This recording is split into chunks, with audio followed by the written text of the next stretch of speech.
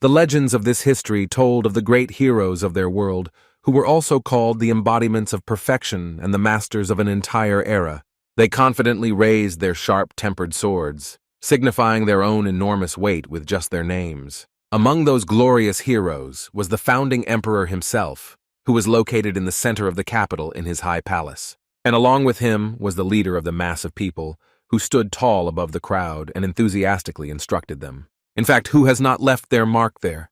A long-praised man, a killer of the Demon King, a great healer, and a man of honor with a bloody sword. One boy heard all these legends all the time, but every time he rolled his eyes at the mere mention of the so-called heroes. To him, the mere fact of their existence seemed ridiculous, and he did not understand why people liked to praise anyone and everyone. His name was Davy Ol Raun, and inside he began to feel anger at the very thought of supposedly righteous people. According to him, one of them was a 2-meter savage Hercules, who immediately began to break and smash if he didn't like something.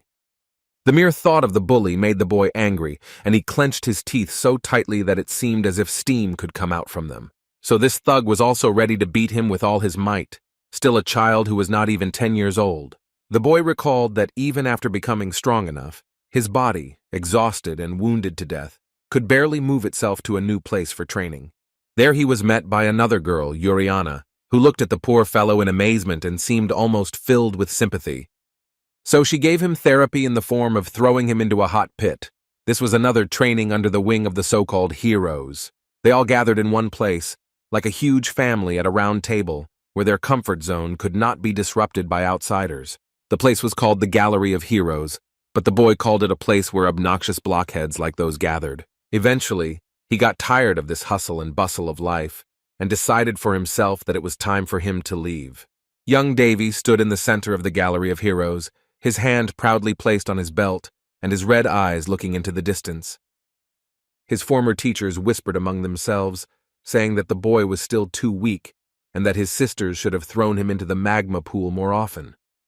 Davy knew that his so-called sisters were actually just pretending to be young, but were actually 1,000-year-old old women. One of them, a saint named Daphne, loudly protested the shamelessness of her former student, breaking the stone in front of her.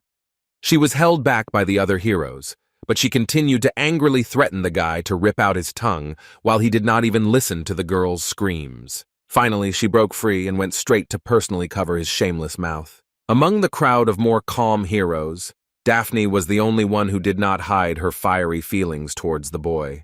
They told her to be patient a little longer, but even with her lips pressed together, she found it difficult to control her rage. In fact, the sudden silence from his former teacher surprised Davy a little, who turned his head in slight confusion. Most of the heroes around Daphne remained silent, looking away or into space every now and then. Davy was more surprised when she wished him luck, albeit through her own sadness. He looked up to where his hero teachers were located, asking him not to forget them even when he woke up.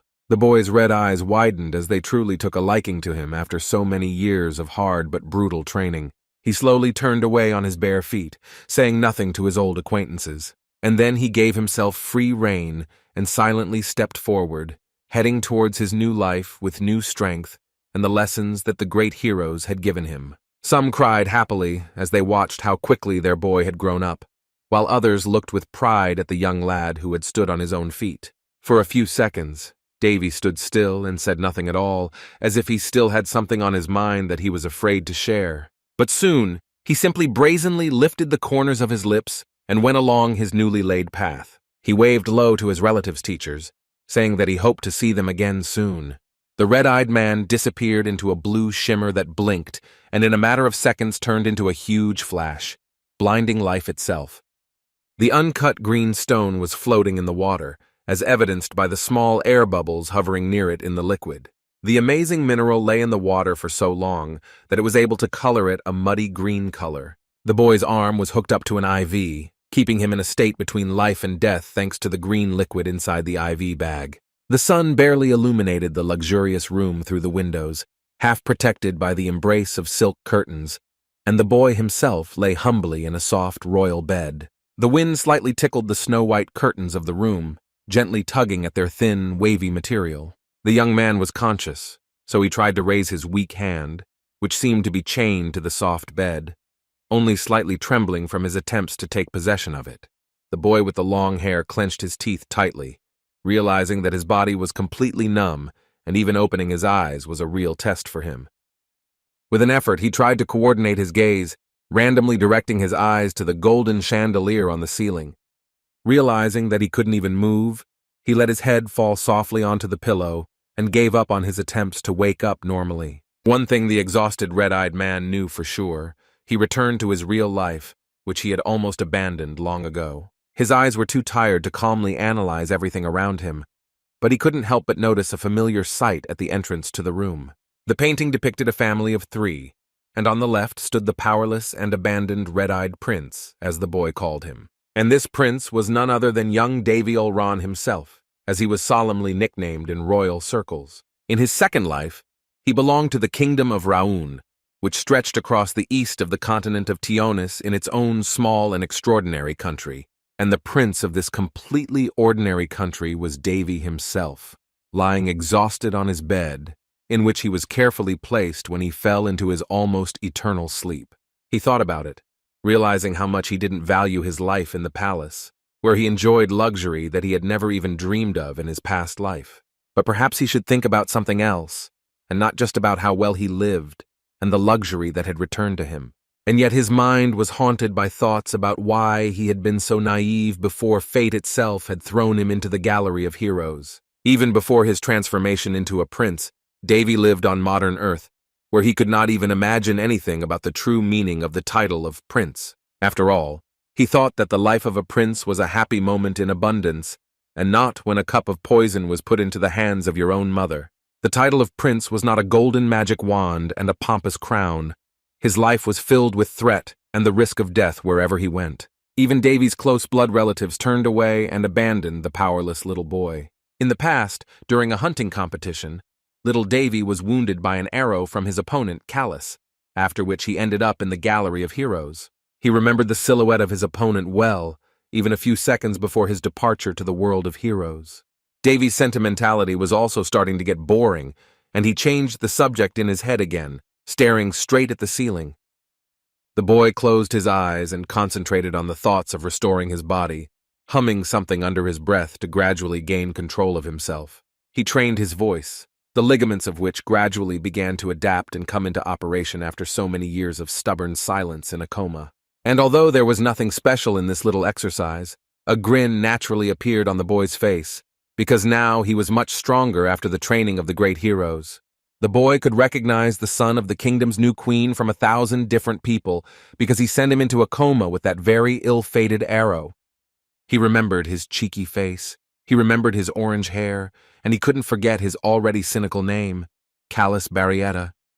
And Davy also kept in his mind how he, sitting on an already high horse, looked at him arrogantly. But the red-eyed boy was ready to give that cheeky kid his own special warm welcome to wipe that cocky smile off his face. One day, while still in the gallery of heroes, Davy was sitting on a small hump and quietly sobbing, his face completely pink from tears. He flinched with slight surprise when someone with a rough bass voice crept up behind him and addressed him as a newcomer.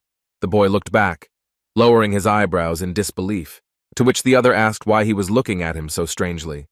The big guy sat down next to Davy, laughing loudly and saying that the boy had taught his offenders a good lesson. Davy was visibly indignant. He didn't like the fact that the big guy was trying to ridicule him for simply speaking honestly in the heat of the moment. The boy was upset that at first everyone treated him well and even celebrated him, but as soon as they found out that he was an ordinary child, they began to look at him as a misunderstanding. Davy didn't like this attitude, but the big guy, of course, made excuses, because he couldn't know anything about the little boy. Red-eyed crossed his arms in an offended manner and rested his chin on his knee, saying that he had had enough. The brute grinned at the boy's request to get down to business and tell him what he really needed from him. The big guy said that he was a rather proud hero, and the boy's appearance was very unusual for them, to which Davy snorted indignantly. With some surprise, the youth noticed the man's words that the heroes had been consulting about him for several days and nights. Grabbing him tightly with his huge hand, the big guy told the stunned newcomer that he could safely consider himself lucky. The thug's voice was so loud that it could be heard throughout the entire location. saying that it would be very wrong for the heroes not to forgive the boy for his trifle. He grinned at the boy and announced that Davy was now part of their family, and the little boy floundered and was perplexed by the speed of their relationship. The muscular man leaned towards the boy hanging on his arm, calling himself Hercules, master of survival. For a second, Davy thought he had heard Hercules' middle name somewhere before, but he continued that he was going to train the boy's body. The boy looked at the thug for a few more seconds in bewilderment, as he continued to hold him and wait for an answer, as if he were prey. However, Hercules did not wait very long and declared the boy his beast student without even asking his opinion. Remembering his training in small fragments made it easier for Davy to navigate and even gain some control over his body. He moaned under his breath, looking around to train both his body and his ligaments sufficiently. The substance in the dropper was slowly running out, and the green stone inside began to peek out of the water. Davy was breathing heavily. After all, his exercises were somewhat difficult, so small beads of sweat were running down his face.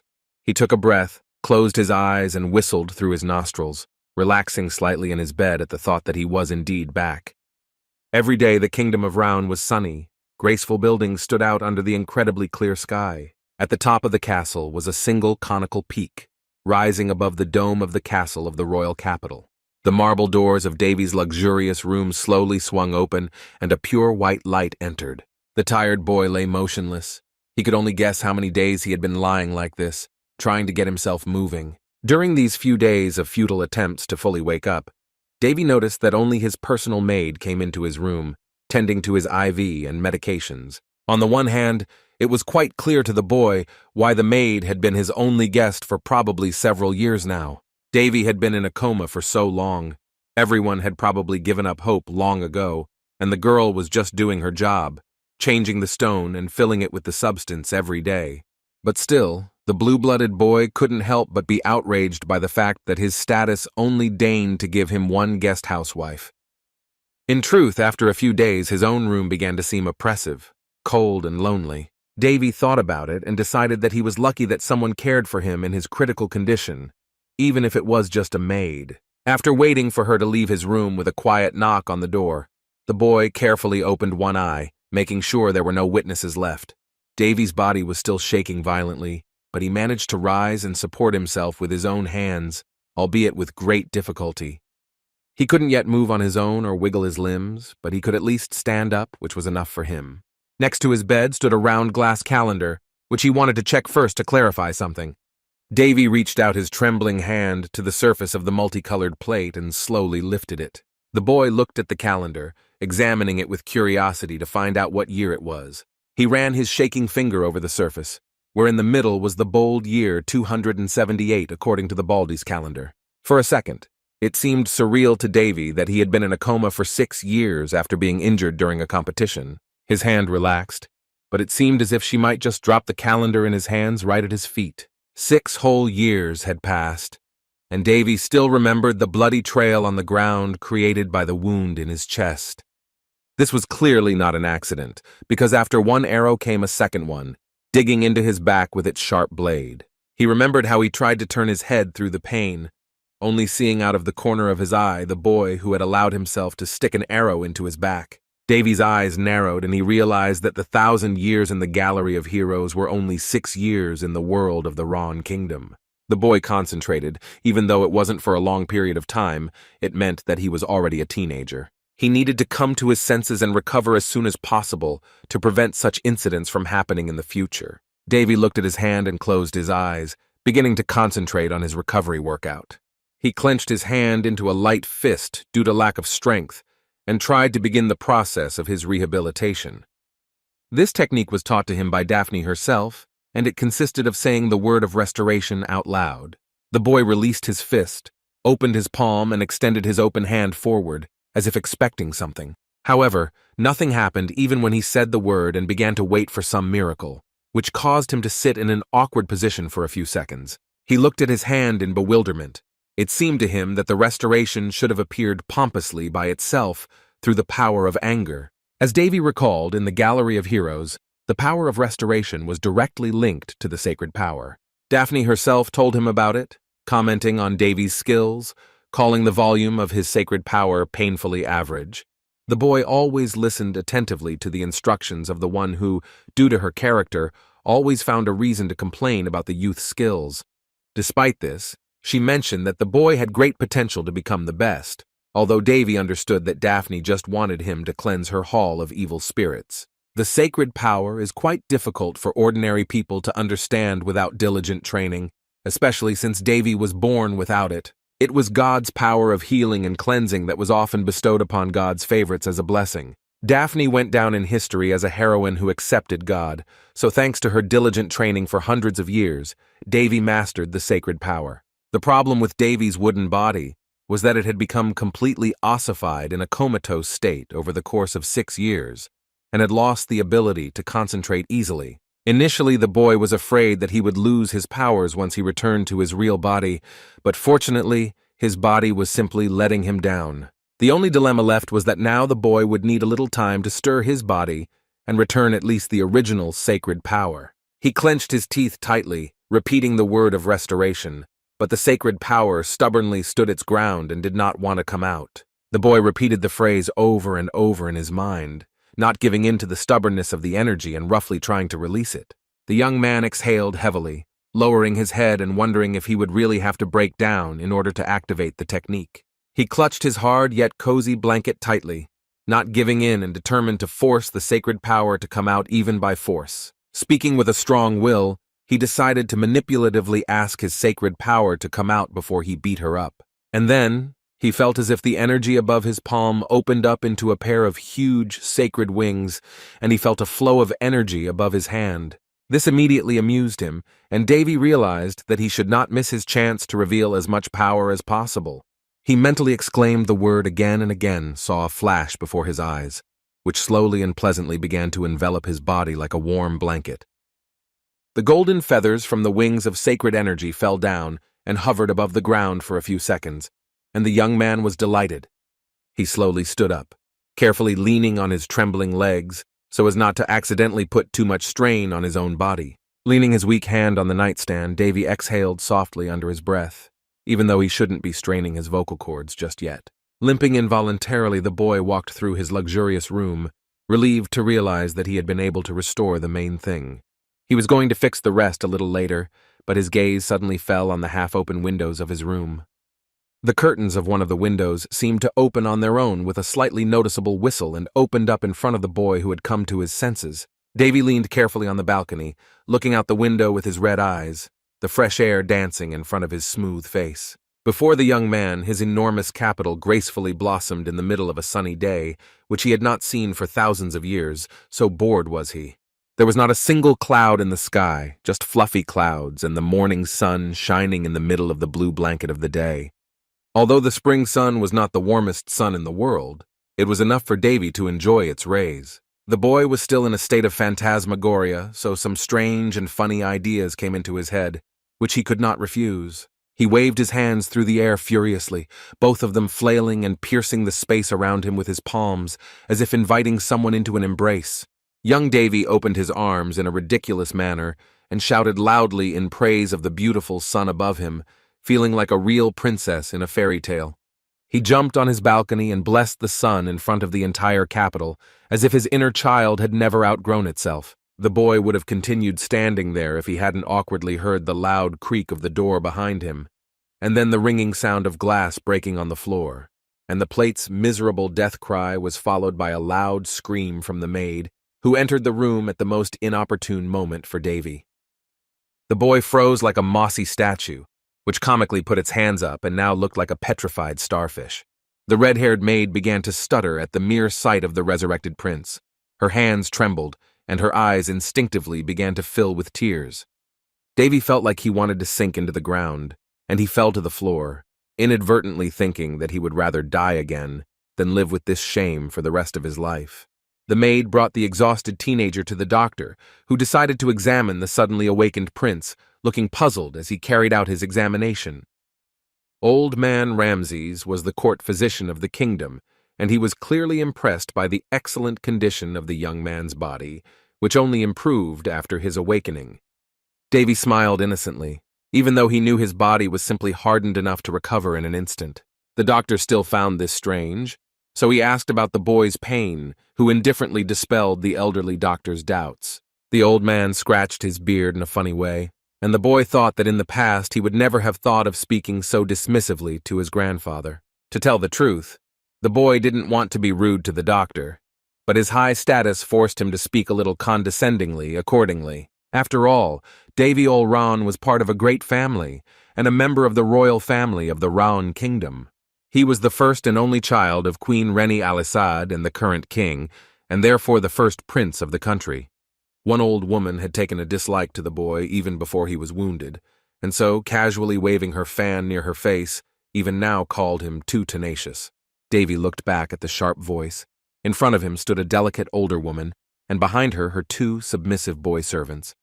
Yes, the boy himself was not happy with these guests, because the dressed-up face in front of him was too familiar to him. It was the current queen, Linz Barrietta, who took the royal seat after the death of his mother due to poisoning. One look at her children, Princes Callus and Benedict, made it clear who the two little devils took after. Davy especially recognized the face of the second prince, Callus, who had kept his smug, spoiled grin on his face his entire life. Davy was no slouch himself, so he cheekily noted that he himself had not expected to be so tenacious. Linez did not stand on ceremony and first asked the boy if he saw who shot him during the hunting competition. The boy, of course, said nothing, saying that he could not see anything when the arrow flew painfully into his back. The boy's face broke into an all-knowing smile, and he decided to ask in response whether they had caught the one who had decided to attempt on his life. He looked at the royal family with a malicious grin in his red eyes, describing how terrible a crime the assassination attempt on the prince was. Prince Callus froze in horror at Davy's puzzled question about what punishment could befall a criminal with a bow. The old woman nervously bared her teeth, interrupting the speech of the awakened boy with hostility in her voice, while Callus nervously shook behind her dress. She called the incident too old and covered her face with a fan, although it was clear that behind it there was nothing but hostility and malice. Davy fell silent, lowering his red eyebrows as the woman's cold words told him that it was all over and no one would look into it. Old man Ramses finished his examination and noted that little Davy would be able to recover in a few days under the right conditions, and the boy thanked him. The red-eyed man silently looked at the old man leaving with the young maid, who sternly announced his departure. Ramses was still giving some advice about the maid's food, and Linus unceremoniously whispered through her teeth that the boy should have simply died then. Davy was not at all hurt by her words, and with the same smile on his face, he asked if she regretted that the walking problem in her life had not yet disappeared. Callus nervously tried to support his mother, absurdly calling the first prince a disgrace who had fallen into a coma due to some unfortunate attack. With a loud retreat, Callus and Linz took Benedict with them and raced towards the exit, slamming the doors behind them with loud, dramatic force. The boy simply looked at the doors closed in front of him, involuntarily thinking that people like those three probably liked to disgrace the country and get caught. Davy looked at his hand, where he had concentrated enough sacred energy an hour ago to make his body bloom again. He opened his palm and felt the warmth around it, thinking that no one in the entire kingdom could recognize the sacred power, so it might be difficult for him to recognize enemies. The boy fell down on his back with a playful exhalation, whistling slightly with his mouth barely open and relaxing his body with his arms. Lying on the bed, he recalled how, before their personal meeting, he himself wanted to kill Linus, the eldest daughter of the Barrietta Duchy, and along with her, her son Callus. But now all these feelings seemed too naive and petty, as if they had no negative relation to him at all. His time in the gallery had dulled his feelings for the queen and made them seem insignificant in comparison, though he still intended to take revenge. Davy let out a small breath of relief and looked back towards the window, trying to focus his thoughts on his recovery.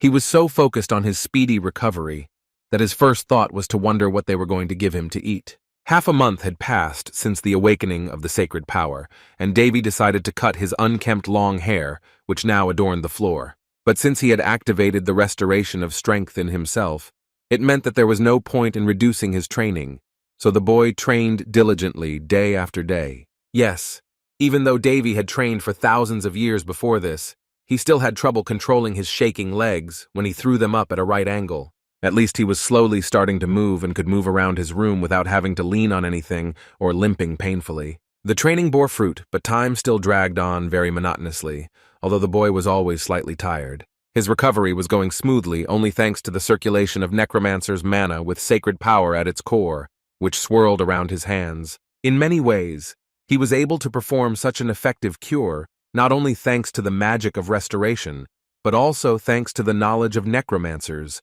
and the healing art of his sister Hai. Using the knowledge he had acquired, with just a snap of his fingers, the boy was able to initiate the so-called cleansing of his entire body. As if from pure air, a whole stream of babbling crystal water was created, which shrank and headed towards the boy.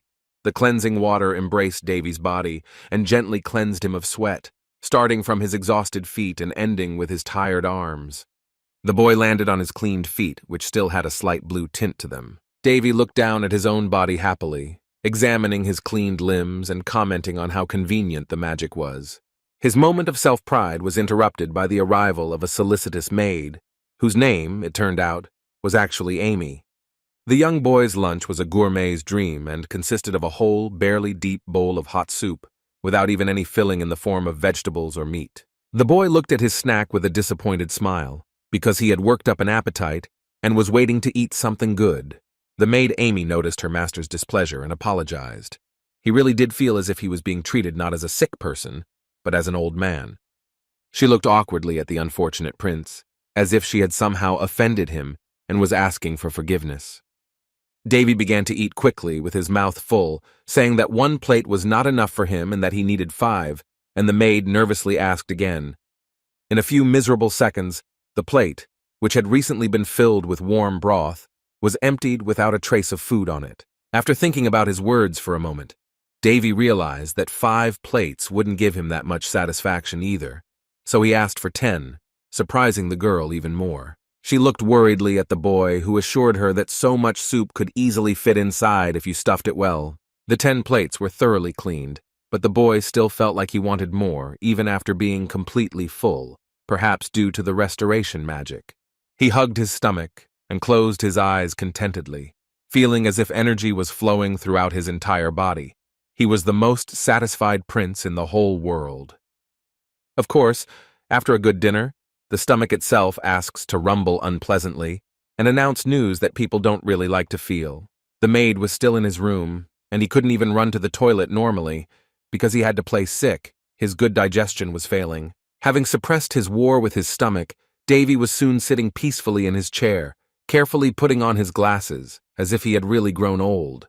The maid brought him a small piece of paper, which he examined as if it were some kind of homework. And even though their awkward moment had already passed, his stomach growled over and over again, and Amy awkwardly apologized to Davy each time. She bowed low before her master, who told her that she was not to blame for the way his digestion worked. He had no idea that the kingdom would be so concerned about what the prince ate, holding in his hand a piece of paper with the incredibly small royal food budget.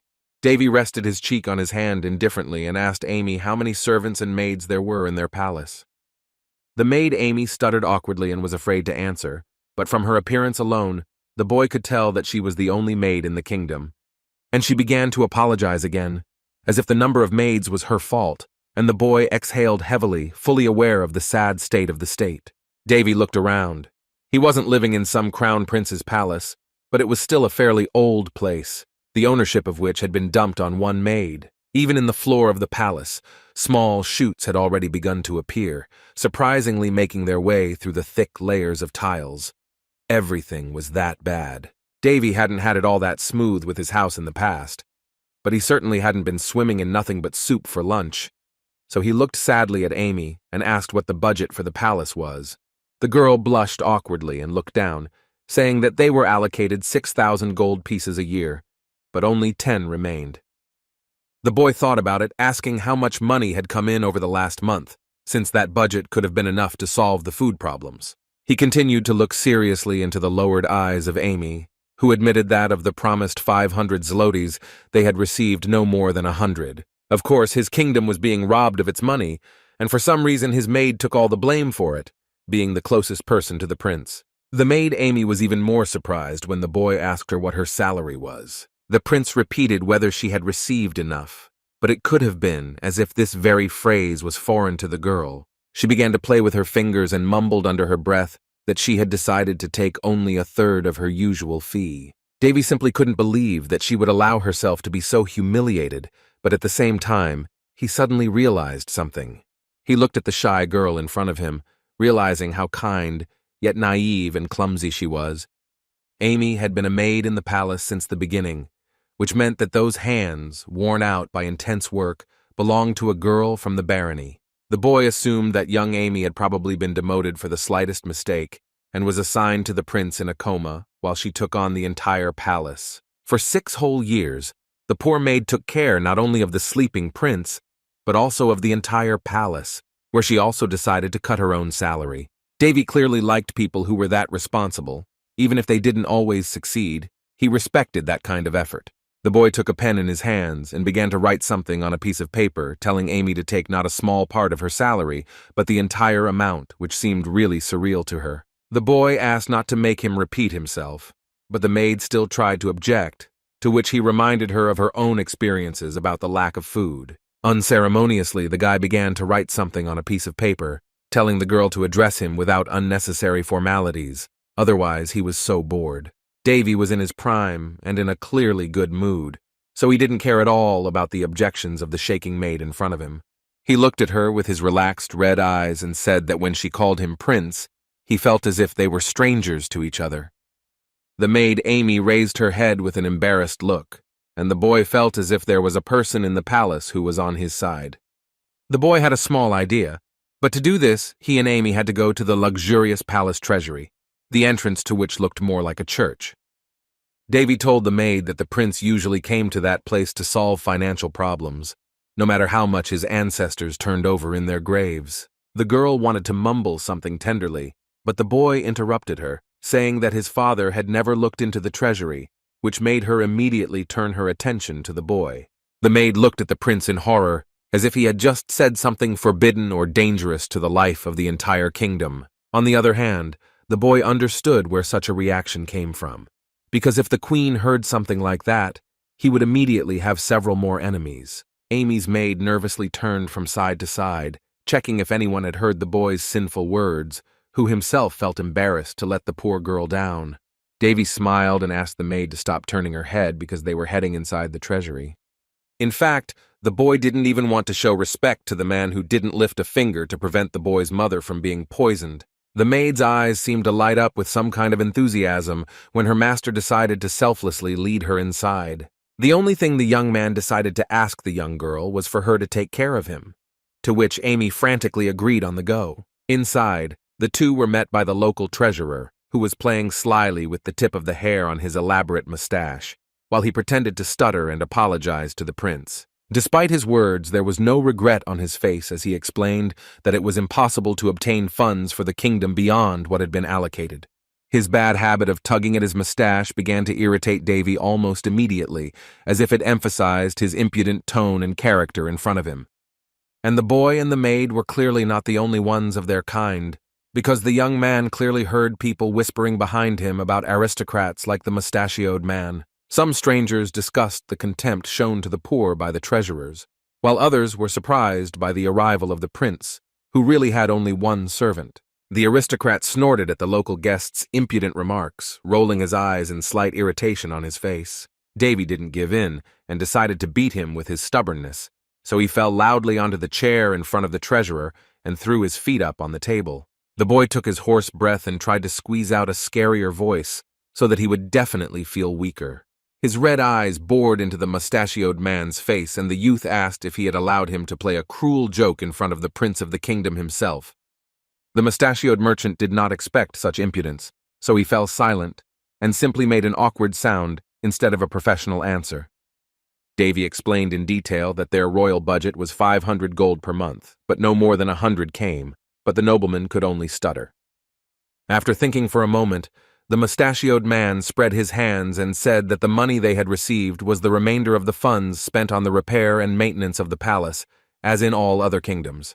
Davy let out a sharp breath and ordered the aristocrat not to irritate him even more by trying to force a commanding tone. He asked him if it was because of their renovation that his floor was breaking with a bang every day, and everything outside was overgrown with weeds, not to mention the garden, which looked like a forest.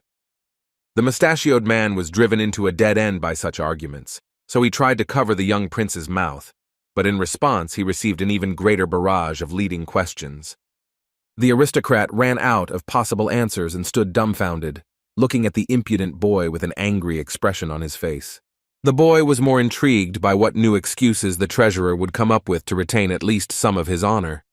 The mustachioed aristocrat wrinkled his forehead and looked away, stuttering that questions about the palace's renovation were under the jurisdiction of the housing department, not the treasury. The old grin was already beginning to return to his face when he began to say that they could do nothing about the prince's problem and were simply distributing the budget. The boy loudly slapped his knee in front of the nervous rich man and dramatically announced that he definitely didn't know the purpose of the treasury. The mustachioed man tried to maintain a proud look, even when the boy mentioned the unknown earth, where everyone blamed others in the same way.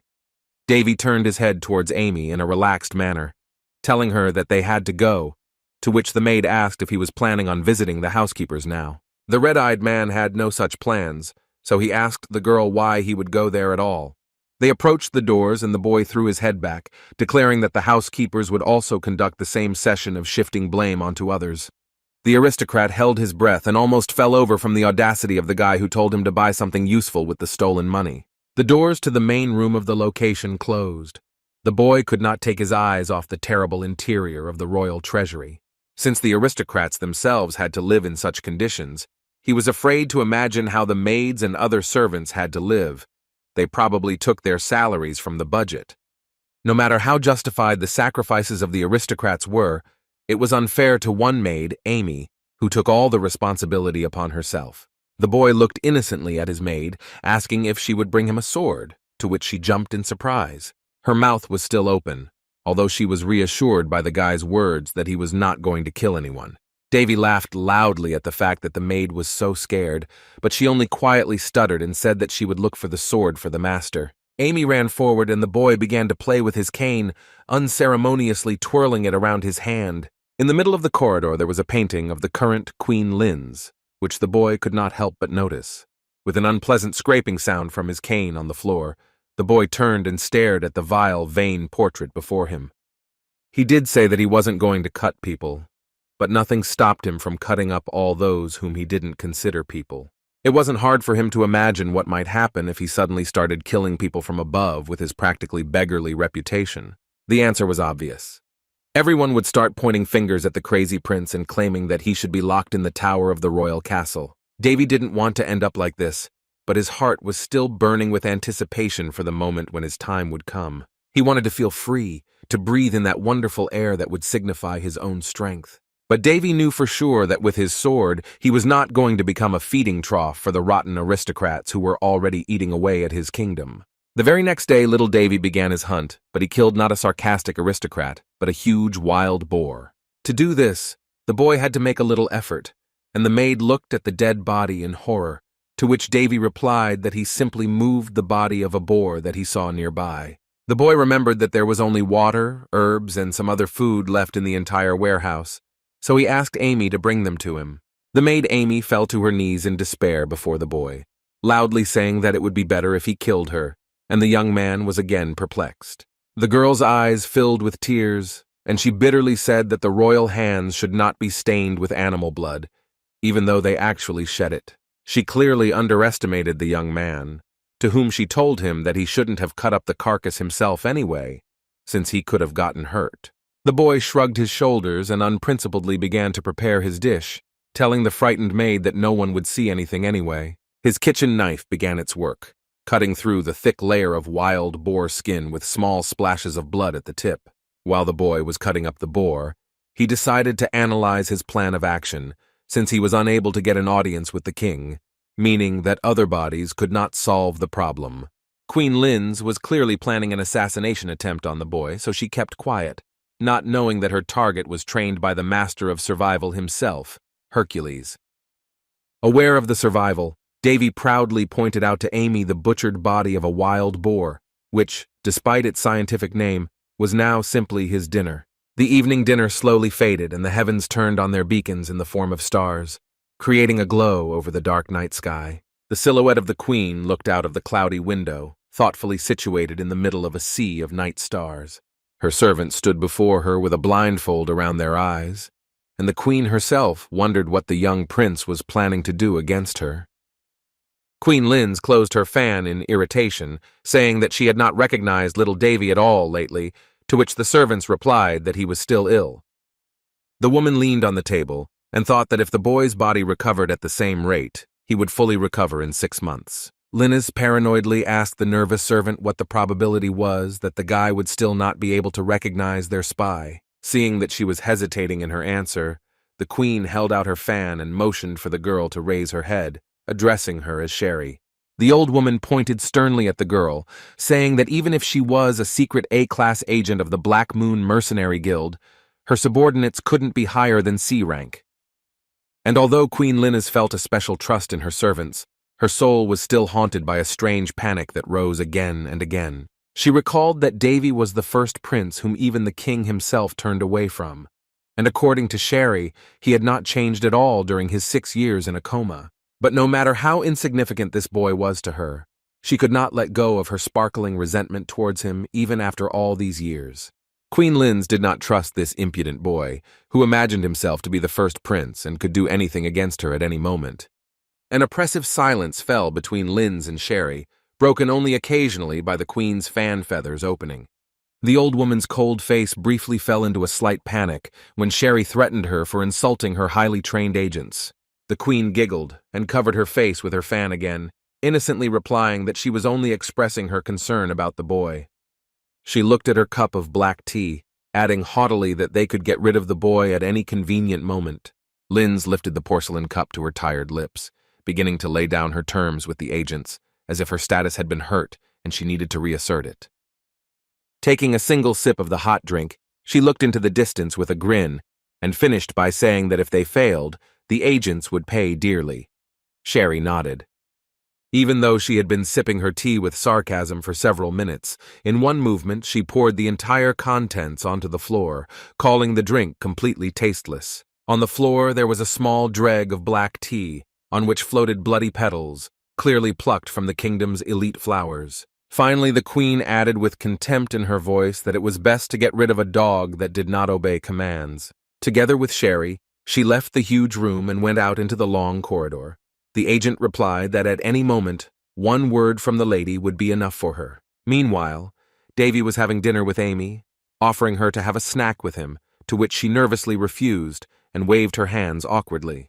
By punching through a blocked channel like moving a needle through small holes, a long channel for the flow of mana can be created. It was done carefully, gradually, but still very incomprehensible to little Davy in the gallery of heroes. Sister Iroh Aias taught the boy that if Davy did not want to lose his mind, even on the threshold of death, he needed to remember the location of his channels.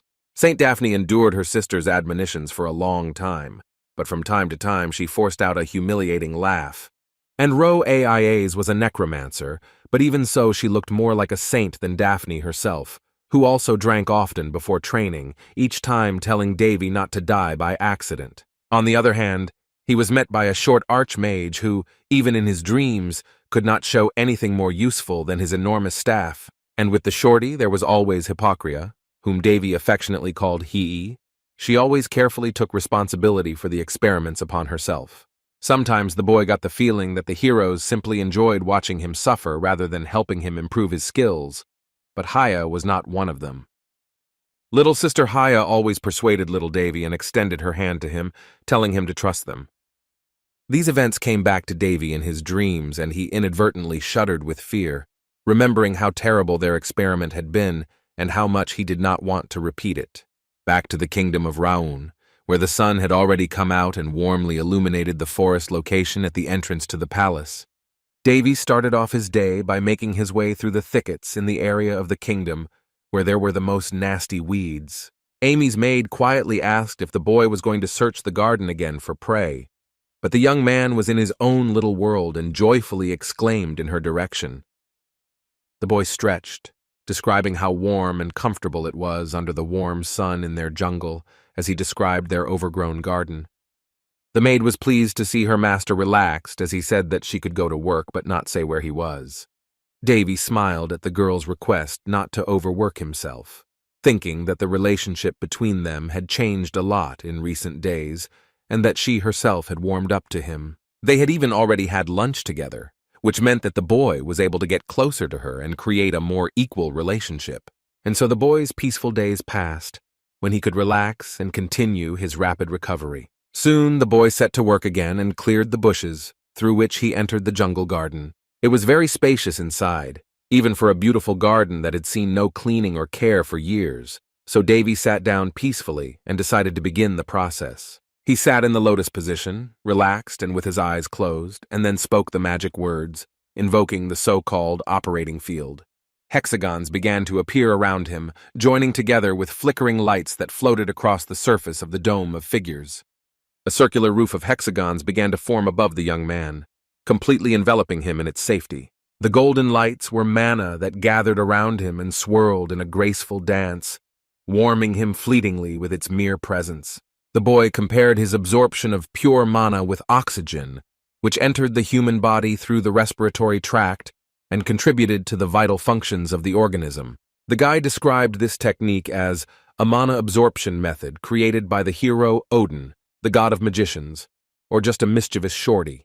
However, mana was different in that it had its own limit, and its storage required careful control and thoughtful use. The advantage was that, thanks to Odin's method, mana could be collected in just a few days, which was nothing compared to months of aging. Of course, Davy had no intention of sharing his method with others, as it would have caused enormous damage if the entire continent had used it. And what's more, this technique was much more complicated than it seemed at first glance, which made Davy feel proud of himself. Behind him, he felt a strange breeze that made the grass nearby play slightly on its green strings. It was suspiciously familiar. Petals fell from the trees, and someone in the tree behind the boy was clearly watching him, although not very well hidden. Davy smirked, looking back with his all-knowing red eyes, preparing to meet the intruder. The back was empty, but the petals of the trees that suddenly rose into the air testified otherwise. This was not the first time Davy had recognized this spy of the queen, but he always let him go, because he was constantly spinning around and could not hide from his eyes. The boy began to pretend to look around his garden, as if he didn't suspect the presence of a spy nearby, but his status as a weakling and an idiot didn't seem so bad to him. Thanks to the boy being surrounded by a dome of mana, the spy's presence did not interfere with his training, and Davy himself accumulated enough energy. He was not very pleased to admit that this moment had come, but it was time to take up the magic circle that he so despised. The boy approached a small, overgrown gazebo with the thought that no saint could use magic, just as a magician could not use sacred power. He placed his small hand on the column, mentally adding that necromancy actually worked against both sides. But despite these simple laws, Davy was properly trained to use all three forces simultaneously. And all this was thanks to a few not very kind girls, two of whom were crazy. They were Daphne and Odin. And the other two were real eccentrics with their research. It was said about Sister Haya and I row AIs. The mere thought of the terrible experiment made the boy feel sick, as if his wild boar from yesterday was trying to break out. The prince quickly looked around to make sure no one was nearby, so he could begin using the mana rotation technique on his body. Davy let out a nervous breath, then immediately took another, collecting his thoughts. He felt a strong concentration of mana in his legs. Its pressure on his blood he could feel even through his shoes. Normal mages would usually create a circle in their heart to use mana, but with Davy's three powers, his heart would simply not be able to withstand the pressure and would burst. Channels through which mana flowed began to appear on the boy's face, so he created a clear circle for himself and drove the blood through his body in the right places. In this way, the entire body, including the heart, became one huge circle for the flowing mana and helped to avoid the clash of different types of power. It was a dangerous stunt even for Davy, as one wrong direction of the blood could be enough to cause him to bleed to death. But the worst was yet to come. So the boy very carefully raised his palms and tried to put them together. Even during his training with experienced heroes, he barely managed to cope with mana and survive, and now he had to use this technique again, this time on his own. He began to be tormented by doubts again. He could not even come close to imagining whether he would cope or not, especially when panic began to overcome him. The boy's hands were shaking slightly, but he soon felt a familiar chill on his fingertips. The young man turned his gaze in surprise and saw the silhouette of his little sister He, even if it was only a fleeting figment of his imagination. Hiya, Daphne and I row AIAs would probably say that it was not his style to worry and beg someone for help. He was already an adult and capable. For several years at the gallery, he had been constantly falling over and clinging to other people's shoulders like a lost puppy, but now he had to stand on his own 2 feet. Davy suddenly felt a wave of confidence and was able to collect his thoughts, calmly washing away his anxiety. Without hesitating for a second longer, the boy moved his hands around his chest and began to use the bloodletting technique, at least to try. Davy collected his thoughts, and by evening a huge ring hung over the garden. Davy managed to create one successful circle and conduct mana through his body. The evening was drawing to an end. The first stars began to appear in the sky, but the prince still did not return to the palace. The maid Amy was very much looking forward to her master's arrival, but she was also worried, so she went outside. She was very worried about the prince, who did not even come to dinner at the appointed time, which had already passed a long time ago. The boy's exercises had taken up a lot of time before, but he had never dared to skip the obligatory dinner on schedule. Amy began to panic inside and was in a dilemma with herself, because the prince told her not to come without his permission, but she was also afraid that something bad could happen to him. She blamed herself out loud for the incident with the prince that hadn't even happened, but her worries were cut short by the familiar voice of the guy, who asked not to call him so formally. The maid's eyes widened, and she jerked in surprise when she heard the familiar tone of the man behind her, whom she had been looking for just a second ago. She shouted loudly the name of her master, who was barely shifting from foot to foot, and his eyes were literally stuck together. Davy forced out a question, afraid that the girl had really been standing under the garden the whole time, waiting for her prince, but she couldn't put 2 words together. The boy had to force himself to walk, so he walked, letting out light exhalations with each step, as if he was dying. Through a funny smile, the boy mumbled that even with his skills and good agility, he still had a lot to learn. Davy gave in and fell onto a surprised Amy, wrapping his right arm around her neck for the support he needed. The girl clearly misinterpreted the guy's gesture, so a loud red spot of embarrassment appeared on her face, and she began to stutter. Cold sweat was pouring down the boy's face, and he almost whispered an apology for something to the maid, closing his eyes with a defeated expression on his face. The prince said he could no longer hold on, and simply fell with all his weight onto Amy, who could not understand what had happened to her master. The maid couldn't hold the guy's heavy body, and it gracefully fell onto the cold ground, her surprised cries. The boy fell asleep peacefully on the pillow shaped like Amy's skirt, snoring softly under his breath with a sliding whistle. After some time, Davy opened his eyes, in front of which was the familiar chandelier, which he had already come to hate after several days in bed. He already thought that he would never wake up so exhausted, staring at his damn ceiling, but fate thought otherwise. Although something was still wrong, and the boy felt something nearby, opening his eyes in surprise. His hand was embraced by another, gently touching his fingers, but at the same time, not pressing too hard against her. It was the hand of the maid Amy, who was almost on the edge of the boy's bed. Most likely she fell asleep with the boy. Davy immediately thought that the girl must have been very worried all day, which is why she spent the whole night with him. The young man looked at his hand, which was literally glowing with mana channels. He managed to create a perfect circle of channels, although at first he was very worried. Now there were 3 different forces flowing through the prince's body, but that was not even the only amazing feature of the circle in his body. The morning breeze opened the curtains and entered the room with its fresh breath as the young man activated the sacred power. From the bright light of the boy's ability, even the maid Amy slowly opened her eyes, leaving her dream world. In front of her was Davy, who proudly raised his head and looked at the dozens of golden feathers that were hovering near and above him with golden particles. The boy gained access to castless magic, with which he could use simple magic like restoration with just a flick of his finger. The girl looked in fascination at the glowing feathers around them, and Davy greeted his awakened maid. Thus, 5 whole months passed, and one sunny day, Amy's joyful exclamations began to be heard under the palace. Her face lit up with delight as she picked up the large bag and commented that this time it also contained medicinal herbs. Davy looked at the filled bag of goodies and food in surprise, saying that the contents would be enough for them to last for the near future. The girl giggled sweetly, calling the bag a real miracle, and the boy awkwardly shook his head and looked away from the gift. These bags of vegetables and meat started appearing 3 months ago, almost immediately after Davy mastered his first perfect mana circle. At first he suspected Queen Lin's of the mysterious gifts, but all the products turned out to be completely normal, so he put his paranoid thoughts aside. The boy had the involuntary feeling that someone was watching them and trying to help them behind the scenes. But he could only guess. Gently closing his eyes, the boy felt a light, warm breeze of mana on his face, as if it was trying to whisper something to him. Sometimes he managed to sense the mana floating in the palace, with the help of which he once sensed the presence of some stranger. He didn't really want to involve his maid in this situation, but both he and the girl liked such gifts quite a bit. Speaking of the mana near the palace, Davy heard footsteps nearby, which were clearly getting louder and approaching him and Amy. The boy tensed slightly. Gripping his cane tightly, he shouldn't act too boldly, but he needed to be prepared. The girl said quite innocently that they didn't have to worry about food anymore, but Davy had other concerns, so he just indifferently asked her to cook everything. The boy stepped forward quickly, warning the maid that some guests would soon be arriving, and she was stunned by the boy's sudden change in tone.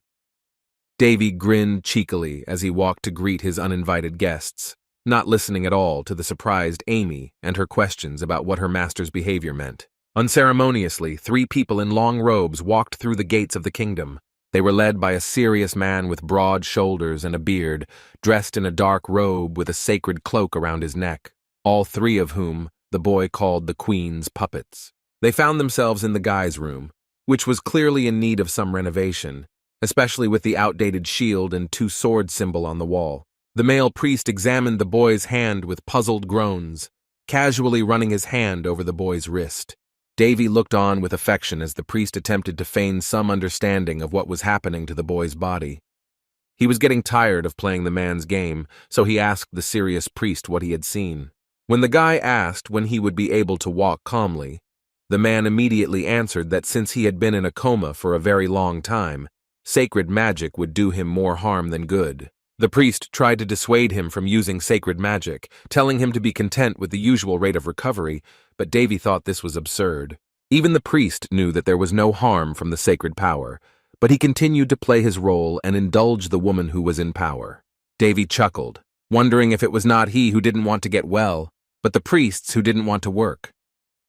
He added in a naive tone that it seemed to him that such ailments could be easily cured by the power of the blessing of the goddess Priya.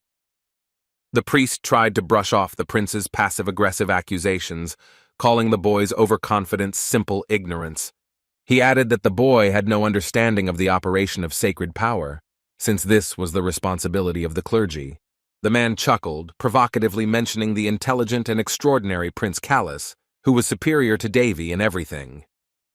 Amy's maid loudly protested, calling the priest's words ignorant in front of the prince himself and telling him to watch his speech.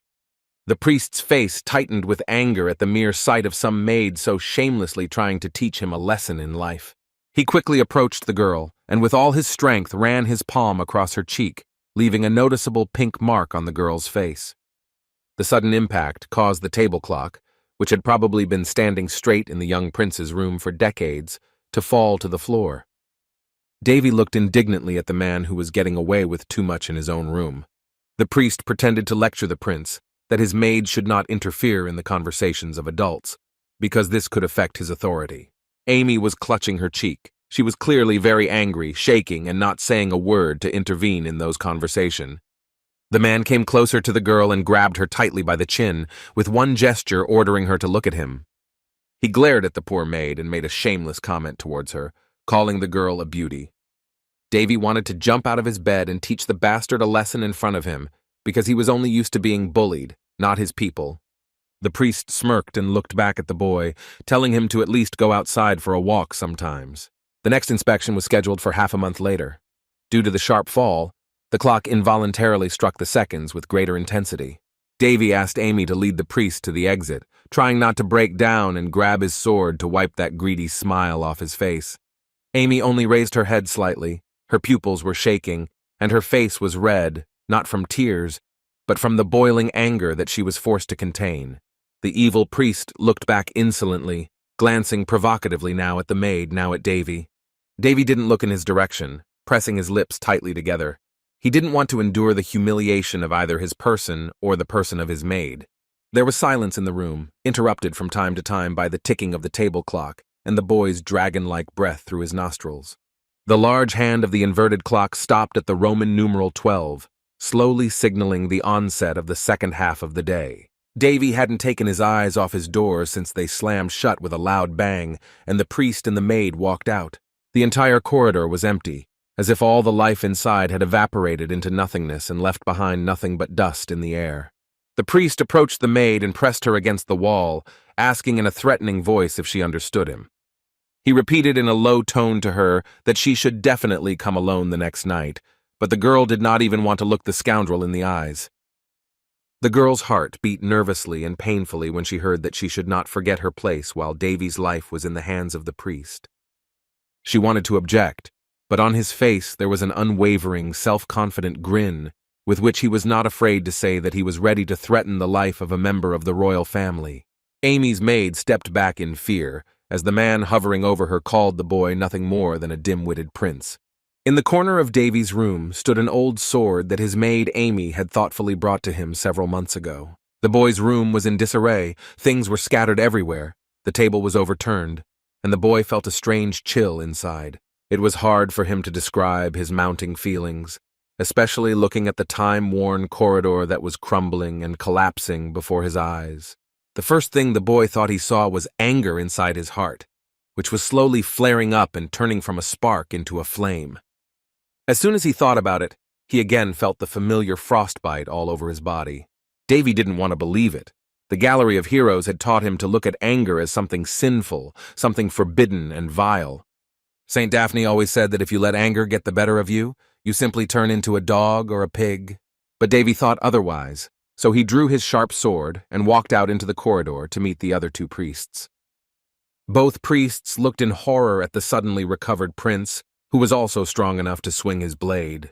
For the boy, anger was a real source of energy and a light that pointed in the direction of the right path. He thought so because irritation was considered the basis of development, which meant that anger could be considered its full-fledged engine. Within seconds, the exhausted bodies of both priests covered the floor after an unsuccessful scuffle with His Majesty. It was at that moment that the priest's voice could be heard from the other side of the corridor, threatening his victim. He was much taller than the poor maid and used every second of his time for his impure passions. The priest pointed to his heart, telling Amy that Davy was just a prince, and the queen would even praise him if he got rid of the boy.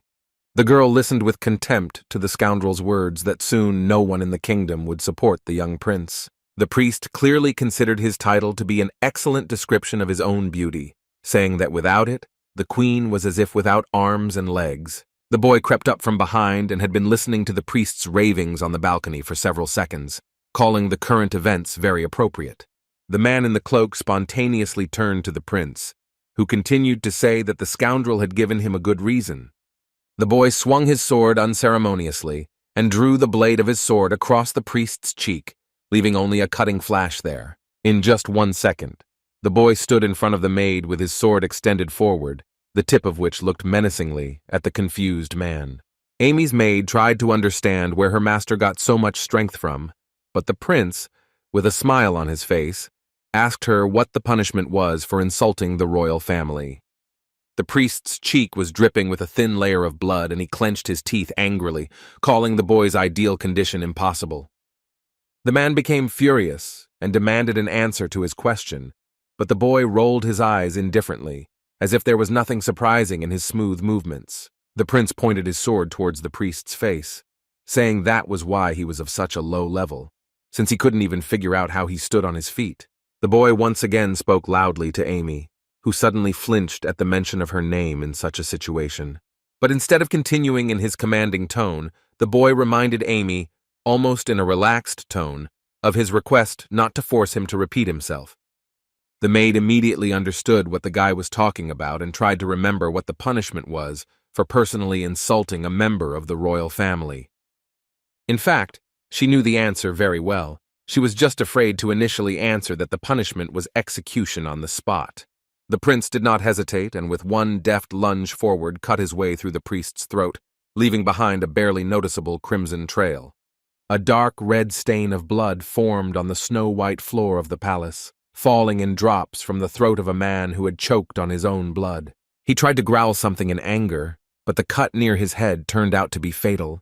The priest wheezed and fell dead. In his dying seconds, he managed to say that the queen would not leave the guy's actions alone, nor would the sacred kingdom. Davy slightly widened the corners of his lips, feeling a small sense of satisfaction that he had managed to punish not only his offender, but Amy's offender as well. The boy looked out the window, thanking his victim for his dying wishes, but he had something to say himself. The prince swung his sword again, and with one deft movement severed the priest's head from his body, assuring him that the queen's turn would soon come. Soon, Queen Linz herself actually found out about this little incident, unceremoniously beginning the meeting with the phrase that the boy had completely gone mad. The boy's face bore the mark of a harsh slap, while she emotionally said that the boy dared to kill their holy man. Her face twisted into an expression that was both fear and dislike as she described the boy's misdeed. Davy defended his honor by saying that he was only following the law when his life was in danger, but the old woman, through clenched teeth, equated him with a madman. She shouted loudly at him to stop clowning around and raised her hand, preparing to slap him a second time, but the boy interrupted her and asked her not to make him laugh. The queen's hand froze in the air as the guy said that even before the assassination attempt on him, no one in the entire kingdom followed the laws. The boy continued by saying that even the king himself kept silent about this small incident. But for some reason he, who executed the traitor, was called the culprit. He opened his red eyes and with a smug smile called this attitude towards the situation rather absurd. The queen and the prince changed places, and now the enraged Linnes listened to the young man's provocative words about the lower clergy who were tainting their family. She clutched her fan tightly in her hand, asking with disdain how the boy dared to question the authority of the king and the royal family. Waving her fan, the old woman shouted loudly at the boy, continuing to ask him how he was going to justify himself for the severed head of the priest. The queen said that she had known from the very beginning that the youth would be like his mother, but the prince was slightly offended by these words and did not understand what was wrong with his resemblance to his mother. The woman interrupted the boy dismissively and covered her face in disgust, rudely calling both members of the royal family plebeians. Last comment about his mother angered the prince greatly, and he nervously crossed his arms, turning angrily to the queen. He straightened his gaze and looked at the woman in front of him with angry red eyes, noting that it was very low to insult parents in front of their children. The queen's face fell, the former self-confidence and impudence evaporated from her eyes, and her wrinkled face was nervously dripping with cold sweat. Several swift cuts flew past behind the old woman, which inadvertently frightened her, causing her to shudder in fear. But as soon as the now visible servants of Linnes opened their long and sharp swords, they almost immediately returned them to their scabbards with a loud click of the hilt. Not all of them wielded swords. Some were unnoticeably holding sharp daggers in their hands, with chains entwining around them in a menacing manner. The woman's fan instantly fell out of her hands and landed on the floor with a light thud, just swaying ringingly above the surface for a while. A crowd of armed mercenary servants lined up in front of the queen, like a human shield in the form of several bodyguards at once. The boy felt that even from behind, maids with weapons were trying to surround him, and heavy chains began to dance nearby. His body was threatened by the rusty shackles of one of the maids, and the boy even grinned, albeit a little nervously. The close devotion of the queen's maids made the boy defensive, so he was out loud, touched by their devotion to their queen. Davy cheekily said that he would be much more interested if the queen's armed servants decided to go even further. As much as the boy wanted to carry out his revenge here and now, he decided to restrain himself and simply exhaled with some release. The young man dispelled his own authoritative aura and sat down on a soft chair, suggesting that Queen Linnes think carefully about her decision and not rush into action. He tilted his head innocently to the side and smiled brightly at the woman, telling her that an attempt on the lives of members of the royal family should also be punished by her own members. The queen turned pale. With just one phrase the boy had revealed something to her, and she looked at him with a twitching lip. Her pupils shrank and she stared at Davy warily, slowly beginning to ask if he knew that Callus was trying to kill him. As if he had just been told the funniest thing in the world, The boy cheekily lifted the corners of his lips and broke into a sly smile. The boy remained silent, but inside he was playfully jubilant, because the queen had just dug her own grave, revealing what he already knew well. Having cut the conversation short on such an intriguing note, the boy yawned tenderly and invited the guests to leave, saying that he had learned of their incompetence when they tried to kill him. The old woman was furious as she listened to Davy's words about how they should keep quiet, and how it was only because of them that the whole kingdom was upside down, with emphasis on the queen. The boy had a smug smile on his face, through which he advised the queen to deal with the servants who had fled from the palace and who had become desperate at the time. It felt as if every word the boy said made her even more angry, because now he began to wonder what the loss of her reputation could turn into for a woman. Davy himself was not against letting Queen Liness rot away, but he simply had to give her a second chance, so he advised her to think carefully about her decisions. And although this time a whole army of mercenary maids lined up behind the old woman, he warned that next time no one would cover her. When she returned to her chambers, the woman could not stand such humiliation and decided to splash out her anger on the first flower pot she came across, knocking it over with a splash. She screamed at the boy for daring to treat her as if she were beneath him in status, angrily knocking over the contents of the table. The hired maids could do nothing about their mistress's sharp hysteria, so they simply silently listened to her outburst of emotions, interspersed with insults to the boy. She grabbed her head in panic, tearing her vocal cords in a loud scream at the way the poor puppy like a prince treated her. Her knees weakened and she fell down exhausted, trying to calm down the rest of her anger while the room was a mess that she had made herself. But Linus was not going to give up, and this little incident only made her even more eager to get rid of the Prince of the Round Kingdom. A crazy, uncontrollable smile began to appear on her face, through which she whispered that she would gladly tighten the noose around the impudent guy's neck. Soon, as expected, new rumors spread throughout the palace about a boy who had gone mad and started cutting up priests. Busy with the new load of work that had fallen upon her, the maid Amy ran through the corridors of her master's palace. As she ran past, she constantly heard people whispering around her, discussing in horror the rumors about what the young prince was doing. The girl sometimes looked back questioningly at the gossiping strangers, innocently looking at them in bewilderment. But she simply shrugged her shoulders and silently ran ahead, because she had too many days every day to give in to the desire to eavesdrop on someone.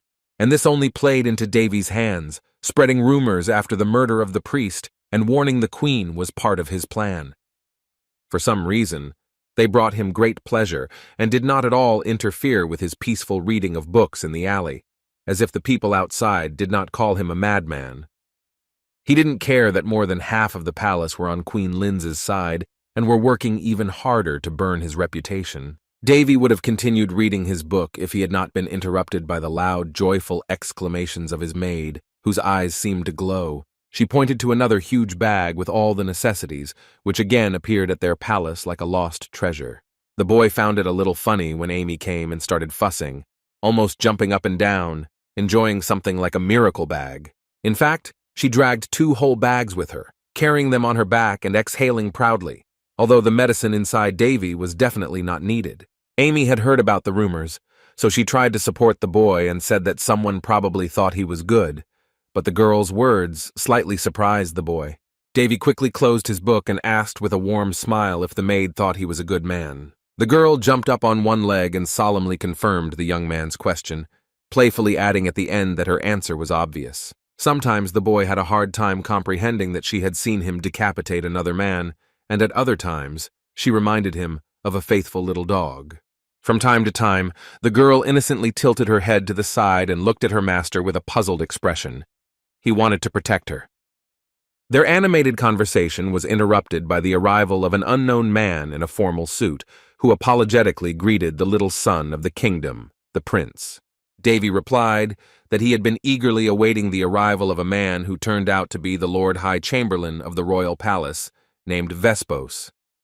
Vespos had a stern and tired face. The tips of his aged eyebrows covered his own eyes. He told the boy that, by order of the queen, he had found the culprits. On the grass sat Davy's familiar, annoying treasurer, and behind him were other representatives of the palace who were illegally appropriating the kingdom's budget. The boy thought about it and asked about the punishment for appropriation and escape, to which Vespos replied that such a thing depended on the prince himself, although beheading was often practiced. Upon hearing of the cruel punishment for their misdeed, the heroes of the occasion immediately began to scream and beg the prince to spare them, causing him to smile smugly. The guy didn't think for long and slightly adjusted his glasses on the tip of his nose, as if suddenly remembering something important. He did not take his eyes off the thieves, and began thoughtfully to mention that lately very unpleasant rumors had been circulating about him. The crowd of criminals froze in horror at the boy's mention of gossip that he was supposedly obsessed with bloodshed and had gone mad. The boy smiled broadly, ran his fingers over his glasses, and answered his own question with words that would match his image as a psycho. But as soon as he said this, the crowd literally began to scream on their knees again and beg the boy to have mercy on them. They shouted at the top of their lungs and tried to make the young prince think about his decision before doing anything. Davy didn't want to listen to all this shouting, so he calmly turned to Vespos, who needed only the mention of his name to start acting. The boy turned away in disgust and silently listened to Vespos's order to lock the criminals in prison without food or water and to execute them in 4 days. The young man was not very happy that all this was done by order of the queen, but the moment was so sweet that he wanted to savor it a little. Vespos said that he would assign new employees to positions, and Davy asked to promote Amy to head maid, as well as add incentives. Davy took off his steamed-up glasses and put them down by the book, accidentally remembering something else he had not told the Lord Chamberlain. He was still interested in the question of the audience with his father, which he had been denied when he had not yet sufficiently recovered. Vespos apologized and lowered his eyebrows sternly, giving a very obvious answer to the boy's question, who was wondering if this was an order from the king or the queen. The businessman remained silent and replied that he only had the right to transmit orders and not to disclose information about them, at which point Davy had to give in. Vespos asked the boy to be patient, but the prince interrupted him, already knowing what he was leading to and what he was trying to advise him. The chief chamberlain let out a barely noticeable breath with an incredibly slight nod of understanding from the boy. Having already bowed and was about to leave, Vespos froze slightly in place when the young man decided to interrupt him for the sake of something else. The guy turned his head towards the servants and said with a smile on his face that he had been eating well lately. The old man's eyebrows rose slightly at the boy's mention of the medicine he had brought, which he didn't really need, and his situation was already much better. The butler tried to appear unperturbed, but his slightly raised eyebrows told a completely different story. He began to shyly tug at his mustache and say that he did not know what the boy was talking about, but was sure that his kindness had been rewarded. But now Davy himself was surprised, to whom Vespos reported his imminent meeting with a certain very important guest, and then abruptly bowed out. Mana enveloped the finger of the guy who jokingly called old man Vespos a real klutz. Davy had all the evidence that the servants were involved in the magical bags of food that kept appearing under the palace. The boy recalled that he remembered Vespos from his childhood, but he could not even guess that in the entire palace he would have another person on his side, besides Amy. The manna that was hugging the boy's fingers suddenly glowed amber, causing Davy to be slightly surprised. The golden coloring probably indicated the approach of some important guests, whom the butler had mentioned before leaving. Amy awkwardly peered through the unfortunate crack between the doors, intending to tell her master something. She was a little nervous and hesitant, starting with the fact that the 4th prince and the 2nd princess had come to visit them, but she was immediately interrupted. As it turned out, the doors were too thin to support the impatient brother and sister, who burst into Davy's with a bang. Davy looked up in a little fear at the man who had jumped so high that even he felt in danger. In a second, both the book and the boy's glasses flew away, scattering around the room in a disorderly manner. The first intruder was the prince's green-haired sister, Winry All-Round, who was absolutely delighted to meet her brother. Perhaps she slightly overestimated her little brother's strength and accidentally crushed him under her dress, but she did not realize this right away. She cried out in horror at her brother lying on the floor, and the boy realized that he had been unable to identify his sister because she was constantly with Amy. Winry felt very offended and even started to sob, but her slightly irritated older brother picked her up and said that she was always in a hurry. He was tall and proudly held a pair of shiny glasses on the tip of his nose, and Davy recognized him immediately. The eldest brother, Varys ol Raun, or the fourth prince of the kingdom, smiled Telpo and calmly told Davy that he missed him very much. The current king of the Raun kingdom was a distinguished man named Crianes ol Raun, also known as Davy's father.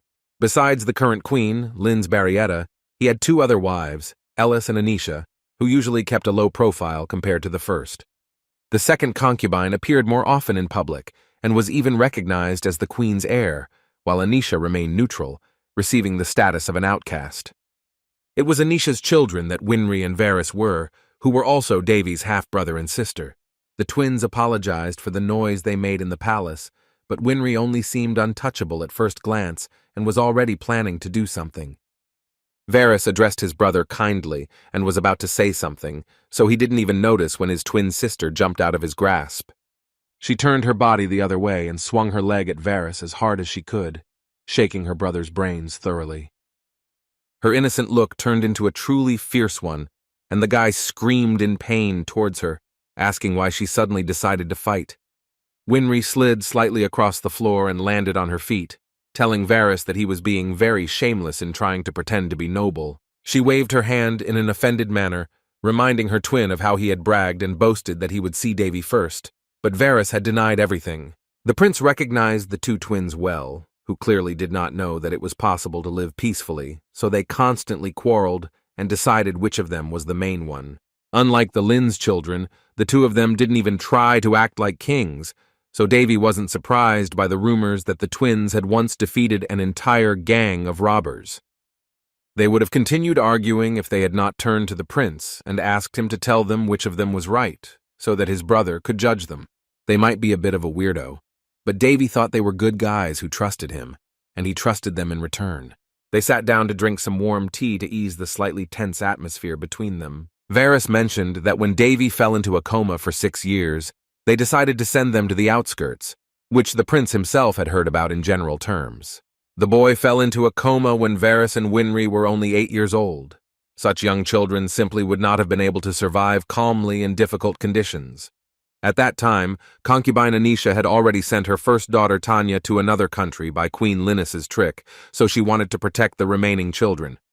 Davy reassured the twins, who were still emotional about the situation and didn't fully understand the weight of it.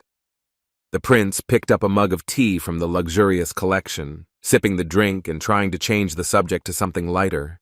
He faked a smile on his face and started asking questions about his father, whom the twins saw when they went to meet their brother.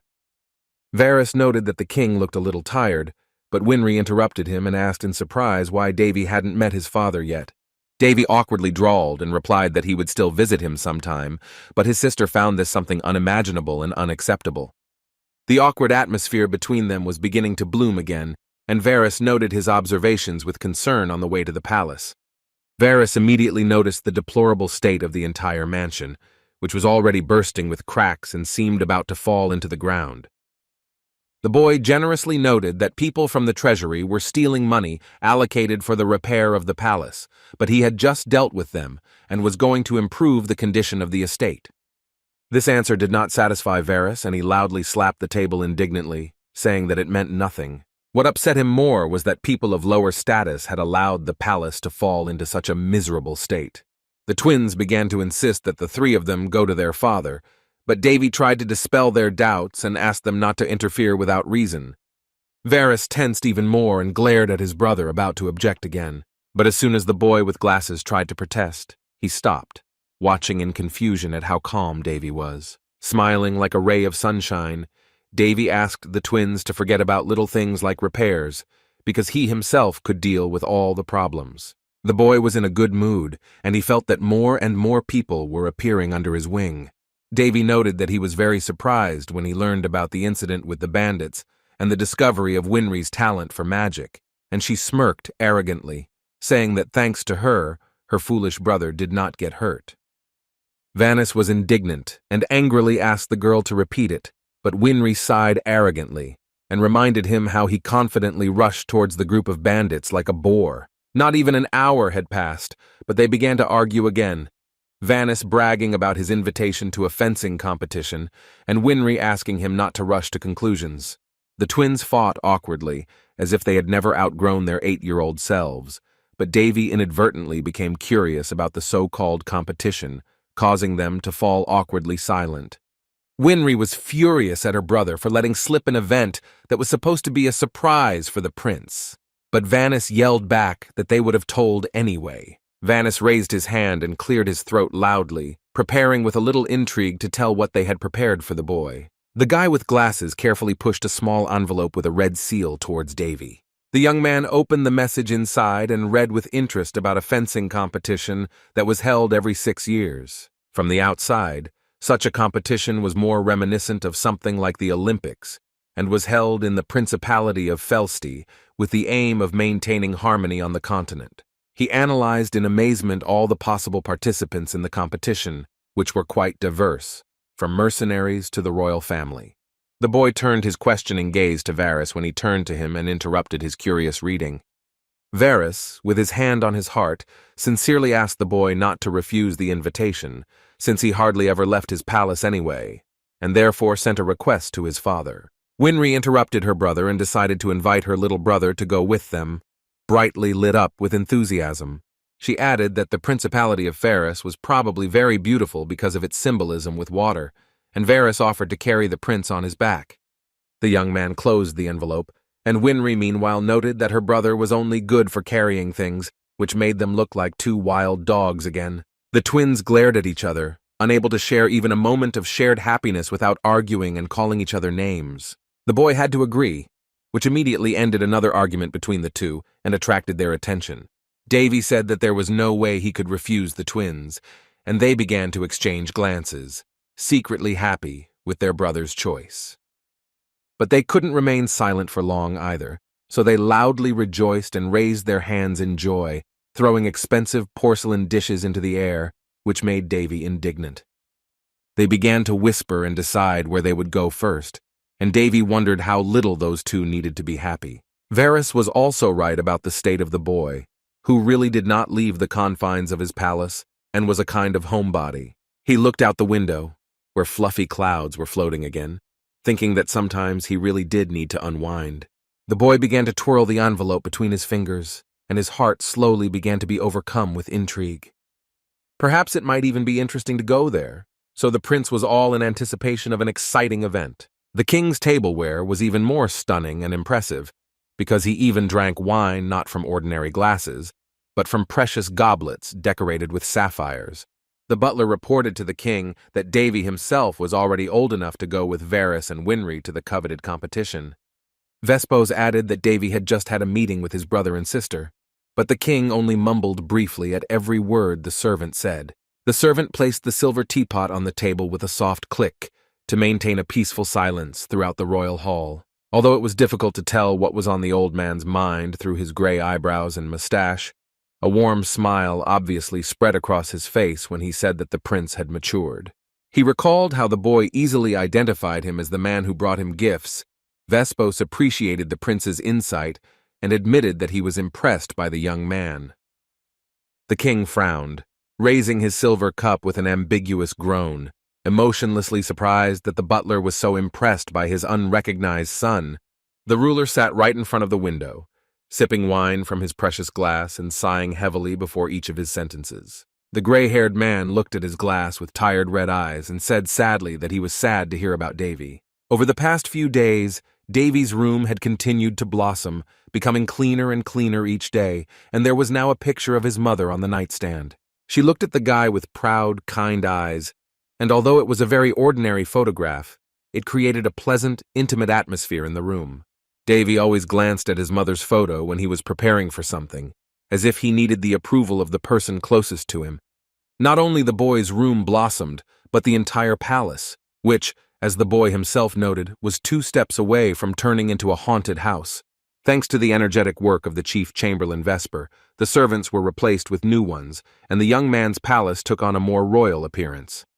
The maid Amy herself was in a frantic delight and on cloud 9, looking at the guy's well-kept palace. Davy should have gotten used to her maid's emotional reactions, but she couldn't stop admiring the boy's beautiful quarters, as if her dream had come true. Sometimes she would even shed a few small tears of happiness, and the boy couldn't understand whether he had treated Amy so badly that she was overcome with such joy. It was time to leave, and even Varys urged his brother on, who had become slightly daydreamy after just one glance at the shining room.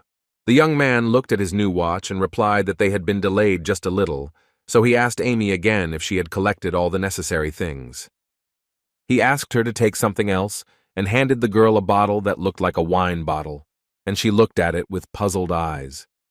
Well, now it was definitely time to go, so they opened the doors together in anticipation. Varys, Winry, Amy, and Davy himself were special guests of the Ron Kingdom who were going to conquer the great competition in the Felsty Principality. The flag of the Round Kingdom gracefully competed with the violent wind, which scattered small snowflakes of confetti all over the arena. The fencing competition was held every 6 years and was a very important event, with the eyes and ears of the whole world focused on it. Under the pretext of Davy's poor health, he managed to get there too. But the main goal of the test remained the defeat of Callus, which could have seriously damaged his reputation. The only thing that seemed strange to the boy was that Queen Lynz agreed to this risky test with suspicious ease, as if she were planning something bad. The young man wanted to push all these thoughts aside, but he couldn't stop thinking about the fact that something could have gone wrong during the tests. The king did not keep us waiting long, and very soon firm steps were heard, echoing even in the open room. The voice solemnly announced the appearance of the ruler, followed by his personal butler Vespor. Crianes all-round walked forward, maintaining an unperturbed appearance, although it seemed as if the old king could simply fall asleep at any moment. People exclaimed phrases of glory towards the great king, but Davy remained silent. In his heart he did not even call him father, but rather a man who was usually called that. Davy saw his father for the first time in the first 6 months after his awakening, during which time his father had successfully managed to avoid him. King Crianes extended a tired hand towards his green-haired son, calmly ordering him to raise his head. The man's bloodshot eyes were slightly sad, but he asked if Varys was completely confident in his ability to win. Varys bowed before him and knelt down, confidently saying that he would definitely win and glorify the name of the Kingdom of Roun. Father lightly placed a warm hand on the shoulder of the determined Varys, wishing him back safe and sound in a hoarse voice. King Crianes raised his head slightly, a small look of panic appearing on his face as his first prince stood in the crowd behind Varys. Davy was unperturbed. It was unpleasant for him to look into his father's eyes, but at the same time, he could not show weakness, so he continued to look with a calm gaze. The boy continued to stare at his father, whom he could not recognize at all after so many years of losing contact with him. Davy's father turned away, and as if the awkward exchange of glances had never happened, disappeared into the crowd of other people. As he left, King Crianes let out a long sigh of relief, thanking the heavens that his son was okay. Davy didn't take his eyes off his master, and Winry looked at her brother with a little confusion in her strawberry-like eyes. She asked him again if everything was okay, but the boy stood motionless like a statue, not believing that he could feel something for his father after so many years. The host of the Olympics ceremoniously announced the representative of the Kingdom of Roun, introducing the 4th Prince, Varys, to the public, and announcing the festival in honor of the solemn day. Davy simply did not recognize his valiant and outstanding king, who had lost his confidence and pride. The young man had the feeling that he was looking at some tired lion, unable to even squeeze out a slight smile. It was hard to see anything through the chariot windows except the tall trees that were woven together to form a silky forest. But Davy's thoughts were clearly somewhere else, and he didn't even want to admire the rather boring green landscapes. Varys noted that they would be very bored riding, because with the best warriors behind the chariot, they would not even see wild animals. But Winry was irritated by her twin brother's pessimism. Davy reassured them both, since it was because of him that the 3 of them had to ride in the same carriage, but the twins unanimously protested the guy's self-humiliation. Winry enjoyed the wine her brother brought them the most, so she definitely couldn't get bored, and Varys ordered her to know when to stop. The sister praised the boy's delicious wine and asked where he got such a wonderful ruby drink. In fact, the young man himself did not have an answer to Winry's question, because it was wine that he got from his mother. The twins backed away and began to question whether they should drink wine with such a history, but the boy simply shrugged and said that he saw nothing wrong with it. He looked at the deep pink hue of the ancient wine and added that on their special day, such a wine was just right to celebrate. Varys smiled and told Davy that he had changed a lot in a few years, and Winry only confirmed her twin brother's words to the youth's slight surprise. The boy blushed just a little from Winry's precise mention that the young man used to be very hot-tempered and treasured everything that belonged to his mother. The twins quickly changed their minds about drinking wine and raised their glasses, saying that good wine should be drunk, not saved. Time passed much faster in the chariot, so the three certainly could not get bored while drinking a whole bottle of wine to the very bottom. The night crept up unnoticed with 2 moons in the sky. In that world, this was the most common occurrence. For the night, they decided to stop and set up camp in the forest, lighting a bright fire that turned the tips of the sticks into small coals. It was still a whole day's drive to the principality, so Varys worriedly asked if everything was okay with Davy, who was spending the night in the camp for the first time. Davy was more interested in finding out how Winry experienced the overnight stay, and Varys replied that he had barely been able to dissuade her from sleeping with the prince and force her to sleep in a tent. The boy laughed awkwardly and apologized when Varys noted with disapproval that his sister should not get so drunk on wine. Varys reminded Davy of his childhood dream of going into the woods and setting up camp there, like some kind of traveler. Of course, he remembered, the boy had deliberately taken only 3 people with him because he wanted to feel a comfortable family atmosphere. They were all forced to travel in a carriage, although the same twins usually set off on such a long journey on horseback. The young man couldn't get the changes that had surrounded him since he woke up out of his head. Even his father had become completely different. But at the same time, he still had his brother and sister with him, who remained just as good and continued to support and trust him. For the first time in a long time, the boy felt that he really liked everything and that there were sparkles of happiness inside his soul. Davy gazed dreamily at the star-filled skies until his maid reminded him of his scheduled bedtime. But the boy put his hands behind his head and simply told Amy offhandedly that the moon was unusually beautiful tonight. The boy picked up one of the branches that had been used to start the fire, but the tip of it still had flames and could easily burn. Davy made several swings with his wooden branch sword, leaving smooth cuts in the area and lifting up floating leaves around him. His branch glowed a pleasant blue light from several successive swings, gracefully cutting through the air in front of him. The boy decided to take a final walk under the beautiful moons, commenting to himself about his wonderful rehabilitation. He came across one of the commanders, who decided to show off his knowledge, and told the boy that the moons were called Syros and Crius. The commander continued to tell that the blue moon spoke of the beginning, and the red one of the end, while the prince in the bushes sarcastically called him very smart. The man placed his hands on his hips and laughed loudly to himself, saying that even an uneducated child knew about the meaning of the moons. He sighed heavily and looked at the sky, romantically saying that it was better to talk about such things with women. Another guard crept up to the man, not understanding why he was talking to himself so loudly and animatedly. He looked at the second commander in surprise, because he thought that it was he who was hiding in the bushes and talking to him, and at that time the invisible Davy was smiling sarcastically. They began to suspect in fear that they might be haunted by a ghost, but in fact, it was the prince himself who, out of boredom, decided to use illusion magic. The boy walked through the overgrown forest, waving a stick and arguing that the twins had taken 4 strong guards with them, which would be enough to protect the camp. At least those 4 would be enough until the first serious trouble happened. The young man climbed up the tree to do some surveillance, because he already knew that danger was right under their feet. While they were sleeping, they were supposed to be attacked by approximately 20 mercenaries from a local group. The naive mercenaries jumped out of the bushes, although the boy admitted that they had hidden well until the very end. It was obvious that Queen Linz was behind this organized attack, and she could not miss the chance to kill 3 birds with 1 stone. The boy jumped from the tree branch, although he was not very keen on demonstrating his abilities in his suffering state. But on the other hand, he didn't care at all, because there would be no witnesses to his battle anyway, so he swung the branch in his hand. Blue energy, which the boy had been fighting with the air with shortly before, began to concentrate around the tip of the branch. It only took 1 huge cut for the boy to cut up several mercenaries and paralyze others. The boy was taught fencing by the devil Dokujun, who always spoke in pompous phrases and proverbs. One of these instructions was that if you don't have teeth, you need to bite with your gums, but since the boy didn't have a sword, he had to lean on a branch. Devil Dokujun also said that any object could become a weapon in the right hands, even if it was an unfortunate branch. As the saying goes, in war all means are good if they bring the desired result, and weapons were just an offensive extension of the human body. The boy had heard that the most important thing in mastery was ingenuity, with which any weapon could become a sharp sword.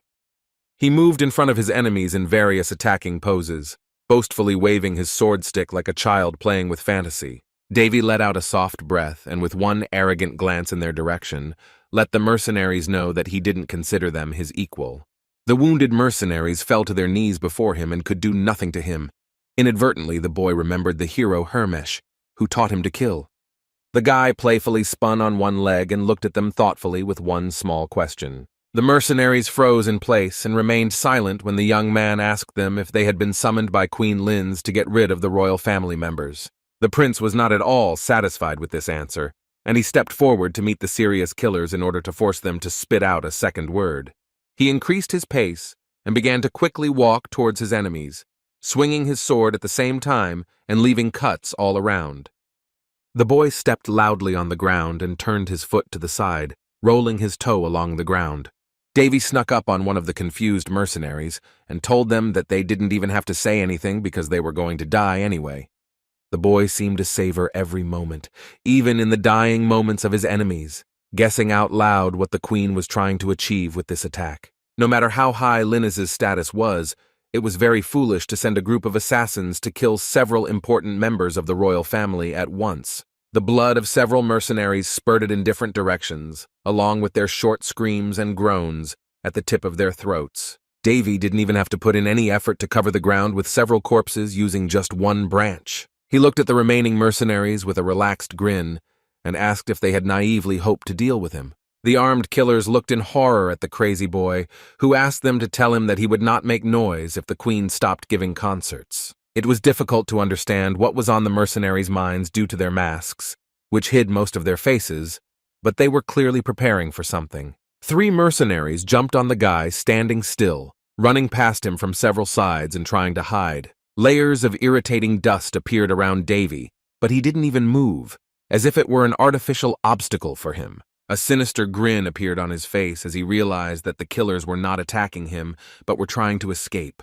But the boy couldn't just let them get away, so he jumped on one of the killers running past and swung a sharp branch.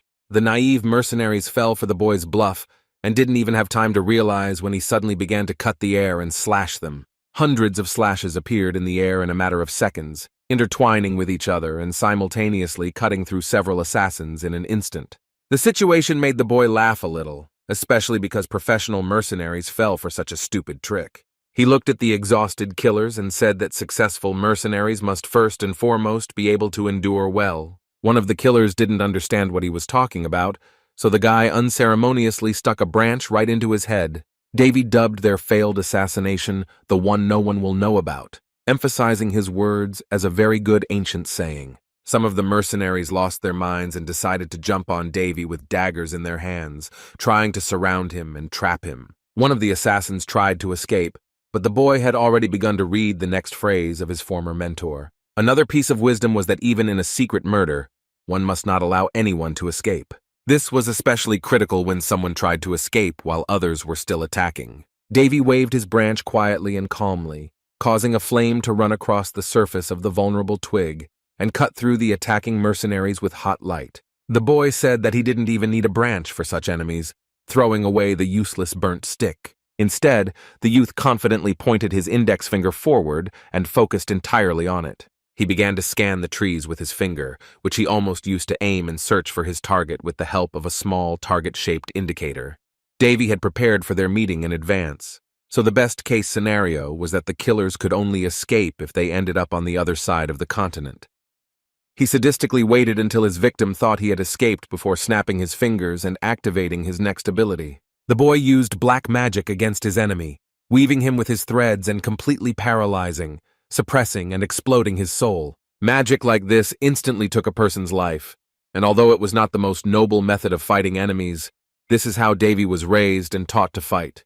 The heroes taught the guy not to feel pity for those who attempted to take his life, so he adopted appropriate methods. With this, he ended his little performance, stepping forward and leaving the scene of the crime, which he had left without a trace. He shrugged indifferently and walked away, thinking that if no one ever found out about what had happened, he had managed to pull off the perfect murder mystery. In the dark room, in the oppressive darkness, the familiar figure of Queen Linz sat with her back to him, asking in a cold and stern voice how the mercenaries' operation had gone. Sherry remained silent, lowering her blindfolded gaze to the floor, and then covertly mentioned the candle flames that connected her servants and the souls of those. She pulled herself together and replied that all the lights on the melted hot wax items simply went out without a trace. The queen preferred to be straightforward, so she interpreted her servant's words out loud, saying that the killers had been eliminated, and Sherry confirmed her assumption. She nervously put down the fragile teacup, almost spilling the warm drink inside, and asked about the targets they had planned to kill last night. The battle maid had no doubt, and simply said that the members of the royal family should have already arrived in the Felsty Principality. Unceremoniously and completely hopelessly, the maid's face met the burning blow of the woman's palm, which rushed across her cheek and left a mark on it. The queen was furious and loudly asked the maid what she was going to do now that even 20 professional killers could not kill 3 teenagers. The maid looked away and quietly but humbly explained that they were still investigating the situation, but had already come to the conclusion that Davy had powerful support. The queen turned green and slammed her fist down on the table, not understanding how a blockhead like the boy could have any significant helping hand. She clenched her teeth together nervously and wanted to bite her own finger in anger, and her fierce breath was like a dragon's. Linez loudly ordered the maid to urgently find out everything about those who were helping the boy, so that they could prepare and get rid of those who underestimated them. Sherry answered briefly, saying that she remembered everything well, and the queen once again towered over her and reminded her that she had not covered for nothing. The queen looked menacingly at her servant, and threatened her that in the event of another failure, she would break contact with their guild. The maid listened attentively to Linus's words about how the Black Moon Guild would come to an end, even if she had to take the entire power of the country and the duchy to do so. Having obediently accepted her mistress's conditions, the maid disappeared into the night, and a scarlet moon hung over the castle, predicting a quick end. The next day came very imperceptibly, and under the light of the shining sun one could already hear the joyful cries of Winry, who was calling Davy. She jumped excitedly and looked out the window as they began to approach the coveted Felsty Principality. The trip wasn't very long, but even as they approached, Varys and Winry couldn't stop arguing, because now the former, according to her brother, was behaving unculturedly, as if she were a lady. The small principality of Felsty was located between the kingdom of Raun and Lake Cilicia, and was comparable in size to Singapore on Earth. The principality's ancient ruins and monuments made it one of the most beautiful places on the entire continent. The boy glanced at various architectural monuments that had stood the test of decades and still stood confidently in their frozen poses. Varys commented on the boy's expression, emphasizing that he looked pleased, which Davy couldn't help but agree with.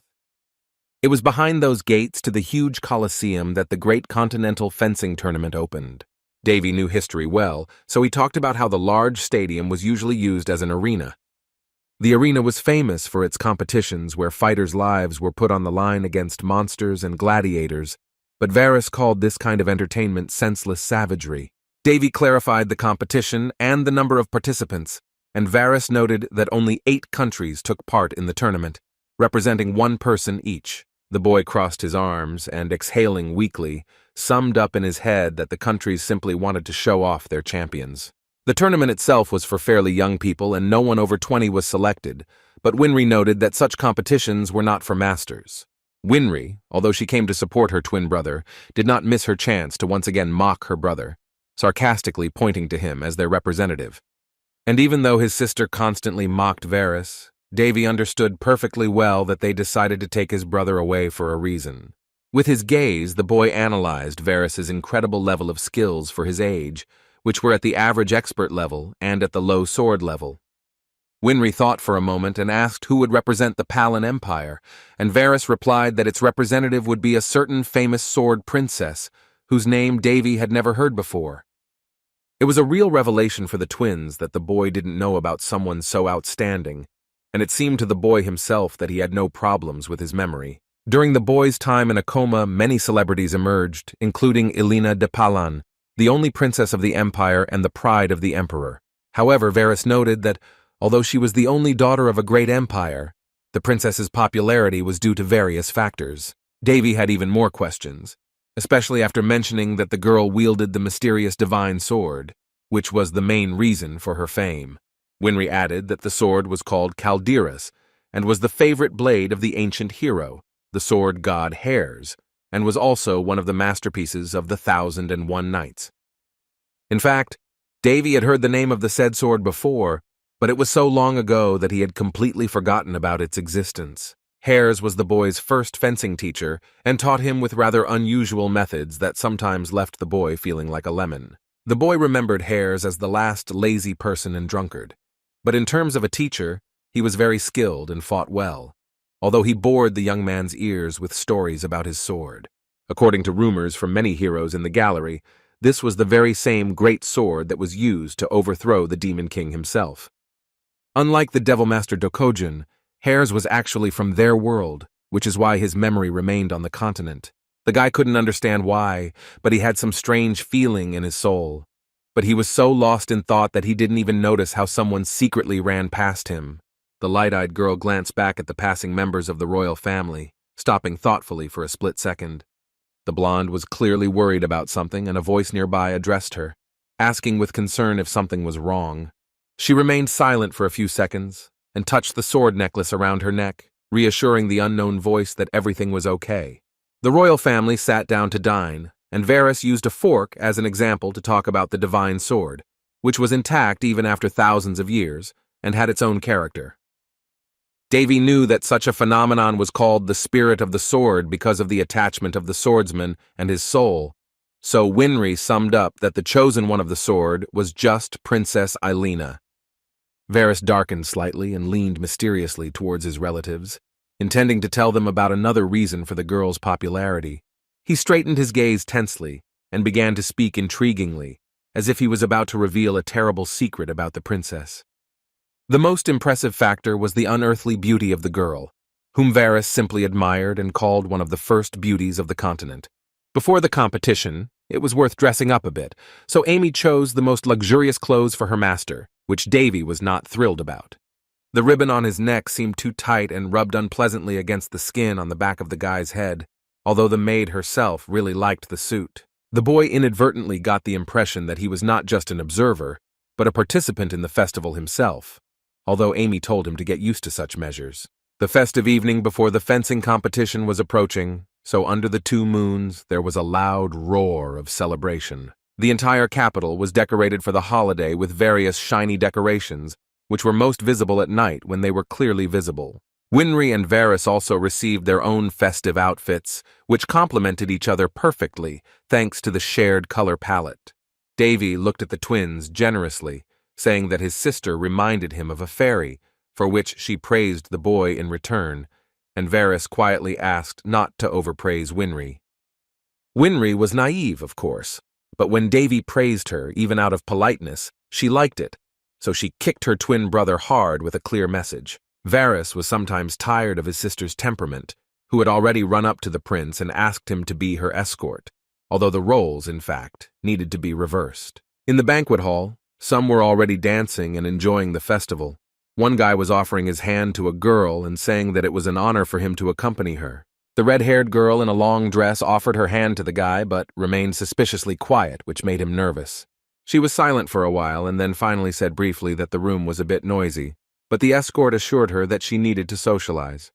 For her, words about her peers were alien and seemed strange, so the guy, looking at the decorative roses, asked about her trip to the village and her impressions of the capital. She didn't listen to the rest of his words and immediately called her impressions not bad, releasing the wilted tulip from her hands. The red-haired girl chose to pick up the rose and clarified her own words, saying that it was good only for their senseless wildness. The pre-tournament ball was in full swing, and it was held in a luxurious golden hall, which could easily blind a casual passerby with its brilliance. Representatives from different kingdoms greeted each other, creating an atmosphere of friendly hostility before the start of the competition. As strange as it may be, they really treated each other with respect, fully in keeping with their statuses. The boy sipped sparkling white wine, which shone beautifully against the golden walls of the pompous dance hall. Davy recalled Varys's words about participants over 20 not being invited, and was convinced by looking at the rather young people inside. Of course, there were plenty of adults among the young participants, but they were a minority compared to many young men and women. The boy couldn't get enough of the beautiful scenery of the location, which beckoned with its red roses and shiny walls. He would like to have a palace like that. The most popular guy at the grand opening was the nervous Varys himself, who was approached by girls one after another. The green-haired guy was a huge heartthrob of the public, and he was especially popular with women from other kingdoms, although he himself did not know how he became such a magnet. At the same time, Davy was not at all surprised that fans were flying to Varys like bees to honey.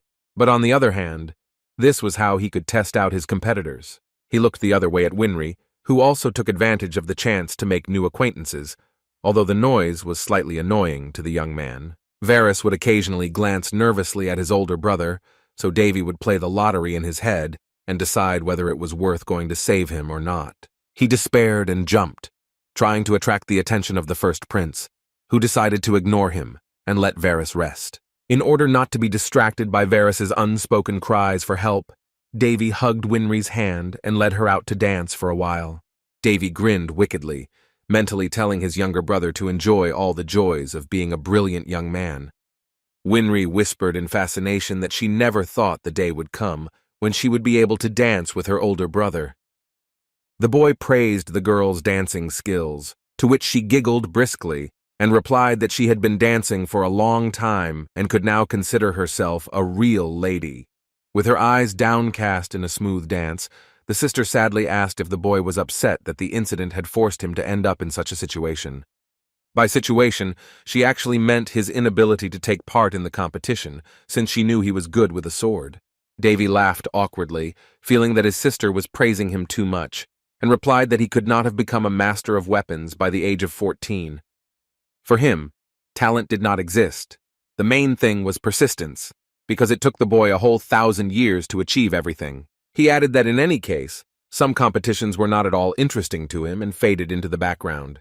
The boy ended up saying that he just wanted to live in wealth and prosperity, and Winry laughed generously and compared him to some old man. The young man's sister was happy, but there was nothing surprising about this, because she was still a child who had to adapt to a harsh world.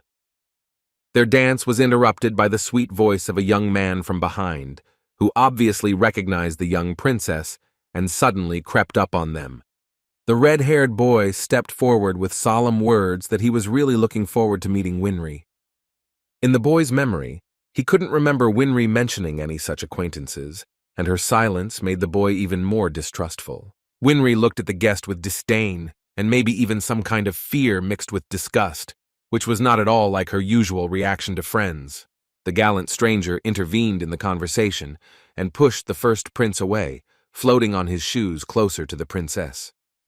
He grabbed the frightened Winry by the hands and offered to join him in a dance, but she was trembling and could not utter a word.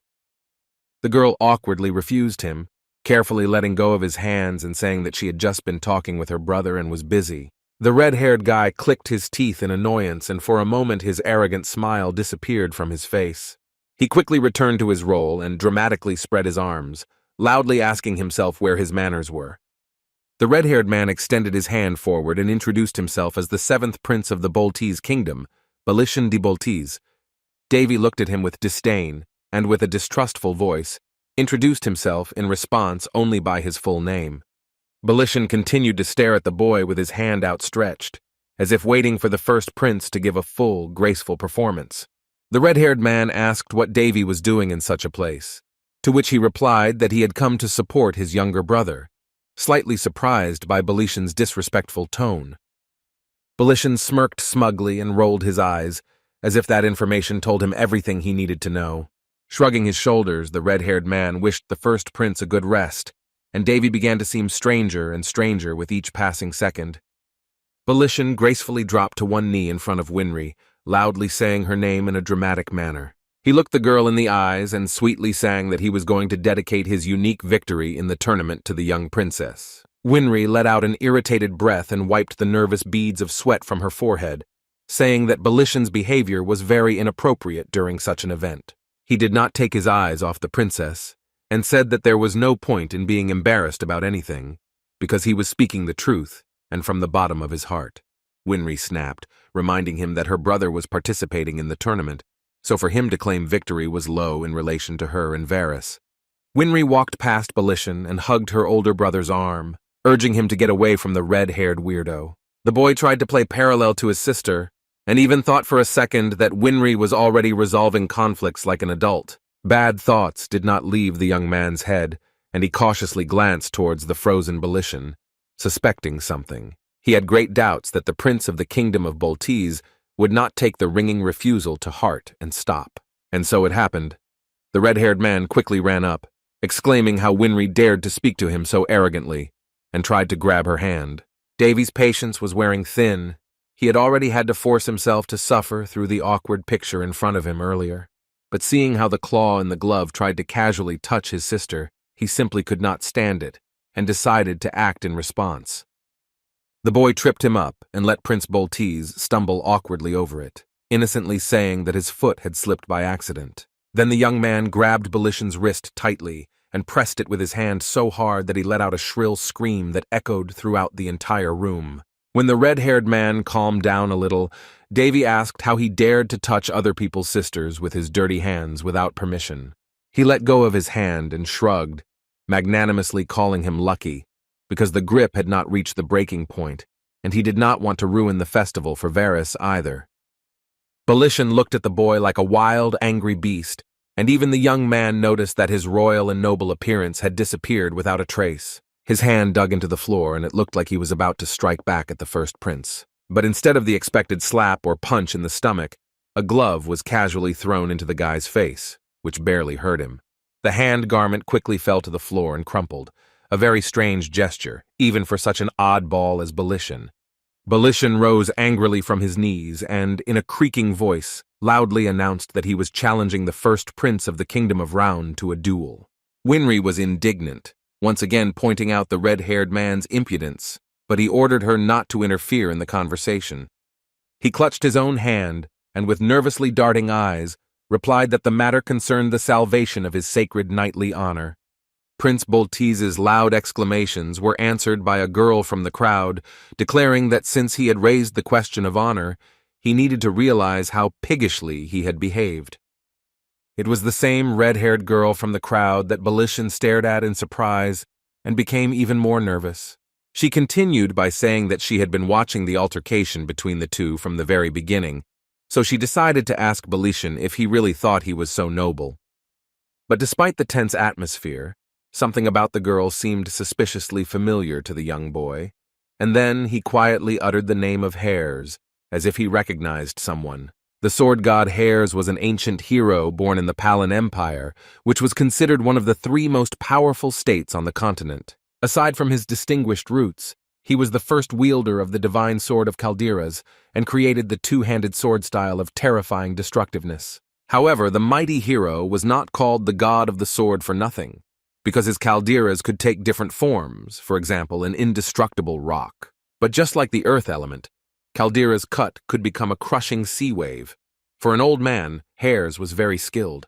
The girl responded to the only name that escaped the lips of the young man. But due to her usual imperturbability, it was difficult to understand whether he surprised her or simply confused her. For a while, she simply looked at him with her golden eyes, and the crowd began to loudly rejoice at the mere arrival of Princess Elena from the Palan Empire. The boy nervously covered his mouth. Against the backdrop of her loyal fans, he looked like a klutz who didn't recognize a celebrity and said something stupid. He quickly turned away and began to fuss about on the spot, apologizing for the awkwardly escaped word and mentally cursing his overly long tongue. As it turned out, the great princess, who was also the new mistress of Calderas, was very similar to Hares, which the guy could not help but notice. Of course, Hares, although he was an incredible lazybones, was also quite handsome for a man. But the girl looked as if Hares had been slightly preened and dressed in a dress. The young man was so deep in thought that he didn't even notice how he had missed Elena's words when she addressed him. She had to get closer to the boy to get his attention, so she repeated her question about his strange word mistake. The boy didn't know how to justify himself, so he simply stuttered when he saw the girl in front of him crushing him with her authority. It seemed that the words about his mistake calmed the girl down a little, but she still looked at Davy with some suspicion in her eyes. She narrowed her honey-colored eyes vilely, as if analyzing what the young man had said through lenses of mistrust and skepticism. Elena accepted the guy's answer and indignantly apologized to him, to which he had to play hard to get and awkwardly scratched the back of his head.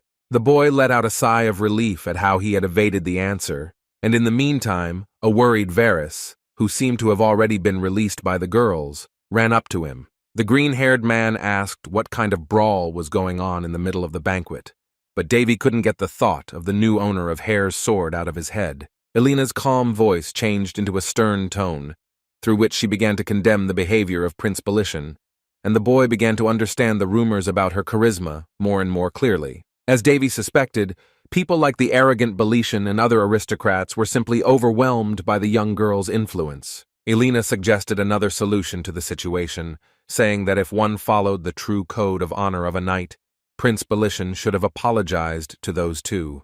Belishan stared ahead nervously, unable to utter a single word of apology, since he had no intention of humiliating himself like that in front of the crowd. Davy decided to give him a chance, although he very much doubted that the melody of conscience would suddenly play in his head, and he would decide to repent. The red-haired man remained silent and simply turned away, preparing to leave the hall without any extra eyes glued to him. The boy was not at all surprised by the behavior of the arrogant prince. In a sense, it was touching for him to watch his resentment. But as soon as he turned away, Davy loudly announced that he accepted the red-haired man's challenge to a duel, which greatly surprised the latter. Belishan looked at the boy with both interest and surprise, while Winry tried to dissuade Davy.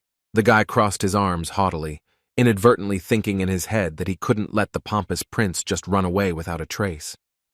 Even Elena was outraged, calling such a battle useless and stupid, but the young man tried to calm the girl down, saying that it was his choice. Davy picked up Belishan's thrown gauntlet, clarifying his desire to challenge him to a personal duel, and the latter even rejoiced.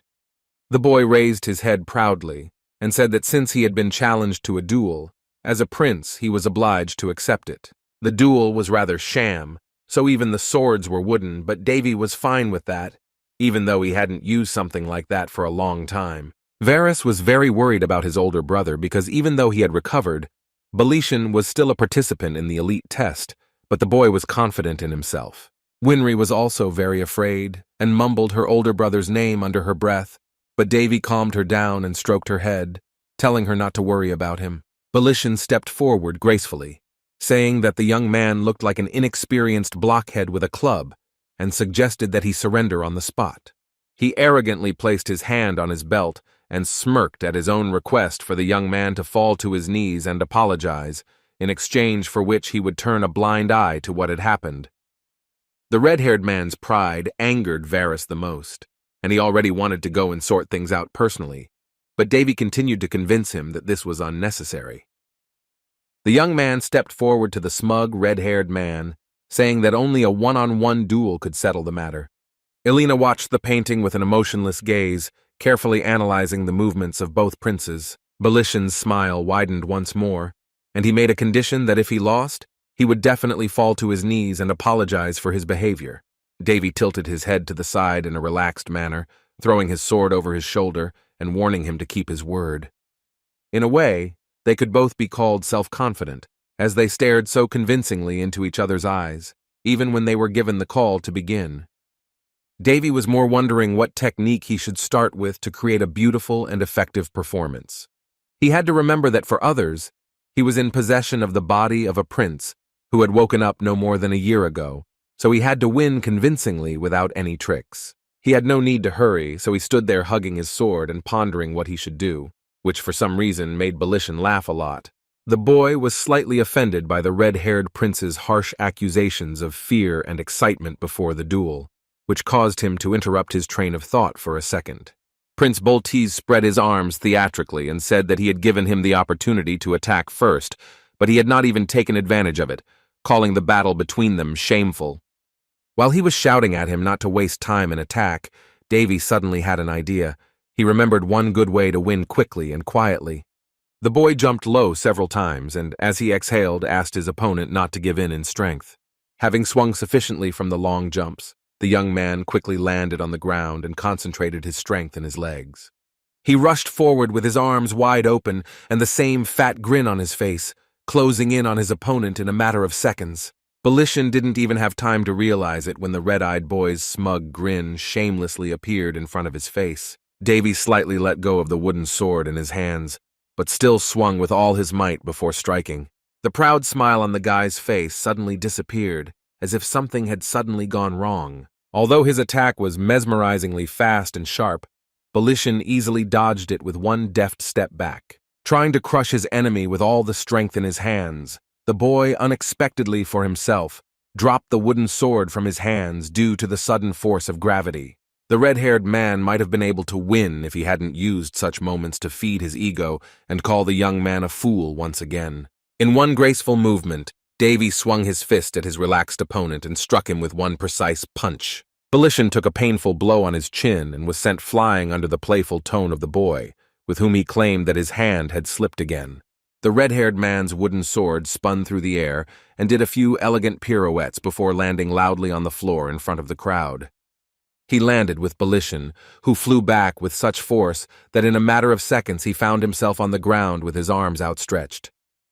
Despite the simplicity of the fight, Davy had to catch his breath a little, but he didn't miss the chance to mock him, asking why he didn't even dodge.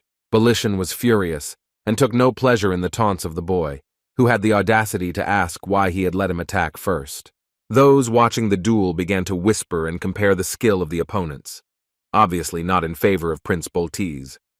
All this made the red-haired man very angry, and he tried with all his might to restrain himself so as not to inadvertently explode from the anger that was boiling in his soul. He stood up abruptly and raised his wooden sword, tearing his voice and telling the boy that he was going to kill him.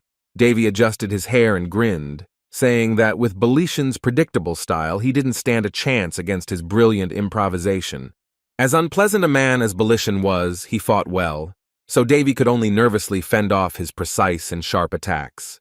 The boy blocked the attacks of the fierce red-haired prince, who was much more fierce and dangerous when angry.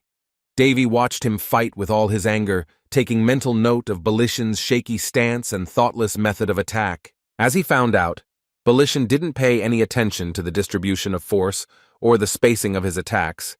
He simply attacked with all his might, which still left its mark.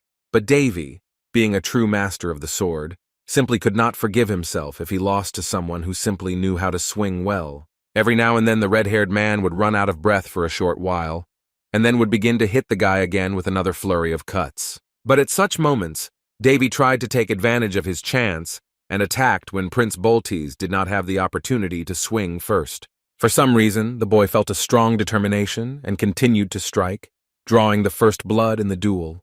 The crowd fell silent. This duel was gradually beginning to tire them, because this was not the first time they had seen the picture of Davy standing over the stricken body of Belishan. This time, the red-haired prince's Achilles' heel was his eye, which the boy aimed at precisely and confused him. The young man grinned, looking at the exhausted prince and asking if he had accidentally hit him again, but he continued to mutter insults under his breath towards the enemy.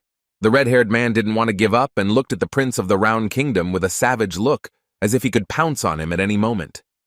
The crowd behind them began to discuss again the latest defeat of Prince Boltees, who had fallen like this for the third time already. He grew angry and growled in rage when he heard people question his initial expert level and devalue his skills.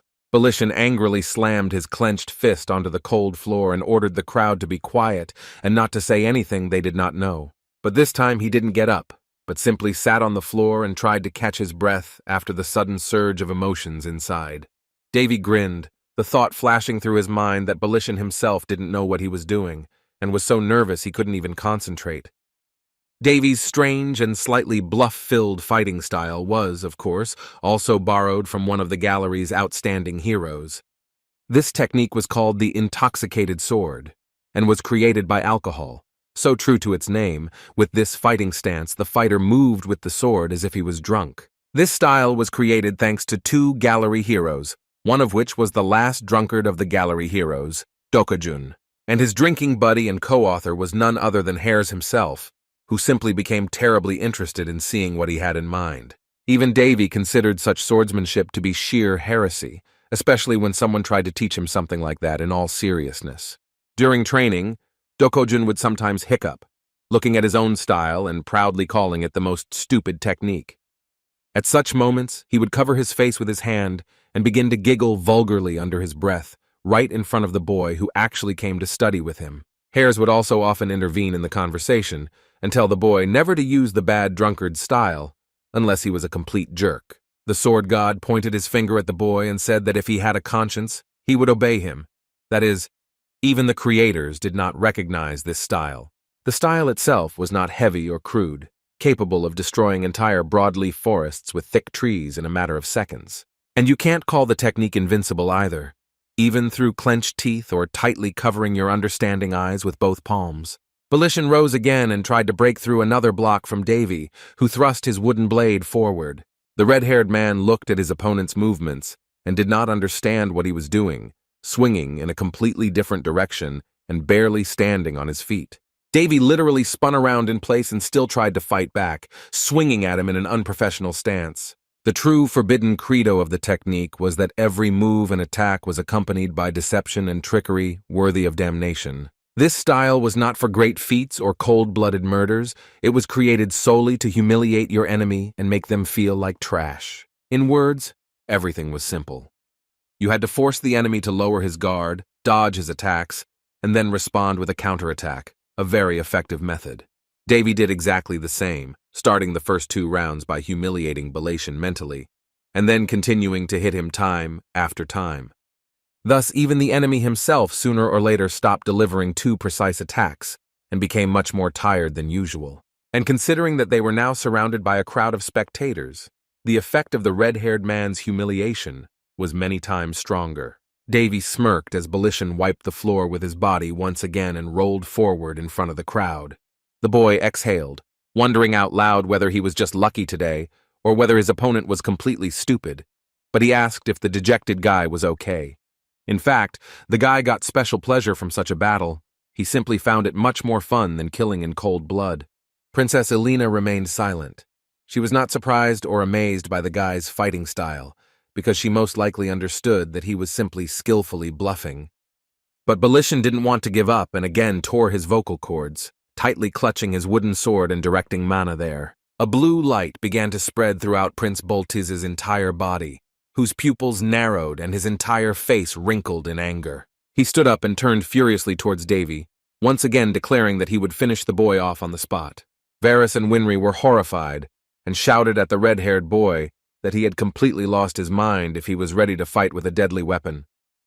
A mad grin appeared on Belation's face, and he ignored the words about them agreeing to a duel without deaths. The redhead shouted that it was too late for regrets and rushed straight towards Davy, who the twins screamed at in fear to dodge. The boy tried to quickly analyze that if he now supposedly accidentally reflected the attack with mana, he could cause a lot of unnecessary suspicions. Moreover, he felt someone's cold gaze on the back of his head, directed at him directly from the crowd with obvious distrust. Instead of safely dodging, Davy decided to go forward, straight at his opponent. So he almost immediately collided with Belation, who was already bursting into nervous laughter and swinging at the boy. There was no thought in his eyes. Now he just mindlessly pointed his blade at the enemy, hoping that the mana itself would solve the problem. A cold blade of shining mana was aimed at the head of the young man, who stood still and waited for Belation's full attack. Davy vanished out of nowhere, simply stepping back a little and throwing his head back. Where the boy's head had been just a second ago, Belation's sword was now piercing the air, mana beginning to evaporate from the tip. The red-haired man froze quietly and looked up in surprise, as if he saw something like a ghost in front of him. It seemed like the manic prince was so clouded by his emotions that he simply couldn't focus and see that Davy was right below him. Davy whispered something through his insolent lips so that no one but Belation would feel the whistling breeze of humiliation. Belation looked down and stared at the boy who dared to call him a fool, playing such a cruel joke on him. The first prince grinned into his eyes, knowing from his glance that Belation had clearly heard his foul-mouthed whisper. The redhead ranted as Davy thrust his foot forward and twisted his shin, causing him to fall with a thud. The audience watched in fascination as the battle turned from a sword duel into a fight between two children in a sandbox over their favorite toy. Finally, an oppressive silence fell over the luxurious hall, interrupted only by the heavy sighs of the guys from afar. Davy rolled over and miraculously found himself on top of Belishan, who continued to insult him even as he towered over him. The red-haired prince suddenly fell silent when he saw a wooden blade pointed towards him, almost passing through the tip of his ear. Belishan merely glanced nervously at the wooden sword that was now a few centimeters from his face. Only now did Davy feel the pain in his lower back. And even though he had to act out the part, the unpleasant feeling in his side was real. He scratched the back of his head and laughed awkwardly, embarrassed to say that he had almost fallen on Belishan, who was pinned to the floor. In front of the public, the boy pretended to be innocent, and even asked why Belishan had decided to suddenly lie down on the floor and underneath him. The guy looked at the other wooden sword, which just a few seconds ago belonged to his opponent. He looked back at the crowd, which had become even more noisy, and suggested that this was the point where they should end their duel. The crowd was discussing the humiliating defeat of Belishan, who turned out to be a complete disappointment for the public, in contrast to the pleasantly surprised Prince Raun. There were still suspicions among the public, because they remembered that just a few months ago, the boy lay peacefully in a coma, although they noted that Davy could barely hold a sword. Varys and Winry were incredibly happy for their older brother, who defeated their common bully and put him in his place. Davy was so happy that he didn't even listen to the audience's jokes about how Prince Rana might have wasted all his luck in life in the duel. Belishan was defeated. He sat alone in the corner of the room like an abandoned doll, and, as it might seem, he did not even breathe and simply stared at the wall. The people were pleased with the impressive spectacle, but Elena remained in doubt, pressing her crossed arms tightly to herself in thought. Throughout the entire duel, she never once took her eyes off Davy, and her face remained cold and emotionless. For the first time in a long time, she lowered her eyebrows and looked authoritatively at the celebrating prince with her piercing honey eyes. She commented on the public's delight, casually calling it petty and leaving the festival, whose servants looked in surprise at the mistress's abrupt decision. Elena's servants followed the passively indignant girl, who quickly walked along the corridor and did not allow them to match her in pace. Out of the corner of his eye, Davy glanced at Elena as she left, whose coldness and detachment seemed slightly amusing to the boy. Even though the young man had won the duel, Varys was still dissatisfied, so he called his brother's actions reckless, even when they had taken over the carriage. When the boy was being counted out by the twins, he preferred to remain silent, because they never lagged behind until their older brother gave in. Davy looked at his brother and sister with a smile, saying that he won anyway, so nothing bad happened. Varys exhaled heavily and replied that Davy was simply lucky, because Belishan was not just bragging for no reason, even if he had an overly proud character. The boy even became curious about why his brother thought so Varys told him that he had seen Belishan's skills at some event. He added that it was there that he laid eyes on Winry, who was already completely tired of Prince Bolteze's constant attempts to marry her. Davy had a sneaking thought about breaking Belishan's arm, but he pretended there were no impure thoughts in his head. Varys summed it up and said that Davy better not repeat such incidents, and that it was him who had to break his arm for not being there for Winry. The boy crossed his hand with his brother's, squeezing the green-haired boy's hand so tightly that he screamed throughout the chariot. Varys was almost horrified by the prince's enormous strength, to which Davy chuckled and asked not to compare him to some child. The young man advised Varys not to underestimate him in the future, so there was no point in doubting his abilities. Davy smiled genuinely at his brother, finishing by saying that if something was done, it was done, and there was no point in arguing with what had happened. Winry admitted that she herself really enjoyed the evening, and she never doubted for a second that her older brother could be so incredible. For the rest of the ride, Davy kept smiling as he listened to them describe how he couldn't even handle the weight of the sword, but still won. Davy looked out the darkened window, listening to the comments of those who said that the young man probably hadn't even considered the idea that he could lose completely. And in another capital, the holiday was just blossoming with colorful fireworks over the sharp treetops, although it blossomed somewhat differently. One of the many expensive plates in the hall was smashed into miserable pieces, accompanied by a soundtrack of screams full of anger and despair. Belishan grabbed the nearest chair to transform it into a disassembled likeness of himself, while his personal butlers tried to stop him. The red-haired prince was angry and did not even want to listen to his worried servants, who were doing their best to calm their master. He screamed furiously into thin air, as if asking the universe itself how it dared to neglect him, the next crown prince of Boltese. Belishan didn't understand why the world was against him, because he had a brilliant appearance and excellent skills in everything. He had almost everything in the world, but what he hated most was when someone like him was so brazenly denied something. He dreamed of the day when he could hold the Princess of Rana, Winry, who was the one thing that was completely incomprehensible to him.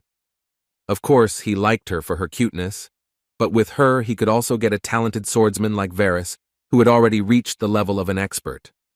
He even approached the queen to spread rumors of the upcoming wedding without hindrance, but things didn't go as planned when Winry didn't share his feelings. He didn't even care that he was refused. What angered him most was the humiliation that he had undeservedly suffered and that he had become a laughing stock for people. The butlers tried to appeal to the young prince again, but he unceremoniously ordered them to leave before he himself cut them off. He threw an expensive chair after the servants, who loudly closed the doors behind them to make sure they knew he was not happy to see them. His personal palace was in disarray, and he quieted down a little, collecting his breath, mixed with sweat and tears. Chairs and gold ornaments were scattered on the floor, clearly not intended for such rough handling. His voice was more like the growl of a wild animal, and his throat was sore from screaming, but he mumbled in contempt that he would definitely kill Davy. The red-haired man clenched his teeth tightly, as if trying to crush his own jaw to prove even to himself that he was worth something. He would have stood there with a bitter resentment towards the whole world and everything around him, but he heard a strange voice from behind, which sent shivers down his neck. Belishan was alone in the room, but he felt someone's presence and heard a voice asking him if he wanted to get rid of Davy. He asked again who was talking to him, but there was no answer. A woman with red eyes was sitting on the windowsill and looking straight at him. A purple aura began to envelop the boy and the girl, who extended her hand to him and said that she could give him the opportunity to kill Davy. She ran her hand over Belishan's face, who stared in fascination at the terrifying figure before her. There was a flower nearby that instantly withered in the dark fog of the woman who said that she would help to tear the boy's flesh and rip out his bones. The silhouette of a girl in a maid's uniform slowly approached Belishan, who quietly asked what the name of the girl in front of him was. The woman's hair loosened itself and turned into wavy locks of purple shades, and she introduced herself to him as Sherry. A beautiful woman with long, wavy hair and a dress that seemed to be the embodiment of a bloodstain blossomed in front of the guy. Belishan's eyes were empty. He could not take his gaze away from the angelic, no, devilish beauty in front of him, as if just looking at it made his soul calm. The woman came closer and gently placed her hands on the young man's face, carefully enveloping it and moving down along with the hypnotizing purple aura around them. Her voice became sweeter with each passing second, and she slowly called him a good boy, holding the red-haired man's head close to her in a peaceful embrace. He didn't care about the terrifying fangs in place of the woman's normal teeth when she whispered solicitously that he could leave all the dirty work to her. He fell completely before the unearthly beauty in front of him, which continued to embrace him and gently press him to itself. The huge competition arena was already filled with noise from inside. People were jubilant and were looking forward to a special show. Davy was given a small corner where he settled down with just a few plates and a gold scale. The boy was still resting from the previous night when Amy entered the room and informed him that Varys's competition had already begun.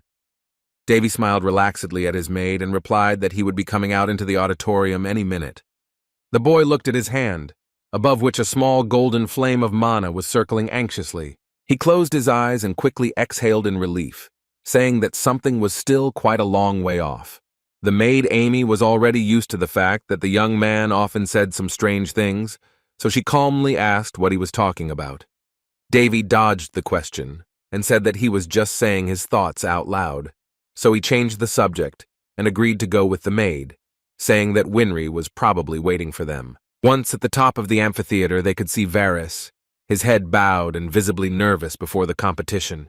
Winry glowed and was incredibly happy for her brother, whom, despite her attitude towards him face to face, she supported and worried about inside. Among the 8 competitors was Belishan himself, who had not yet even appeared in public view and was very late. Belishan sat in oppressive silence, his head down, his eyes hidden behind his fringe, but he was not at all worried. This was evidenced by his hungry smile, which was so wide that it made his cheeks wrinkle unattractively. The audience was jubilant. They wanted to see a spectacular show, which was not so much a grand competition as an unusual entertainment. Each participant was outstanding in his own way, and showed himself in the arena simply brilliantly, gracefully swinging his sword for the glory of his kingdom. Davy couldn't help but notice how energetic the competitors were, but he was already coming up with a plan to quietly leave after the sparring portion. Winry noticed her older brother and waved at him, energetically inviting him to take his place. A short conversation took place between the brother and sister, in which they quickly shared their impressions about the upcoming competition. Davy had been late because his stomach had started to hurt again, but he didn't say that, nodding at his sister's assumption that he had simply overworked himself the day before. Thanks to the guy creating a mana circle earlier, he had enough strength to deal with weak enemies, but he was still in a serious condition. He looked at his hand and thought that, one way or another, he was still much stronger in the gallery of heroes, and his recovery was not yet complete. His stomach growled painfully again, and he was already thinking about using divine power to combat the indigestion, but Winry exclaimed loudly and asked her brother to look at something. She showed that Varys had already entered the arena, waving solemnly to everyone present with a relaxed smile, as if his excitement had been blown away by the wind. The boy couldn't wait for it to start, and Winry inadvertently wondered how many fans her twin brother, whom she loved to tease, had. The young man decided to look at the competition plan, which had the order of the rounds and the names of the participants fighting against each other written down. The silhouette of Varys's opponent began to appear beneath the gates of the Colosseum, frozen sternly in one place to maintain a little intrigue. Seeing that Varys's opponent was Balishan, the young man awkwardly opened his mouth and called the competition program rather stupid. Balishan stepped forward to meet his opponent from the kingdom of Raun, but Davy did not understand why it was necessary to pit the two against each other so early. Flags were ceremoniously raised over the Colosseum, signifying the official opening of the fencing competition. The judge explained the rules to the two boys, following which, inflicting mortal wounds was strictly prohibited, as was the use of mana. Balishan was unusually calm, not waving his arms dramatically or trying to introduce himself gracefully, but simply standing silently. Davy noted wryly that the crowd was clearly not thrilled with the hero of the occasion last night, to which Winry agreed, stuffing her mouth with chocolate chip cookies. In fact, inside Winry was very worried that Varys might just get too carried away with the fight and get badly hurt in the process. The boy reassured his younger sister with words of encouragement that Varys was a very experienced fighter and knew exactly what he was doing. He smiled and added that he had taken care to ensure Winry's brother, who looked at the prince in confusion. The judges ordered the fencing masters to step forward and begin drawing their swords in preparation for battle. The cloaked referees raised their gallant staffs and began an attentive count, and the audience followed them. Balishan bowed his head as if trying to hide from public view, and his face was not wearing the usual forced smile. Varys readied his sword, pointing the tip forward and directing a focused, attentive gaze towards his opponent. The judge slowly raised his hand, intriguingly beginning to announce the start of the competition and cutting off the sentence halfway through. The man in the cloak fiercely threw his palm down, indicating that the fighters could begin their battle. Both masters jumped from their positions with an audible screech on the dusty ground and rushed to open a series of attacks on each other. The movements of both were smooth and neat, at least at that pace they started, as if playing a kind of prelude. Davy reasoned that Balishan used a freestyle fighting style, recalling his techniques from the previous night. Varys was in a better position because he put power into his blows and fought more aggressively. The only problem was his frisky nature. It seemed to Davy that Balishan simply wasn't at the level to withstand the heavy attacks of Varys's claymore on a consistent basis. But just as the boy was about to think that Balishan would avoid direct clashes, the swords of the two masters crossed and left sparks behind them. Varys was confused by the red-haired man's direct response to his attack, since he was planning to fight a completely different kind of battle. A red fringe of hair flashed past Balishan's covered face, who had not only blocked Varys's blow, but had literally run into it before striking. The red-haired prince's lips parted, revealing a row of sharp teeth that together formed a terrifying grin. Varys tensed, trying to charge up several successive cuts to scare off his opponent, but he stubbornly fought back and parried his attacks. A real fight broke out between them in close combat, in which Belishan defended himself and Varus directed his heavy cuts towards him. Belishan parried Varus's attacks one by one, confidently approaching and arrogantly letting him strike first. The crowd enjoyed watching this kind of battle much more, commenting on how neither guy was willing to give in to the other for a second. Davy thought about it and came to the conclusion that, contrary to the impression of the audience, such an instant increase in Belishan's skills was simply impossible. The boy justified his conclusion by citing Belishan's inappropriate physique, which was very different from Varus's athletic body. He noted that although the red-haired man continued to fight back relentlessly, sooner or later the heavy attacks of his more resilient opponent would begin to wear him down. Varus gripped his sword tighter, even though he felt an unpleasant click in his wrist, probably due to the weight. Davy felt that the situation on the battlefield was starting to heat up, and the battle between them was gradually turning into a real battle. Something in Balaton's movements seemed suspicious and unusual to him, as if his sword was in the hands of a completely different person. Winry moved closer to the edge of her seat in excitement, noting that she had never seen her twin brother move so fast before. The guy with glasses ran to the other side, swinging his sword at great speed, thinking that since the fight was starting to develop, he also needed to try harder. Davy smiled proudly and noted that his brother had indeed grown a lot over the past few years of hard training. He recalled that as children, the three of them often played in the royal garden, and Varus always tried to find himself some beautiful wand sword. Little Varus waved his wand, saying that he would become a knight in the future, and argued with little Winry about which of them would become the first prince's bodyguard. 6 whole years have passed since then, and the leap in Varus's skills was so noticeable that he was able to represent the entire kingdom at the great festival.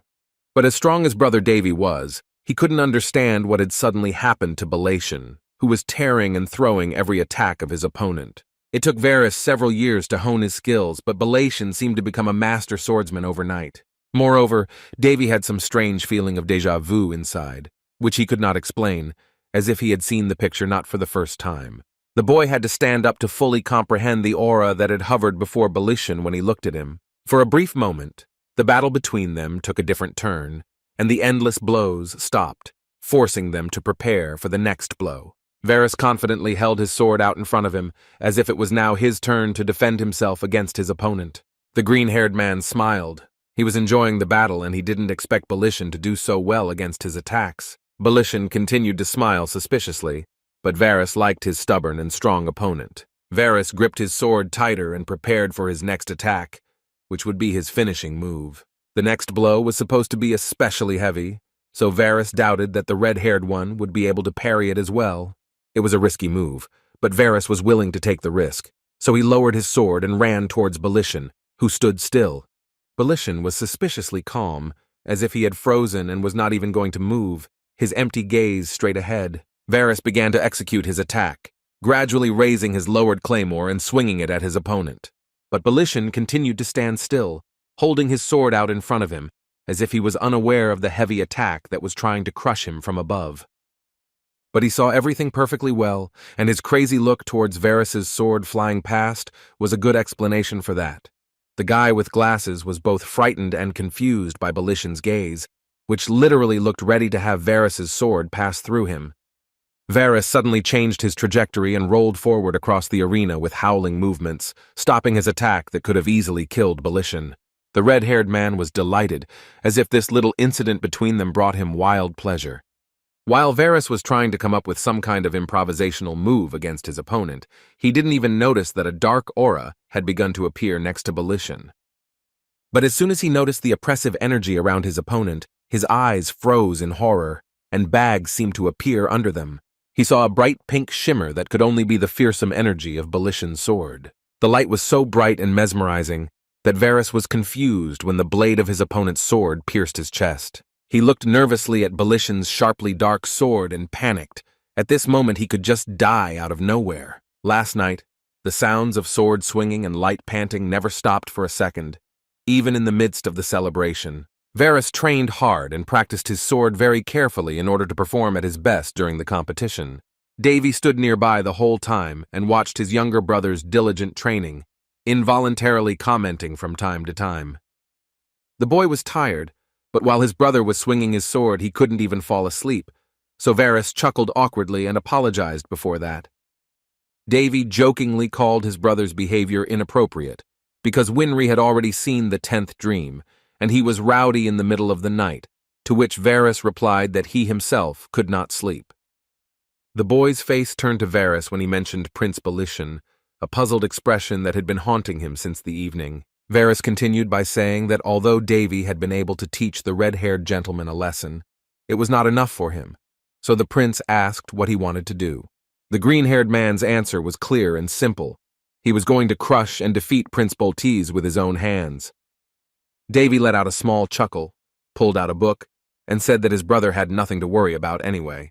Varys continued training to the sounds of the sword cutting through the air and the light exhalations that came out of him on their own. First, Prince Rauna would occasionally glance at his brother, describing his movements as a pure and gentle flow, which was entirely in keeping with his excellent state of mana. Davy looked up from the book in his hands and looked proudly at the diligent Varys, wondering if he should have helped him out a little. The boy's idea was risky and could attract a lot of unwanted attention, but for his brother's sake, he was willing to take the risk. Varys himself was distracted from his training, noticing his older brother, who put down his book and began to approach him. The boy grabbed Varys, who was stunned by the strange gesture, tightly by his shoulders, which were focused on training. To his brother's surprised look, Davy unprincipledly replied that he was going to give him a little massage, so Varys calmed down a little and thanked his brother. The prince smiled and playfully told the diligent client of his unusual beauty salon to relax a little. Davy placed his hands on the area of Varys's shoulders and the back of his head, where streams of sparkling mana gradually began to appear. The boy prepared his concentrated fingers in a slightly sly smile, knowing that such a massage was usually not the most pleasant. Varys felt as if an electric shock had struck his entire body, and he froze, feeling how the power began to tingle and beat back inside him. Davy soothed his brother, pointing to his tense shoulders, while the exclamations from the painful massage could be heard throughout the capital. Varys's breathing began to become difficult, and it was becoming increasingly difficult for him to endure the strange feeling, and the prince secretly explained that the green-haired man should not have overexerted himself so much. Davy was busy stimulating Varys's mana, causing it to vibrate by pressing the most sensitive points of his body, thus filling him with energy. The procedure itself might seem terribly simple at first glance, but in fact it was borrowed from another dimension that violated the principles of the ordinary world. Of course, even in the world where Davy lived, there were interesting places where they did amazing massages, but it was like heaven and earth. Davy began to shout words of encouragement towards his brother, welcoming the new inner strength in his body. The massage hadn't been the most pleasant before, but now the prince began to add elements that made Varys jump and writhe. But the boy did not stop and turned his palm into something like a sharp sword, which he aimed straight at the back of his younger brother. Varys watched in fascination as Davy's gesticulations were as disconcerting as they were amazing. In the end, poor Varys lay on the ground, shaking after such an effective massage, and Davy looked proudly at the fruit of his labor. It seemed as if the relaxing massage had tired and broken the younger brother much more than the training all night long. The boy was pleased, because now Varys was filled with inner strength that could be useful to him in the future, but he remembered something. He roughly patted the tired Varys on the back, loudly telling him to get up from the cold ground so as not to accidentally catch a cold before the tournament. The green-haired man was in no hurry to get up and continued to tremble on the ground for a few more seconds, although Davy only gave him a little backup. Davy looked at his brother with inspiration, who claimed that if Winry were with him, the prince would even carry her in his arms in front of him. The boy clapped his hands and told Varys to go to bed, who instantly vanished at the mere mention that Davy planned to repeat the procedures. The young man looked back, pleased with the symbol that had appeared on the back of Varys's head after the massage session. The symbol looked like a kind of seal that glowed with a bright green light and was visible even through his clothes. Davy had done his job, so with a satisfied expression on his face he turned away, and with bright anticipation went to his chambers. Then, the unfortunate incident with Balishan happened, when he almost plunged his sword into Varys's heart, around which a protective field appeared. The tip of Balishan's blade made direct contact with the seal, which began to rebound with its own energy and weaken the dark aura around him. From a sharp burst of green energy from Varys, the sword itself tore out of the hands of the red-haired prince and flew in the other direction. Varys, not yet knowing that he had managed to repel the attack, fell to his knees, and the sharp sword of the defeated Belition plunged precisely into the ground. The crowd suddenly fell silent. They had never seen such a scene in the Principality's arena among such young fighters before. Belition froze again, his gaze fixed on the helpless Varys just a second ago, while the spectators wondered what had happened. The protective field around the green-haired man began to disappear as the crowd heatedly discussed and analyzed the strange brawl between the two. It was only then that they noticed the energy field around Varys, which had broken down into hundreds of small crystal hexagons. Then the Colosseum burst into a roar and the crowd began to rejoice, because techniques like the energy barrier were the highest-level skills of an expert. Winry was delighted and very happy for her brother, who had so amazingly impressed her, despite the fact that, as always, he had managed to do something wrong. The sister was so engrossed in her twin brother's amazing performance that she didn't even notice when Davy disappeared and left the spectator arch. The energy barrier only softened the powerful blow of the sword, which caused Varys to choke and cough up his own blood. The judges ran up to the exhausted green-haired man and loudly announced that the sparring was over and Belition was declared defeated. The judge angrily shouted at the departing red-haired prince that he had disregarded their rules and tried to kill his opponent, which was tantamount to declaring war on an entire country. The servants representing the kingdom of Boltese ran up to the judge with apologies when he said that he was going to appeal Belition's action. One of the butlers approached Belition and nervously asked him to say something in his defense, but he remained silent and acted completely emotionless. In response to the servant's request to say something, the red-haired prince grabbed him tightly by the neck and squeezed it in a steel grip. He easily lifted the body of the gasping servant, who was still trying to address the prince, and was frantically waving his legs. A few seconds later, the butler's head turned into a huge, bloody cloud, and the crimson substance flared up in all directions. The judge and the other butlers looked in horror at the brutalized Belition, whose face alone was not even remotely human. In full view, the butler's dead body fell to the ground, and the entire audience screamed in horror that Prince Belition had killed a man. The red-haired man raised his bloody hand, which looked more like the claw of a terrifying monster. His wide smile didn't disappear, but only grew bigger, turning into a truly brutal grin. This was no longer Prince Belition. His body belonged to an entirely different creature, one that took pleasure in the pain and suffering of others. The audience was once again in an uproar, but this time their cries were far from solemn but rather alarming. People began to run in different directions, so as not to become the next victim of the monster, which was ready to kill a person in front of everyone. It was supposed to be a grand, friendly competition, but from one moment to the next, the Colosseum could live up to its status as an arena and turn into a real bloodbath. Belition never stopped smiling for a second, as if it was the only expression he could muster. Amid cries that Prince Boltese had gone mad and become a monster, the monster in the prince's costume began to growl bloodthirstily with its cutting voice. People ordered the priests and the judges to suppress the damned monster, but they replied that they would never be able to stop such a monster alone and needed support. Soon, Varys woke up after the abrupt end of the battle and the softened blow to his chest, seeing his older brother in front of him. The green-haired man's eyes were barely open. The sun was begging to shine into his eyes, and he still felt an incredible weakness throughout his body. Davy didn't answer at first and just looked warmly into his brother's eyes, and then asked if he had slept well, but Varys mumbled something about the tournament. The boy immediately understood what his brother was worried about and reassured him, adding that he had fought simply superbly. Varys held out his hand to the son, still coughing and asking in a shaky voice if Davy had seen his technique.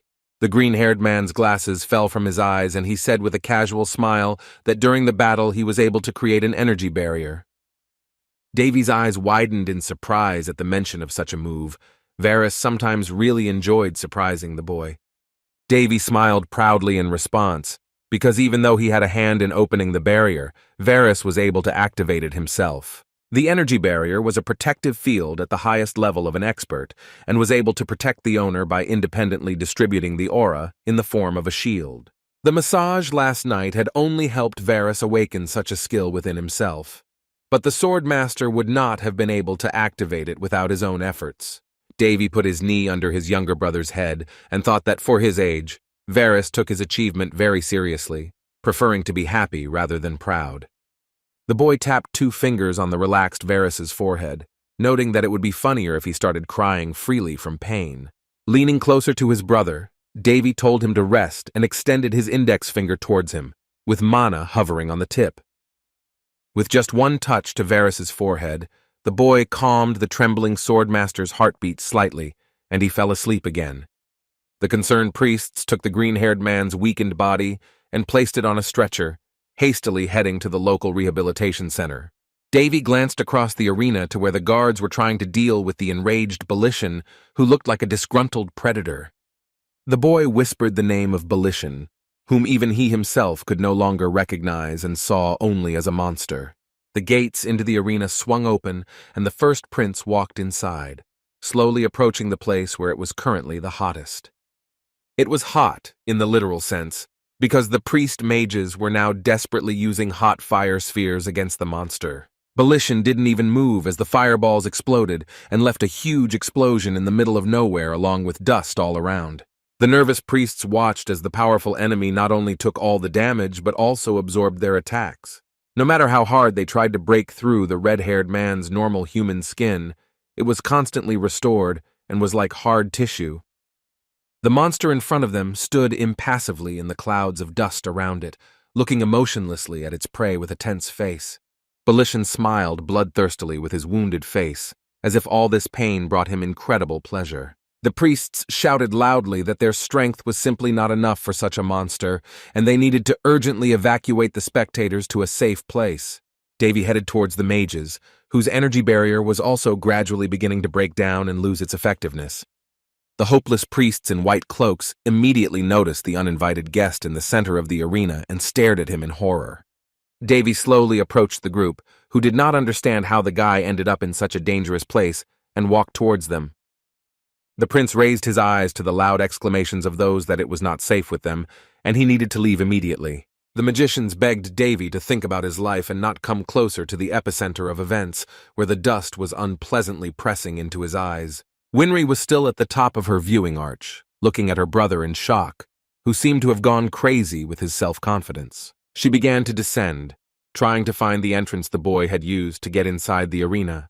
Despite the priest's warnings, the boy came even closer and saw how the enraged Balishan killed another guard. The monster growled with displeasure, greedily looking for its next victim among the crowd of enemies who dared to attack it. Davy grinned and said cheekily to Balishan that he had worked up quite a bit over the night. The boy lowered his red eyes and began to wonder where he should start in order to have some proper fun with his opponent. The damned Balishan tore his vocal cords and made loud sounds that no longer even resembled growls, but rather desperate screams. The enraged monster very quickly headed towards Davy, and the magicians and guards stood in front of His Majesty to protect him from the monster jumping on them.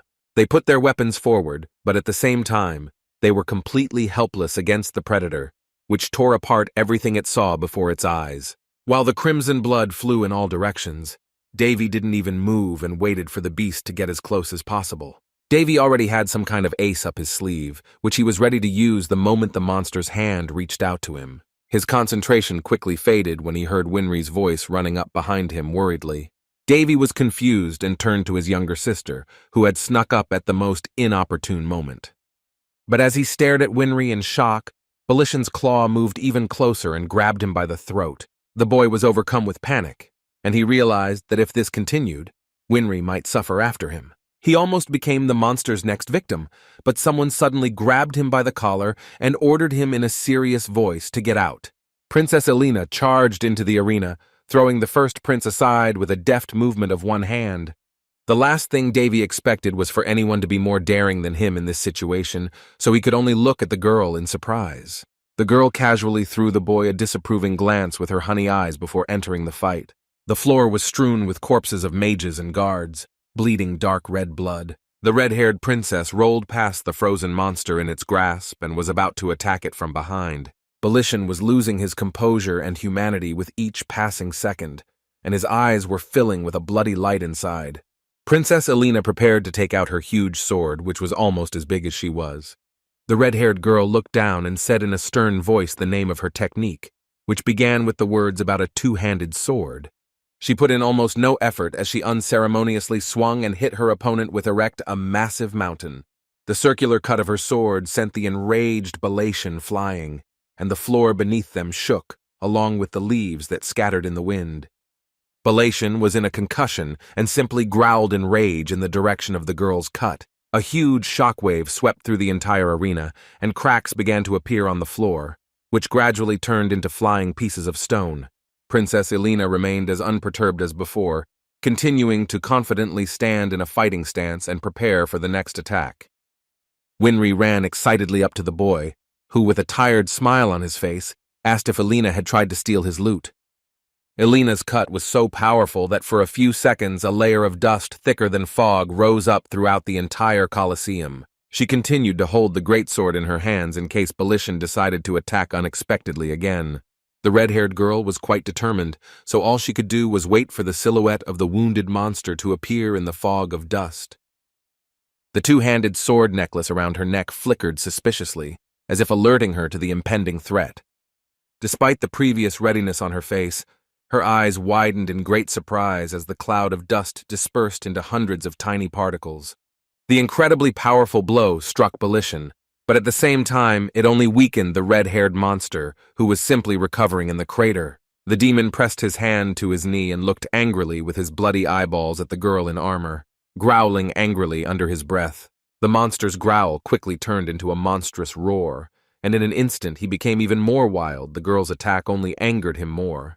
With each passing minute his face became more and more deformed, his eyes became even more bloodthirsty, and his teeth looked more like fangs. Princess Elena did not mince words, so she threw down her sword and began a series of hand-to-hand attacks on her opponent, each of which he took for granted.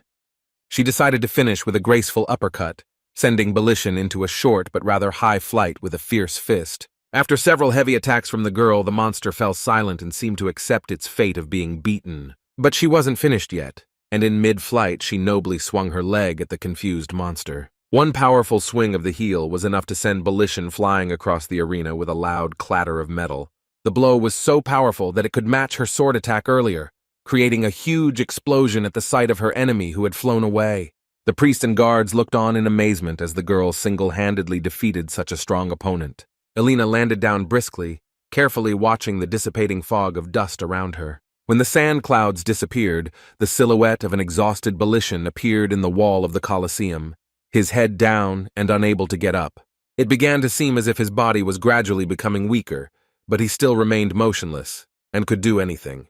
Princess Elena proudly raised her head and adjusted her hair to the cheers of the crowd, who called her a brave hero.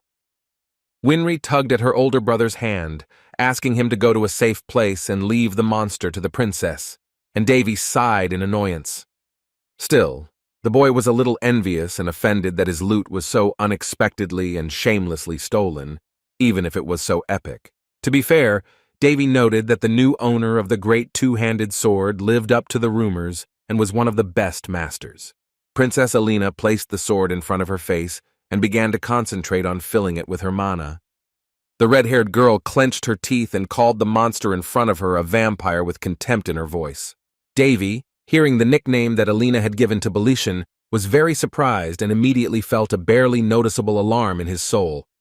As soon as the moment of glory ended, the atmosphere inside the stadium began to become tense again, but for some reason very familiar to the boy. With the help of mana and the help of the priests, Elena tied up the monster in front of her and was ready to decapitate the monster in a jump. The so-called vampire tried to break free from the chains of mana, like an animal that despised being on a leash. Instead of taking another blow from the girl, Belation directed his own hand with sharp claws in his direction. Davy accidentally stepped forward, the anxiety that was filling him more and more with each passing second, while Winry wondered why he was starting to fuss. The monster instantly plunged his own hand into his chest, and his unusually dark blood splashed painfully all over the place. Princess Elena looked warily at her target as he almost committed suicide. The red-haired monster's face once again took on a sinister grin, and his eyes filled with oppressive darkness. When it broke free from the chains with a bright bloody light around it, Davy's fears were realized. In front of him was some kind of bloody phallus. The red light inside the stadium blinded the priests, who were left completely helpless against the monster's new move. The bloody light began to gradually turn into a thick fog, irritating everyone present. The stadium was empty. People were losing consciousness due to the strange crimson smoke that was eating away at everything around them. Winry fell to her knees in front of Davy, coughing loudly into his shoulder through her raspy breath. The younger sister had difficulty breathing, and it felt like the smoke was trying to get into her throat and interfere with her. She didn't even have the strength to look into the eyes of her older brother, who was holding her close, trying to calm her down in his embrace. The fog was all around, and Winry felt too anxious to think clearly, so Davy had to comfort her. The boy leaned towards his stuttering sister and whispered that nothing terrible had happened, hinting that it would soon be over. Winry could barely make out her brother, who was trying to force some sort of reassuring smile in front of her. Davy put his hand on Winry's green hair and told her to have a good rest, which made the girl calm down a little. The girl fell and peacefully fell asleep on her older brother's lap, who continued to gently mumble to her to be patient a little and dream. For a second, the boy wanted to stay with her in this position and not worry about anything at all, because he needed to hold on for his sister. But there was a terrifying red fog hovering around him, which not only distracted him with its eerie presence, but could literally eat Winry at any moment. Davy mentally called himself a sloth and decided to take action, leaving his little sister alone with the sleepy landscapes. The boy acted quickly, knowing that if he did nothing, the dangerous fog could easily mix with his spirit magic. An enraged monster screamed in the background, making it even more difficult for Davy to concentrate and make the divine energy wake up. When a person reached a certain level, he could connect with a certain mana, and his abilities would gain individuality. As was already known, Davy had 3 types of powers, but each power had its own special qualities, almost like character traits. The spirit magic was quite psychopathic and commanded its use, brazenly bursting out almost of its own free will, but it was effective in this way. Normal mana was more like ice and required a bit of effort, but in return it worked incredibly well, even though it retained its normal appearance. The sacred power was the most stubborn of them all, and almost did not yield to its owner, as if it did not want to have anything to do with him. Such a force was deaf to orders, and forcing it to do something was more like a losing lottery, so Davy suffered every time he tried to awaken it. No matter how difficult the situation or circumstances, the sacred power is simply unable to come out unless it is properly pressed. But soon, he finally managed to release the sacred magic, and a golden light came out from his hand, shining brightly on his face. A golden light with silhouettes of holy figures surrounded Winry and Davy. It was the 4th level of sacred magic and was called Shining Patron. The glow was so bright that it was able to clear a small area near them from the devouring red fog. After finishing using the technique, the boy breathed a sigh of relief and looked at the peaceful Winry, who was now safe from the fog. Davy looked around, admitting that the fog was still very creepy, and even just looking at it made him feel sick. The technique the monster used was called the Blood Fallis, or City of Blood, and it strengthened the owner by drawing on the life force of those around him. The 4th level sacred power was strong, but such power was not enough to save the thousands of people inside the stadium. Davy stepped forward with the thought that at least he could back up Winry, and Varys was in a safe place in advance. A monster who had completely lost touch with his human form and assumed his true form peered out from the fog in a terrifying manner. The boy came closer and grinned, saying that they were lucky since they wouldn't have any witnesses. Princess Elena was stronger than other people, and could still stand on her last legs in the middle of the eerie, bloody fog. Her legs were shaking badly, and she had to lean on her sword to keep her balance and not fall to the floor. Davy decided to enter the arena in front of the weakened girl in order to cover her if necessary. The boy looked back and stared at Princess Elena. Her state was somewhat problematic in this situation. In fact, he was a little surprised that inside such a dangerous piece of equipment, someone could still stand on their feet and not lose consciousness. But one thing definitely didn't surprise him, and that was that it was Elena who was able to hold out against such a strong technique, because it wasn't for nothing that she was the owner of a divine sword. Davy even felt a little embarrassed because the princess looked very graceful, even when she was on the verge of death. Princess Elena raised her head, but her face was so tired that she couldn't even make out who was standing in front of her. The boy decided to come closer and put his cold hand on the girl's shoulder to bring her back to reality. As if by a click, Elena woke up and stared with wide eyes at the guy who was able to wake her up from her confusion. The red-haired girl immediately removed the young man's hand from her shoulder and awkwardly took a few steps back when he asked if she had come to her senses. He told her that they were still in danger, but she looked at him as if there was some misunderstanding. The monster in the shadows still stood and growled from time to time, leaning its body forward and looking into the void with its flickering eye. Davy waved his hand and told the girl to stay put while he dealt with the monster himself, but she shouted after him and asked what he was doing. She didn't let the boy just leave and grabbed his wrist tightly. Her royal grip was still strong, even in her exhausted state. The girl asked loudly why the boy was still okay despite the fog that was sucking the life out of everyone else. Suddenly, Davy went silent, although usually, due to his pride, he always had a prepared answer to any question. The boy, of course, thought that Elena suspected something, but he himself forgot that he could seem suspicious. Now he wasn't just a miserable prince who had just come out of a coma, but a miserable prince who had come out of a coma and found himself in a suffocating fog. So Davy didn't make up any new stories and simply replied that he had no idea how he was still able to stand on his feet. Princess Elena looked angrily at the strange guy, who mentally asked her not to hate him so much while he was helping them out.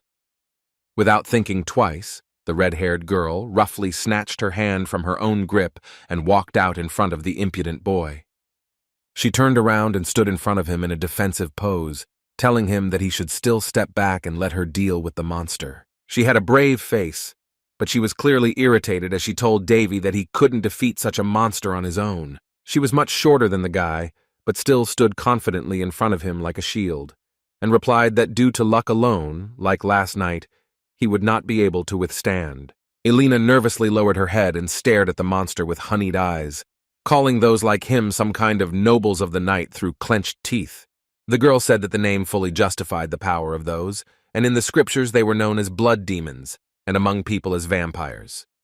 Davy crossed his arms and looked at Elena with a puzzled expression, who once again told him not to interfere and not to rely on ordinary luck. She continued by saying that she didn't feel any mana presence in the guy at all, so the vampire would have simply torn him to shreds and then ordered him to run. The boy tried to object and say that the monster would hardly let him go after noticing him, but the girl in armor replied that she would try to protect the boy. The young man looked again at the focused Elena, who, although nervous, was still ready to fight against such an enemy. For the first time in a long time, Davy felt like he had a man in front of him that he could trust to protect his life.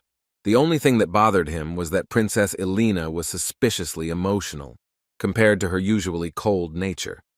She clenched her teeth in anger, her eyebrow twitched involuntarily at times, her hands gripped her sword tighter than usual, and her legs trembled slightly.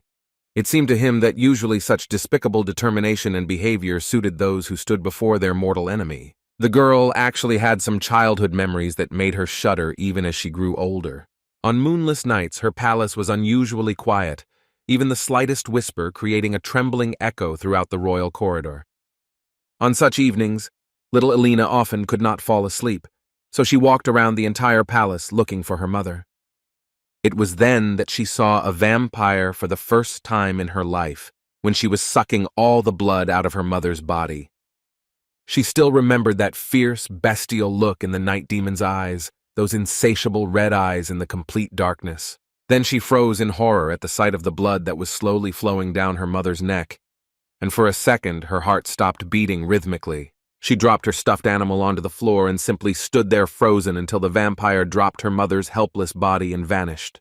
Since then, she was not even able to look at tears with relaxed eyes, because now she associated them with her mother's dripping blood.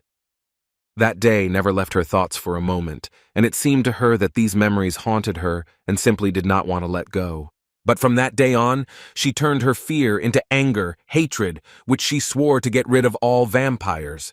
The demon growled towards the girl, and Elena replied that she was going to rip everything out of him, right down to his roots. Elena was determined and had no intention of stopping until her death, even if she had to fight endlessly. The monster let out a shrill roar and prepared to attack the girl, who could not give him any peace and was just as stubborn. Elena's golden eyes focused on the enemy. There was a familiar determination in them, but at the same time, there was noticeable contempt and rage. An unjustified blow from behind confused her. For a second, it seemed to her that someone had hit her with a blunt cornerstone. She couldn't understand why, but the impact was strong enough to make her fall with almost no strength left. Davy replied that he didn't know why the girl was so obsessed with vampires, but asked to give him a chance to figure it out himself. The girl was more interested in what strange ability he used to attack her out of thin air. The guy kept the suspense and said he had no idea, then prepared for battle and asked her to just watch him. The young man clenched his fist and began to reason out loud, as if trying to think of something sensible before attacking. The vampire finally moved and began to run towards the two, with a loud roar and rumble under his feet that even made the ground shake. The young man had some practice in the gallery with vampires, but it was relatively early on in his journey, when he was still forced to kill them by the thousands. The huge vampire jumped up and tried to crush the boy with all his weight, but he didn't even intend to move, as he was well acquainted with such techniques. In this case, such a vampire, although of impressive size, was still just an infected victim of the bloody phallus. For Davy, such opponents were more annoying than incredibly powerful, so he had only one strategy against such characters. All it took was just touching the attacking vampire with the tip of his hand to launch the next attack. All the vampires had similar weak spots, and a big guy like that was too stupid not to attack completely mindlessly, so Davy repelled his attack with a slap on the back. The boy told the growling monster that even after yesterday's fiasco, he continued to make the typical mistakes of an inexperienced fighter. Now it was Davy's turn to attack, and he concentrated all his mana into his hand, which began to glow with a dark purple light. He placed his hands on the vampire's chest, in the area where his heart was, and pressed hard with mana, creating dark sparks around it. In a matter of seconds, the monster was immobilized by the demonic blood rupture skill. A huge purple energy beam easily passed through the vampire's heart and instantly struck the monster, creating sound waves around it. Where the giant vampire once stood, now there were only a few broken stones left, through which his body had rushed and embedded itself into one of the statues. Davy was pleased, and Princess Alina looked on in amazement at how quickly the boy dealt with such a strong opponent. The clouds of dust began to evaporate along with the red fog, and the girl quietly mumbled that this was simply impossible. The vampire was completely defeated, decorating one of the amphitheater's title pages with his tortured body. Princess Alina still couldn't believe her eyes, because this was the first time she had seen someone defeat a vampire so easily. The picture involuntarily seemed too absurd to the girl, especially when the first prince stood before her in a completely imperturbable pose. Davy exhaled magnanimously and threw his head back slightly, saying that he felt incredibly refreshed after the battle. She sat silently on the ground, looking at the dust flying around and the remains of the destroyed monuments of the stadium nearby. In some places there was still a bloody fog, and in it lay the lifeless corpses of magicians and the guard of the Colosseum. And the girl did not understand how this was possible. The red-haired girl looked at the destroyed statue, still shocked that even her two-handed sword couldn't stop such a threat. Moreover, in the end, that vampire was defeated by a very ordinary person, in whom there was not a drop of mana or talent for wielding a sword. But the most offensive thing was that this same man was simply an unfortunate prince who had come out of a coma less than a year ago. The prince presented his handiwork to the girl and extended his hand to her, and she was so engrossed in her thoughts that he frightened her. Davy, without removing his cheeky smile from his face, looked at the frightened Alina with questioning eyes. He did not remove his hand and continued to extend it to the girl, tacitly showing her a note of his trust in her. She came out of her thoughts and understood what he was getting at, but for a few more seconds, she just looked at the boy's hand in doubt. The girl in armor pressed her lips together awkwardly. For some reason, she was very nervous and wasn't sure if she should accept the guy's offer. She hesitantly began to extend her hand towards the boy, her hand still shaking slightly from the intense fight. Princess Alina stopped abruptly when it turned out that the boy was actually just asking her to borrow her sword. Davy blinked innocently at the armored girl, as if he had no idea that his gesture could be taken any other way. The red-haired girl cleared her throat, and her face turned red from the burning shame, but it wasn't because of the awkward situation with her hands. Princess Alina pointed to her two-handed sword, which had broken during the previous duel, leaving a blunt tip on its formerly sharp blade. The boy replied that he needed another sword, and unceremoniously extended his hand towards the girl, grabbing the sword necklace from around her neck. The girl looked in surprise at the young man, who somehow knew about her secret about the divine sword. When the red-haired girl asked him in shock how he knew about her sword, the boy noted that when fighting a boss, you need to be fully armed. He opened his palm, in which lay Princess Elena's silver sword. It looked like a miniature copy of the real divine sword. In addition to the sword that saved the world, the hero blacksmith Surt created many weapons throughout his life. Songs were sung about him in the 1001 Nights. Even simple materials could become a real treasure in his hands, and he was most famous for his ability to smelt weapons from mana. One of Surt's amazing achievements were the 12 famous swords, which were kept in different parts of the continent as national treasures. The great blacksmith also had individual masterpieces, and one of them was the divine sword Caldera's itself, called the Snow-White Defender in the language of spirits. Each of Surt's swords was unique in its own way, but even among them Caldera stood out, for he had created this blade for his friend Hares at the cost of his own life. Thus, a peculiar entity, otherwise known as the ego, was embedded into the hardened piece of sharp metal. Inside this sword was a whole personality with its own feelings and experiences, which was capable of releasing its power on its own. And while Davy was already well aware of the nature of the necklace in front of him, not everyone knew the true nature of the miniature sword. He couldn't help but roll his red eyes, because along with the truth he knew about the sword's essence, he was also just as well aware of its complex nature. The sword seemed to come to life. The voice inside it became furious and began to scream, asking the boy who he thought he was to grab it so brazenly. Davy closed his eyes uncomfortably as he listened to the sword's orders to let him go, even though he had been aware beforehand that it often acted like a grumpy old man. The boy politely asked the sword to stop being indignant and awkwardly replied that he was not deaf and did not need to be repeated. This only made the sword howl louder and began to flail about in the boy's tightly clenched fist, trying to get out. The young man looked at the sword swinging in his hand and made a vulgar joke about its suspicious tendencies to vibrate. But the guy didn't appreciate the guy's humor. The sword still didn't give in and demanded to be released, but Davy demanded that he agree to work together in return. Princess Elena finally came to her senses and desperately extended her hand, ordering him to give her the necklace back.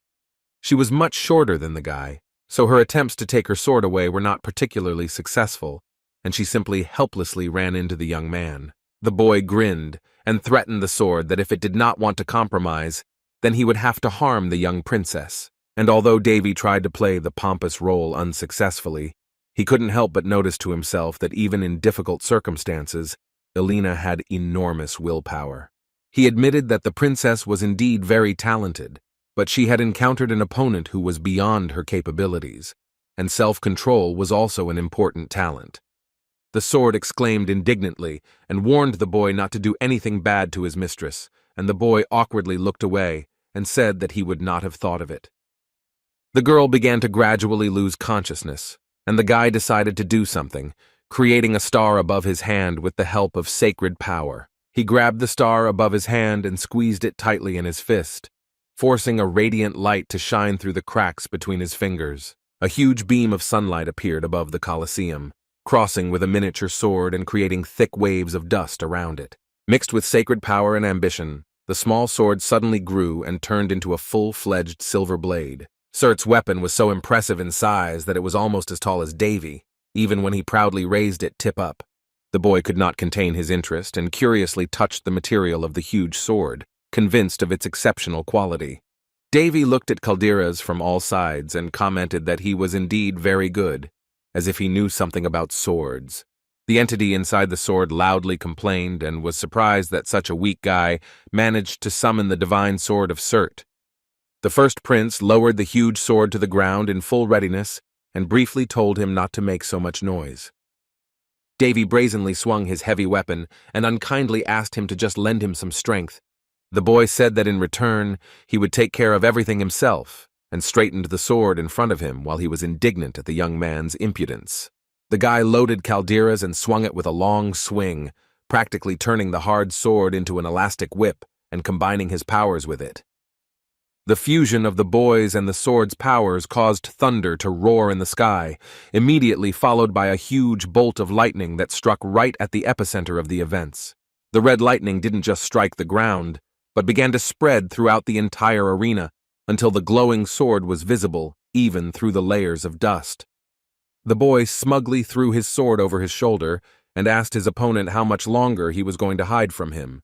The Thundersword's strike caused a barely noticeable crack to appear in the sky, which gradually widened, so the guy repeated his question even more boldly. The crack in the middle of the red mist began to widen, emitting eerie sounds through the disturbing hum within. From the gap in the sky, oppressive bats from the dark aura began to fly out, at which the prince looked all-knowingly. The boy commented towards the woman's silhouette that although he knew his opponent was a vampire, he did not expect to encounter a high-ranking monster.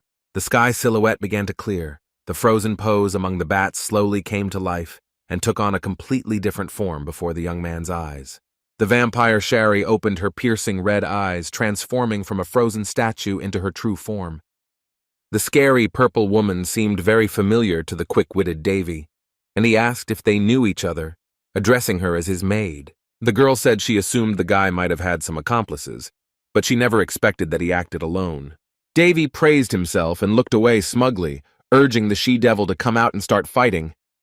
He added that his neck was already numb from looking at her from below, which she called a very impudent gesture on the part of the young man. That clown decided to play a joke and said that from that angle he could still clearly see everything that was under the vampire woman's dress. The guy's insolence made the girl angry, and she looked at him with eyes full of contempt and arrogance. Davy clearly decided not to delay the battle and gripped his sword even tighter before launching a brazen attack. The boy swung, and even in the blurry flight one could see how the Caldera's gem glowed with a blue light. Shouting at her to come down, the guy swung deep with all his might and let the enormous weight of the sword roll over him, causing him to almost fall. Sherry analyzed it on the fly and responded with anticipation that she was ready to accept the guy's challenge due to the scale of the tragedy that had happened. She explained that even if all the vampires were eliminated, the boy would never be able to blame Queen Linz for everything, and the kingdom of Boltiz would not declare war on them. The boy dropped to his knees and concluded that the woman had simply decided to appear before him because she had nothing to lose and was confident that she could win. He rolled his eyes and began to wonder out loud what he should do in such a situation when he finally came across a smart enemy but told her to close up shop. The girl looked at him as if he was telling her some unacceptable things and asked what kind of nonsense he was constantly muttering under his breath. A bloody aura began to appear above her pale hand, covering her wrist and mixing with the black mist. A huge whip appeared in the girl's hand, which she swung and released a series of consecutive cutting strokes. She calmly and gracefully directed her blow to one side of the arena, hitting the already destroyed statue in front of her. The stadium gradually began to turn into real ruins as several waves of destructive attacks from Sherry passed through it at once. From the shockwave, Davy slightly slipped on the stone statue he had been standing on before accepting the battle with the girl. The red mist began to gradually return and become thicker, indicating that Sherry's feelings were becoming more intense. In the red mist of the sky, flickering lights of bloody color began to appear, staring menacingly at Davy. They surrounded the guy from all sides. The flickering could be seen even in the walls of the stadium, where the fog seemed the densest. The red lights, due to their quadrangular shape, began to turn into bloody fragments in the form of sharp crystals. Davy was forced to jump off the monument and fall head first, watching as the crystals mercilessly dug into the stone structure in front of him. But there were so many of them that no fortress wall could have stopped them all without a direct clash with people. Davy flipped in midair and tried to land on the obelisk, which he had to brace himself against with an irritated hand, inches from the projectiles. Soon the boy fell to the ground, and he tried to run forward as quickly as possible to gain enough distance against the blood crystals. When he was far enough away, he grabbed Caldera's tighter, and the gem on the hilt began to glow. The boy quickly ran his soul across the floor and swung hastily, without looking back, creating a crushing cut around himself. It was a very risky move, but thanks to it, the guy managed to destroy several sharp shells, the fragments of which flew in all directions. The vampire girl snorted and admitted that the guy was much more capable than she initially thought, but she still considered him a pathetic little human. Davy waved it off and lowered his sword for a second, protesting and saying that her words were a bit ironic when she herself served an ordinary person. The woman's eye twitched nervously, and she gripped her whip tighter, warning the boy one last time about his offensive tone. She swung with all her might, so much so that the blow was directed exclusively towards the guy, and not the entire stadium. Hares once said that the vampires of the race were some of the strongest representatives of the race, who were simply born already insanely powerful, and then could become even more terrible. Such vampires were so dangerous that it was almost impossible to defeat them without the help of elves, even for a strong person. Then Hares asked Davy if he was interested in learning how he defeated them by the dozens, and the boy obediently nodded. The sword hero explained that it was enough to anger such vampires enough for their actions to become predictable and less skillful. This technique was especially relevant for vampires, because they were inherently very proud and did not like to lose, feeling how their pride was hurt. The boy often remembered Hares as a complete idiot, but sometimes he wondered how he would have been treated in the Palin Empire, where he was highly respected. The girl continued to unceremoniously direct her attacks towards Davy, each one becoming more ferocious than the last. Davy jumped back from the woman's more predictable blows, while she simply spent her energy pumping out as many swings as she could at once. The boy landed painfully on his foot and slid back a little on the smooth surface of the stadium, preparing to charge his attack. He swung the charged divine sword twice and sent 2 crossed slashes, surrounded by lightning, towards the vampire. 2 divine waves began to approach the vampire at a rapid speed, who remained unperturbed by the guy's attacks. She didn't have to dodge because she had her own barrier, which instantly blocked the boy's blow and turned it into ordinary sparks. Davy froze nervously for a second because he had not expected the girl to be protected by some special shield. The boy had to quickly take a breather and comment on the situation, calling the girl's shield a kind of bloody barrier, and Calderas was able to understand that she was of the Count's level. Calderas added that although the heiress looked young, if she had the right family connections, she could easily become the matriarch of an entire family.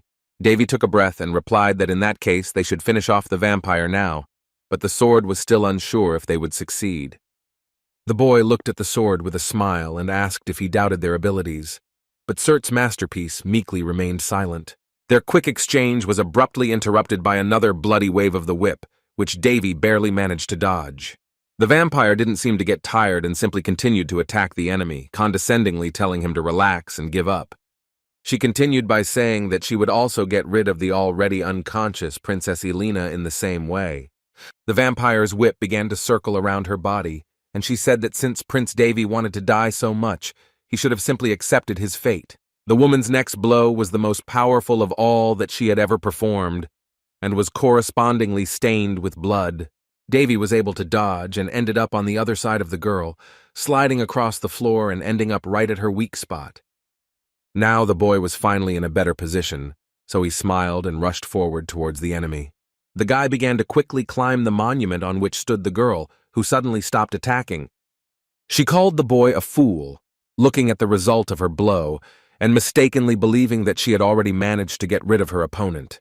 Davy landed successfully on the hard surface of the woman's whip and jumped high into the air, rising slightly.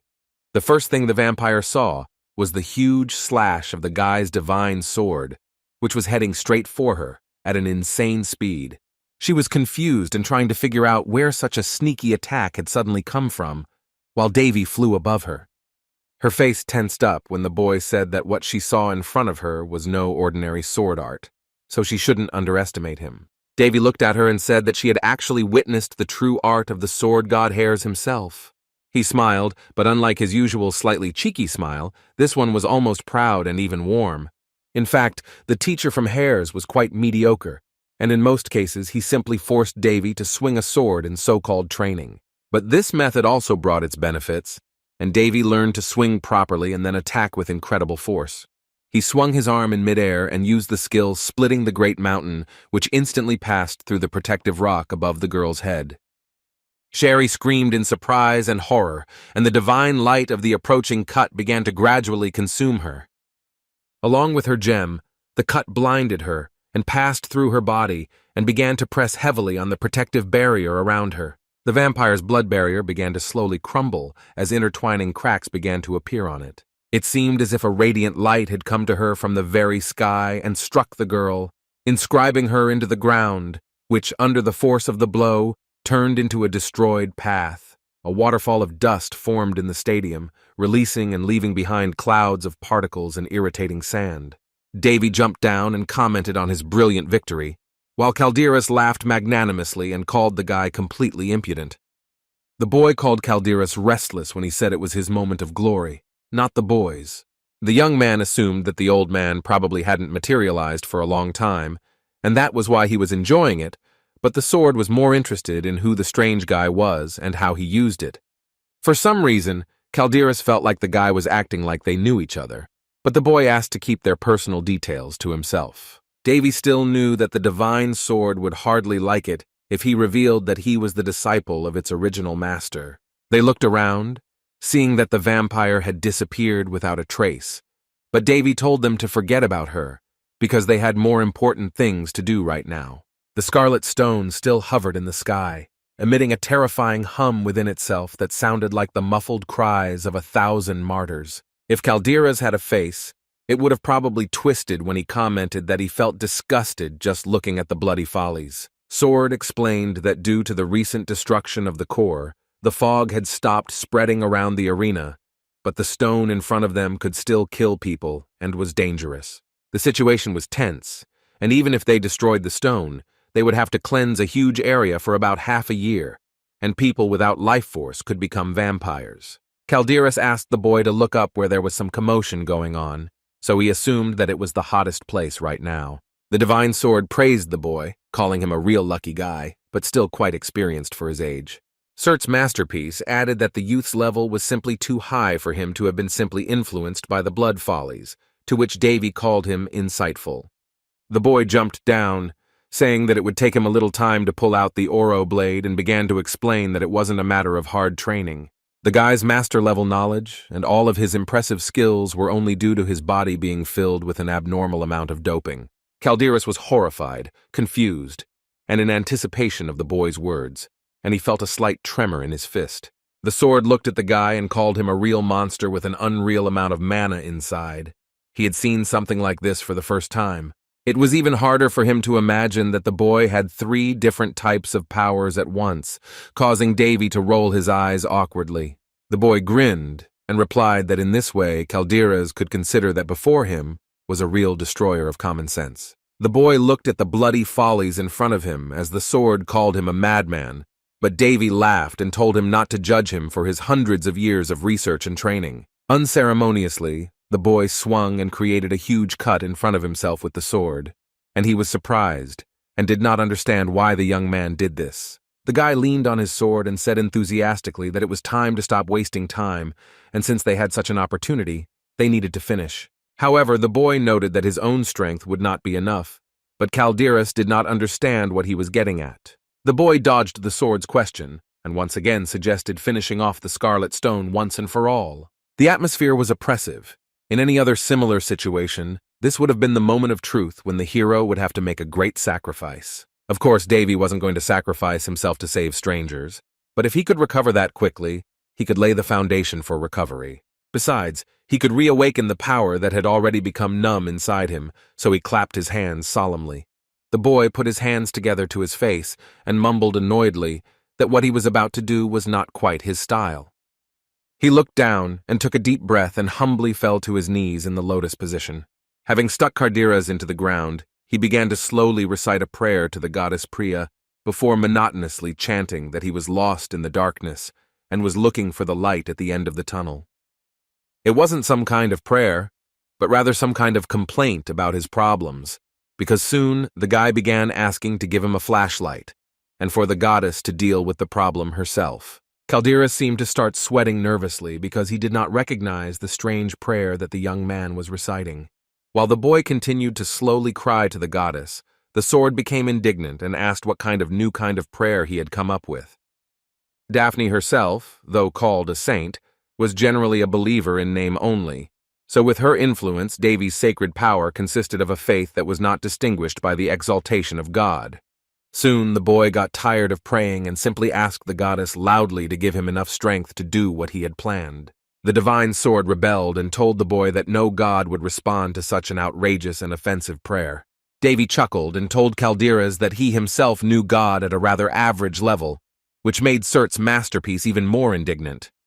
The whole truth was that the love of God is received not by the believer who prays a lot and showers him with praise, but by the one who can prove his loyalty by his actions. Davy reasoned that if the problem of the bloody follies was too big for the situation, it would be better to solve it with the powers above. Saint Daphne, the owner of the strongest sacred power of all time, created the most outstanding sacred magic, but it requires God's permission to use.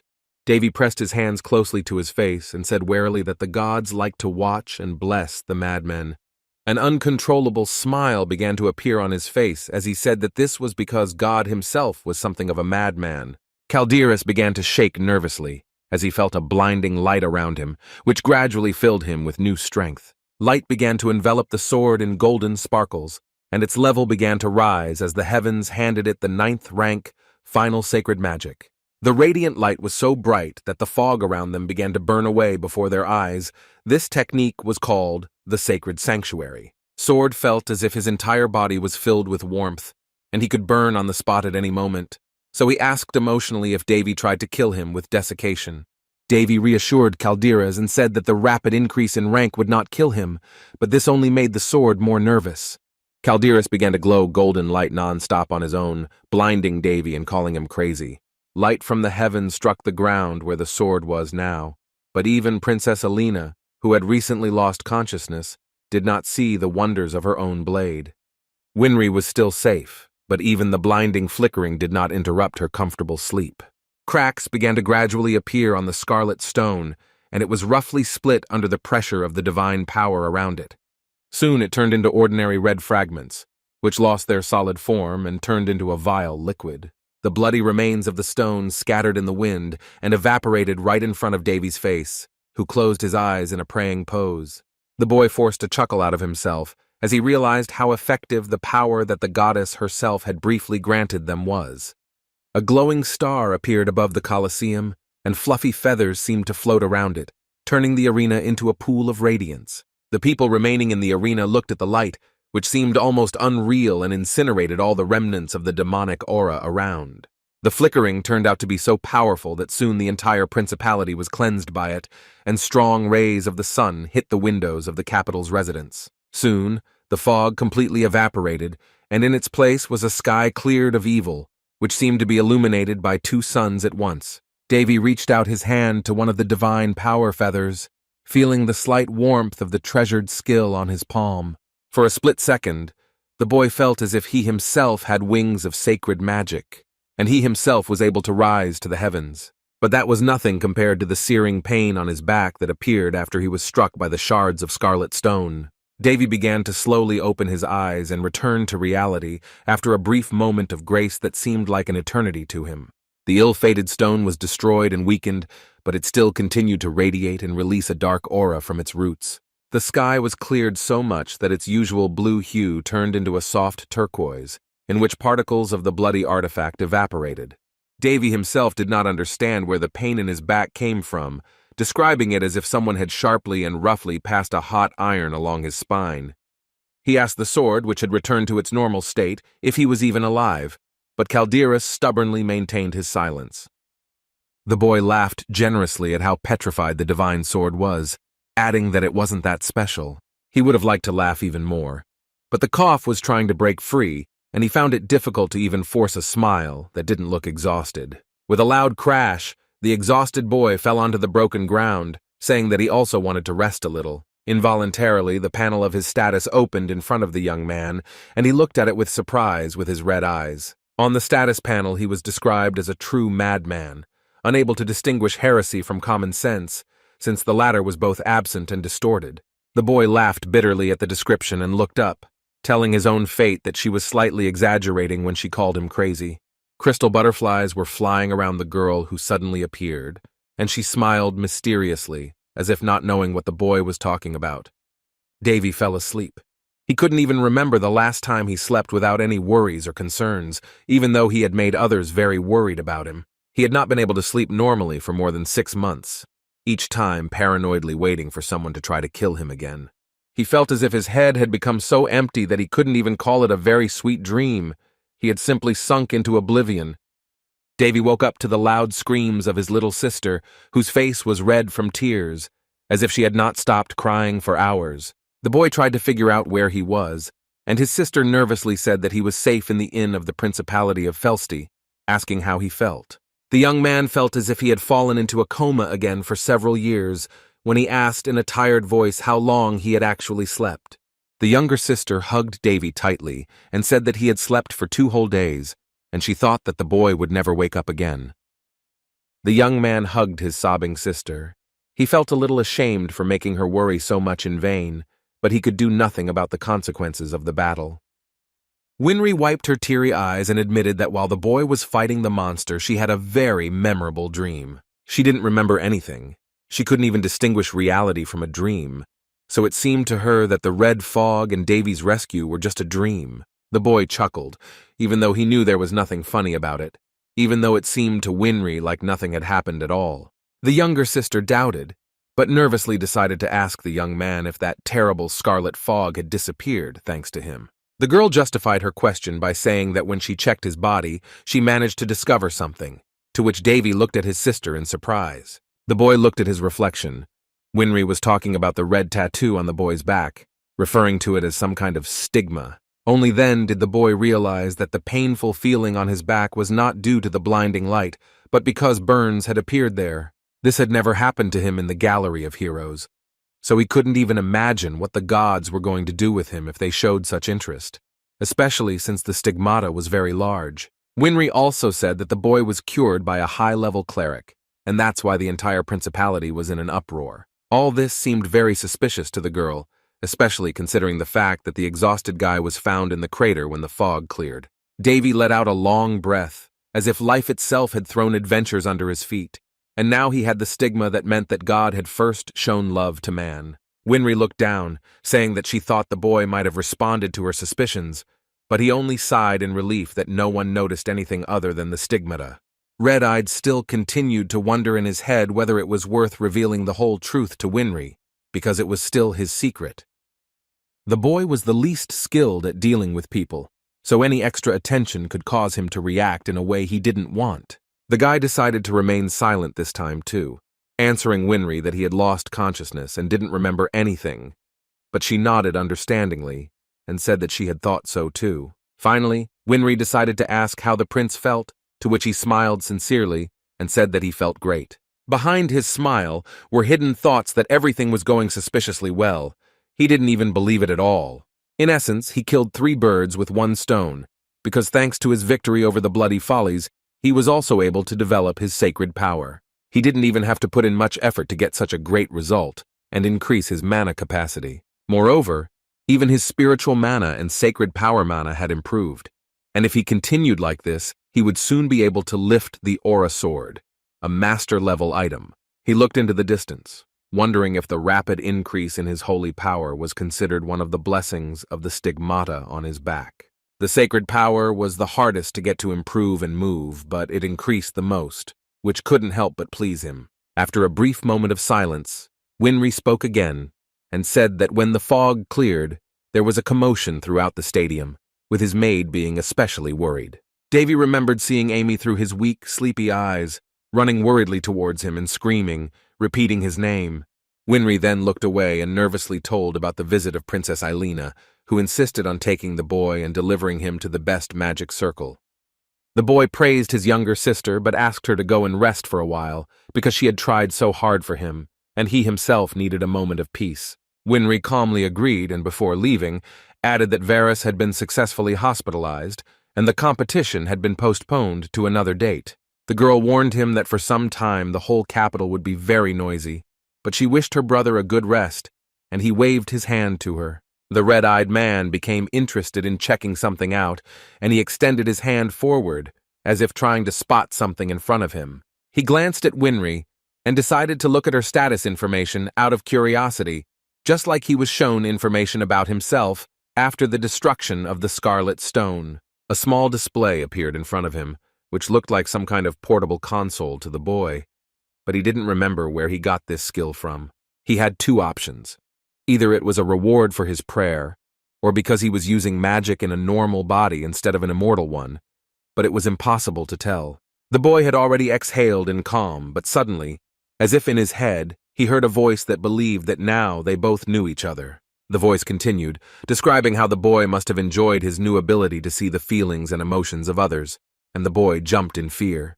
The young man began to look around nervously, trying to find out where the mysterious voice came from, and why it was in his room. Davy held his breath quietly, his eyes narrowing, his heart pounding, his body tensing, moving only in sharp spasms. He again began to suspect that one of the royal servants had begun to follow him and try to penetrate his mind.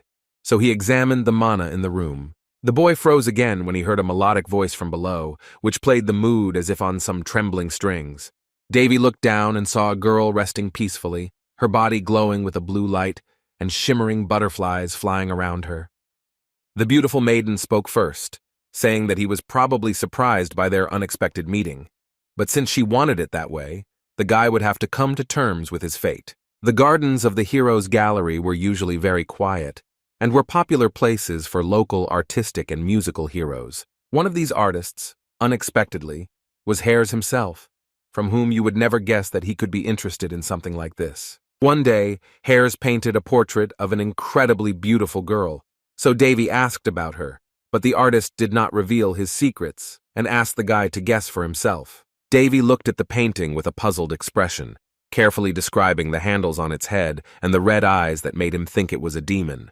The boy assumed that such a beauty was probably of high rank, and Hares chuckled vulgarly, saying that only that boy could call horns handles on a head. Meanwhile, in another part of the park, drinking tests were being conducted again, and when the sword god confirmed the young man's words, he asked what it was about the demon that he liked so much. Hares chuckled, replying that despite all the girl's beauty, she was much crazier than the drunks who competed next to them. He said that it was one of hundreds of such portraits, but the beautiful woman lived only in his memory, to which Davy looked at the teacher in surprise. Hares revealed that the woman's name was Perserk, and that he had been her teacher and adoptive father when she was still in human form. But as it happened in any tragedy, one day, in order to prevent war, Hares had to defeat the girl and seal her in the sword. It was then that the queen of the abyssal demons, otherwise known as Perserk von Palen, was born, and she now sat before the young man. She kept her blood-filled eyes fixed on the boy as he slowly and hesitantly said her full name. Davy looked awkwardly at Perserk as she began to hum smugly about how the youth was very aware of her greatness. She cheekily lowered her eyes, adding with a sly grin that real masters like her never made mistakes in choosing their protégé. Davy might have been scared or happy right now if the girl hadn't been the size of a fairy, kneeling at him and asking why he was staring at her so sharply. A confused Davy shouted throughout the hotel that a tiny demon had been slipped into his bedroom slippers. When the young man tied her up with small threads of mana, the woman jokingly said that the boy had strange preferences because she did not like being humiliated. Davy crossed his arms tensely and told the she-devil warily that they weren't in the right relationship to joke about such things with each other. Surprisingly, the girl was completely calm and told the boy that they had not met for the first time and that they had not yet had time to quarrel properly. To begin with, the young man asked her to explain what was happening, but the girl said that she had only come to dissuade the guy from his strange idea since they were in the same boat. When the boy asked for clarification, Perserk said that the stigmata on the boy's back was actually a vessel for her soul. She added that this is why it was of a peculiar red hue and of such a huge size compared to typical stigmata. Davy didn't believe her words, telling her not to make him laugh with tales about some demon queen who turned out to be sealed in a tattoo. When the boy said that he still didn't understand anything, the girl suddenly fell silent and began to speak in a more mysterious voice. She looked at the boy with pleading eyes, tenderly asking him to untie her, repeating that she didn't really like her tied position. The girl quietly mumbled that she was very embarrassed, as if she was ready to burst into tears at any moment. She was definitely a manipulative demon. Davy didn't want to listen to the girl singing either, so he had to give in and free the cunning devil. He casually unraveled the thread of mana and snorted, which ruined the whole mood, while Perserk danced to the guy's question about how the demon queen ended up in the stigmata. When the boy asked her to speak briefly and to the point, she sarcastically covered her mouth with her hand and called him quite seductive, although he immediately began to deny it. The girl agreed to introduce herself to the guy more formally, grabbing her asymmetrical dress and giving a slight nod with her knee. She bowed just slightly before the young man, self-lovingly calling herself Perserk von Palen, looking down on people from the very depths. She finished by adding her title to her name, and Davy couldn't help but think that if the abyss was looking at him, then he was looking back. The creature before him was the embodiment of the words about the abyss, and was essentially a villain who had started a bloody war between people and demons. The people wrote songs about how Hares, taking with him his divine sword Caldera's, defeated this demon queen, but no one spoke about how she was sealed in the sword itself. To tell the truth, the boy couldn't imagine such a woman in the role of the demon queen. She looked too simple. She noted the boy's strange look and asked why he was so puzzled, since he probably already knew about their seal, but the boy simply thought that she was unconscious. The guy's assumption didn't surprise her at all, and she said with a smile that Caldera's would never force the soul of a close friend to remain silent. With each passing second, the guy's confusion increased, and now he was amazed that they were considered friends, and the girl added that she regretted not saying goodbye to Caldera's. She shrugged and interrupted her fleeting regrets and decided to reveal everything more specifically to the surprised guy. With her hand on her heart, she said that by the will of God she was sent from Caldera's to the boy, to whom the words about some kind of will seemed incomprehensible. Davy was still unhappy with the strange reasons for those, but Perserk said that she herself was not very happy that she found herself in such a situation. The young man looked away in disgust when she mentioned that the boy's sacred magic was to blame for everything, because of which he would now have to shelter her. But the girl chuckled, saying that she was interested in the boy because he was the heir of the god of the sword, so Davy asked if she was talking about hares. Perserk was slightly indignant, and said that the young man spoke as if he was well acquainted with hares, but the young man rubbed the back of his head and involuntarily admitted that he knew him quite closely. The woman suddenly fell silent and looked down when Davy mentioned that hares had been muttering about her at every opportunity. A warm and inspired smile appeared on her face. She was pleased that the sword god was never able to let her go. The girl danced happily and praised the guy for his honesty, but the boy shrugged and said that there was no point in hiding the truth if she could see right through people. Perserk raised her index finger in a warning gesture, intending to correct the boy slightly. She began to explain that in fact, she could not see through people in the literal sense of the word, and was simply borrowing the so-called high-rank will. If the girl was not deceived by her memory, then in the world of people such will was called a memory scale. But it was not she who created the displayed, crumpled information. Davy still didn't understand the basic concept, so Perserk mentoringly hinted that people called something like that God. The guy found this system funny because it seriously used expressions like half-mad or the hope of a serious brother to describe people. Although he was not surprised, because God had already granted sacred power to someone like him, so he could calmly use strange pseudonyms. The demon queen extended her hand to the boy and said that she wanted to take the chance and see the world at the same time, but Davy was looking for an advantage for himself. The girl pointed accusingly at the boy, telling him that he had already received his payment in the form of the abilities she had given him. Surprisingly, Perserk was so perceptive that she even knew that the boy played video games in his past life, so she compared her gift to a skill. Davy looked away, realizing how much the girl knew, and that he just had to be vigilant with such a dangerous demon. Perserk gracefully spread her sharp demonic wings and asked if he considered their deal a kind of mutually beneficial symbiosis. The girl smiled at Davy and extended her hand urgently, saying that she was very excited about what the future might hold for them. The boy looked at the tiny hand of the demon queen, and he himself began to think that her power was very tempting in its own way. The boy exhaled lightly and looked at Perserk, knowing that he had no choice anyway and the demoness had him on the hook. He slowly agreed and extended his index finger towards her hands, which she carefully grasped, creating a semblance of an unusual handshake.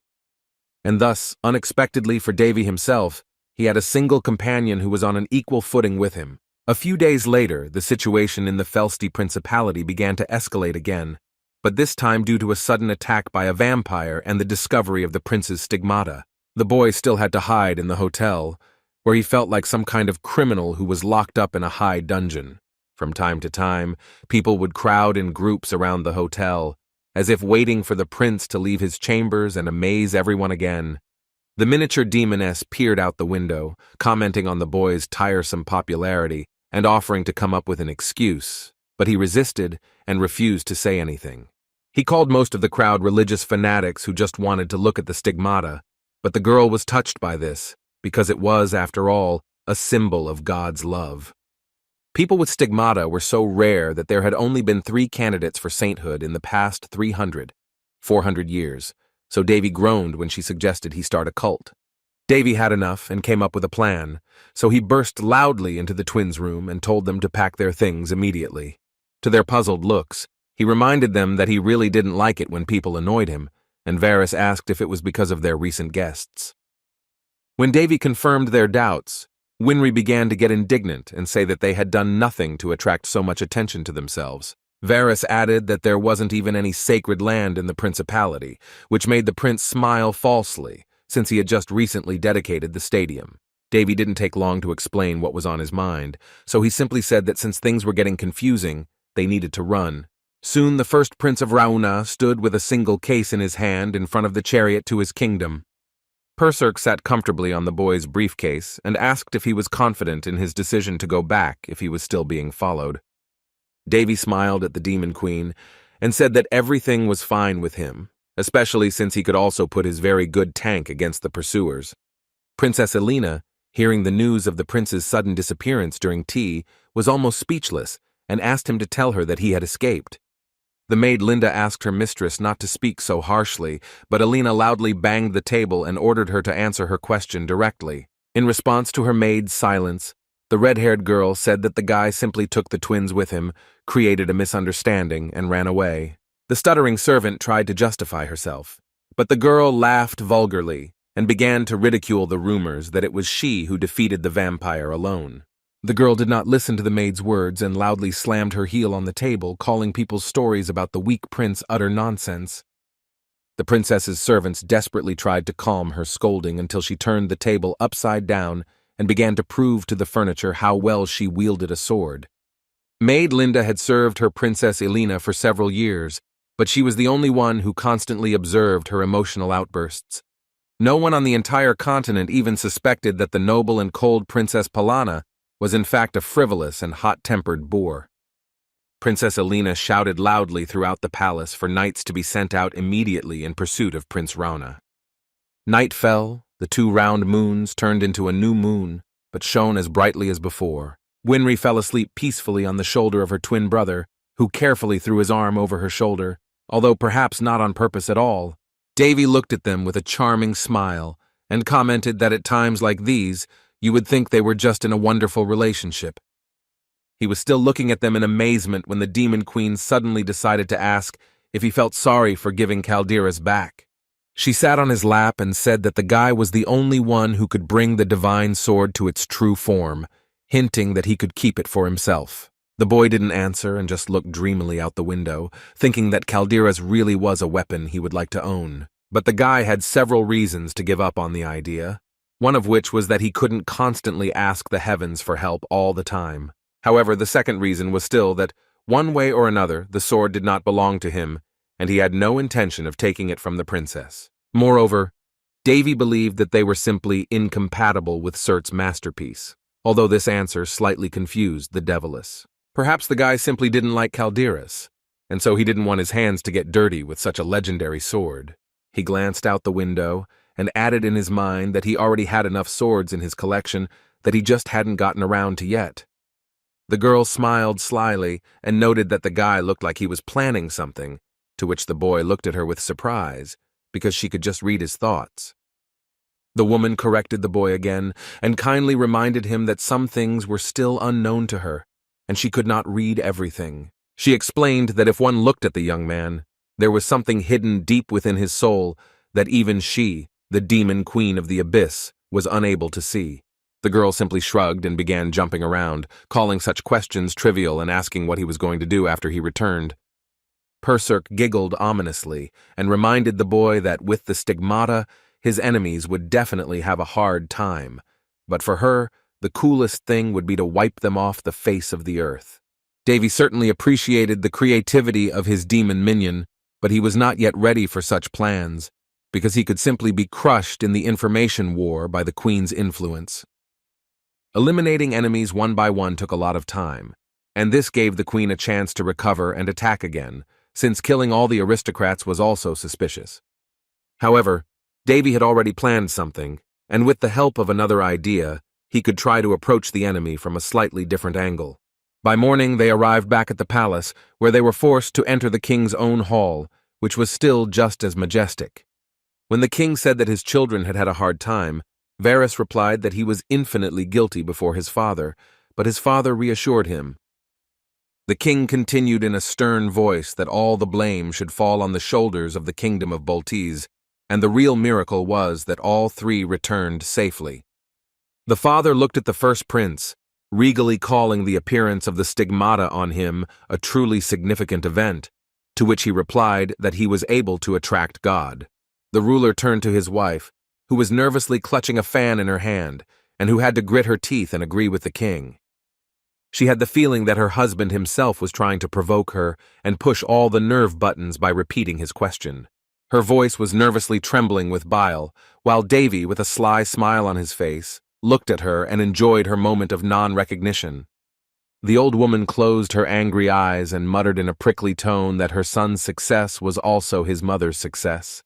But even a blind man would understand what a bad actress she was. The king spoke sternly to Duke Barrietta, ordering him to petition the alliance and take action against the kingdom of Boltese for their wrongdoing, and he obeyed.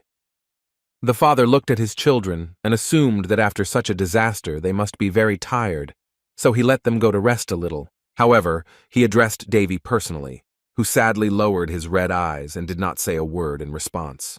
The boy raised his head when the king asked him to stay for a while for a little talk. As is customary in royal families, the Lord of Rana invited Davy to have a conversation over tea. Davy immediately began by saying that 6 months had passed. The boy added that His Highness had not called him for a conversation since he had awakened and left the embrace of his bed in a coma. The king asked the boy again if he had reproached him for this, but in response the boy asked what was the point of him lying to his father. Something was still bothering Davy a little, and he told his father that he didn't have to answer how long he had been helping him since he woke up. The boy said that he was aware that the king was keeping an eye on him to some extent through the chief chamberlain, noting that he had a good sense. The king was not very surprised that the young man was able to recognize his intervention and confirmed his theory. Davy felt like even his pseudo-father could notice how much he had changed since waking up, something that normal parents would usually notice. The king came closer to the topic of conversation and asked the guy if he wanted to meet him earlier, to which Davy exhaled and said that he had his own reasons for that. In fact, the boy only wanted to ask his father one question, who had once ignored him, smiling haughtily in front of the young man's tragedy, when he did nothing, even when he saw his pleading son, who was only asking to save his sick mother.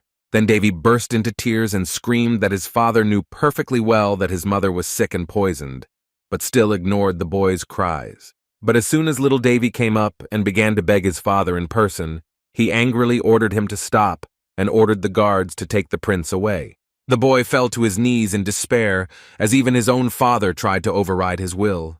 The young man clutched the ground as his bitter tears fell on it and left their wet marks. It was the day when even Davy's father didn't want to see him anymore, not recognizing his own son when he only wanted to save his mother. At the age of 9, the young man learned the truth about his mother's death, but the king still called the poisoning that common chronic disease. Then Davy decided to tell everything, describing to his father how he chose the country over his beloved wife, and then meanly married a second time to an enemy of the state. The boy didn't even want to listen when his father began to ask him not to blame the queen for all mortal sins, and said that the weight on his shoulders was too heavy. All Davy wanted to know was if his father felt anything when he let his first wife die, even when she kept calling for him in her dying breath. As much as the gallery of heroes had cooled Davy's feelings, his heart still fluttered when he remembered his dying mother, who had asked for forgiveness before she died. So Davy just wanted to know the true feelings of the man in front of him. But he stood up and in a stern voice told the guy to become king. Davy fell silent when his father said that he had failed to be a worthy king or a good father because he had been too weak for the role. The boy pressed his lips tightly together as the king asked him to hold his breath and gather strength to overcome everything in his path. The king looked the boy straight in the eyes, saying that he no longer demanded anything from him. Davy looked down and remained silent. For some reason, his father's words seemed so obvious and predictable to him that he even felt offended. All this could mean only one thing. Davy's father still hadn't completely let go of his misdeed, which he had regretted all this time. But this irritated the guy even more. Davy was angered by this and looked at his father, telling him that, contrary to tradition, he was not going to follow in his parents' footsteps. The boy continued by saying that he would choose a different path for himself and would not follow a king who had turned his back on his country and children. The prince slammed the table loudly and said indignantly that there were many who wanted to take the king's place, but he was not among them. Davy didn't want to talk anymore, so he just wished his father luck in polishing his staff well and giving it to someone else. For a long time, the frozen old man's head echoed with the words of the young man about how he would never accept his throne as an inheritance, no matter how much he begged him. The corridor was empty after the heated conversation between those two. Even in quiet places, there was an unpleasant aftertaste in the mouth. Perserk sat on the boy's shoulder the whole time and noted that he was quite impulsive, but Davy replied that he just needed it. The girl looked around the corridor and shook her head, saying that he probably saw the same thing she did, and the boy replied that it didn't change anything anyway. Davy shrugged and added that in any case he hadn't seen everything about his father, just like his demon henchman, but the boy didn't need anything else from the king. When the night was deep and dim, Davy asked the maid Amy not to let anyone into his room, even though he had no intention of sleeping. The only light coming into his room was from the barely open curtains on the balcony, but Davy had to go already. He jumped up to the foot of his balcony in front of the illuminated night city and opened his arms, saying it was time to look into the depths of the rabbit hole. Even then, it was reported at the Black Moon Guild estate that Sherry had gone missing, causing an angry cry to be heard throughout the entire location. The angry guild leader was informed that not only the maid girl had disappeared, but also her entire group of mercenaries at hand. The guild leader nervously rubbed his chin when one of the guild members reported that Sherry had gone missing after the failed assassination attempt on the Ron Kingdom twins.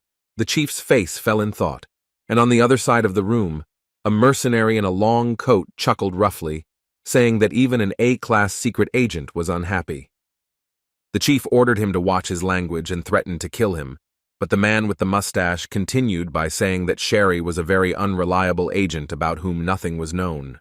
The mustachioed man picked up the nuts and squeezed them tightly in his hand, saying that since even she couldn't kill some kids, it was time to show the true Black Moon. The man in the cloak stood up and willfully walked forward, saying that he could take the prince's head, and with it he would grab Sherry herself, as one of the best mercenaries in the guild. This was the real Black Moon A-class, who did not even suspect that there was a vampire among them at one time. The reporter asked hesitantly whether it was worth letting him go hunting himself, but the leader was already calling him a fool in his head and condemning his pride. Sherry was an A-class only formally, because in fact she was still considered one of the highest masters who surpassed this class. But such a woman was equally dangerous for both a mercenary and a person who was in the guild, because there was too much power in her hands. And the fact that she went on a mission and disappeared without a trace only added fuel to the fire. Everything simply didn't go according to plan for the Black Moon. The other guild member continued to look at the leader, who had already begun to wonder whether it was worthwhile to quickly pack his things and get out of the country. But there was silence in the room. No one responded to the man's words, and he looked around in confusion. Something seemed very strange, and the head of the guild began to get nervous, although he did not understand what kind of paranormal events began to happen. He quickly rose from his seat and began to look around in panic, desperately trying to find his lost connection with reality. The stricken man was immobilized by a voice nearby, which playfully ordered him to stay put and not move. The speaker standing in front of him fell to the ground in a strange position as he ordered the guild leader not to even stand up. Then he felt someone suddenly grab him tightly by the back of the head and press him against his own table. The mysterious man who suddenly decided to attack the guild leader was slightly surprised when he saw that he was not a vampire. The man shouted at the rest of the guild members, asking what they were doing while their headquarters was being suddenly attacked. But all the other members of the guild were already defeated and lay quietly on the ground at the entrance to the main room of the guild. The stranger replied that the stunned man could scream as much as he wanted, because no one would come to his aid anyway. The guild leader began to wave his legs at the thought that he, too, could find himself among the corpses at any second. So he asked in a nervous voice who had sent the invader. The man began to count the guilds of his competitors, but almost immediately excluded them from the possibilities in his head due to the time of the attack. When the guild leader asked if the attacker was from the main headquarters, he dodged the question and asked if the boss wanted to live. The man stood still in horror and anticipation as he began to ask for some information in return. The boss began to stutter, saying that if he needed information as a client, he just needed to go through some procedures. The invader Davy smiled, saying that the information he needed could not be sold, so he began to loudly beg and say that he would tell everything. The boy loosened his grip slightly and allowed the body pinned to the table to breathe, insisting that he should keep his promise. A nervous smile appeared on the guild leader's face when they didn't kill him just like that, and the invader continued saying that his request was small. The boy asked to give him a list of the names and surnames of the aristocrats who served the authoritative duchy of Barrietta, and with it, the entire book with records of their crimes. The man was loudly indignant when he suggested that the duchy was collecting incriminating evidence against its accomplices, and that it was stored in the guild. The guy unceremoniously brought his finger, fully charged with mana, to the temple of the head of the Black Moon, and he again fell silent in fear. The guild leader immediately regretted his words and felt as if he was chained before certain death by the guillotine blade. Cold sweat began to run down his face, and he quickly wondered who the invader in front of him could be and why he felt such fear. The boy repeated his question and asked if he had not understood the first time what was required of him, but he was too frightened to speak. The head of the guild assumed that before him was a real master assassin, who was now also telling him about his talent for recognizing lies and bluff. Nervous beads of sweat ran down the man's face, and he could just groan in confusion, even when he said that the choice to die or live was his. The man leaned against the table and could not believe that in such a tiny country there was such a deadly killer, who was now also pushing him with a choice. The head of the guild considered his life more important, so within a few minutes, several dozen scrolls were in Davy's hands. This was the first part of the plan, and the boy began to look through the dirty lists, which sometimes contained problems and false information that could be in another guild. The Demon Queen giggled, saying that since they had fallen into a rabbit hole, it was worth checking each one, and Davy confirmed that with all the information, they could break the aristocracy. The girl grinned and looked ahead confidently, describing the boy's plan as a bloody wind that was destined to blow one day.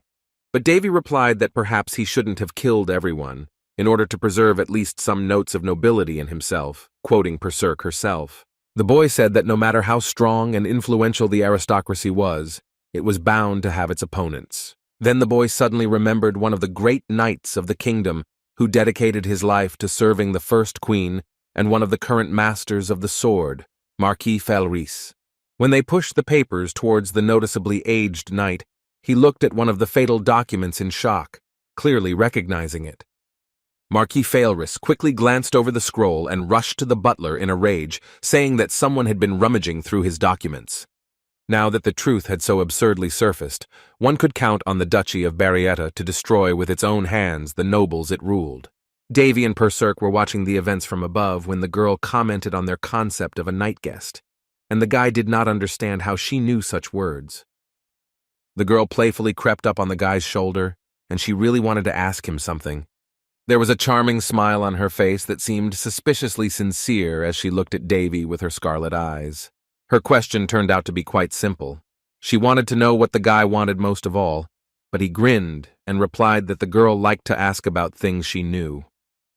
But Berserk said she still wanted to hear an answer from Davy himself, who began to list his wishes. His dreams were quite simple, and most of all the boy wanted to start a family, live in warmth and well-fedness, without worries, and finally be healthy and live a long time. The girl, although she knew the answer herself, began to laugh loudly on the guy's palms, saying that he had two simple dreams, and asked if he had led a similar lifestyle. Davy disagreed and asked if he seemed that happy, and the girl, who was in tears from laughter, replied that he was not at all. The prince replied that he was soon going to leave the palace and find a small piece of land in the kingdom to settle down and live modestly. The Demon Queen was more into grand plans, so she noted that they needed to build the most advanced city on the continent, which was not Davy's goal. Then the girl asked about revenge, but Davy shrugged and said that revenge was more like a process, and he didn't want to live with her all his life either. Berserk was surprised and asked if it would not be easier to simply inherit the throne, but the young man replied that the royal throne would not bring much freedom of action. And when she asked again whether pleasure and joy were due to an ordinary landowner, the boy opened his arms and exclaimed that it was quite possible. The boy added with a smile on his face that the landowner could at least have some loopholes if something happened.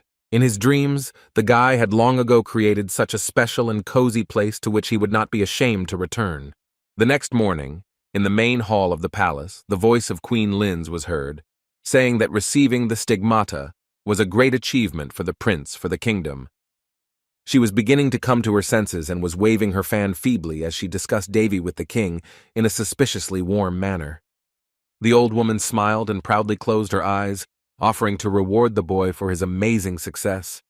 The king thought about his wife's proposal, and she continued that Davy had already been granted land, and they could benefit the kingdom by sending him there. Even the local servants, who were well aware of the queen's typical remarks about the boy, were very surprised to hear how much she praised the first prince. Of course, she had to play the role of a loving mother so as not to show signs of the rage that was overflowing and eating her up from the inside. In fact, Queen Linz was very angry, but at the same time she felt a strong anxiety in her soul in connection with recent events. The assassination attempt failed miserably twice, and her best weapon, Sherry, simply disappeared without a trace and was possibly killed by it. The woman reasoned that if he had simply returned, he could have been made out to be a madman and locked in prison, but because of the stigma he was now untouchable. She clutched the fan tightly in her fist and tried to push these thoughts away because she needed to think of some new plan to get rid of Davy. What worried her more was that just last night, various secret guilds had been attacked by one person,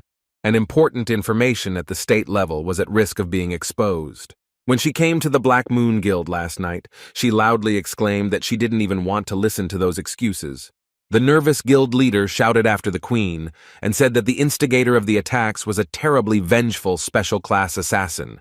Even on the street, the man's frightened cries could be heard when he said that in the whole country there would not be an agent who could stop the killer. Queen Linz was furious and could only nervously guess what information the boy could have stolen from them, and how many more aces he now had hidden up his sleeve. She rocked nervously on her throne, afraid that if the information came out, they could expect a social revolt.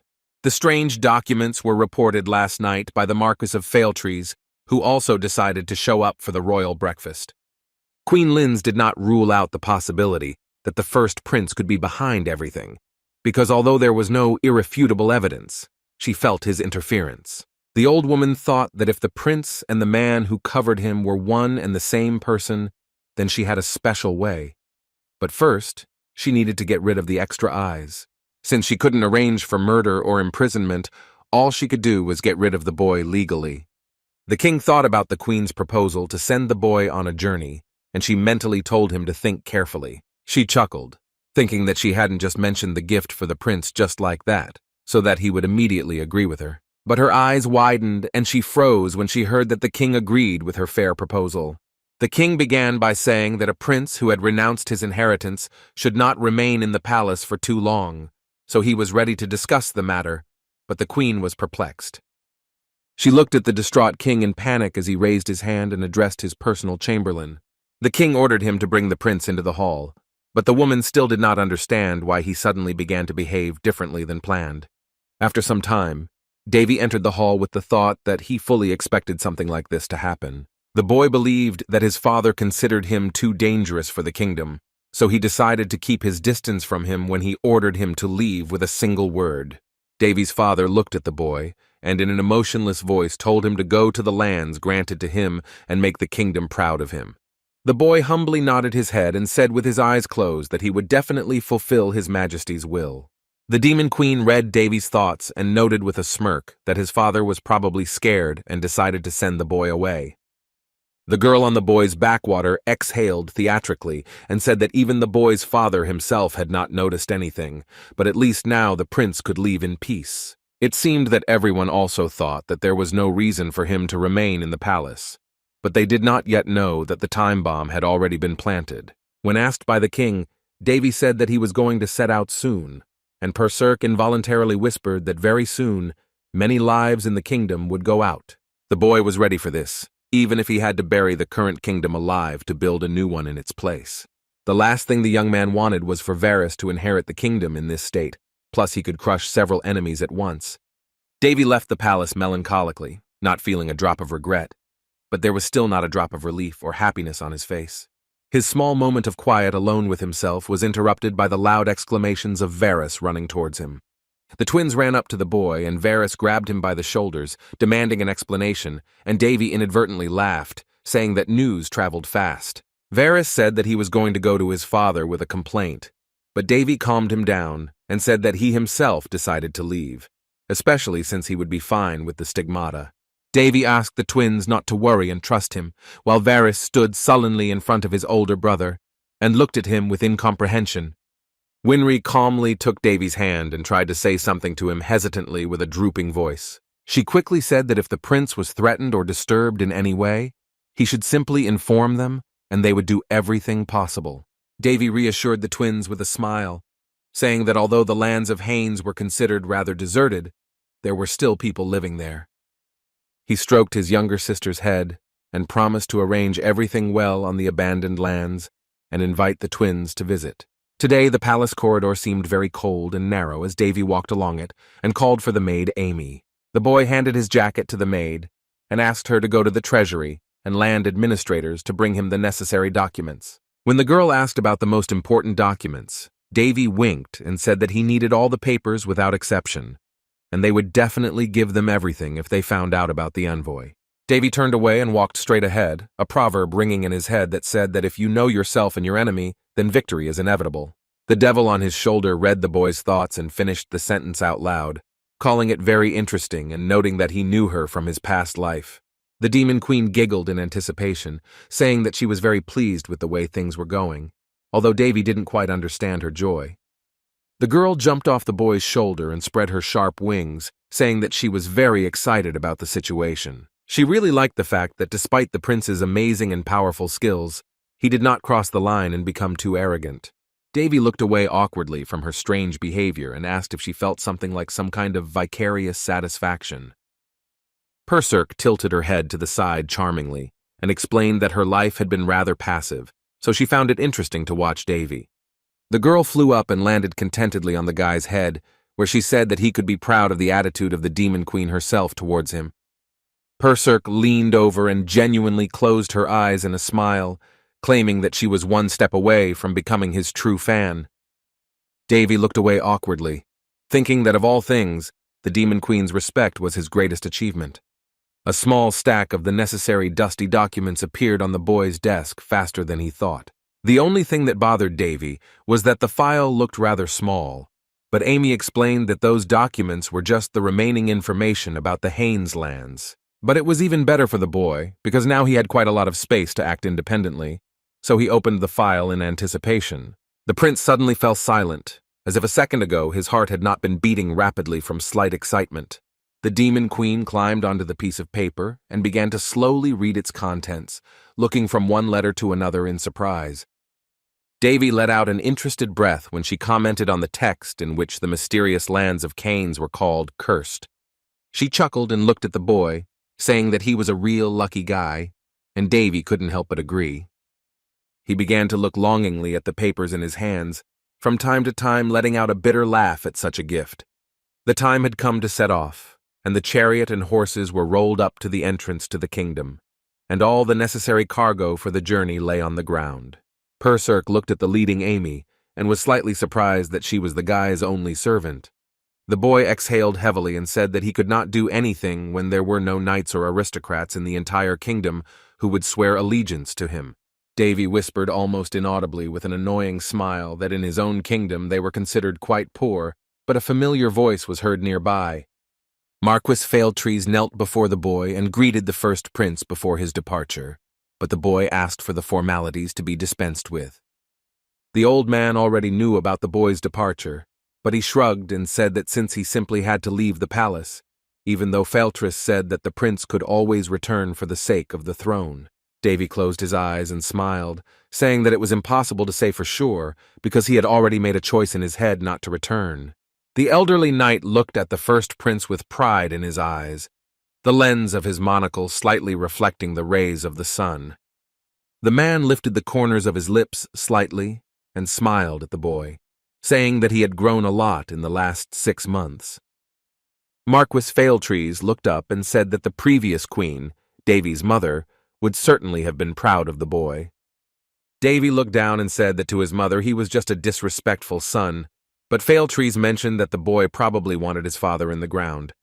The boy let out a light laugh and dispelled the Marquis's assumptions with slightly pursed eye sockets and a funny expression. During the break-in at Failtree's home, Davy learned that the old man had been secretly collecting evidence about the real cause of his mother's death for several years. Failtress asked the boy to contact him if something bothered him in foreign lands, and the young man could not help but notice how different he was from his own father. Davy had to object, because there would be real chaos throughout the kingdom if anyone found out that the old man had helped the first prince. The swordmaster let out a small, hoarse laugh and replied that it was the least he could do after his oath. The young man turned away and said in parting that he would definitely restore order to the abandoned lands and bring them into a beautiful state. So he asked the Marquis to do only what he was forced to do, but in his thoughts he asked him to stir up the country, which had been infected by greedy aristocrats. In exchange for help from the old man, Davy was ready to come and hammer the final nail into the kingdom's coffin, but for now he had enough to do. The chariot moved off and slowly crossed the borders of the kingdom, at the entrance to which a rotating golden globe was located. Beyond the gates of Mana, Davy had to travel a whole day from his native lands, but the autumn lands of Hines were fortunately not that far from the capital. The Demon Queen involuntarily felt sick and entered the world of sweet dreams, carefully resting on the boy's knee. Davy looked down and mentally commented that the beauty at his feet could indeed be called sleeping. Perserk had been with him for quite some time, but one of her most notable traits was her extreme sleepiness, perhaps due to her need to constantly hold back her form. When she asked him not to move, the boy tried to blackmail her, but the girl always had an answer. This time, she asked for the honor of the fact that the guy's hips were comfortable for sleeping.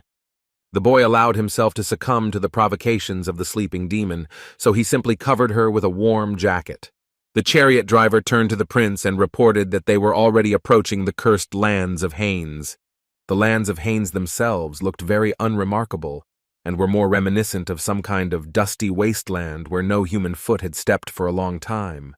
The east of the kingdom was essentially the most ordinary wasteland without springs or rivers nearby, and not far away there were even habitats of monsters. The only unconditional advantage was the location of the location next to a sacred country, where trade routes could be established. Then the descriptions of the cursed land began to make some sense, because the place looked like a barren and lifeless wasteland with drought. The most mysterious fact remained that 10 years ago the lands of Haines were full of life, but in the last 5 years they had completely dried out. Davy looked mysteriously at the lands, the reason for whose decline still remained unknown to the entire continent. The boy decided to open the location window, which described that the energy of the lands of Haines was fading and drying up due to the long-term intervention of an unknown force. The young man glanced awkwardly at the description of the location and was surprised at how useless this god was, who couldn't even confidently say the reason for the curse. Perserk seemed to wake up with a snap of her fingers when the boy decided to read about the lands of Haines, reading with interest about the curse. The Demon Queen knew about curses very well, so she said that among the many types, they encountered one that developed gradually, with intermediaries. The young man did not expect to encounter black magic in such a place, and the girl added that most likely the curse spread by infecting the villagers. Davy extended his hand forward and tried to concentrate the sacred power of purification on his palm, saying that the inhabitants had suffered because of ordinary nonsense. As it turned out, even strong purification magic was unable to easily pass through the barriers of the curse, because it was quite thick. Davy had to lower his hand and dispel the sacred energy when he realized that he couldn't lift the curse that had been there for so long. The boy fell limply onto the soft surface of the chariot, staring at the ceiling and wondering if most of the earth was so terrible. Nowadays on the continents, black magic has begun to lose its relevance, mostly due to the disappearance of black magicians in general. The Demon Queen and the prince looked in surprise at the shouts coming from outside, with which the strangers were ordering them to stop in front of the lands. The chariot slowly approached the gates and wall of the ruined capital, where at the entrance the uninvited guests were asked for identification. The capital itself looked as if it had experienced several ends of the world at once, and its ruined wall could collapse from just one windy day. At the entrance to the capital stood guards, who looked more like two ordinary farmers with spears in their hands, where they usually held shovels. Davy had heard, of course, that the lands were far from being in the best condition, but he was not prepared for things to be this bad. In all honesty, the only good thing at the moment was that the capital as a whole had at least some guards. The place was very convenient for monsters, and if there had not been at least one detachment of guards there, all the lands could have been called lost. A small quarrel began between the representatives of the Raon Kingdom and the guards, into which Davy decided to intervene, saying that he had not yet received the authority of the owner of the lands. Davy slowly walked up to his escorts and told them not to be so rude to the people of the capital, whom they could now consider their family. As the boy stepped forward and passed through the gate, local officials greeted him nervously. The man with the bow-shaped hair ran up to the boy and fell to his knees in front of him, hastily apologizing for them being late to meet him.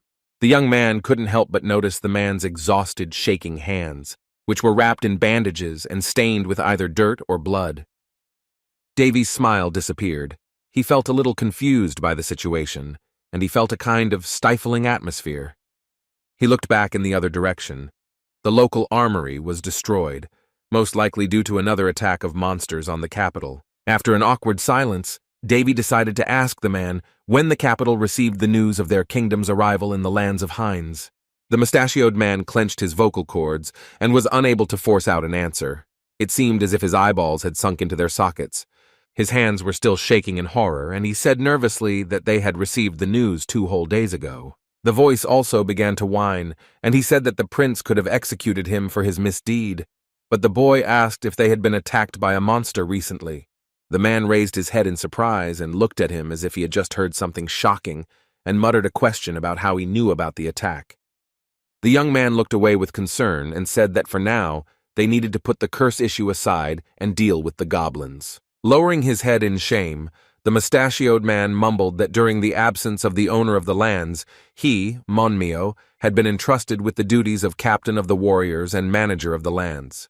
Monmimo looked away, and Davy glanced at his profile, reading his concerns about the goblins stealing the villagers and the drying up lands.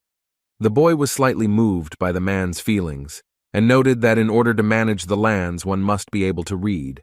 And Monmio said that he had become a little more literate thanks to his observations. The man continued to apologize to the prince on his knees, but he asked Monmio to keep moving and try for the sake of his lands. The locals looked up in great surprise when the boy said that they were trying hard and elevated their status from vigilantes to the royal guard. The young man explained that Sir Berman would help them adapt and teach them all the important skills, but Monmio trembled and tried to object because of his origin. The boy calmed the nervous man down and put his hand on his shoulder, saying that his abilities were quite sufficient for hiring. He did not stop encouraging the group of vigilantes and noted that if they improved their skills, he would hand them a position thanks to his authority. Davy smiled at them and said that he followed his principles and rewarded those who deserved it. It was safer inside, so they had to go into the capital's main office, where Davy looked at the piece of paper and said he had seen footprints along the way. Since the goblins had even broken through the fortress, Davy wondered how the monsters had managed to break through the fortress's defenses even under the influence of erosion. Monmio, still stuttering, replied that the party members were very tired and injured due to the prolonged attacks, so the youth inquired about the damage. The boy looked out the window, confirming the man's words that about a dozen residential buildings had been set on fire, and most of the residents had disappeared without a trace. Davy inquired about the situation inside and learned that the entire capital only had enough food until winter. They found themselves in a less than pleasant situation, as Monmio noted that even the good harvest year had turned out to be a failure. The young man didn't even know what to do with all his property from the palace, and the Demon Queen summed up that even if you exclude the cost of repairing the castle and the wall, it would barely last for 2 years. Davy ironically pretended to be very happy with Perserk's information and asked her to become his personal secretary. The girl hugged the guy's soft leg and immediately refused his offer, saying that if he agreed, she would have to sleep less. Davy had to take pity on the poor people of the capital, and he threw the heavy leather bag on the table with a muffled ringing sound. From the small bag, glittering gold coins poured out one after another, and Monmio was even more surprised. It was hard to believe, but in front of him was actually a bag with 100 gold coins, which Davy had ordered to buy the necessary goods and food. These were supplies that would only last for a short time, but it was still a very large amount, something that Amy also expressed her concerns about. Davy told her not to worry, that it was honestly earned money, although in reality he stole it from many secret guilds. Sleepy Perserk objected and said in her sleep that stealing is never fair, but the boy mentally asked her to sleep and not to act smart. One of the prince's new servants, together with Amy, stepped forward, saying in a stern voice that he humbly intended to go with the squad. This gloomy man's name was Bernil. He was the Lord Chamberlain of Davy, and he was going to prepare all the necessary provisions in 3 days. The boy was pleased with the development of events and loudly slapped the table, saying that it was time to move on to solving the burning problem. Davy turned to Monmio and ordered him to gather all the warriors and free knights of the capital to effectively defend the capital in case of another attack. But the primary goal was still to save the stolen people, so Davy first decided to win the love of the remaining residents. The young man smiled brightly at the assembled group and thanked them, introducing himself and telling them that he had become the authorized owner of the Haines lands. He began to tell them about the unfortunate goblin attack on the capital, looking around the residents and trying to find someone among them who could at least be on Monmio's level. The young man mentioned that no matter how the circumstances developed, he could not just let their village fall to the enemy, saying that he would never leave the invader alive. The crowd of people who came protested and did not agree with the boy, because there were only a few of them left, and they did not understand fighting at all. Davy turned to them and asked if they were then prepared to let the enemy advance further, adding that they had only 1 squad of warriors left. Deciding to turn the speech in a more optimistic direction, the prince said that even if the goblins came to attack them out of revenge, they still had a chance. People looked suspiciously at the boy, who tried to calm them down by saying that he was also going to take part in the battle. Davy, of course, understood perfectly well that they might not trust him and doubt him, because from the outside he really looked like an ordinary, inexperienced prince. The boy continued and said that he did not consider himself a prince now, but was still the lord of their lands, so he considered every inhabitant his family. He looked at each inhabitant in front of him in turn, and said with a proud look that he could not let any of them die. The whispers of the people evaporated slightly when Davy asked them to trust, if not him, then at least the god's mark on his back, the stigmata. The young man added that if they did not believe in the sacred symbol, they could consider him a bloodthirsty master and follow him. The guy ended up saying that he cared about his life and the lives of those who would stand by his side, so he solemnly told them not to die without his permission. The crowd began to make noise and bustle again, and people began to whisper and discuss their new ruler. In the bloody sky, a dark night gradually came among the spruce trees. The locals nicknamed this location the Demonic Forest. The squad of vigilantes and volunteers loudly stepped forward, and the Demon Queen admitted that the boy had a good speech. She couldn't help but wonder how he was going to win with tired soldiers who had nothing to fight with against a huge army of goblins. Davy noted that the difference was 150 heads, and they simply could not attack directly, and Perserk called the guy too frivolous. She objected and said that the number could increase at any moment, but the prince insisted that their current number would be sufficient. The boy was confident because he was going to help the soldiers take down 100 goblins and deal with the rest himself.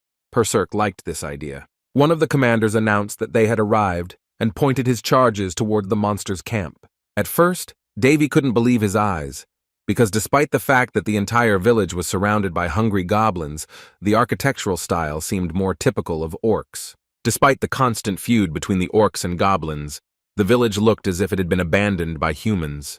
The commander approached Davy and whispered that there used to be a village without a manager on the site of the village, but now monsters were constantly hiding there.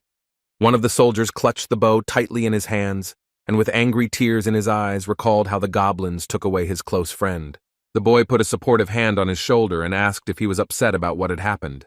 Davy stood in front of the blonde soldier and began to calmly ask him and the other soldiers if they were angry about the tragedy. The guy raised his bow and continued to motivate them with a thirst for revenge and retribution against those who took their home and family from them. Davy felt in his element when he heard how angry the warriors were for the ordinary people of their village, to whom they weren't even related by blood. The boy really liked this familiar atmosphere, so he drew an arrow charged with golden mana and took aim. Davy loaded his bow properly and sent a sharp arrow flying, which sparkled in the air and began to glow brightly. The sharp arrow's attack was aimed towards one of the passing goblins, who stared in fascination at the projectile flying towards him. While the foolish goblin stood there, perplexed, an arrow struck the head of one of those who decided to go out with a glass of cold beer. The goblin fell loudly to the ground and spilled the alcoholic drink, which mixed with the fire of his torch and gradually spread across the ground. A violent chemical reaction caused a huge firestorm to rise up in the village beyond the forest, and Davy once again reminded that he had not allowed anyone to die. The soldiers froze in horror and began shouting to their master that it was impossible to attack head-on, especially so strongly. The goblins began to run around their burning comrade, who in a matter of seconds turned into a coal doll. It was a pretty accurate headshot that Davy completely stole from Apollo, who claimed that even a spontaneous shot was actually quite simple. Usually the correct tactic is to confront them with a guerrilla approach and prepared traps, but Davy didn't want to put the strain on his poor soldiers. As they say, if you're afraid of wolves, you don't have to go into the forest, so it's time for the boy to raise the fighting spirit of his warriors. Davy placed his hands on his hips, and then the ground beneath the soldiers shook and began to turn a wavy gold color. They stared in fascination at the bright light in front of them as the boy introduced himself to them once again and began giving them his first order. The young man raised his hand up and golden mana began to shimmer above his palm, which he transmitted to his warriors. The soldiers immediately felt strange changes, and a feeling of incoming strength enveloped their bodies like a warm blanket. The Demon Queen was slightly surprised that the boy was willing to use all of his power-ups at once, but Davy said that he was going to play the role of a saint. The buffs came to the affected soldiers in the form of increased defensive power, increased chance of stamina recovery, and increased intelligence. The warriors felt especially invincible and could not stop looking at the shimmer of harmony on their hands.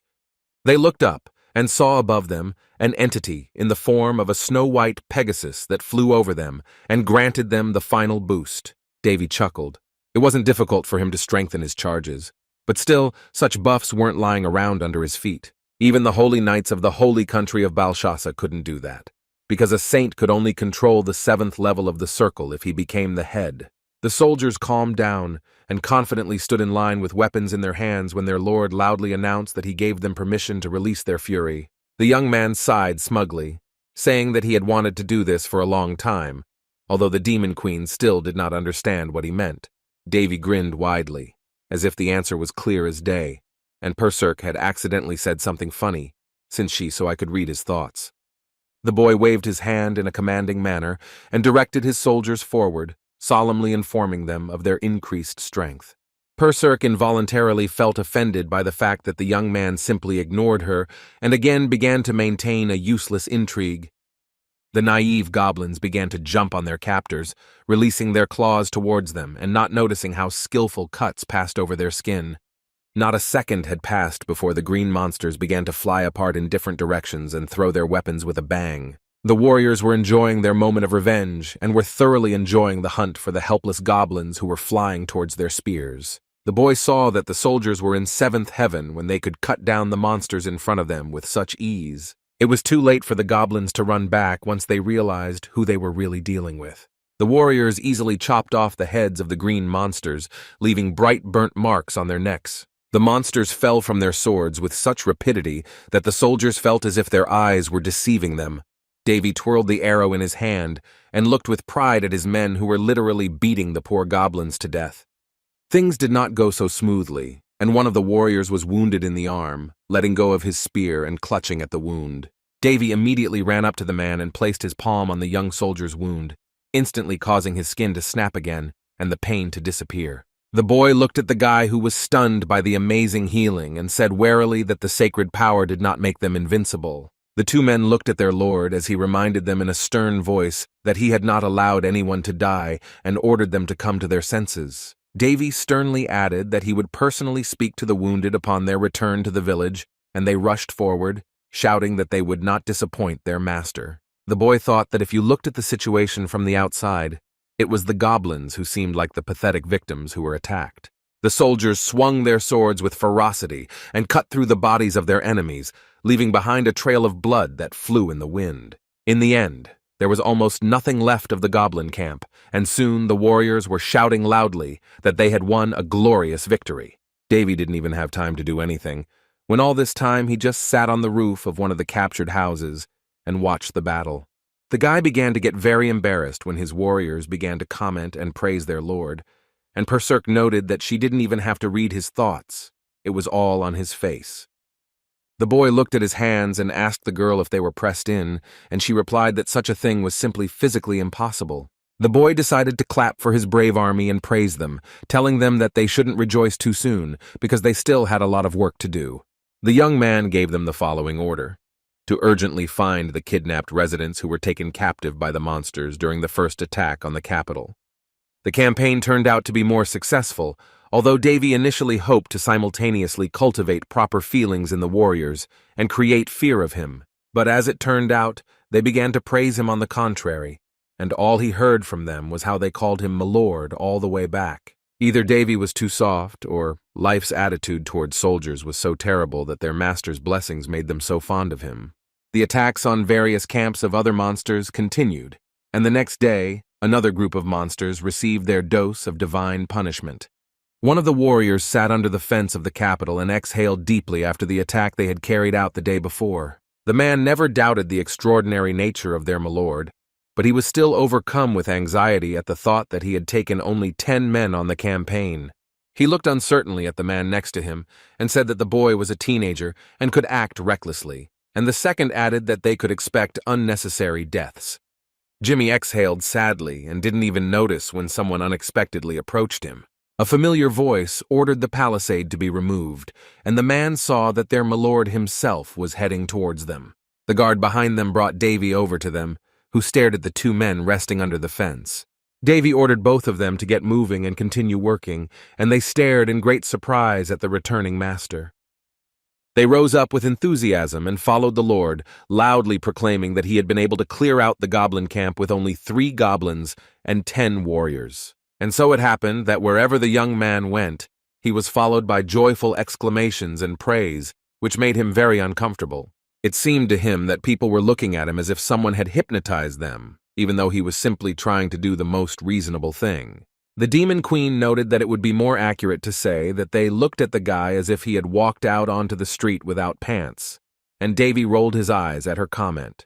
There was still more than one goblin settlement to destroy, and the guy already had the feeling that his capital was turning into some kind of crazy cult. Davy announced that they were going to organize periodic cleansing of the camps, optimizing the number of soldiers and leaving the majority of people within the walls of the capital. The boy's personal servants had to separate the impressed residents from him, so he could only hope that the noise would soon subside. He didn't want to call his people weird or eccentric, so he simply referred to them as peculiar. That's right. Everything will calm down very soon. At least Davy continued to naively hope. But as they say, the noise before the calm turned out to be the noise before an even greater storm, and Mr. Davy began to feel like some kind of celebrity. It was worth him leaving his chambers for a second, and he was already surrounded by people on the street, recognizing the great saint and almost fanatically rejoicing at his arrival. Everything was so serious that the guy needed separate servants to help him get through the crowd of interested people. Over time, the boy began to be praised by both the warriors and the priests, and for the first time in his life, he regretted the decision he had made earlier. As a landlord, Davy managed to gain the trust of the locals, who now warmed greatly to the new ruler. It got to the point that the boy was greeted and looked at charmingly from the street when he simply looked out the window. As Astrius said, even if you rule a small territory, you should not forget that you are governing people, not cattle, so you need to be a friend of the people, not a dictator. In fact, Davy didn't really learn much from him about politics, but he absolutely agreed with such wise sayings. Perserk slowly descended on her wings, examining the huge scrolls that were documents about the lands of Haines. She quickly ran her curious eyes over the papers in front of Davy, who was sipping tea, calling the place rather sad. The Demon Queen said that it would take the guy at least 25 years to fully restore the place, and added that she was not relying solely on her powers to see things. With her hand on her heart, she asked suggestively if the young man wanted to know what she really thought about the whole situation. The boy had nothing else to do anyway, so he exhaled and agreed to hear the real opinion of the miniature devil, who was shaking with happiness. The girl lifted one of the books and said that there was no shipping channel across all the lands, and food supplies, along with livestock farming, were in complete decline. She added that the gold they stole from the guilds was only a temporary measure, and so they had a huge problem with capital. Davy admitted that there was no profit from the lands anyway, and noted the girl's ability to lift things, to which she replied that she could only do so with small objects. The Demon Queen's eyes lit up childishly when the boy mentioned that there were several ways to deal with the financial problem. The woman began to spin and dance in the air in front of the guy, begging him to tell her more about his wonderful ideas. Davy began to explain that, contrary to all expectations, there were many young people in the capital, so they could survive by hunting monsters, but Perserk did not like this option.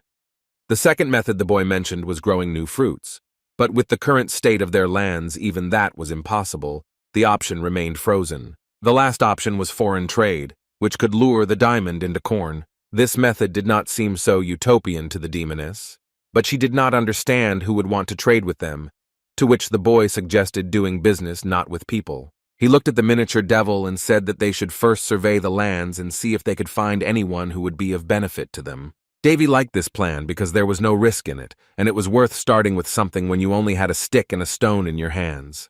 They set off on their journey, and within a few minutes they found themselves outside the capital, in a desolate wilderness where even the wind seemed unfriendly.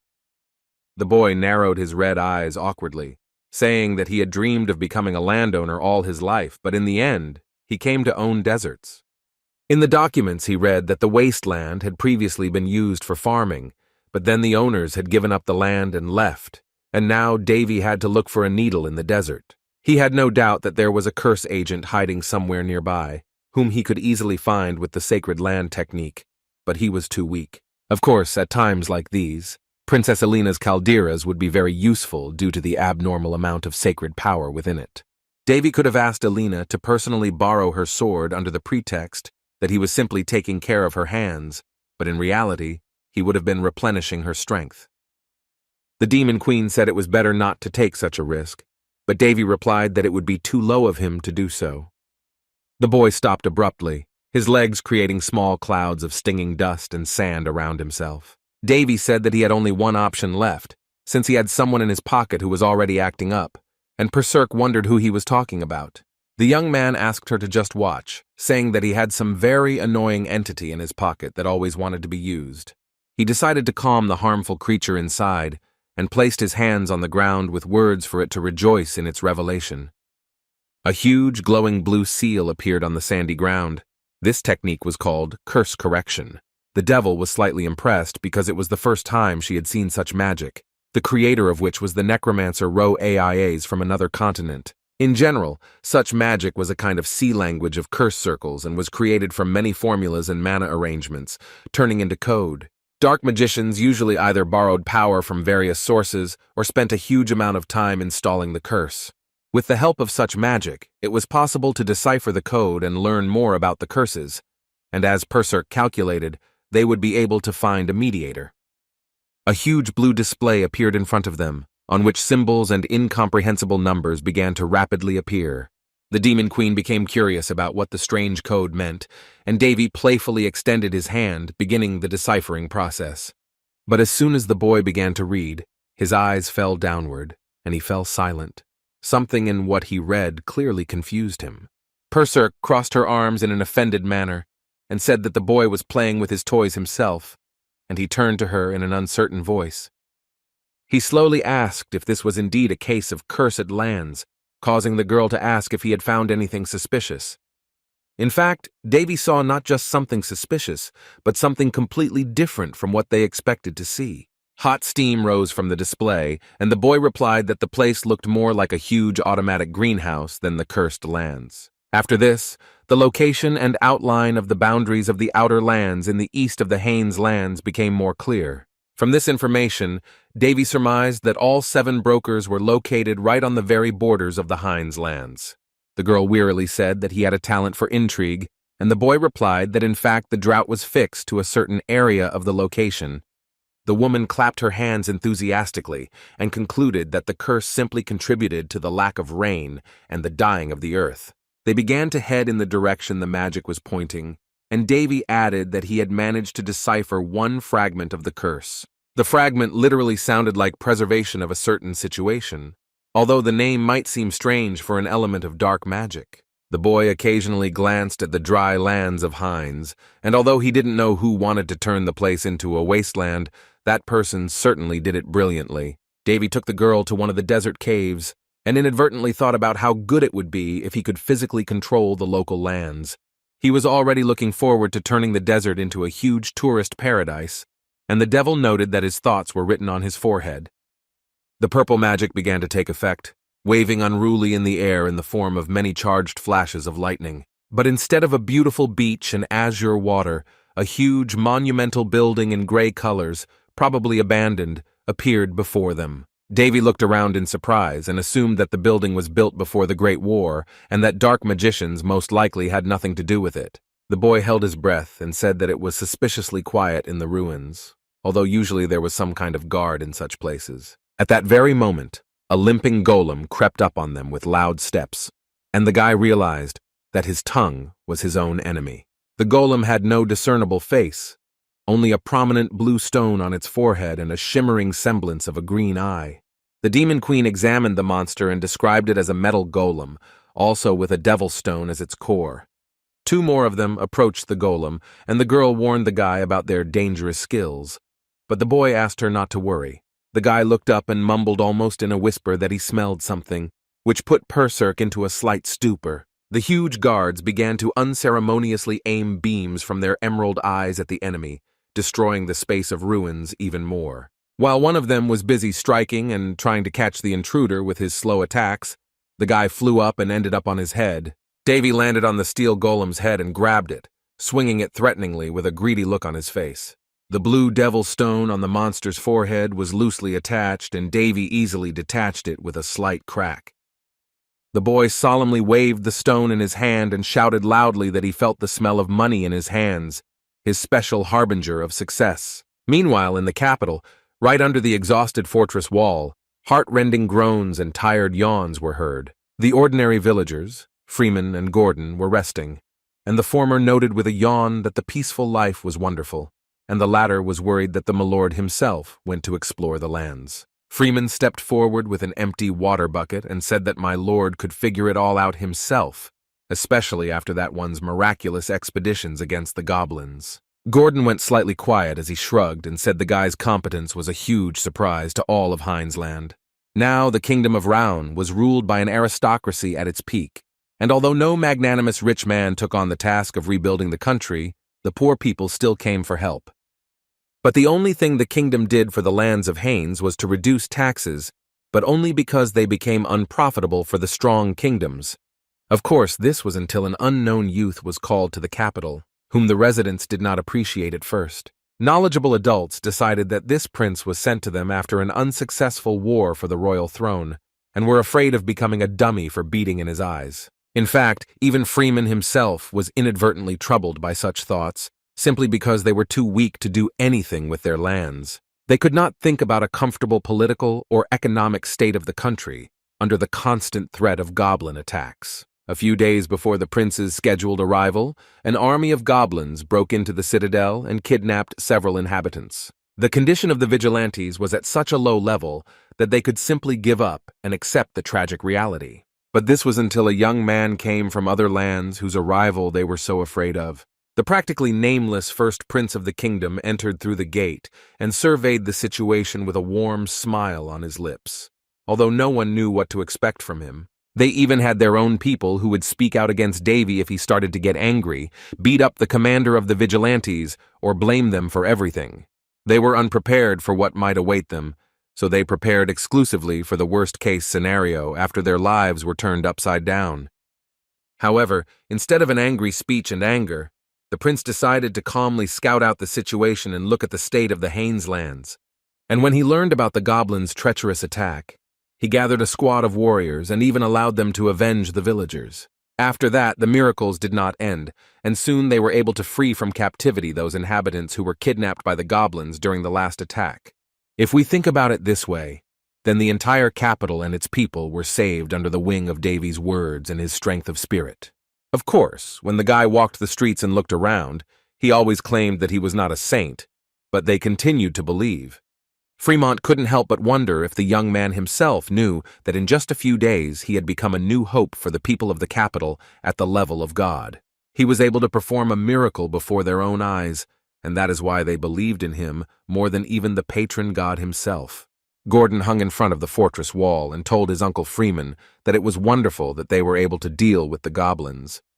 However, he was still concerned about the state of their lands and how possible their bright future was, so Freeman thought about it. The older man shrugged, since most of the land had long since withered away due to the drought that had lasted for many years. This terrible condition was not only in the local outskirts or in the deserts, but even near the citadel, where it occasionally rained. In the past, various magicians and priests would constantly come to them to conduct research, but they would all shrug their shoulders and leave without any results. Eventually, the capital's residents lost any remaining hope and considered themselves useless against the disaster. Fremont thought and replied that although their milord resembled God in his powers and actions, the heavens had long been angry with them, and they had no choice but to endure. Gordon drawled hysterically and noted that if everything dried up all the way to the city, then they could be considered doomed.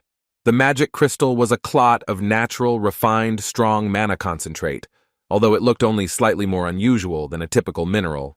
If you put such a magic crystal and a regular mana stone of the same size, the difference will still be incredibly significant. Such crystals were scattered throughout the ruins in the form of metal golems that continued to appear and expose their heads. Davy breathed a sigh of relief after a hard session of extracting multiple crystals from the bodies of the metal guardian brutes. The boy waved his hand to wipe the sweat from his face and said that it was quite hard, but the Demon Queen asked him to look up the definition of the word in the dictionary.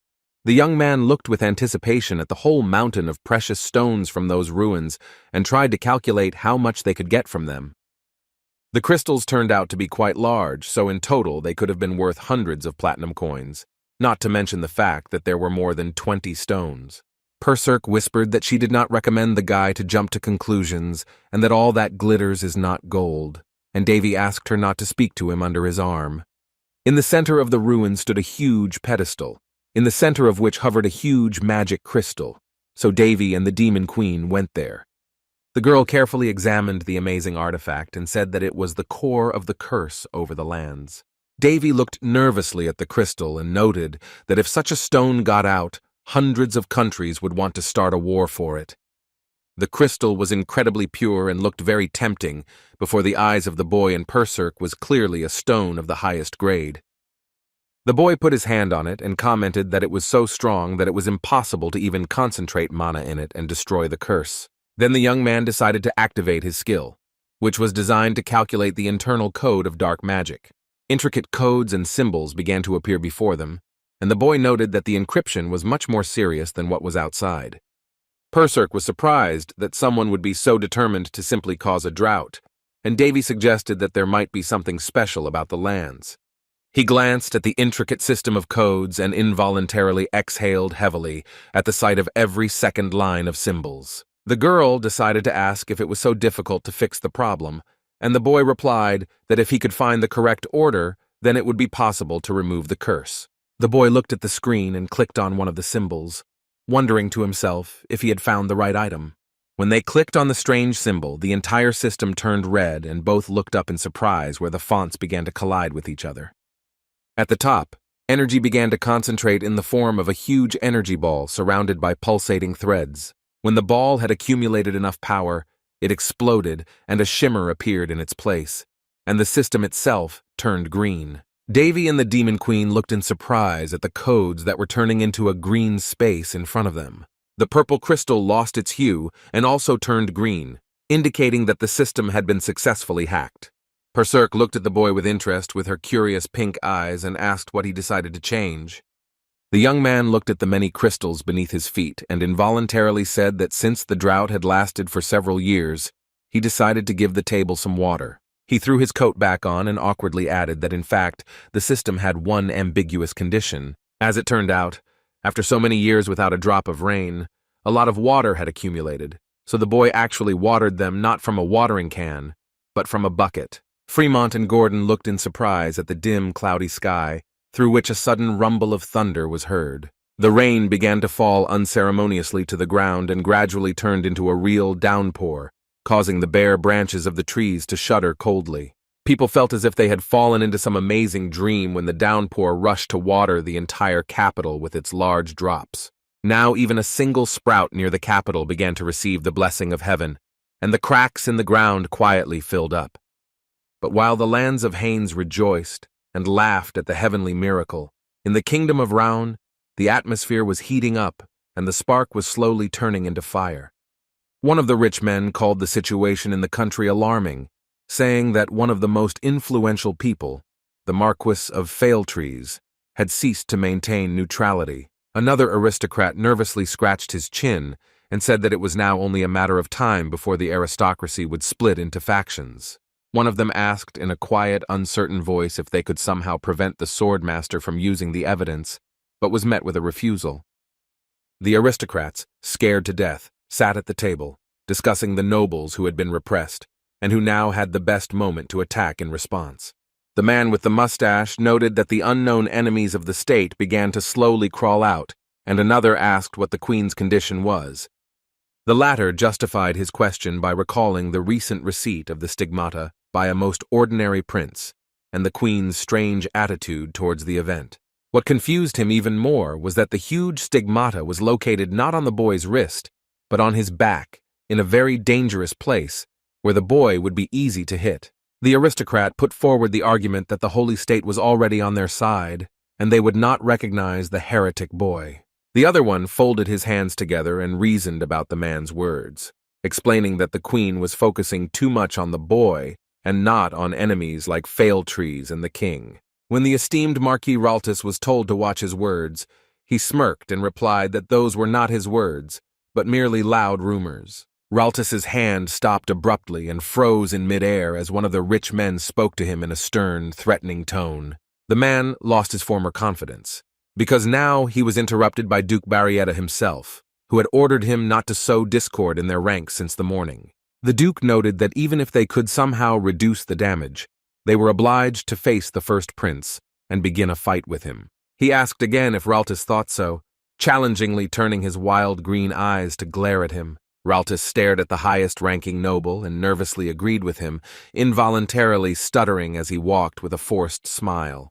Duke Barrietta placed a cup of warm tea on the table and added that they needed a plan to return the secret information and poison the previous queen. He also mentioned the worst-case scenario, in which the Round Kingdom could easily end up in the cauldron of a civil war. The blonde duke looked sternly at Raltus, who immediately straightened up and quickly replied that they would definitely begin preparations with just one nod. Throwing an arrogant glance at him, the green-eyed man ordered him to prepare for war quietly, so that no one would find out until they had a crushing advantage. Duke Barrietta did not indulge the queen without reason, because it seemed to him that the other aristocrats underestimated the prince and treated him too frivolously. It was still hard for him to understand what confused him most about the young man, but it wasn't just that he had been the chancellor of the kingdom for decades. He put the porcelain cup down on the table in a quiet irritation and told himself that he would definitely figure out the prince's secret. Duke Barrietta was sure that something had changed greatly in the boy, and that as soon as he had the opportunity, he would definitely show his teeth to everyone. He decided to go back to the duchy ahead of time to conduct the necessary personal investigation. He ordered him to be sent not to the palace, but to the estate, and in the meantime he hoped that the boy would not be able to do anything with the lands of Haines. After all, the cursed lands were dead, and there was no longer any chance of salvation when no priests could help, which meant the guy was powerless. The chariot started moving, and he discussed out loud that Davy could never do anything on a rotting wasteland where it didn't even rain.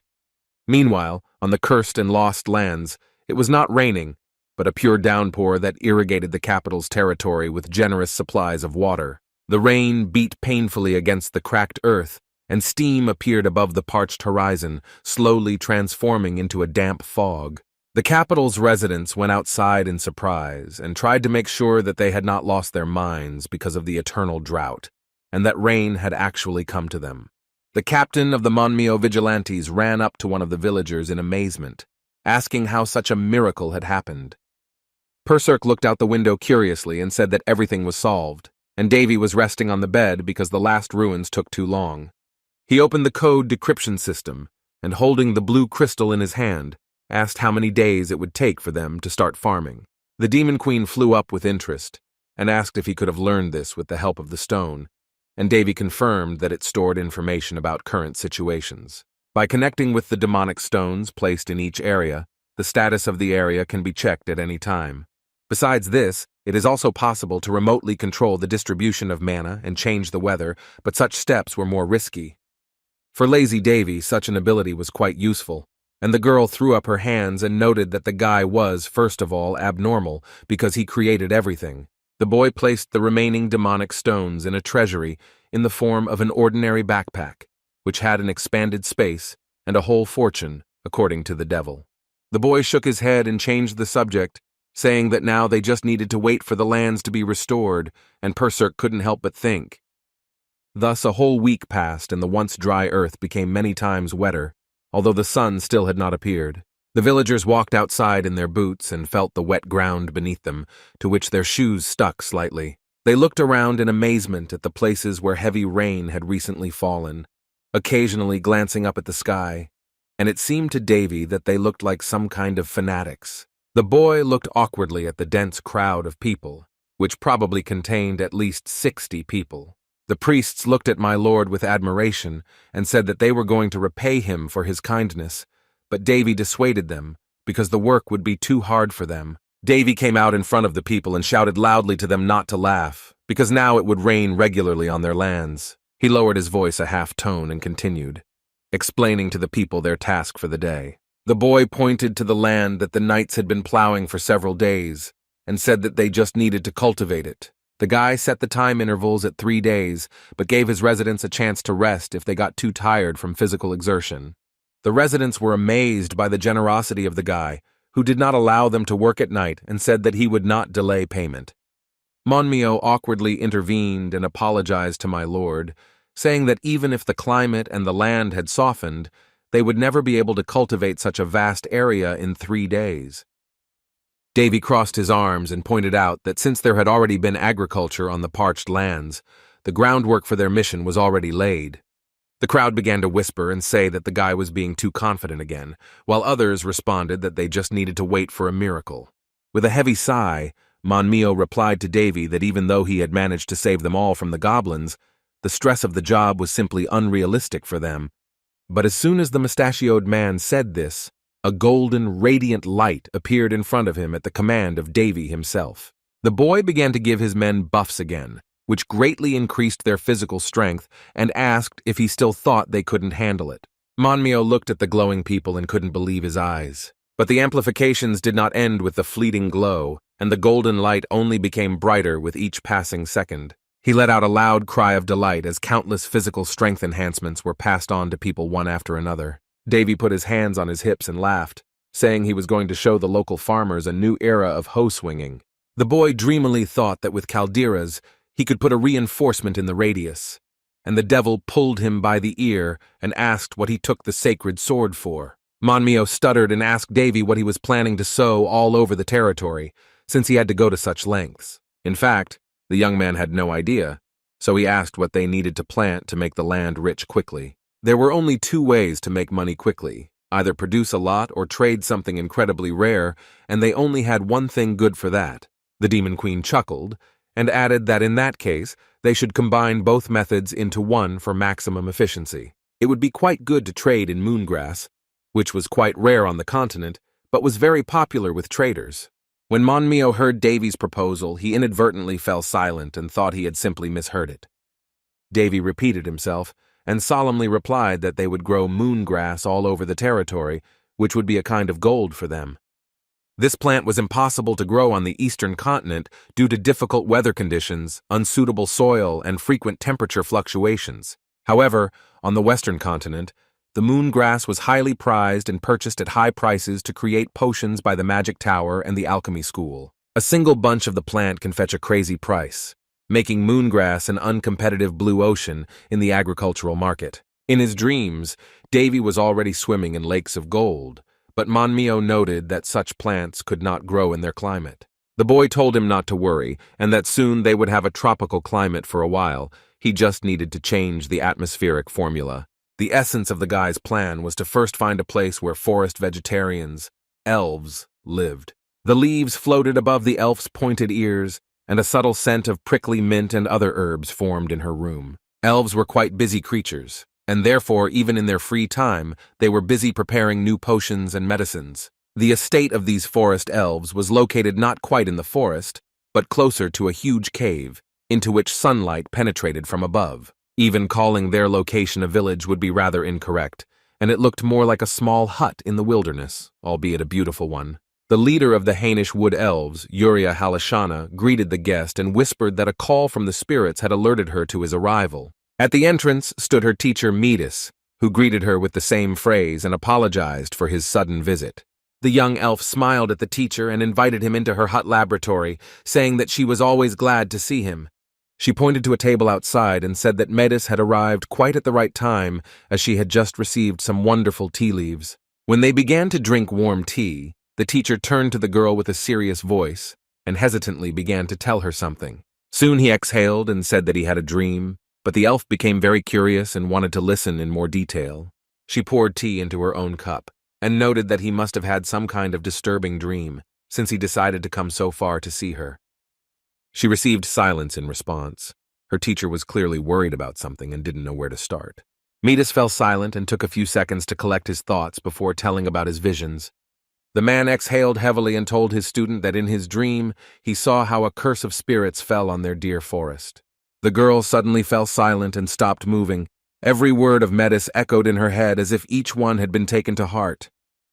But soon she smiled warmly at her teacher and reminded him of the ancient words that spirits obey the lawful and natural laws of nature.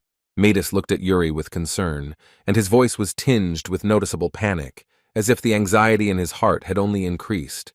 He exhaled nervously and said in a trembling voice that their entire forest was in danger of drying out. Metis looked at the girl's depleted forest and called it wrong, suggesting that she return to their home. As it turned out, Yuria did not live in the real native village of the elves, where there was a certain great tree, a kind of sacred symbol of the race. Yuria's voice became more serious, and she covered the teapot with the porcelain lid, addressing her teacher almost in a whisper. The girl explained in a sad voice that she now had a new homeland, and the tree had long since become foreign to her. But she did not stop Metis and asked him to save the rest of the villagers, because the curse of the spirits did not fall on them. The teacher became alarmed and indignant and slammed his cup on the table, saying that Yuria could simply die if she stayed in the village. The girl didn't care at all and said in a calm voice that her death was exactly the same law of nature, but Metis couldn't calm down. Opening her purple eyes, the elf directed her piercing gaze at the teacher, who continued to object. Yuria looked away with an unremarkable sadness in her eyes and a relaxed smile. The elf whispered dreamily that it was impossible to know for sure, and one day, perhaps, someone would come to them and save their forest. At such moments, Yuria usually enjoyed her life the most and let the invigorating wind tickle her face, which she called a harbinger of a good meeting. Metis calmed down a little and sipped tea from his mug with a heavy exhale, and the girl emotionally asked him if he liked her new herbs. The teacher spat out his tea when he heard the girl's cheerful voice saying that it was her new recipe, and she had added cricket wings to it. Metis put his hand to his face and thought uncomfortably about his student's strange ingenuity, although the tea was indeed very tasty. He even forgot for a second that the smiling girl in front of him was considered an outcast and crazy by many of his fellow tribesmen. The elf pressed her hands together and closed her eyes in bliss, describing how pleasant the wind was, and feeling that someone special would soon come to visit her. Davy set out on his journey through the damp earth, through which small shoots were now sprouting. In the forest, all the trees were still bare, and Perserk could not enjoy the terrifying views around her. The Demon Queen said that she didn't expect that there were elves in such forests, who were already a rather rare race in the entire continent. Elves were so rare that some people believed they no longer existed. Davy noted that he could essentially be considered a lucky man, and said that during the attack on the goblins he noticed several spirit observers. The intervention of the elves was quite obvious, because the spirits and the elves existed closely with each other. The Demon Queen was not pleased and said that she herself did not really want to encounter the elves, but Davy replied that it was necessary. The she-devil spoke of them as long-eared boars and said that it was better not to mess with them, and the boy laughed in response and agreed. Apollo's bow side was a disgrace, and the boy felt sick even thinking about it, while Perserk trembled just from the image of it in Davy's head. The elven forest looked like a rather fairy tale place from the outside, and even during the drought it looked quite alive. Local animals began to approach Davy, which resembled the usual deer, but had flowers on their antlers. The Demon Queen was surprised that spirits followed a man like a boy, but he explained that the forest fauna was very sensitive. The girl looked at one of the forest spirits and noted that she liked them more than some elves. Davy couldn't believe that he had managed to gain the respect of the spirits by being thrown into a fiery pit like the last of the beasts. The spirit queen Uriana made a contract with 13 humans, and was also his human teacher in the management of spirits. Perserk looked resentfully at the guy who hadn't even made a contract with the local spirits, but they were already behaving very friendly. She felt offended that the animals only followed the young man, who also had spirit mana along with demonic mana, although they were similar according to Davy. Perserk decided to ask where they were going to find the moonflowers, since this was the first time she had heard of those seedlings. Davy wanted to say something, but suddenly he saw something nearby and ran closer to look. In the boy's hand was a small creature that resembled a cross between a seahorse and a cricket, and it placed a small flower in the boy's palm. In fact, these were the seeds of the so-called moonflowers, which turned out to be even easier to obtain than it seemed at first glance. The flying seahorse led them to another part of the forest, where the plants they needed were actively growing. They entered a huge garden of various flowers, which was also called the Moon Goddess, and the Demon Queen was delighted by the beauty of the location. Davy looked at the little flying spirit and thanked him for leading them to the garden of moonflowers that Perserk had not been able to enjoy. The girl enthusiastically jumped on the flowers and circled around them, saying that with such a quantity they could plant a whole field. The Demon Queen looked at Davy in surprise, who had become suspiciously silent and was staring ahead. The boy stood in the middle of snow-white flowers with a blinding holy light above his palm. The basis of a summoner's power was the presence of sacred power and spirit mana, and a person with such power could easily summon spirits. The difference in the levels of the summoners depended only on the degree of closeness with the spirits, so Davy had no trouble attracting them to himself. At the moment, the boy was able to summon any sacred entity, although it would not be so easy to summon the Spirit King. Perserk leaned towards the boy with interest, and asked if he had tried to make a pact with a spirit using summoner mana, to which he asked if she knew the name of their location. They were in the garden of the Moon Goddess, which by its very name indicated that the place was directly connected with spirits. Davy simply could not pick the flowers and take them for himself without permission. Otherwise, he would face the wrath of the goddess. The light above the boy's hand began to flicker brighter, and he asked the girl not to say anything and just watch his magic. Davy took a deep breath and began to slowly recite a prayer in front of the light that grew larger every second above his hand.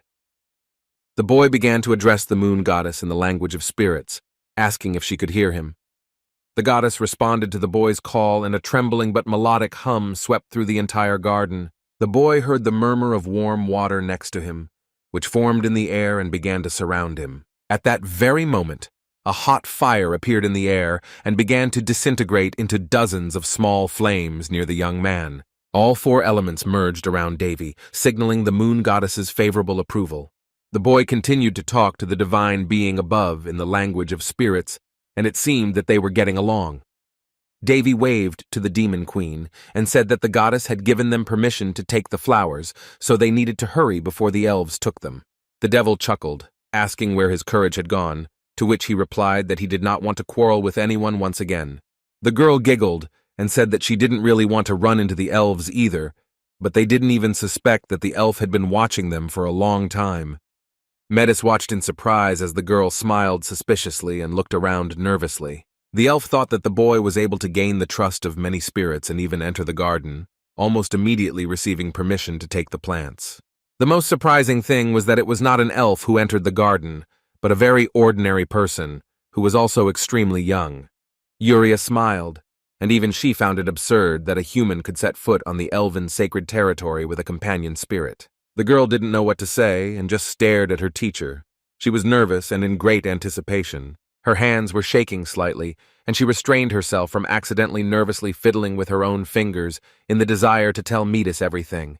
The girl's eyes fell and her wide smile became almost sly as she suddenly wanted to change the subject. The elf turned to her teacher, to which he looked at her with concern and asked what was troubling her soul so much. Metis winced and his head spun when Yuria asked him why he hadn't drunk his cricket-wing tea.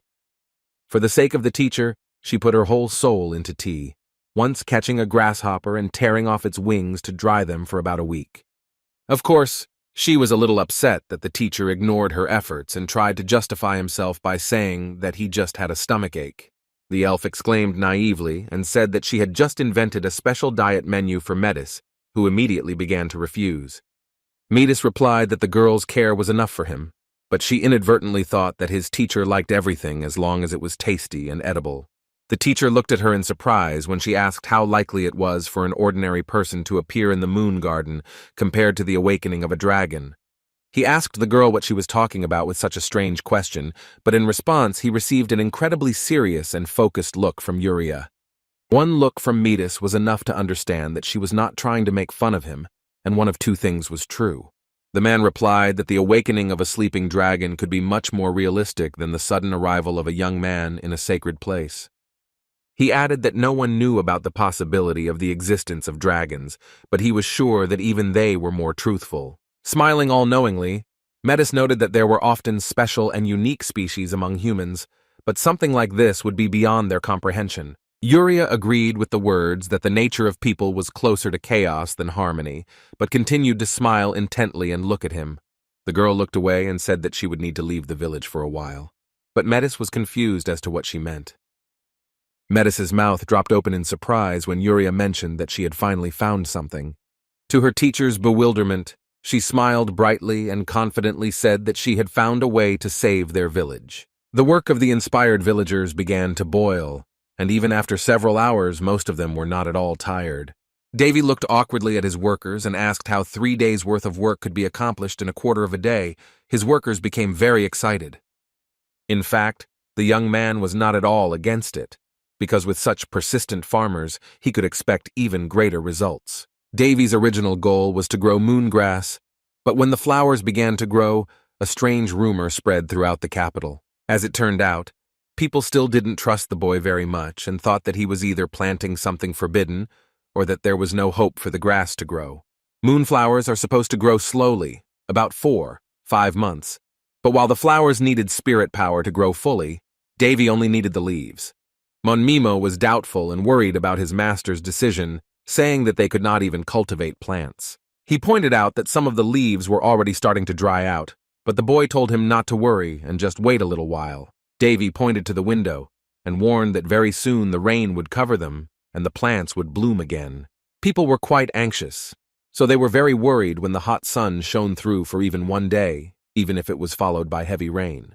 Davy sometimes adjusted the weather with his stone, but many were still intrigued by what the flower growing would bring. Thus, 4 months passed unnoticed, and rumors of amazing flowers in the wilderness of the world spread throughout the continent. At one of the tables, the royal representatives were heatedly discussing how a small country in the wasteland had begun to grow moongrass. When asked what kind of lord could allow his society to allow such a terrible experiment, one of the girls replied that it was the Lord of the Lands himself who had taken on the task. An unfamiliar elderly man stepped into the hall, painfully leaning on his cane and talking out loud about the lands of Hines. The old man joined the conversation of the surprised elite and asked if it wasn't to that wasteland that scientists were sent 5 years ago because of a curse. One of the guys chuckled and noted that the news reached the magic tower late because it had been raining in the cursed lands for several days already. The girl shook her head artistically and noted that any wasteland remained a wasteland, and it might take them more than 10 years to return everything to normal. Between them, a conversation again began about the first prince of the Raun kingdom, who had probably gone mad after being exiled. The red-haired guy with glasses addressed the old man as if he were a teacher and with an uncertain voice wanted to add something, but he ordered him to wait. The bearded sage Helson put his finger to his lips, silently telling the boy to keep his mouth shut and adding that news always reached them faster. The old man stepped forward and said that interesting things were happening in the east, so it would be useful for the guy with glasses to go there. Helson addressed the surprised youth as jealous Janro and ordered him to prepare for his journey to the lands of Haines. Moongrass gradually grew on the lands of Hines, which at the time of its flowering acquired a snow-white color. In just one moment, the wasteland where there was nothing turned into a huge flower field of moonflowers, surrounded by a palisade. There were few healthy plants that could be used for the next seedlings, and they almost lost everything, but now there were more leaves for trading.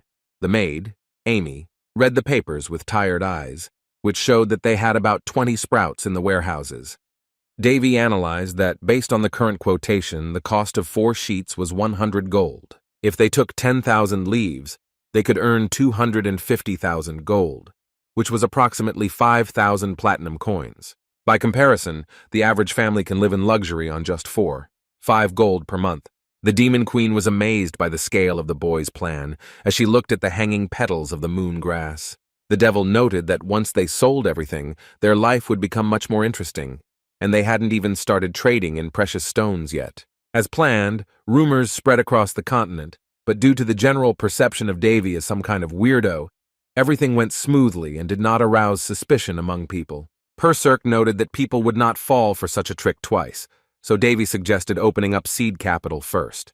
They now had a full-fledged, beautiful garden, albeit one consisting of only one type of flower, which was simply sorted differently. Davy placed his hands on his hips and inhaled the floral scent of money, saying that it was time for them to raise the whole continent on its ears. The guy planned to send the moongrass across the continent only twice a year because they wouldn't be able to send it across all the continents at once. Moongrass was still the main raw material for magical and alchemical catalysts, as well as potions for priests, so new suppliers were always welcomed. Gradually, carriages began to arrive in the capital, collecting goods for future trade and sale. However, there were also some pitfalls, because along with the news about the delivery of the amazing herb, another rumor began to spread. As some people have begun to admit, Davy Olron has actually been bedridden with exhaustion for a long time now. The Demon Queen usually responded to such rumors with indifference, saying that the ghost of wealth was clinging to the boy and warning him to be careful. In business, it often happens that the price of a product for which demand is higher than supply falls due to increasing supply. Thoughtlessly spreading moongrass in abnormal quantities was simply impractical, and the plant would simply lose its value. Of course, it was better for Davy not to rush and build up his presence gradually, so as not to exhaust his body once again. A few days after the rumors, a crowd of curious people again lined up outside the boy's palace gates, nervously shouting at his window. Amy the maid informed Davy about potential clients, and the guy was already prepared for the most nimble customers. In total, 200 people lived in the capital, but people from trade guilds of other countries and various scientists and alchemists came to him to trade. Amy nervously asked what they should do, and Davy shrugged and decided to pretend to be sick. But she explained that the guests wanted to see the goods in person. Usually the guy managed to do everything himself, but when there was such a crowd of stubborn people in front of him, he began to get nervous and try to run away from the situation. The young man had to call his chief chamberlain and the head of the squad of warriors, with whom he began to deal in order. Davy promoted Monmio to the local guard and asked how public order was, to which he replied that they lacked strong hands. The head of the vigilantes explained that it was very difficult to keep track of the huge number of people, to which the chief chamberlain agreed and added paperwork to the list of similar problems. The boy ordered Monmio to drive away anyone who might seem suspicious to him in order to avoid any sudden serious incidents. The guy didn't want to indulge every trader, but he had to be careful about dodging, so he asked what was going on with the housing issues. The Lord Chamberlain noted that they had repaired the abandoned buildings and populated them with people, but there was still not enough room among them for all the guests. Davy had another idea and suggested that they take the tents they had purchased earlier, restore them to a better condition, and then start selling them at a higher price. The Lord Chamberlain listened to his master's order, and together with the maid Amy, they went to arrange the tents. When Monmio was about to follow them, Davy stopped him and asked him to stay for a while. The guy took out a mysterious bottle of white wine and carefully placed it on the table by the neck. The young man smiled brightly at Monmio, saying that they had something to discuss over a glass of wine. The Guild of Warriors was usually very noisy, but the capital had such an amazing mentality that even so they could not be heard on the street. The other members of the party, also slightly drunk, looked back and greeted Monmio when he returned to them. One of the guys looked at the exhausted squad leader and offered to have a drink with them, but he smiled weakly and replied that he would join later. Monmio walked into his room and immediately fell face down on his bed, feeling incredibly weak throughout his body. The man could be compared to Cinderella because he did all the work in the capital for everyone, and at the same time he still managed to go to classes on city administration. He felt as if he had never been so overloaded in his life, and would have been sobbing on his bed if one of his warriors had not come to visit him. He reported that Monmio had a visitor, which made him stand up in surprise and look at the guest at the door. A tall man in a dark green cloak stood in front of the door and asked for forgiveness for arriving so late. The man took off his cloak and introduced himself with a smile as a level 4 expert of the Green Magic Tower, otherwise known as Hallis. They were given a separate table, at which Monmio and Hallis began their negotiations, where the latter again began to apologize for his unceremonious appearance. The man in the cloak began to tell that he had heard about the appearance of a new lord who protected the cursed lands and improved their condition. Hallis laughed and noted that Prince Davy had clearly seen better commanders of his kind to choose Monmio, but he only said sadly that he was simply a worthless knight. When Monmio asked Hallis why he had come to see him, he replied that he simply needed to urgently meet with Mr. Davy. After clearing his throat, the man mentioned that the entrance to the residence was blocked, and he was forced to turn to someone else. Monmio immediately refused, saying that the lord had been very ill recently, and Hallis dramatically expressed his annoyance. He responded smilingly to the man's words that the health of my lord was much more important to them than trade. Hallis added that the situation at the Green Tower was not the best either, and reached for the mysterious bag. He lightly threw the bag onto the table, which opened by itself, and inside it was an innumerable number of gold coins with precious stones. Monmio's eyes and gaze were fixed on the gold coins in front of him, and he looked at the treasure in fascination. The man indignantly gave Hallis his money back, saying that he doesn't take bribes, to which he dramatically began to calm the knight down and say that it was just a gift. Monmio's eyes fell downwards, and he fell silent depressingly, listening to how he was simply trying to get along with the commander of the guard. The leader of the vigilantes pulled the bag towards himself and said weakly that he was not one to accept or agree to such a thing, but Hallis claimed that he was trying to honor a responsible leader. Hallis called the amount in the bag quite insignificant, although Monmio could see the glitter of gold coins even through the leather layer. Treasures poured out of there, including many gold coins and precious stones of various kinds. The man lowered his eyes and straightened his concentrated gaze, as if just a second ago he had not been nervously backing away from the money. In fact, events were unfolding exactly as Davy had warned him just a few hours ago in his office. During that conversation, the boy told Monmio that their main opponents were various organizations. Davy concluded that if they couldn't contact him, the next target was always people close to him like Monmio. He assumed that such people usually either started making threats or tried to offer a bribe, so he asked to write down the names of those who would use violence. Regarding bribes, the boy noted that they were worth taking, since huge amounts of money could be expected from the Magic Tower and the alchemist factions, but Monmio was perplexed. Then Davy put forward a glass bottle, which turned out not to be wine at all, but exactly the same part of the plan of action. A long bottle with a moon sprout inside was processed with magic, and a case of such cost 100 gold.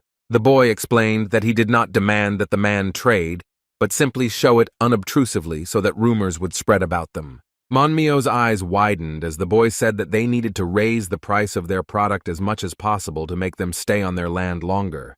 Hallis looked at the shiny bottle in front of him, mesmerized with a dumbfounded look, as if he had seen a great masterpiece. The mustachioed warrior called the bottle a finished product, which he was going to show him because it was soon to go on sale. The man in the cloak couldn't take his eyes off the bottle of moonsprout, knowing with just one glance that it was a real first-class product in front of him. His hands trembled as he touched the bottle containing the plant, the quality of which was many times superior to even the masterpieces from the West.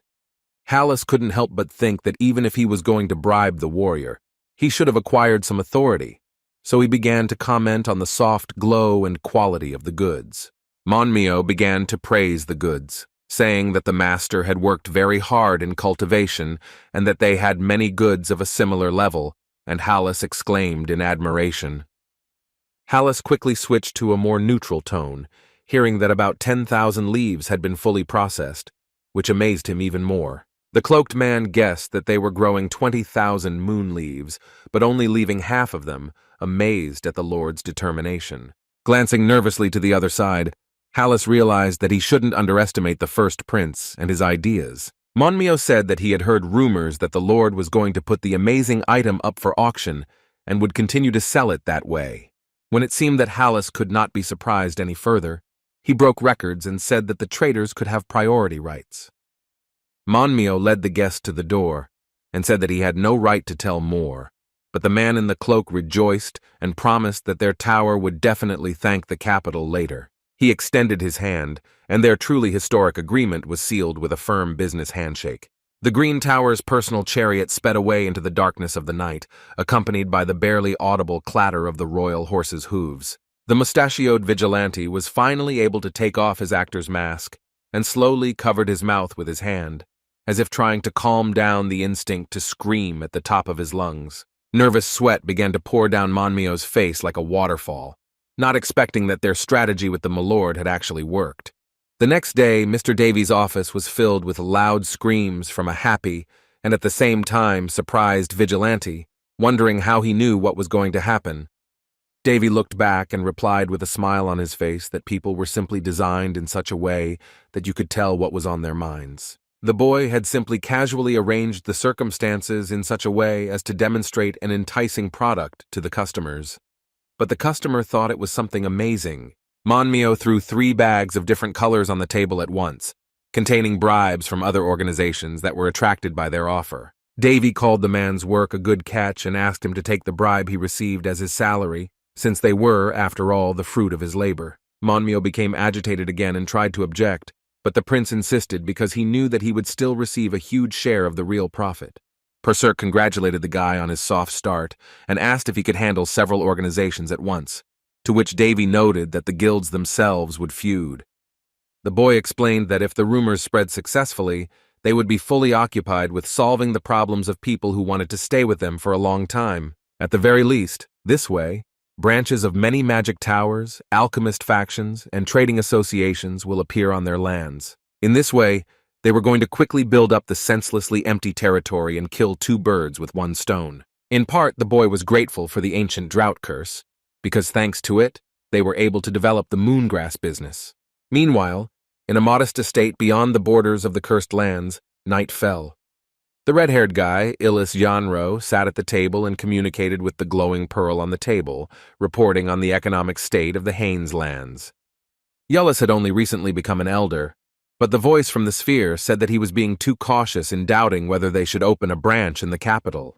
The red-haired youth was confused by something, and he turned to his teacher through the pearl, asking him why the Lord insisted on the auction so much.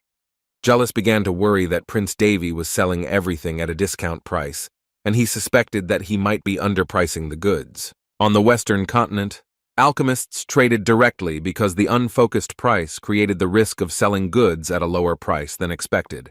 The old man in the pearl's reflection smiled at the boy and said that the prince from the Round Kingdom was smart enough and they could trust him.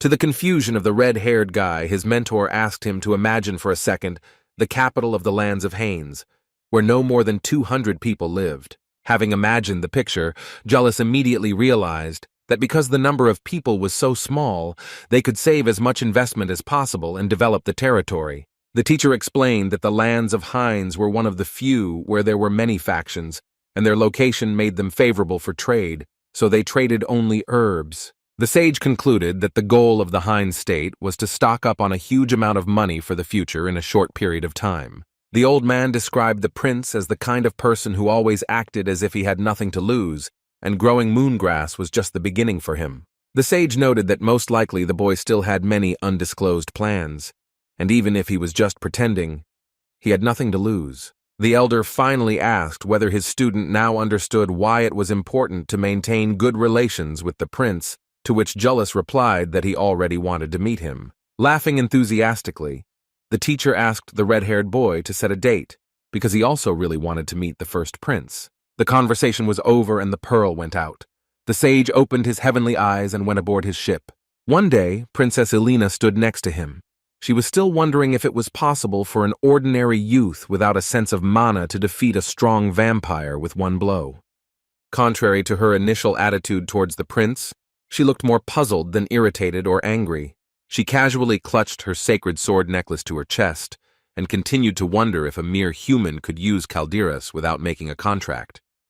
The old man then thought he knew everything about the world, coming to the conclusion that only the sword god or his protege could be capable of such a thing.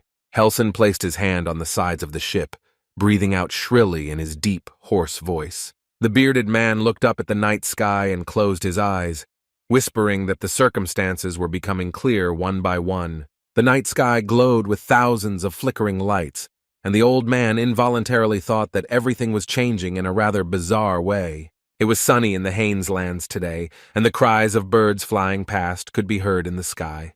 As expected, there was a sudden influx of requests for long-term residents in the capital, and along with them, applications for the purchase of land that was owned by Davy. Due to such political changes, some unpleasant conflicts began to escalate among members of various guilds and organizations.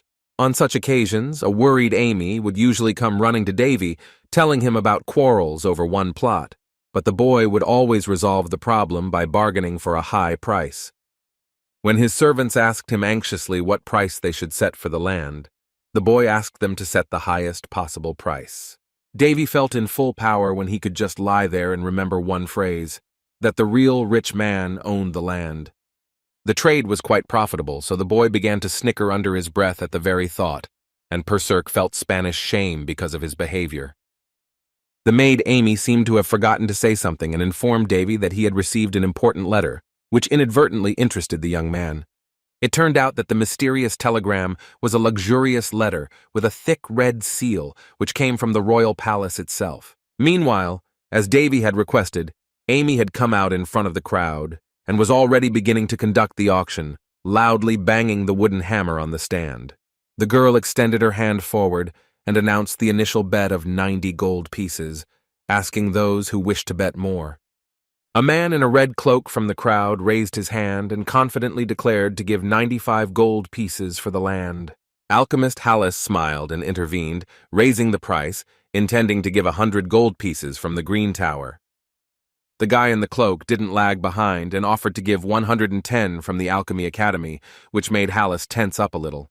Red chuckled and told the Green Tower to hold their horses because they were getting poorer before their eyes, but Hallis noted that the Academy had exceeded its limit first.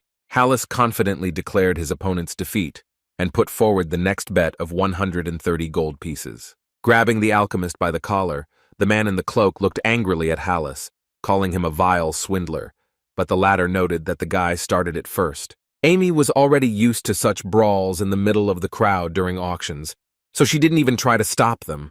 The chamberlain and the maid exchanged glances, after which the latter replied that she was going to count down, since they had reached the highest bid.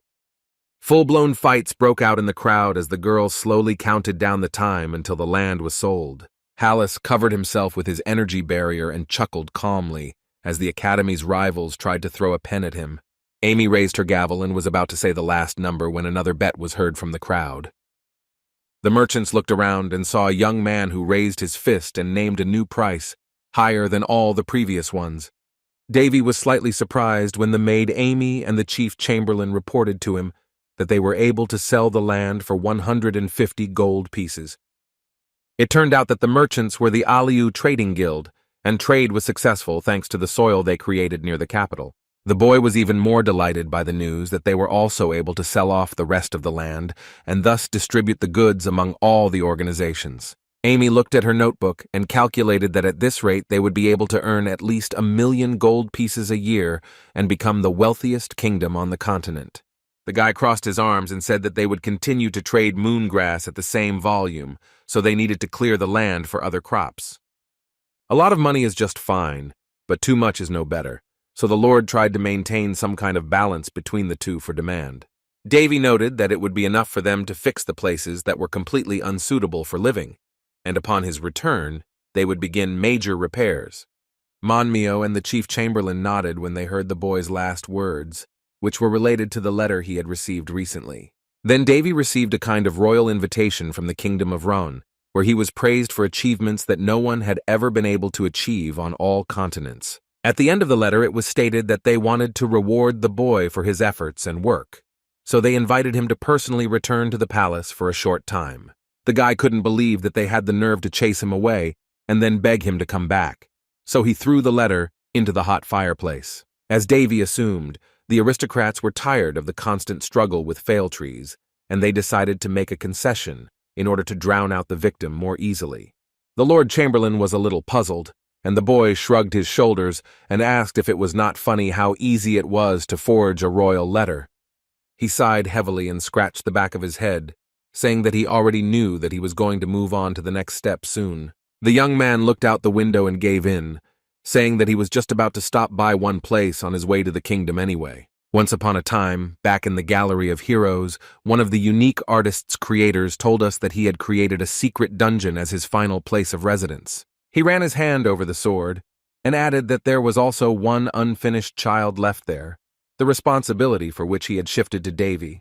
The black man noted that the guy could do whatever he wanted with his creation, even take it for himself or sell it for crazy money. He didn't care. Davy awkwardly said that someone like him could just ruin everything, and the man laughed loudly at the boy's doubts.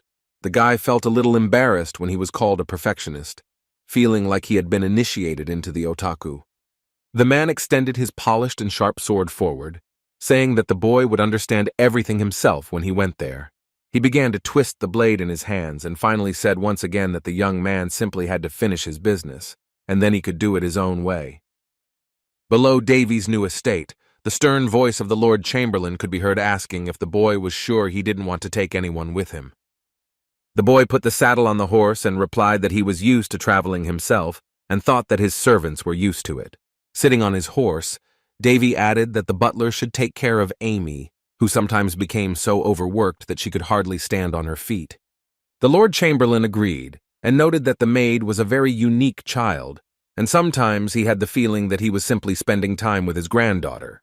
The guy was lost in his thoughts and couldn't help but think that he was more attracted by the affection he felt for his so-called granddaughter than by the granddaughter herself. One way or another, the boy had to go, so he said goodbye to all the servants and set off on his way. The clatter of hooves was almost inaudible on the damp ground outside the capital, where the prince was heading. Davy headed in the other direction, not crossing the ill-fated desert once again and finding himself in a dense forest. The Demon Queen noticed the strange direction and decided to check if it would be faster for them to go another way. In fact, Davy needed to get somewhere quickly, to a place that was a bit of a tourist area. The mysterious place was one of the few great Rauna sites where many organizations worked together to preserve it. Perserk was about to ask a counter-question, but the answer became clear to her when she saw a familiar path and the boy told her that they were entering Surt's hometown.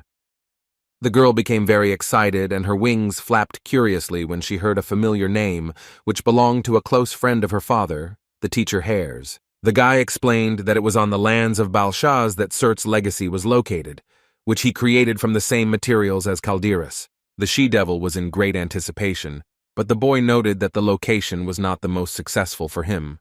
He described how even the mountains and rivers changed over time, and although the historical monument had previously been Surt's birthplace, everything had changed. Now the famous city from 1001 Nights has turned into an ordinary home of Queen Linz. Davy crept up on horseback to the guards, saying that he was actually entering his enemy's territory. He was immediately met with displeased glances from passers-by and guards, who sternly stared at every leaf flying past. Davy rose slowly from his horse and walked with a singing step towards the fearsome guards. On the other side stood priests and magicians, who looked at the uninvited guest with the same disapproval. Perserk couldn't help but notice that the atmosphere around them was quite tense, with everyone staring at them so intently, and the young man suspected that the nobility was on their toes. The servants took turns letting people through the gates and shouted loudly to the next ones. From the outside, it looked more like a military camp. Davy meekly handed the guard his metal ID card. The bald guard looked at the card with puzzled eyes and mumbled that the man in front of him was the military mercenary Davy. To be more precise, a military mercenary of F rank. This was the fake ID that Davy showed, who was not known by sight in such a place. He had to try hard to get such a card, but in the end, everything went well, and he was allowed inside without any unnecessary questions. But as soon as the boy walked a little forward, he was again stopped by the crossed spears of the guards, ordering him to return. The boy glanced down nervously when he was told that he most likely came to explore the recently discovered labyrinth. The bald guard stopped him again and pushed him away, ordering him not to poke his nose into other people's business and to get lost. The boy had the inadvertent feeling that the guards nearby had begun to gloat, and they fully expected him to come and try to get inside. It seemed like it wouldn't be that easy to break through, so Davy could only exhale loudly, trying to get out of the situation. Davy landed hard on the nearest rock and fell into thought. He could not have predicted this. The boy had bags under his eyes for a second, and he let out a shrill breath of irritation and defeat. The Barrietta line's influence was naturally strong for the royal family, but Davy had never thought it was that bad. The boy was busy in his thoughts, but a bearded man suddenly approached him, apologizing in advance. The old man sat down listlessly on the bench and assumed that the young man did not yet know how the process of entering the city usually took place. When the young man asked about what was happening, he pointed to the crowd and asked to look more closely at the hands of the guests and guards. One of the ordinary-looking guys held a small bag in his hand, probably containing gold, and gave it to the guard in exchange for a pass.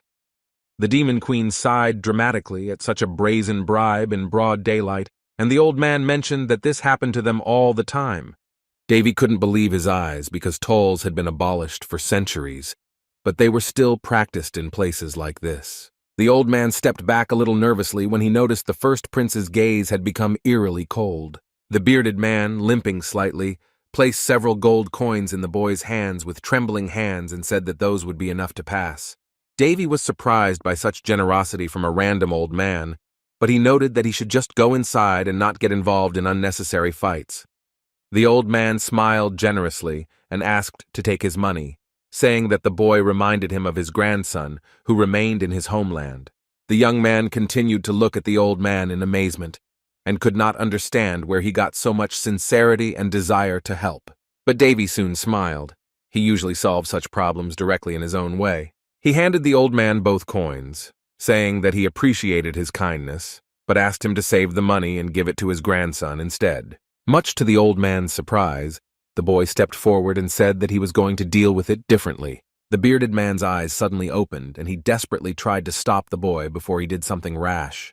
The bald guard looked with irritated eyes at Davy, who still hadn't left and was now trying to demand something from him. The boy extended his hand forward, and in an unceremonious, stern voice, ordered the guards to hand over the illegally appropriated money. The guard was indignant, and Davy began to explain that a bribe could not be taken from anyone except large caravans and traders, but ordinary people had the right to enter free of charge. The other guards, drunk, began to mock Davy and ask what the boy was trying to tell them and what he was going to do. Davy looked down and replied that he was only trying to give a final warning before he carried out his justice. Finally, he added that if they immediately returned all their funds, he would be forced to accept them as repentance. The guards did not take the guy's words seriously and began to laugh even louder. The picture involuntarily reminded the young man of Miranda's rule. In front of the boy's face, the guard extended a sharpened sword so that the cold blade was about to pass through his ear. The bald guard bared his teeth and asked who he thought he was to talk to them like that, since they could have simply killed him and no one would have noticed. Davy asked calmly if they intended to continue to shamelessly break the law, to which they vulgarly noted that in the duchy they were a law unto themselves. The young man opened his piercing red eyes and said that it was obvious from them that they were writing the laws on their knees. The guard looked angrily at the boy and was about to hit him, but the old man hesitantly intervened in the conversation. The bearded man looked at the sharp sword in horror and tried to mumble that Davy was just a child, and they couldn't do that to him. The guard shouted sharply towards the old man and asked why he was interfering in the debate, and the old man's eyes seemed to start to water. The huge guard said furiously that the old man had completely lost all shame and swung his sword at him. The sword was heavy, and it seemed that in the hands of the bald guard it only became sharper and increased in size. Davy quickly moved to the old man's side, and with a kick of his leg, knocked the falling sword away with his knee, causing the weapon to fly upward. The guard watched in shock as he parried the attack and had his sword taken from him before his very eyes. The old man hesitantly opened his blue eyes, carefully looking at the blade hovering in front of him. Davy muttered in a menacing voice that extorting citizens' means of subsistence was theft of public funds. The guard's sword did a few tricks in the air but landed safely, hilt down right in the boy's hand. Then the young man immediately swung his weapon and cut through the air in front of him and his grandfather with incredible speed. In a matter of seconds, the sword, infused with golden mana, passed through the frozen guard's body, and Davy said that stealing money was punishable by execution on the spot. A solid tail of blood rushed through the air, and the young man told the stunned guards that they were all involved in one way or another in the crime. The boy placed his foot on the severed head of the bald guard and asked that the chief be brought to him so as not to complicate things. He was immediately surrounded by the spears of other guards, whose hands were shaking and whose eyes were filled with horror. The guy threw the sword behind his head and asked if they wanted to become accomplices to another crime, since all he had done was show a false identity. One of the guards inexperiencedly rushed at the boy, who continued to tell them that they were now committing treason and were acting unwisely. The sneaky guard grinned slyly and thought he had managed to confuse Davy, but he didn't even notice the bloody mark on his own clothes. The young man calmly swung his sword to the side, and a few seconds later the man's severed hand fell to the ground. The guard screamed in horror as he watched the blood spurt from his wrist, and Davy replied that he would cut off his head next if he continued like this. The boy placed the sword on the ground in front of the trembling guard and threatened all the guards, saying that he hated repeating himself and wanted to see their leader. Hearing a loud voice nearby, the boy tilted his head to the side and looked curiously at where the scream was coming from. From the dense crowd of people, a man with obvious broad bones appeared and began to swear loudly, asking who had chopped up his guards. Unceremoniously, Davy reached into his pocket and threw some trinket at the local leader, which immediately flew off. The young man asked the chief to think carefully and not to jump to conclusions due to the lack of guards, and he looked at the keychain underneath it and nervously recognized the mithril ID. Viscount Gert fell to his knees before the boy and began to hastily apologize to the first prince, and Davy was slightly surprised that he recognized him immediately. The fat man began to beg for mercy and fear, because his lands were on the verge of ruin. Davy became very curious about how the lands that were considered a national treasure and visited by the Continental Alliance had become poor. The man screamed that the prince was also wrong, and that he could not secretly come wherever he wanted and just try to carry out justice. The Viscount quickly added that the boy had come without a warrant, and Davy smiled and asked if that was the whole problem. The man screamed again and began to fearfully claim that Duke Barrietta would not turn a blind eye to the order and would punish him first. Davy tried to keep a smile on his face, but inside the situation was making him very angry, and he couldn't help but feel nervous about the sudden change in culprits. The boy guessed that most of the lands of the continent were in a similar situation, where even the servants of the duchy were afraid of the queen.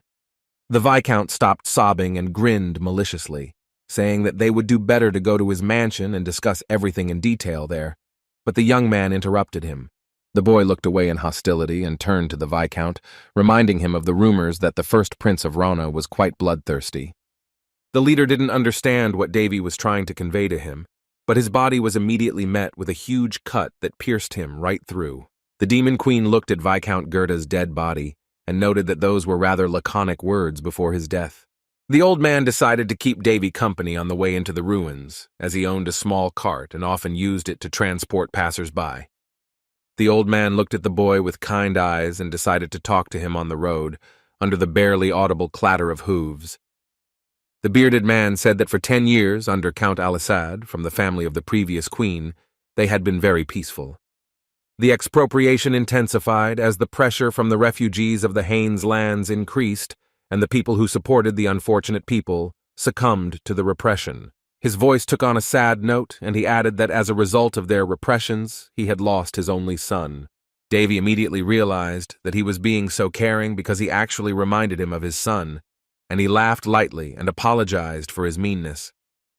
The boy reassured him and suggested that his son was probably also very correct, but the old man called him only extremely inquisitive.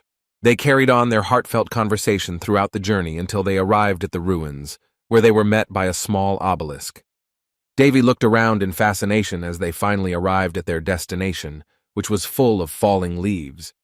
These were the ruins of the 1001 Nights, which were still popular throughout Balshasa and were equipped with sharp monoliths everywhere. The old man asked if the boy was afraid that the incident with the Viscount could cause problems, but Davy replied that the Duke didn't care about the ruins anyway.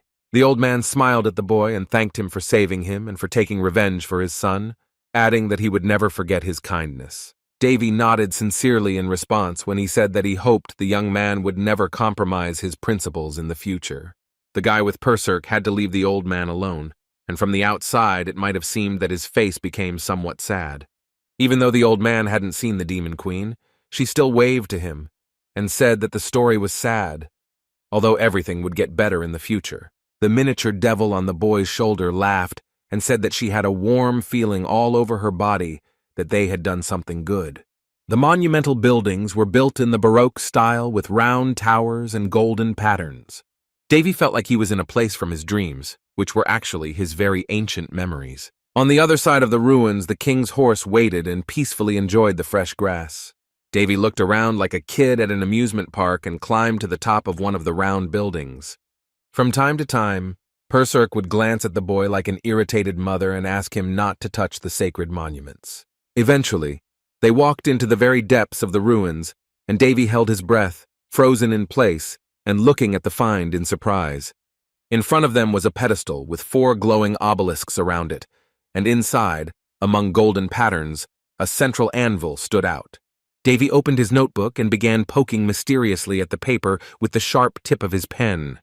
The Demon Queen became quiet and awkwardly asked if he had hoped to find something in a place that had long since been dug up. The boy thought for a moment and looked up, saying that everything had been dug up only at first glance and they could still find something. He pointed to the structures of the ruins and began judiciously to mention the shapes from 1 to 7 and also from 23 to 11. Flying curiously up to the boy's book, Perserk asked what he was writing down, and the boy replied that it was some kind of password. This answer surprised the girl even more, but this time Davy ignored her and said that he had found the decryption code. He looked at Perserk and replied that the structure of the ruins was also part of the place. The guy looked back and continued that from above, it was possible to see some pattern for deciphering. In ancient times, the so-called code cert created personally, and although in the past the password was known to several people personally, now it was known only to Davy. To be more precise, the password was simply disguised in such a way that only the first prince could find it. Davy explained that the password only indicated that the entrance was in the central anvil. The young man touched the main anvil, and in its place was a blue barrier, which turned out to be another more specific password. The boy remembered that during his lifetime, Cert had bequeathed that whoever found his legacy could become its rightful owner. Davy cracked the password and a voice came from the anvil, indignantly asking if the guy thought he was the king of the pirates. The entrance slowly opened, and the young man couldn't let go of the fact that old man Cert was a very unbearable last otaku. It was very damp inside the dungeon, so the young man warned Perserk that due to the depth, it was possible to suffocate in the dungeon. Perserk recognized with admiration the magic circle that neutralized the underground pressure so as to allow air to flow in, but Davy noted that the creators were clearly not in their right minds. The young man relaxed his gaze and said slightly sadly that if he had never met Cert, he might already be dead. The Demon Queen fell silent and looked at the boy with a puzzled expression and slightly surprised eyes. She was very pleased that Cert was a friend of her teacher, but now she felt even better at the thought that the blacksmith had facilitated their meeting. Soon, the steps ended and they entered a darkened room, in which there was chaos and complete silence. The Demon Queen looked around and said that the room looked more like a basement than some kind of secret dungeon. During his life, Cert was considered a real madman who devoted his entire life to blacksmithing, as if he did nothing else. Hare's death hit him hard, and he returned back to his dungeon, where he spent the rest of his days forging swords. But no one ever found out anything about this place in detail. Apparently it was too dear to Cert, who literally merged with it even after death.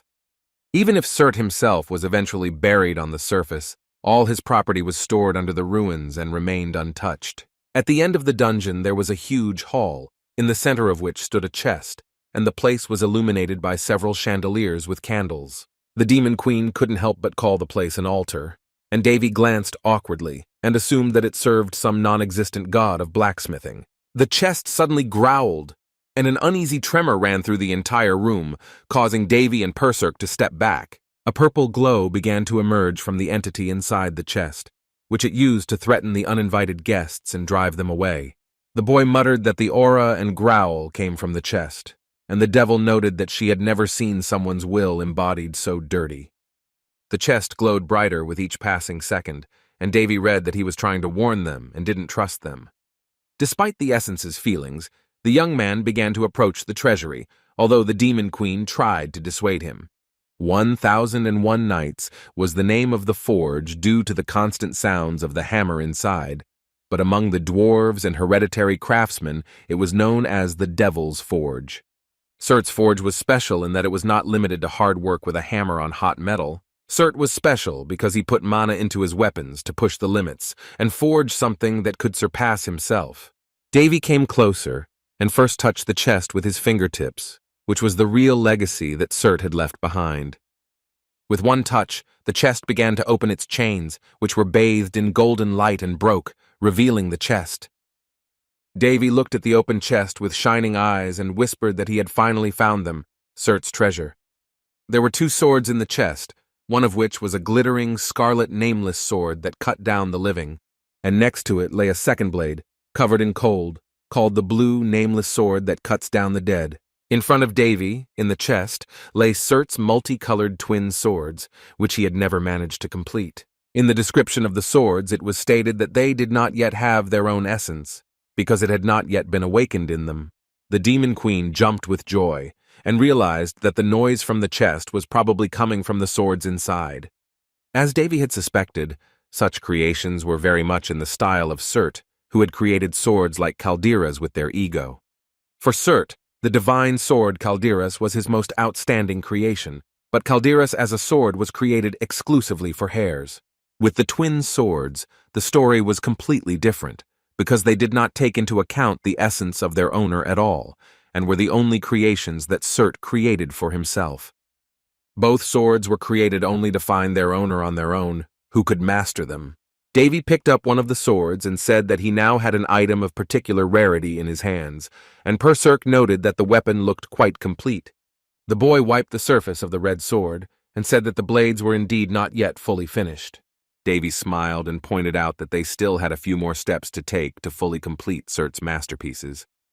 Lowering his swords, the boy said in a serious voice that they needed to find fire, but Perserk didn't immediately understand what he was talking about. The young man wrapped the swords in thick cloth and continued by saying that they needed not ordinary fire, but hotter than hot, like the sun. The boy began to reason out loud as he walked, where they could get such a flame that would be enough for the twin swords. One of the most suitable options was a special dwarven fire, which could turn anything into a molten puddle in an instant. By the next night, Perserk and Davy had arrived in his kingdom, the silhouette of the tall palace visible against the backdrop of 2 half-moons. They approached a guiding priest at the globe, who directed them to go straight along the avenue to reach the square. Davy jumped off his horse and thanked the magician for guiding them and wished them a safe journey to the capital. The boy exhaled nervously, slowly heading towards the capital and asking the she-devil what the aristocrats could have planned against him. The demoness giggled and said that he already knew everything, because even though he was told about the reward, the true plans of the aristocrats were quite obvious. She mentioned the moon grass, with the help of which the young man was able to earn an amount greater than the kingdom's annual expenses in 1 quarter. Apparently, the kingdom's aristocrats planned to persuade Davy to nationalize his enterprise and get rich at its expense. Davy looked away from how skillfully the Demon Queen could read his mind, even though he should have gotten used to it a long time ago. In truth, the young man was a little annoyed that he had attracted so much attention from the continent, even if it was a huge achievement. Davy gradually reached the capital of the Round Kingdom and entered the palace, looking around the luxurious corridor as if for the first time. His attention was drawn to a familiar voice nearby that greeted him, so the boy greeted the chief chamberlain Vespos. Vespos said proudly that the boy walking forward had grown a little in height while he was on the cursed lands. The butler maintained his typical imperturbable appearance and said that he had been informed of rumors of Davy's amazing success in foreign lands. Davy exhaled and shrugged indifferently, saying that the heavens liked him very much, so they sent him a gift. The boy decided to point out the tense atmosphere in the kingdom, to which the servants told him about the secret ledger that had surfaced. The young man was dramatically surprised by the words that His Majesty was very angry because of the rumors. So many aristocrats were sentenced to death. They decided to take a walk with Vespos, and the latter warned that the king must have already been resting, but Davy was not eager to meet his father. In fact, the young man was a little surprised by how much his father exploded from the news, even though the bomb in the form of the Marquis had originally been planted. The young man had racked his brains thinking about his father, but it seemed that he had simply endured for a very long time, until the moment when he could no longer hold the rage inside. In the corridor on the other side stood another boy, who was artistically surprised by the prince's sudden appearance in the palace. Davy fell silent, his heart almost jumping into his heels, and his face suddenly tensing up along with his hands clenching into fists.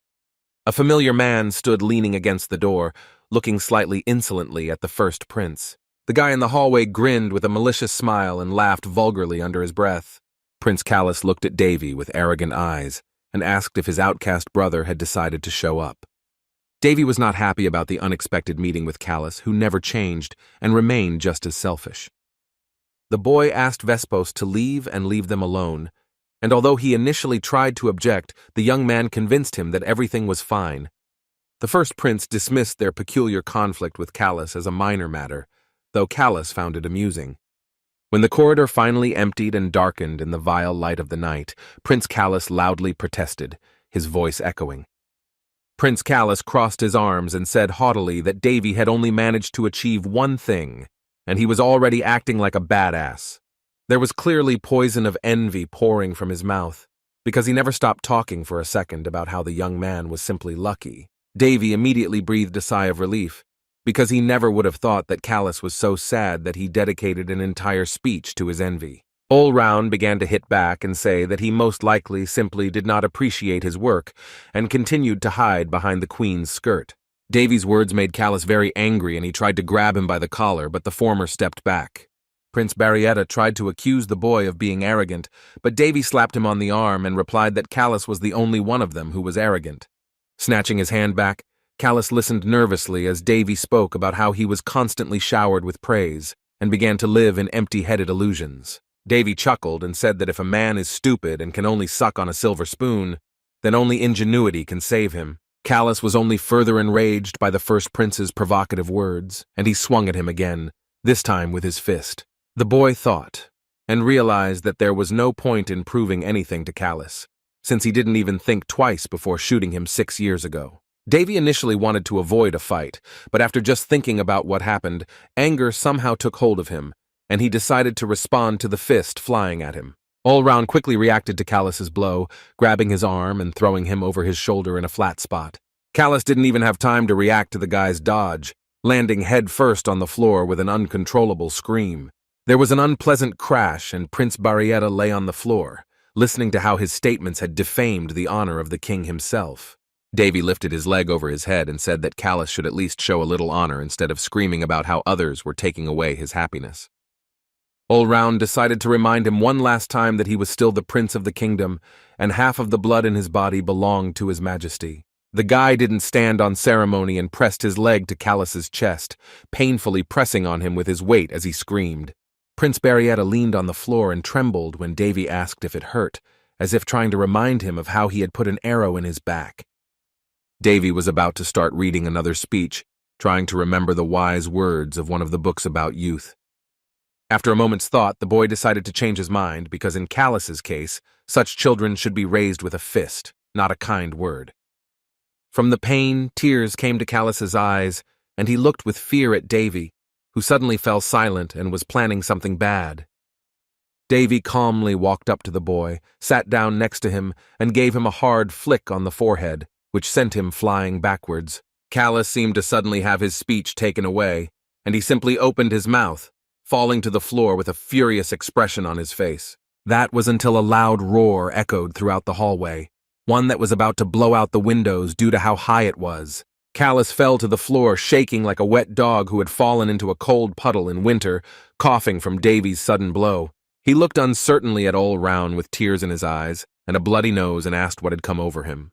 Davy lowered his eyebrows and asked if he wanted to get punched in the face again, but Callus jumped and stood up in fear. He started to run away, jumping away from Davy on one leg and shouting after him that soon he would take everything that belonged to him and take his place. Davy felt a little sad that Callus was offended by one flick, and the Demon Queen also thought the move was cheap for a final one. The boy's face broke into a devilish smile and he mumbled that it wasn't just a flick and that he had been a little naughty as always. Davy had a hard time keeping his sly expression down and started to chuckle vulgarly, while Perserk looked at him awkwardly with disgust. The girl trembled and asked him to stop smiling so creepily, which made the guy shudder and blink his eyes quickly. The young man felt ashamed after the devil's comment, but it seemed to him that he had already gotten rid of all his bad habits. The demon queen looked at the fleeing Callus and asked what Davy did to him with his final attack. A hair fell from Callus's head, and Davy replied that he had cast the worst curse in the world on him, one that could not be removed even by magic, and one would not wish on one's worst enemy. Perserk lowered her eyebrows, unimpressed, and asked what that could possibly be, but he interrupted her and wanted to add something else.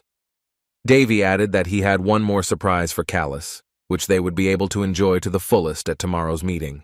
As it turned out, the meeting in the boardroom took place the next day, and the most important figures in the kingdom gathered around a huge table.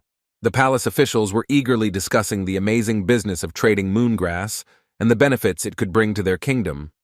One of the participants in the meeting suggested developing their enterprise in order to supplement the capital of each Rauna territory.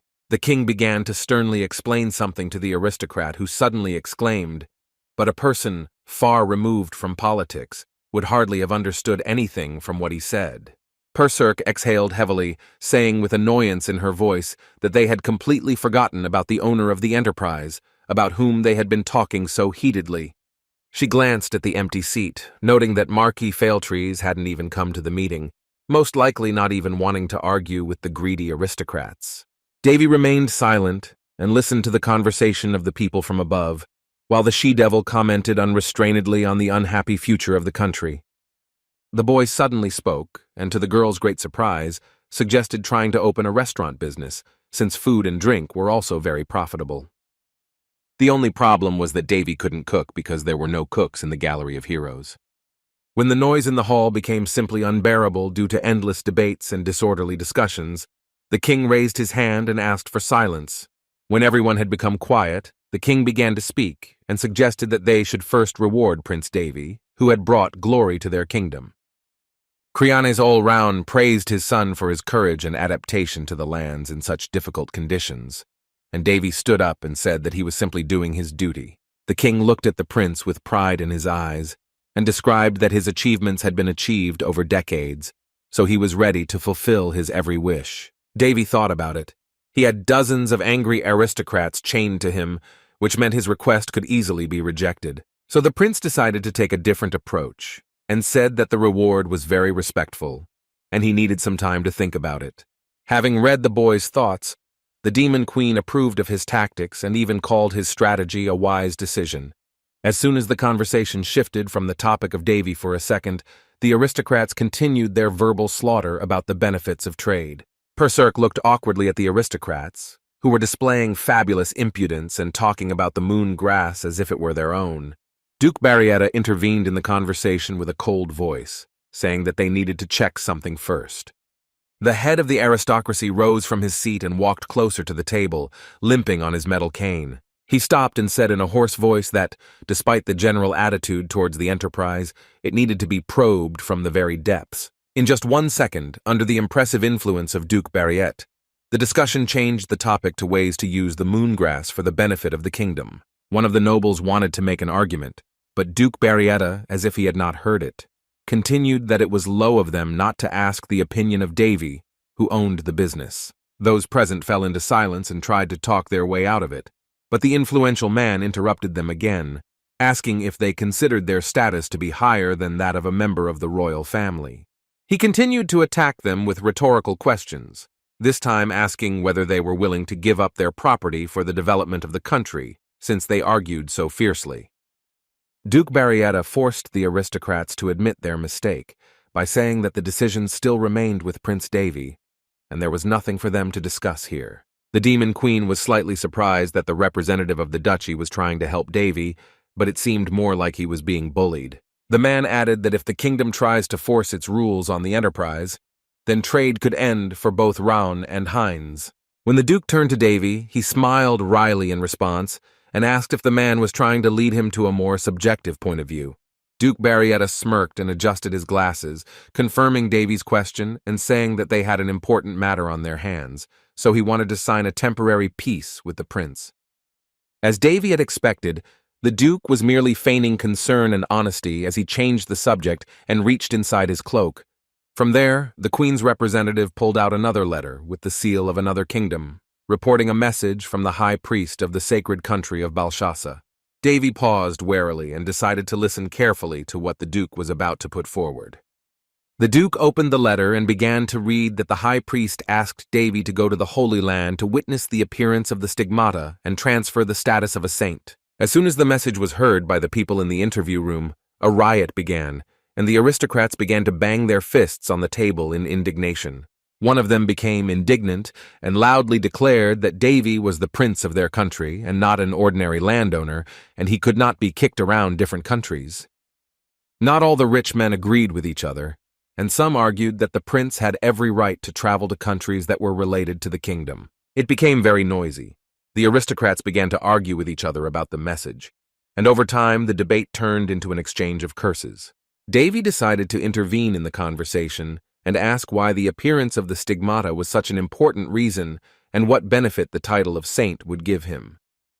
Duke Barrietta smoothed the envelope indifferently and asked Davy to look deeper, reminding him of the responsibilities of the royal family. He looked at the guy with malicious eyes and said that he should not refuse the sacred country, which would remember his choice for a long time. Davy had to keep quiet, for he knew full well that their influence across the continent would be greatly diminished if the sacred country remained dissatisfied. Then the question arose among the aristocrats as to what would happen to the enterprise if the manager were to be in another place. The Duke looked away and said haughtily that if the Lord was lost, no one would be able to do business on the lands of the Haines, which meant that the prince could be relieved of his rights as a landowner. That's when everything became clear, and Davy again saw those same fierce looks from the rich people at the table, who were as insatiable as always.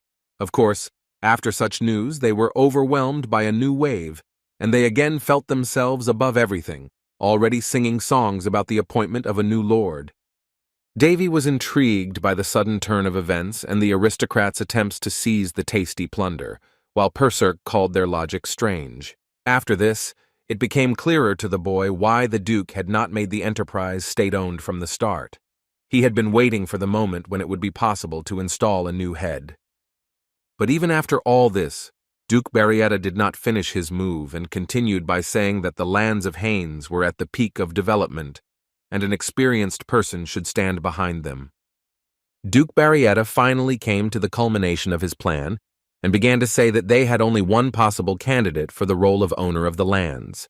Of course, as expected, it was Prince Callus himself, at the mere sight of whom the aristocrats howled in admiration and began to whisper. Davy felt that this could happen because handing over the business to Callus could mean his complete connection with the Queen, who would appropriate all the profits for herself. Duke Barrietta proved to be much more cunning than other, less educated people in power, so he was able to manipulatively push through a plan that would please all the rich people. And here, Callus's words about taking everything that belonged to Davy became much more understandable. Prince Callus couldn't help but glance at the humiliated boy, giving him an arrogant and pompous look from his emerald eyes.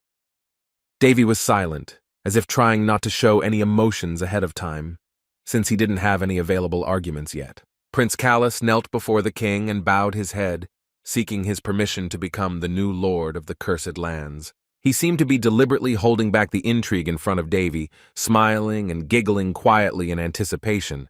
Prince Callus raised his head and in a solemn voice uttered a single sound, KWA. Literally like a toad, right? The sweet and triumphant speech in his head evaporated in an instant, and such silence passed through the entire hall that one could hear the whistling of the wind outside the windows. The Queen's son immediately began to scream loudly throughout the hall, unable to understand why he could not get a single word out. Silence, in which one could only hear the nervous exhalations of Callus, who shamefully stared at the ground and could not say anything. The king pursed his lips and his eyes were invisible. He was clearly very angry and offended by such pompous insolence on the part of Prince Barriette. The crowd of other aristocrats also fell silent and simply stared at Callus with their mouths open. The silence would have continued like this if the Demon Queen hadn't let out a barely audible chuckle on Davy's shoulder, who was holding back a smile. Prince Callus's face was covered in a thick layer of pink blood, and he began to stutter, trying to come up with some kind of excuse on the fly. Callus swallowed nervously and tried to gather the strength to apologize and quickly make up for his humiliating failure. But as soon as he tried to open his mouth and say something again, all he could produce was the shrill cry of a crow. The aristocrats were even more stunned when the boy began to cackle loudly and jump around like a chicken on a farm. Perserk really enjoyed watching the disgraceful show, and she burst into loud laughter as if she had never seen anything funnier in her life. She continued to laugh and slap her sharp heels painfully against Davy's knee, who said that wasn't even the most interesting part. Duke Barrietta looked at Callus with indignation and asked why the hell he started making jokes at such a crucial moment, but the boy could only awkwardly cover his mouth. The crow's cries continued, and judging by the Duke's offended expression, through the cawing, he probably heard curses directed at himself. The king slammed the table hard and asked how his frightened adopted son dared to engage in such offensive behavior in the middle of the meeting. Callus shouted back to his adoptive father that he would never dream of dishonoring his honor, but his words were interrupted by the usual croaking. Prince Barrietta froze and was unable to utter a word. His comedy act of imitating animals was getting out of control. The king was furious and felt as if he could just break loose and leave the room at any moment, saying that he didn't want to hear anything.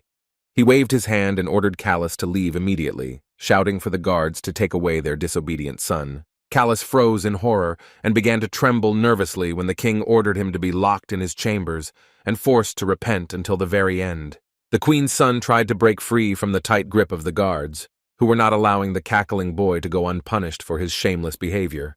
The king exhaled nervously and looked away from Callus, who was now tearing his voice apart and literally barking at him.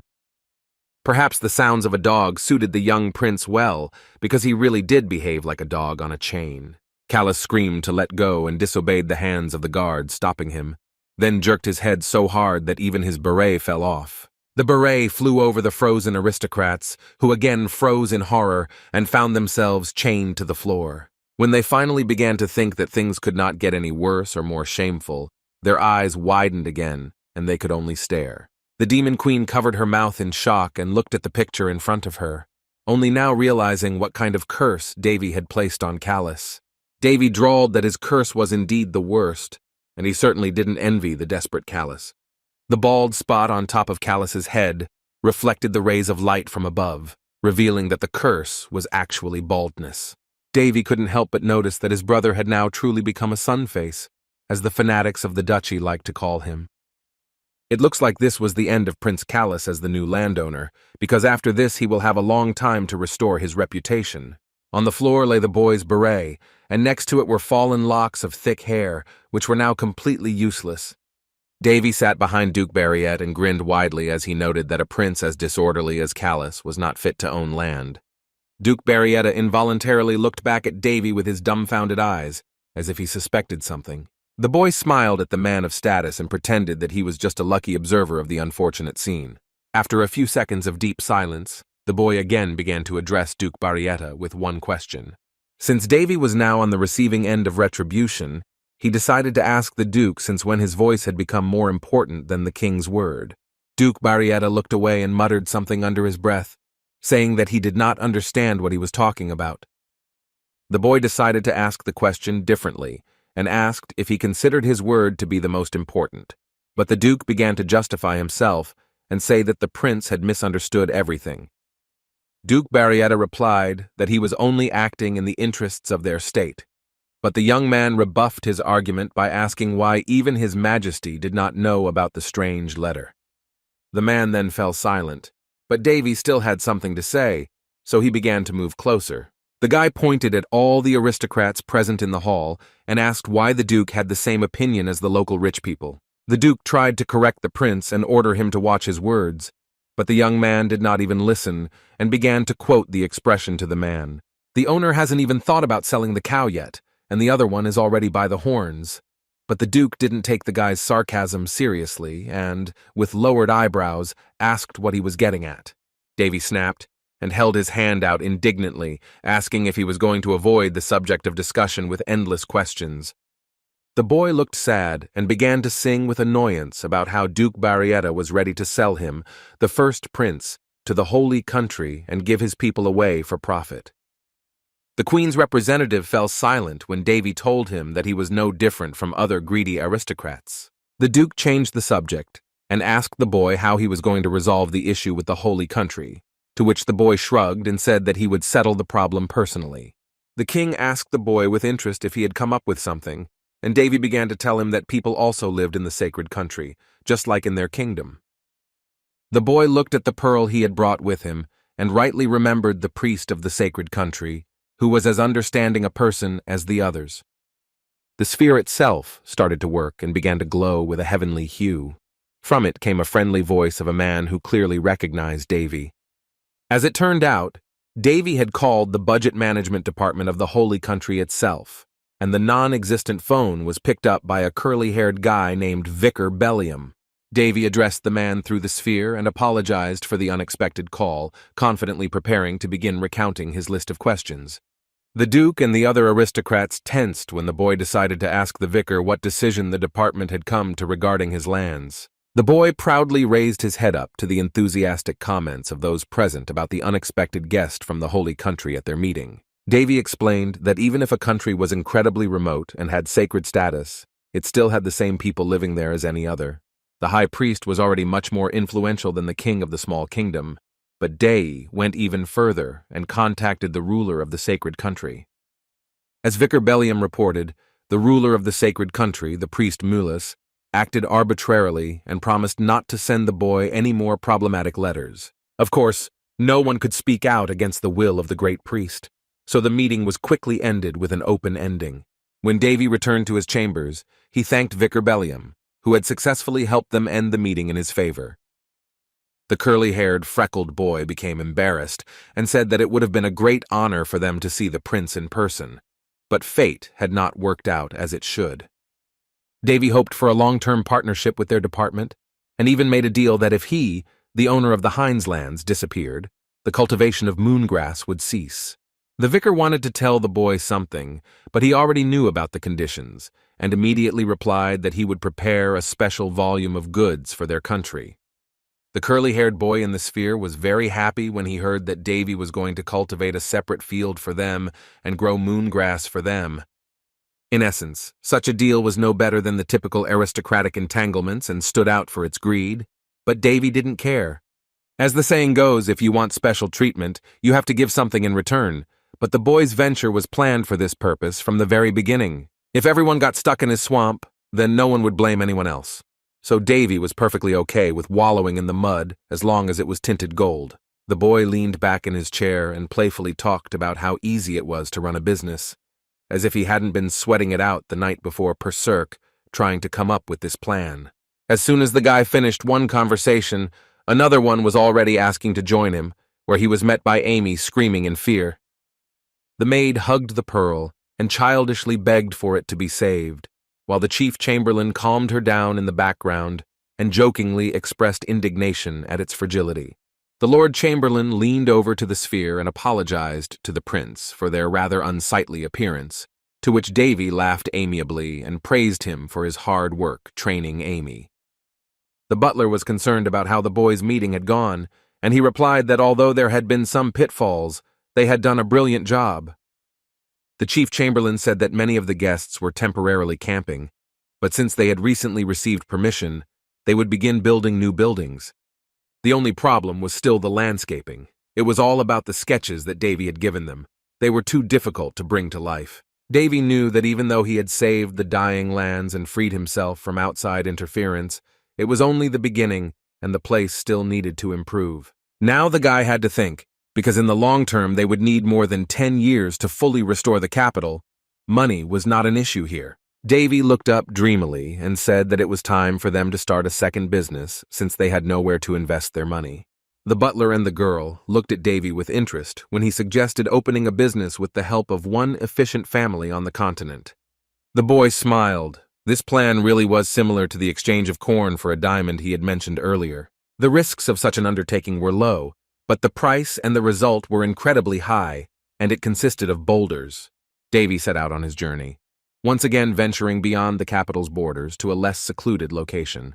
The accompanying guy on the horse turned to the prince and said that they were just a little way from the lands of the Golden Boulder tribe. The boy gripped the horse more tightly and nodded when his escort advised him to watch his step. The Golden Boulder tribe was located in the south of the kingdom. It was a kind of modest settlement of dwarven workers. The dwarves, who were called gnomes or dwarves in the past, despite their short stature, were extremely strong physically and very resistant to heat. They were called the Iron Race. Unlike the elves, whose existence many even doubted, dwarves usually live on volcanoes and rocky areas and sometimes interact with people. It so happened that the dwarves disliked all other races, so they only allowed someone of the level of the king or his representative into their tribes.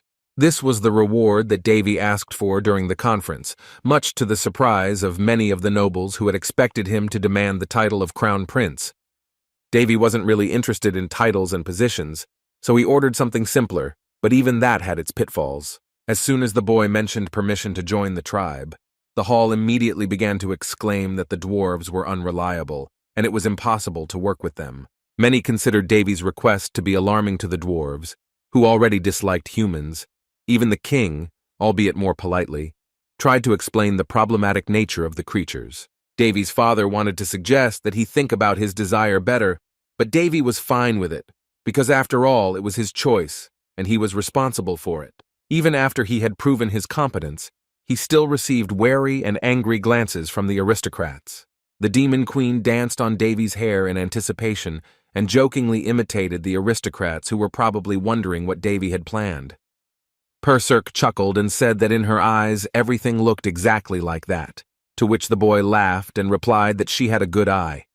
Davy even felt a little sorry for the companions who were assigned to accompany them in order to observe the behavior of the dwarves. The boy couldn't do without his ordinary plans, so he planned to arrange something in the tribe. As expected, upon entering the huge fortress wall, they were met by a stern voice that ordered them to stop. The guide replied that he and the prince had come from the kingdom of Raun and wanted to ask permission to enter the tribe. The dwarf sentry Gert snorted and looked sternly at the arriving guests, saying that he had not been warned at all about guests from the other side of the continent. Davy jumped off his horse and introduced himself to the short man, saying that he had come with a profitable proposition for both of them. Gert glanced at the cart behind them and looked around it curiously from all sides. The dwarf sentry crossed his arms, saying that since the prince himself had come, they had to let them through, even though he had warned them about the state of the tribe, in which they could not make deals. Davy was a little surprised, since he hadn't heard much about the tribe's problems, but Gert shrugged and said that his job was simply to let them pass. The gate opened, and the short guard asked them to leave their horses outside, because there was little room in the tribe for such animals. As was expected of any dwarven tribe, the place itself looked like a huge mine, which was located in the very depths of the cave.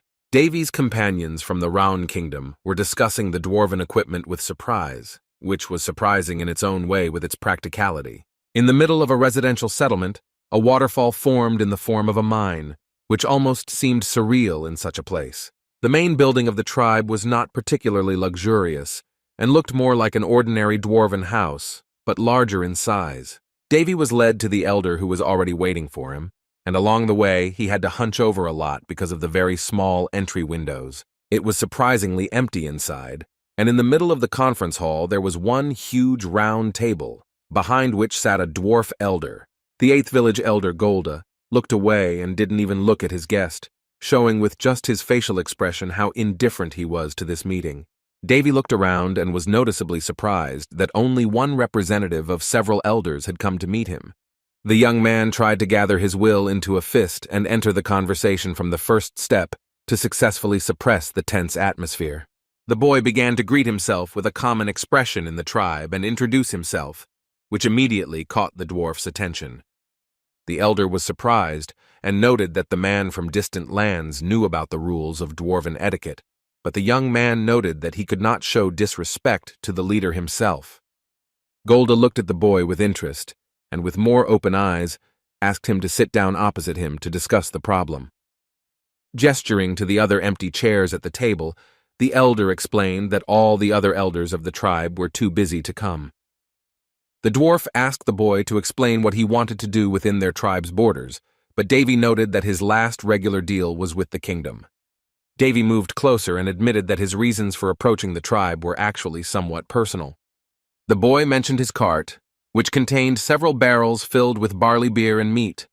This news made the elder very happy, and he joyfully began to sing that it was a pleasure for him to do business with such knowledgeable people who knew about their love for alcohol. The atmosphere dropped slightly when Golda mentioned that their tribe was in a very critical situation to fulfill the kingdom's condition. Davy asked what he meant, but the dwarf dodged the question and said that it was not worth it for those passing by to know all the information. The elder shook his head with concern and continued that he had no right to tell more and could only allow the prince to stay for a few days to rest. His voice became more stern, and he stood up with threatening words so that they would not try to do anything strange. He pointed his finger at Davy and the guards behind him, adding that if they behaved inappropriately, they would be forced to exile them. Davy didn't expect everything to happen so quickly, and one of the guards even started to take out his sword, but the boy stopped him. The dwarf walked past the boy and said in a stern voice that he would be forced to take his leave first. The boy inadvertently became interested to see what the departing elder was thinking about, so he cast a glance at him with his red eyes. After checking the information, Davy saw that in fact the elder did not leave out of evil motives, but was simply forced to end the meeting by order of the senior dwarves. The dwarf inadvertently thought that people had not come to their settlement for a long time, so he would be interested in working with them and felt an interest in Davy. But what struck the guy most was Golda's idea that he wanted to take part in the work and study the secondary tempering of the initial spark, the dwarven non-cutting sword. One day, Surt recalled out loud that he once had the chance to work with the dwarves and make weapons. From his memory, it was a long time ago, so at that time he lacked the skill to forge something worthwhile. The green-haired blacksmith could only remember how he drank furiously with the dwarves every night. The feast was in its own way the best part of the process. The demon queen wondered how incredible the initial spark was, and Davy noted that it was truly unusual for humans. Sitting in a rather modest room resembling a cell, Davy admitted that he did not expect to hear about the spark, but Perserk found his gaze suspicious. Davy looked away and recalled that the initial spark was also commonly referred to as the uncut sword in dwarven society. He said that the original spark was created by Surt in tandem with talented dwarves. It was a collaboration and exchange of talents between the two races. Although Davy didn't remember much about the non-cutting sword, he did know that the blade was somehow connected to Surt, who mentioned drinking more than forging. The boy looked at his wrapped twin swords and noted that the non-cutting sword could in many ways be called a kind of prototype. The guy didn't mince words and compared the dwarf blade with Caldera's himself, which, although different, had a very similar operating principle. The non-cutting sword was created using a special processing method using mana, and the approach combined several principles at once, making the weapon unique. As Davy reasoned, such an approach could only be arrived at by discarding all previous knowledge, so ordinary dwarves were not capable of forging such things themselves. The prince stretched, and with a slight crunch of bones, suggested that the demon queen begin to move a little. The boy approached the door and cast a relaxed look at Perserk, with which he was inviting her to wake up. People around him thought that Davy visited the dwarven settlement for the technology or to use the dwarven labor force, but in fact, this was not the case. The boy's real target was the great furnace of the dwarves, which was created by intensifying the race's advanced technologies. The demon queen shook her head and thought, because they would never let the prince just use their golden cow. Davy looked up at the sky and said that he had his own plan and Perserk shouldn't worry. Usually, dwarven taverns were never empty, because a real dwarf should always know a thing or two about a good drink. Elder Golda looked at Davy suspiciously, sipping beer from a large wooden mug. The boy smiled at the dwarf and said that he himself had not expected that the elder, overwhelmed by work, would find time to rest a little. Golda snorted loudly and said that any task deserved rest, and then he lowered his eyes and said in a hoarse voice that all the elders had been dismissed anyway. The boy moved closer and sat down at the same table with the dwarf, offering him a glass each. Davy leaned over and whispered that he would very much like to try some of the strong dwarven alcohol he had heard about. The other dwarves noticed the human boy's boldness and laughed, saying that he was asking for trouble if he was willing to burn his kidneys with their beer. One of them playfully banged a mug of blue-tinted beer and playfully yelled to the waiter that the man wanted to try their beer. All those present, having heard about the guy's audacity, began jumping around him with interest and calling him insanely brave right under his ear. Dwarves were usually fairly quiet creatures, but a little drink, and they were capable of rendering a person deaf. The waiter banged 2 wooden mugs loudly on the table and turned to the seated Davy. The dwarf waiter worriedly told Davy that their beer was incredibly strong, and there was no point in comparing it with regular alcohol.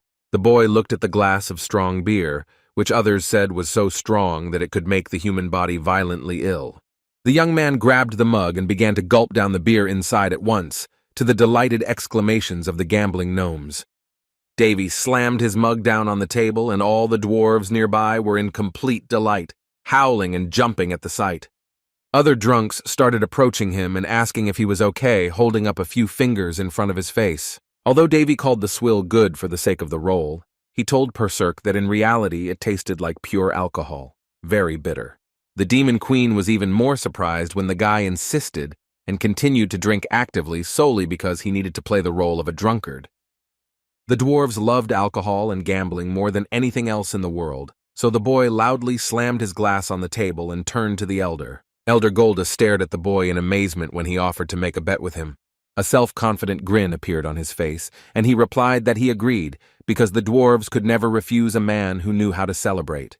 Golda yelled that he was going to pay for everyone's drinks, and asked to bring the prince any beer he asked for. Several mugs of beer were placed in front of Davy, but the elder noted that, although he did not feel sorry for the stake, the situation of their village was very difficult.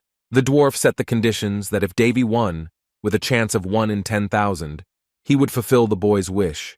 But if he won, the boy would have to leave the tribe. Davy smiled drunkenly when the dwarf asked them not to take his bets to heart, since their country's situation was indeed difficult. They loudly banged their beer mugs together, and a brutal battle between alcohol and gastric juice began. The two competed all night until the tavern was empty, and Golda was clutching his head as a result of a not very pleasant hangover, telling the boy to keep his voice down. The dwarf muttered under his breath that he had been drinking all his life, but he couldn't believe that he would ever lose to a normal person, to which Davy replied that anything can happen in life. In fact, the boy simply could not get drunk due to the huge concentration of mana in his body, which is why Berserk called him a real swindler. The girl shook her head awkwardly and said that the boy had outdone himself when he continued to drink with the dwarves even after the victory. And all this was thanks to one of the heroes who united the central lands of the Murim, otherwise known as Shonma Dokojun. It seems he was greatly feared in their world, and even Saint Daphne, another unfortunate drunkard, ordered Davy never to drink with him. The whole problem was that as he was learning, drinking with the old man became a completely normal thing for Davy. If they did train, then every new technique Dokojun had to celebrate with a glass of flaming alcohol. It was not difficult to guess that the hero simply took advantage of the opportunity to drink when there was one, and he could always find one. At the same time, he also liked to blackmail Davy and say that if he passed out from a bottle of alcohol, the boy would have to run around the gallery 100 times in 100 days. Only now did it begin to seem to the boy that the hardest part of the process was actually drinking with him, not training. So the dwarven alcohol was like zilch. Golda groaned quietly under his breath and said that an argument was an argument, so he would be forced to fulfill any wish of the prince.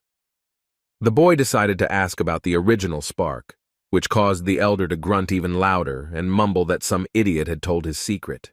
Golda began to tell that they had a problem and the old non-cutting sword broke, but the details of the story were quite mystical. He explained that their sword had been passed down through the tribes in succession, and in their generation the responsibility had been placed on the shoulders of his father. Due to the premature death of Golda's father, care of the sword now fell to the elder himself and his brother Golgoda. Davy found it very suspicious that the sword had broken at such an inopportune time, but the dwarf wondered if the boy really only wanted to know about the sword.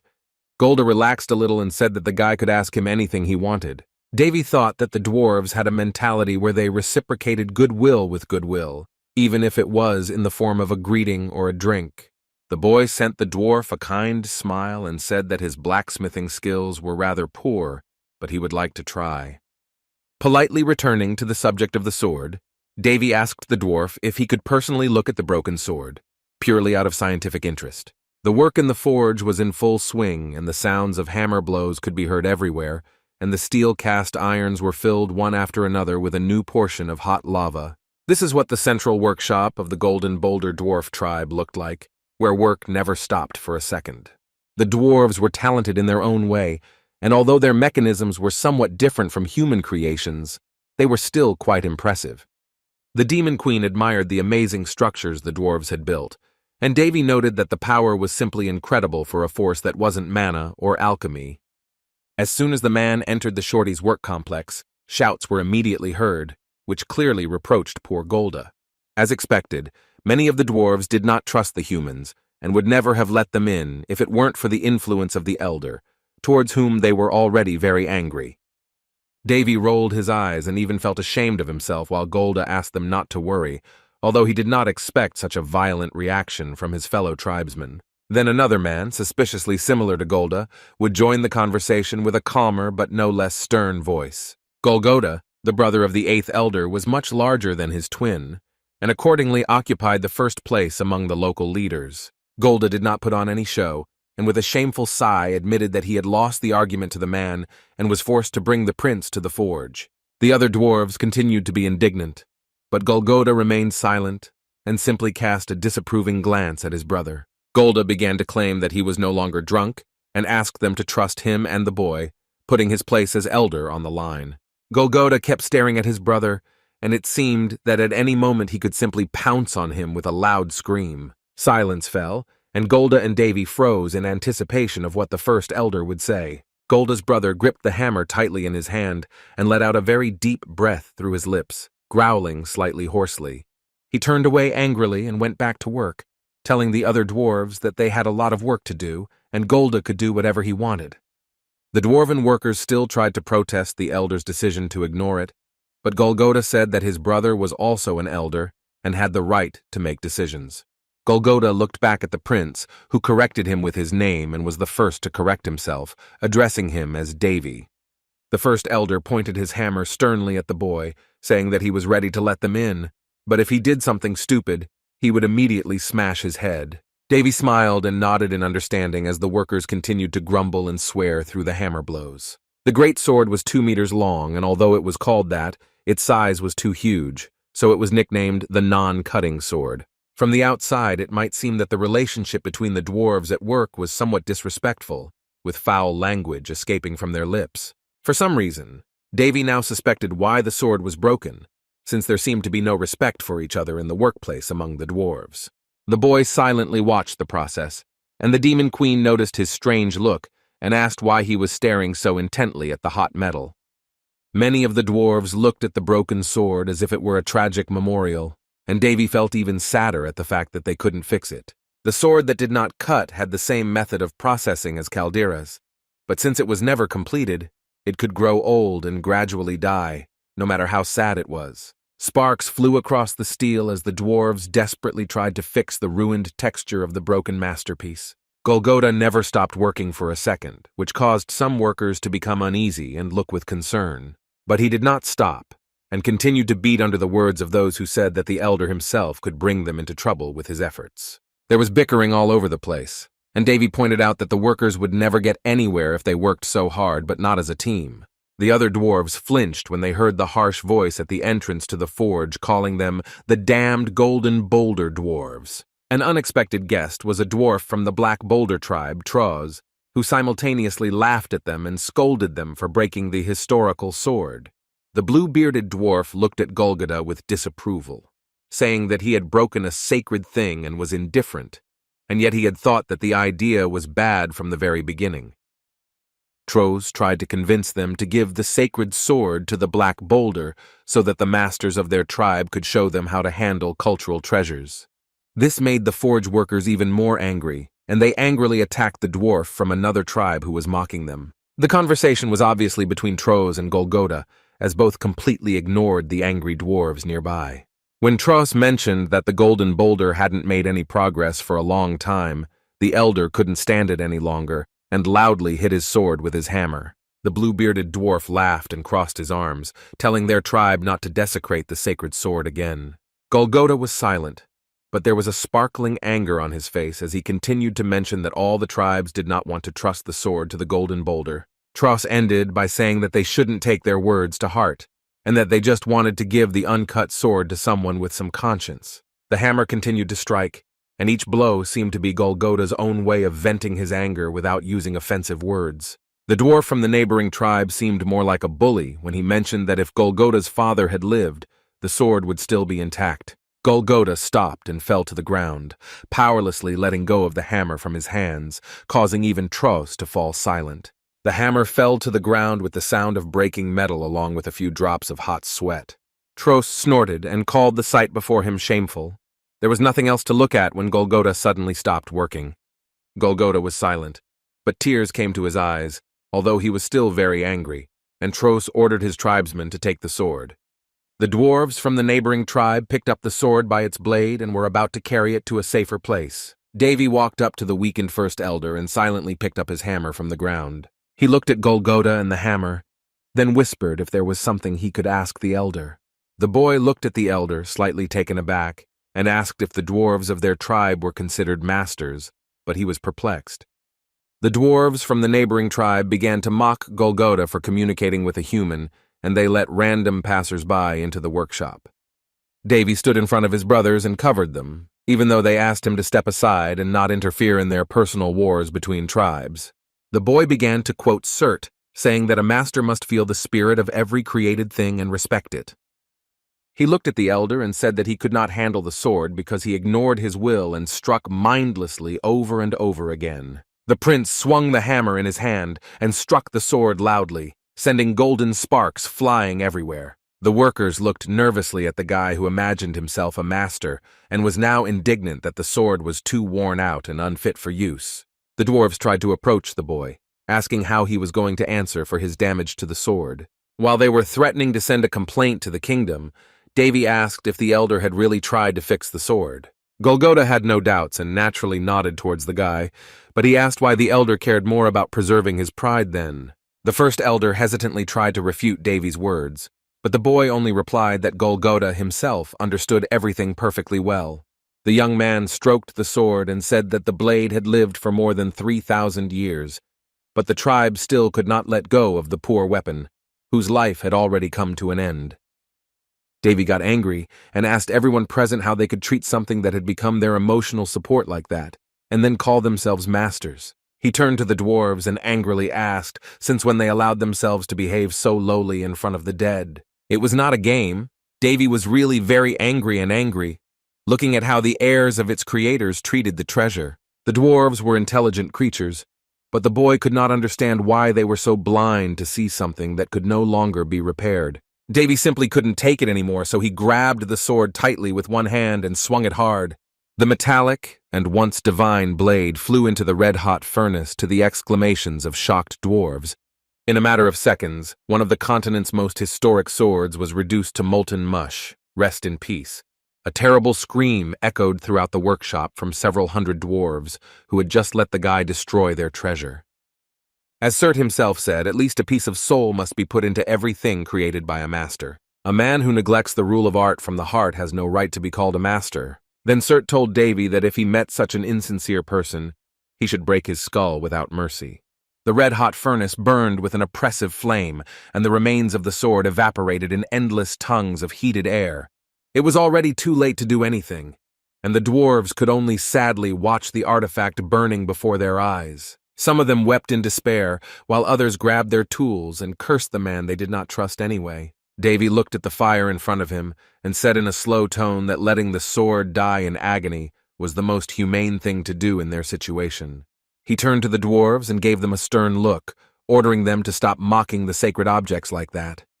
Of course, the sword had nothing to do with Davy, but it still angered him, and he said that among the dwarves, no one knew the true nature of their sword. The boy had to repeat once again that the life of their object had long since died out, and they were not even sure that they could recreate it. What angered him was that the dwarves themselves decided that they could not create a new sword, so they began to torture the old one, even knowing that its time was up. The workers became furious and began to get angry again at the boy for daring to doubt their skill. They would have continued shouting if they had not heard the loud ringing of a hammer from behind and the voice of the elder, who ordered them to be silent. Leaning on the handle of his hammer, Golgota asked with despair in his voice how much more pain the prince wanted to bring them. Golgota coughed, and other dwarves ran up to him worriedly, trying to calm their elder. The dwarves themselves must have known that the original spark was no longer alive, and there was simply no point in repairing it. But they still persisted and began to hammer away at the old sword in the hope of creating something similar, convincing themselves that the value of the item was only in its transmission through generations.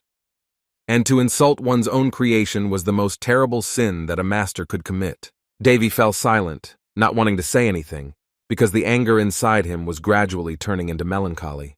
Then Tros also became indignant, believing that the boy treated the situation so frivolously only because he was a human and did not understand the value of the sword. Tros also began to get angry and told the guy not to talk about them with such confidence when he himself could not create a single sacred object. Davy went silent, causing Perserk on his shoulder to say worriedly that if this continued, they might get kicked out. The boy finally spoke and told the dwarves that he never told them that he could not create swords. The dwarves fell silent, but their silence was not so much from surprise as from a feeling of disgust at the words of a man who allowed himself such insolence. Golda and Golgotha looked at the boy with both surprised and condemning looks, maintaining silence. The guy's answer surprised even the Demon Queen, who stared at him in bewilderment. The silence quickly broke, and the dwarves one after another became furious at the guy's statement and began foaming at the mouth to shout at him to stop lying and laughing at them. Golgotha stood up and said in a rage that the sword was the creation of Surt himself and that it could not have been created by mere effort, but Golda tried to calm him down. The boy walked up to the anvil and rubbed its surface with his palm, telling them to look and learn, to make sure his words were true. He called them old men at the end, and the dwarves fell silent, looking at what the young man was about to do. So Davy began his hard work and swung his arm and hit the anvil with a ringing force. Among all the things the boy learned in the Gallery of Heroes, there was one of the few subjects in which he barely kept up with his teacher. It turned out that all the heroes had a strange concept of love in relation to the boy, but with Surt they really worked well together. Because of this, the boy's blacksmithing skills grew at an extremely rapid pace, although of course he could never compare with the fine work of his teacher. One of Surt's training sessions was to create the unfortunate initial spark over and over again until the boy had perfected it down to the last detail. The young man picked up one solid ingot, which was clearly different from ordinary metal, despite its similar texture. The dwarves looked at the materials the prince allowed himself to use to create the sword in surprise. Moreover, the boy mixed materials like Kadram steel and Misril alloy, which only the best craftsmen could handle. When the workshop workers claimed that Davy didn't even know the rules, the young man calmly replied that no one forbade him from breaking the rules. After all, the prince didn't remember any of the customs or dwarven ancestors or the blacksmith of the 1,001 Nights. The texture of the sword was covered in a beautiful glow, and Davy added that the dwarves loved the rules so much that they completely lost their soul. To create something amazing or divine, no order is needed. First of all, caution and desire are needed. The sword began to be surrounded by a bright turquoise smoke, which the dwarves almost immediately recognized as the color of the spark. Everything can change surprisingly depending on how well you manage the process, which means you can interfere with anything. The main thing is with the right approach. Rules kill creativity, and that's why even the dwarves looked at the guy's process in surprise, which seemed like sheer perversion to them. A glow began to form around the sword, and the workers gradually fell silent, looking in fascination at the boy's amazing work. Soon, the masterpiece was recreated, and barely noticeable particles from the combined materials for the sword floated in the air. On several anvils lay the familiar uncutting sword, which shone in a completely new form and no longer looked so sad.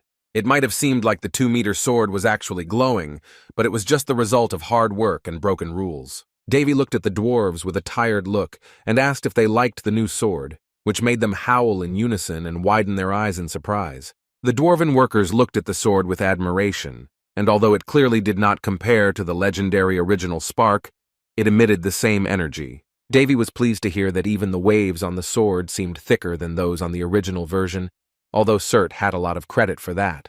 Perserk said that she didn't expect him to be able to create such a sword without a mana stone, but the boy replied that the dwarves could do it too if they didn't stick to the rules.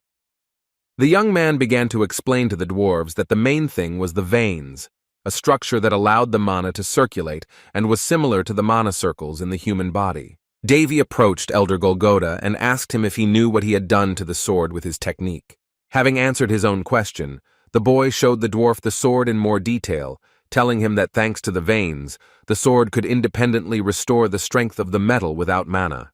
The Demon Queen smiled proudly, looking at the teacher Davy, saying that he had definitely managed to conquer their hearts. The dwarves looked at the glowing sword for a long time and gazed in admiration at its pure texture and amazing condition. The prince said that his work was finished and the rest was on the shoulders of the dwarven workers, but Golgotha said uncertainly that their technology was not enough to complete it.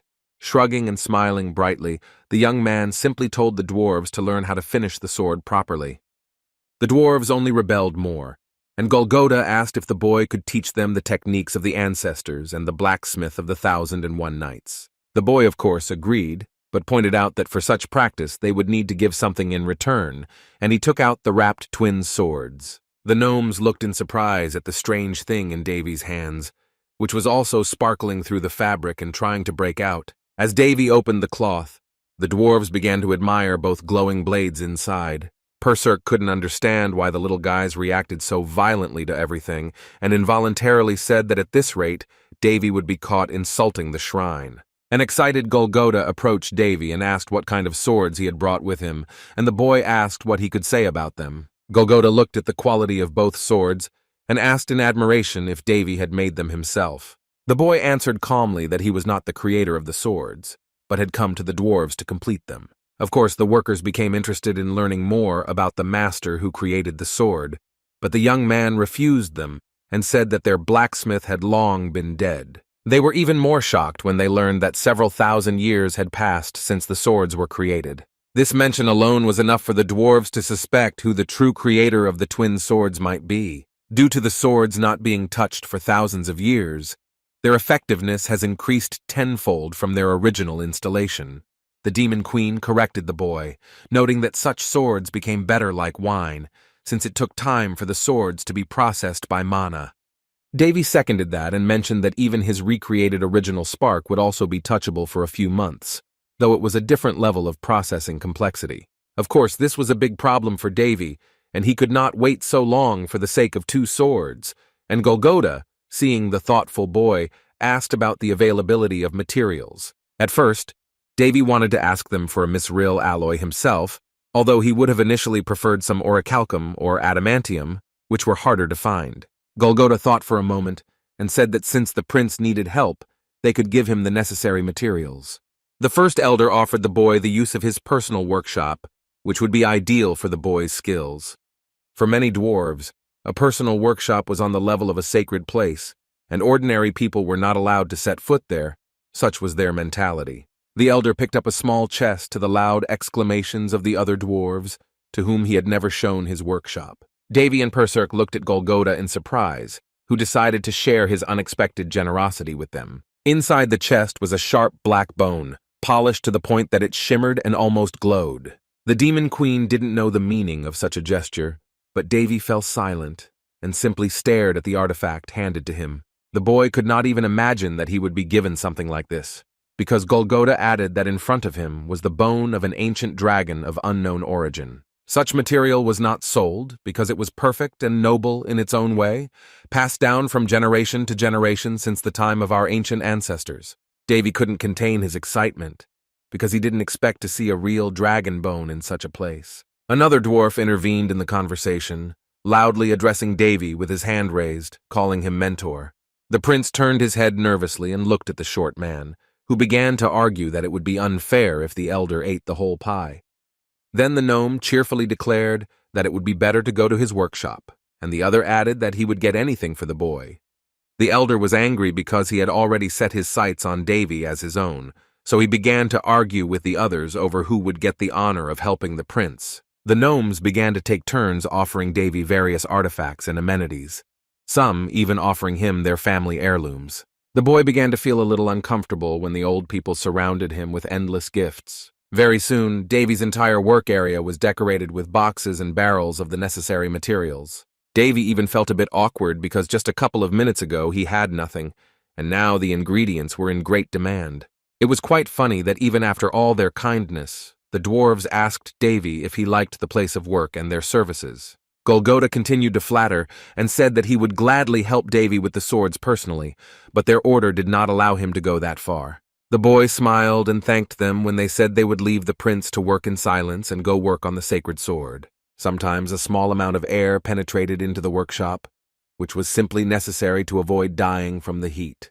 Davy took off his long jacket and quickly got into working order. The boy rolled up his sleeves, looked at the twin swords with a confident smile, and began to complete them. Surt's ideas were not popular with absolutely all the heroes of the gallery, for example.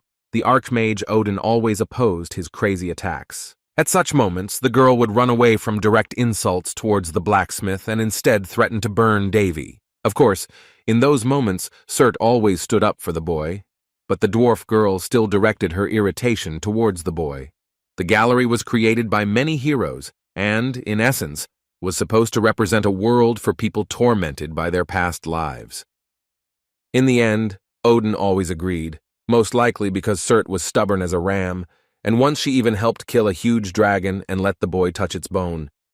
It wasn't so easy for the Archmage to take the form of a child, because as soon as the blacksmith asked her for something, she would turn into an exhausted lemon. Having obtained the bone, Surt gave it to Davy and told him that it was one of the ingredients for creating the sacred sword. He added that in real life the boy would hardly see a bone of such a size, but he needed to know how to handle it, while Odin mumbled that she would kill Davy. At that time, the boy was just furious, because he didn't understand why he needed to learn how to handle materials that he would never have to deal with. But fate smiled upon him. Blue smoke began to appear in the oven, which gradually merged with the flame and turned into turquoise breath. The workshop was starting to get hotter and hotter, and beads of sweat began to pour down Davy's face without stopping. He struck the swords with his hammer and wanted to use flame resistance magic, but he was afraid to expose himself to such a risk. So the boy simply had to keep forcing himself to pound the iron until he got it, even if he felt the killing heat all around him. The Demon Queen hid behind the prince's shoulder and simply watched the process of the blue and red flames merging into one. The swords touched each other, and light sparks and flickers of two opposite colors appeared near them. The cold became warm, and the warm became cold, so the picture seemed incredibly beautiful to Berserk. One sword had a color transition from dark and scarlet like blood to a pure ruby, and golden lights flickered on its blade. Davy continued to strike the swords until purple light appeared from both of them around them. As if the blue sword was a reflection of the scarlet, its blade resembled a supernova rising into the night sky. The boy was very focused and did not get distracted from the process for a second, even when Berserk made some comments.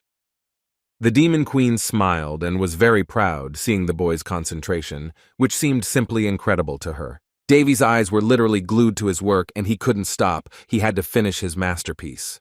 Then the final blow thundered across the steel, which was one of the final points in completing the work on the twin swords. And then came several more powerful blows, each one stronger than the previous one, causing the light from the tempering to become even brighter. The room began to fill with a blinding golden light, which in an instant made it clear that they were coming to the end. The sounds of blows stopped, and Davy, swaying nervously on his breath, released the hammer from his hands and looked ahead. Both swords lay on the anvil, the scarlet sword bloody from the fire and the blue sword icy from the cold. Surt's creation was finally finished. When comparing the swords' appearance to the way Davy found them, their completeness was very noticeable and obvious. There was only one small thing left to do, and to begin with, the boy decided to give his twin swords suitable names. Berserk smiled playfully and asked if the boy had any ideas, but the young man actually had one thought. The girl's eyes widened in interest as she leaned closer to hear the boy's proposal, who had come up with the name of those when he first saw them. Davy looked with pride at the twin swords, which were still emitting a purple light even after the process. The boy put his hand to the hilt of one of the swords and began to give them new names with intrigue. The blue sword was now called the Blue Ribbon, and the red sword was called the Red Ribbon accordingly. The red ribbon was mostly used to inevitably cut down all living things and circulate elemental mana with spirit mana, but the blue ribbon was intended for dealing with the undead and was closely associated with sacred power. The Demon Queen was not impressed and awkwardly commented on the prince's inability to give things proper names. Davy picked up one of the swords, Red Ribbon, the hilt of which from the side might have appeared bloody due to its bright red hue. The boy unceremoniously swung towards one of the mechanisms and made a huge scarlet cut in the air. It was a trial strike that left the devil a little confused, and she asked what the guy was doing. Davy remained silent and did not answer the girl's question, swinging his sword again and ordering it to cut. As soon as the guy pointed the red ribbon blade towards the mechanism again, scarlet sparks flew all over the room. The demoness flew up to the mithril whetstone, cut in half, in shock, for which the boy did not even have to make an effort. There it was, the beautiful power of 2 swords from one mad blacksmith, the blue half of which Davy was now stroking. Several cold cuts rushed unceremoniously across the entire workshop, seemingly bouncing off each other with their sharpness. The tip of the blue ribbon glowed blue, and dozens of small particles formed around it. The sword was so fast that it could literally turn air into tiny bubbles in a matter of seconds. The cut was more ferocious than usual and even left behind a huge, blinding light. Davy didn't know what to be happy about anymore, because the blue sword was even capable of cutting through mana, even when he simply waved it from side to side.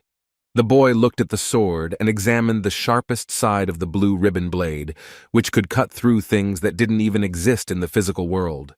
You could tell from the guy's face that he was incredibly pleased with his work, which exceeded all his expectations. It was night outside and completely silent, because if the dwarves did anything quietly, it was sleep, provided they didn't snore, of course. Davy walked slowly down the corridor where the dwarves were peacefully snoring under their breath, their heads down in their dream worlds. One of them slowly opened his sleepy eye and immediately noticed Davy passing by. He limped slightly on one leg and approached a guy walking towards him, and the boy asked what he was doing in the hallway at such a late hour.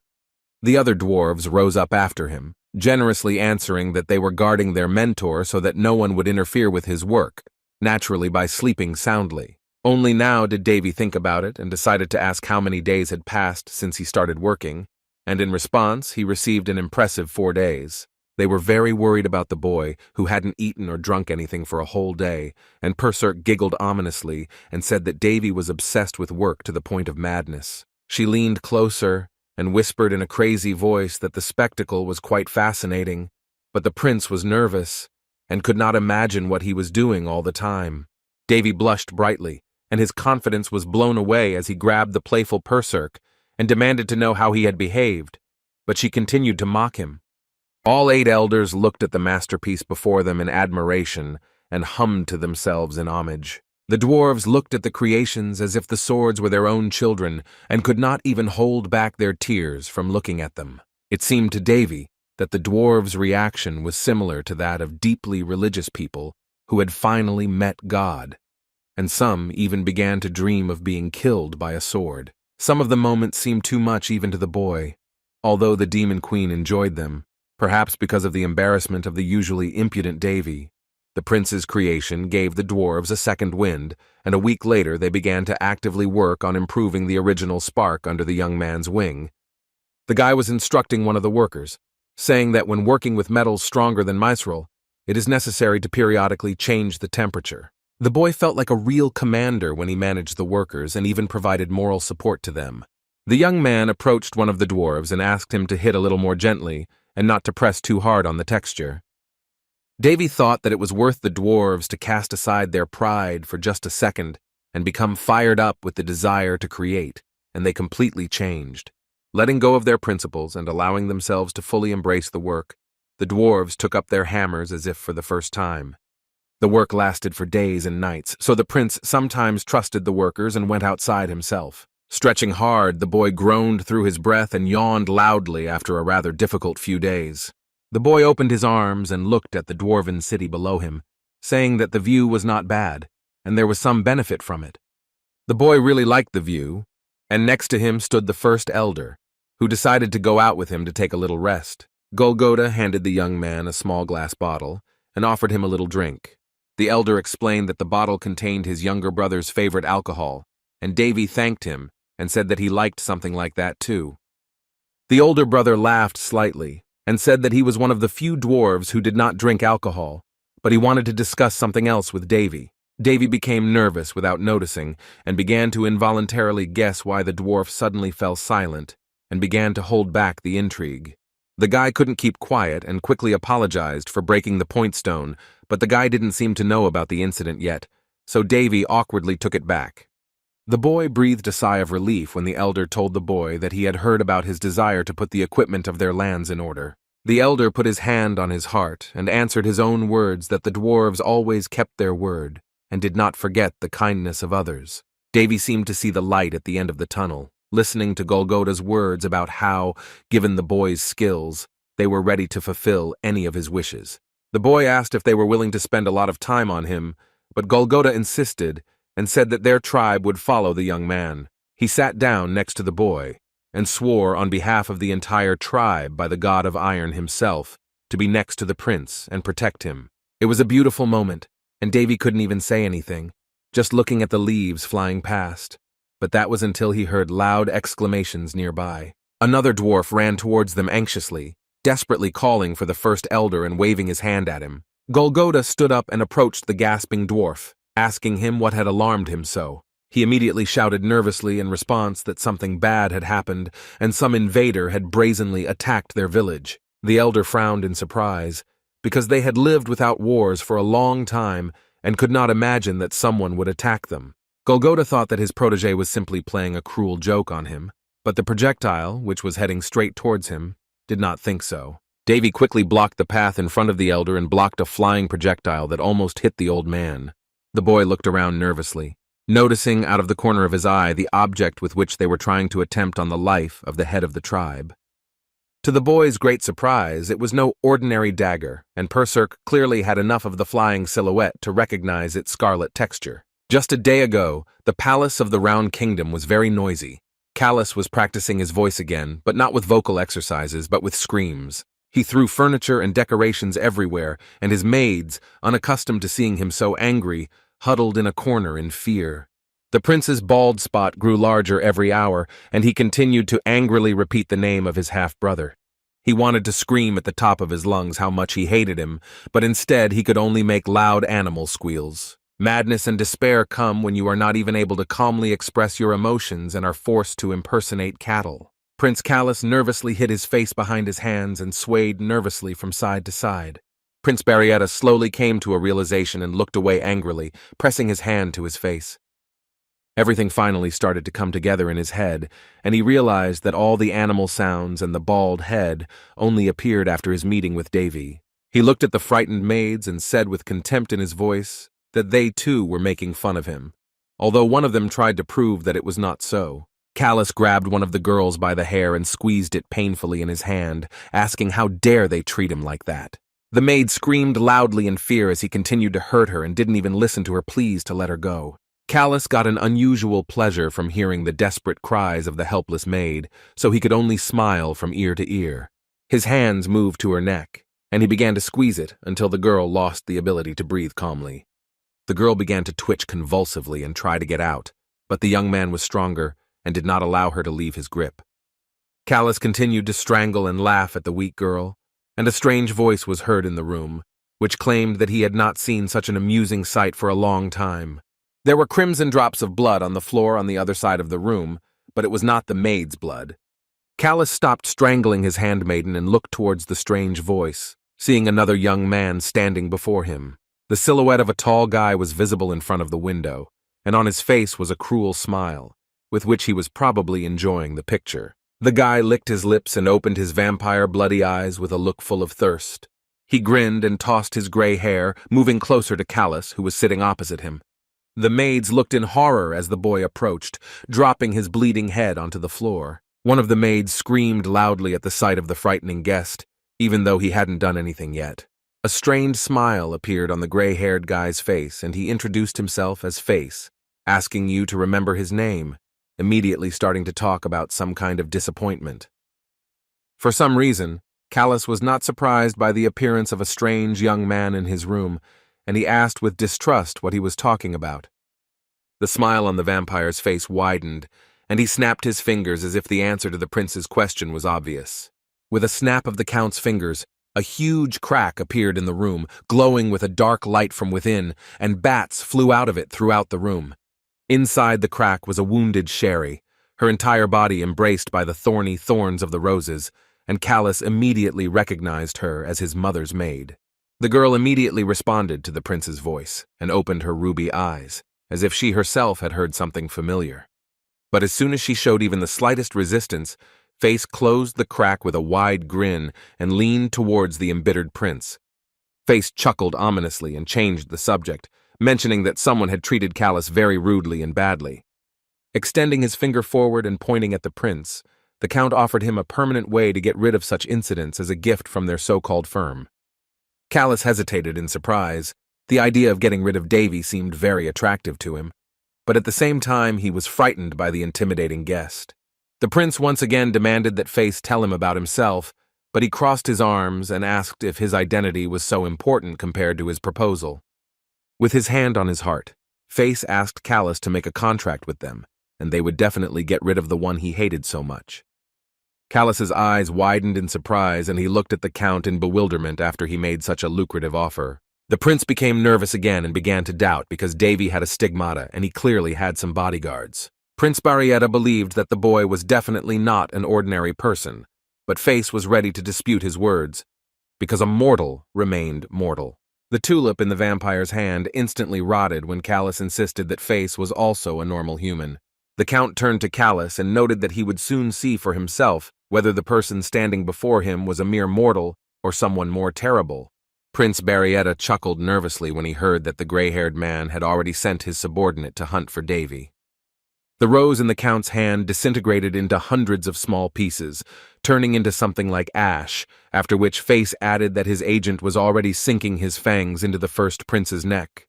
Davy's palm deflected a sharp, blood-tinged projectile flying towards Golgotha, causing it to fly in the other direction.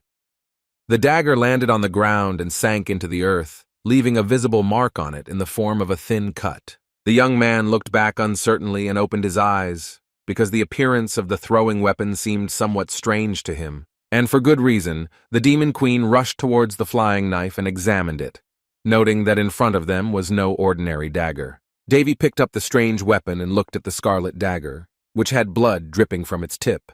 The boy looked back in the direction where the strange sounds were coming from, and realized that there was only one skill that could use blood in this way. On the other side of the cliff stood a huge monster with enormous paws and claws, which in their shape resembled scarlet daggers. The monster began to exhale nervously and growl towards the boy, as if impatiently looking out for its prey.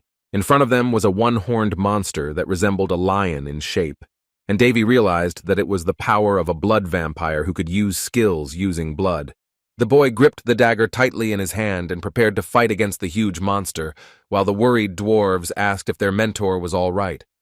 The gnome agent asked the elder to look at the monster in front of them, and the latter was speechless in horror. The demon queen knew such creatures well as demonic, and Davy noted with anticipation that the lion was also of a high level. The monster stared angrily at its prey with predatory golden eyes, and hot steam began to come out of its nostrils. It threw back its head and began to howl loudly, causing the ground beneath them to shake and make an unpleasant hum under their feet. The sound was so deep that the wind near the dwarves and the prince became stronger and began to turn into a storm in a matter of seconds. A bloody halo appeared above the lion's head, but it wasn't just a symbol or a signal to the other demons, it was part of his attack. Then the monster thrust its head forward and shot a scarlet beam from its single horn. The laser only miraculously missed the dwarves and Davy standing nearby, instantly destroying the mountain in its path and turning it into huge remains of earth and stones. The sudden collision sent the gnomes flying into the air and causing them to tumble chaotically, unable to regain their balance. They had already closed their eyes and prepared for the worst, but they were both saved by the energy barrier around them. Davy created a shield for Golgotha and his agent, lifting their bodies with his hand and carefully moving them to a safer location.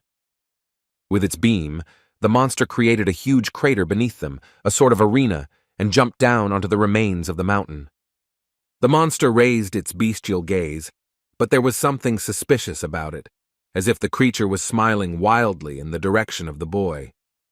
Davy flinched when he saw the strange look of the monster, which almost resembled a human with its flaming eyes and terrible grin. It began to greedily circle its prey and sneak up on it, any moment getting ready to jump and tear it to shreds. Now Davy's situation seemed much more interesting, and he smiled in anticipation of the battle with the terrifying beast.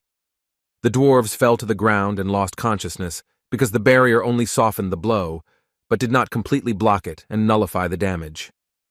The predator continued to hold back the intrigue and walk around the prince with predatory eyes, already anticipating the taste of his prey. It seemed as if the monster's breath could turn into fire at any moment, and its eyes could fill with real lava. Davy turned his head and let out a shrill breath, slapping his hand across his face in disgust at the predator's self-confidence. To tell the truth, the boy himself was already starting to get tired of such monsters, who seemed too proud and self-satisfied. As soon as the boy asked him if he imagined himself to be a predator, the lion began to roar at the top of his lungs in the direction of the prince, clinging to the ground with his claws. Davy began to walk closer to the monster, while flashes of scarlet color appeared around it, which Berserk called some kind of bloody aura. She added that even among vampires, only the highest could create a bloody aura, and Davy noted that the lion was clearly an expert level. The prince tapped his foot, as if inviting the predator to come closer, and the demon queen warned him that the monster was much stronger than an ordinary vampire. The boy put his foot forward and prepared to attack, telling the devil that such a monster was no obstacle for him. The boy pressed his foot into the ground and a ruined dent formed underneath, splitting into dozens of cracks. Taking careful aim, the boy jumped and rushed forward through thick layers of earth, turning it into pitiful remains. Davy approached the predator at high speed and swung his fist at it, saying that it was just an animal and was acting on instinct. The lion opened his mouth and roared loudly, causing the ground beneath them to shake and tremble violently. With one blow, Davy managed to send the beast flying high, and it flipped in the air for several seconds. The monster hung over the boy's head in its weakest state and was ready to fall on the boy's body at any moment. The lion growled and found himself in a very vulnerable position for the next move of the young man, who called it the perfect chance. Davy gathered his strength into his fist and began to pull out one of his swords, swinging it towards the falling monster. The monster noticed the boy's strange movement with its fiery eye and saw a small ring of mana above his hand. Davy extended the red ribbon forward and began to aim at the enemy using the mana concentration on its hilt. The sword lit up, and the boy said that the real price of his blade-shaped car could only be found out after a short test drive. The ring moved closer to the very tip of the sword and shrank, concentrating its power into the sharpest part of the weapon. Davy jumped up and began to cut through the air with the red aura around his sword, calling it the 24th style of using his sword. Leo couldn't even keep track of the number of blades that passed around his body in 1 second, let alone the cuts. Soon, Davy swung again and delivered an 8th essence destruction strike, which hit the predator and caused it to lose its balance once more. A huge flash appeared in place of the monster, through which it let out a heartbreaking roar. At the moment, the prince does not even have to physically carry his swords with him, but only uses a portable chest in which he carries the twins. At one time, in the Gallery of Heroes, the boy experienced the most difficult period of Murim, when local officials were rotten to the core, and people were starving and in poverty. Well, some people should starve, and some should continue to mercilessly torment their bodies with alcohol. Dokujun was obviously the second option.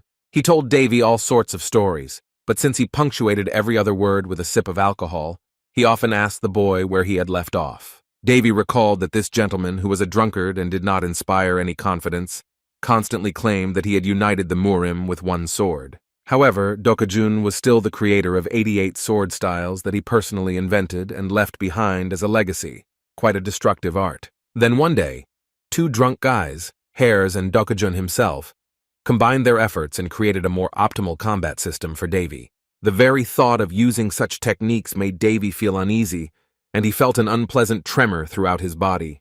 The red ribbon turned out to be much stronger than the boy could have thought, and it also perfectly matched the drunkard's style.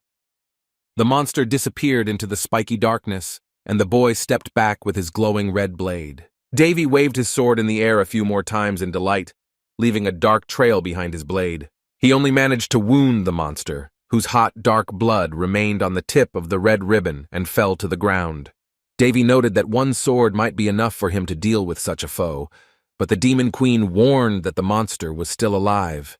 In place of the stricken lion, a new portion of bloody aura formed, and behind it an angry roar was heard again. This ability to survive reminded Davy of the Lich, because the monster could literally restore its body from liquid remains. Most likely, the monster also had the ability to hide the source of immortality in its body, and without destroying it, it would be able to recover infinitely. On the other hand, you can kill the monster in the traditional way until you get to the source of regeneration, but this is much more difficult to implement in battle. The boy asked Perserk if she knew why a simple demonic beast could recover, and she noted that it was at least strange due to the use of blood key. Davy tensed up a bit in front of the recovering monster, and as much as he wanted to try more styles, he still survived the red ribbon. The boy was more concerned about the monster's level of immortality, which he could only receive from a high-ranking vampire with lord-level rights. Davy looked at the ruined wall, from the hole of which a dwarven village was peeping out, and he realized that it was better not to play war with the monster now. Therefore, the prince had to take out the cold blue ribbon, with which he would definitely be able to destroy the core of the demonic lion. He immediately began to randomly cut up the body of the demonic beast, which had not yet fully recovered. The blood of the imperfect lion remained on the tip of the shining blue sword and flowed down its tip.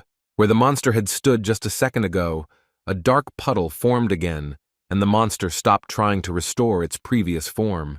Davy looked thoughtfully at the thick black remains of the demonic beast, and asked if he had been able to destroy the core. But Perserk noted that the prince had destroyed its entire system.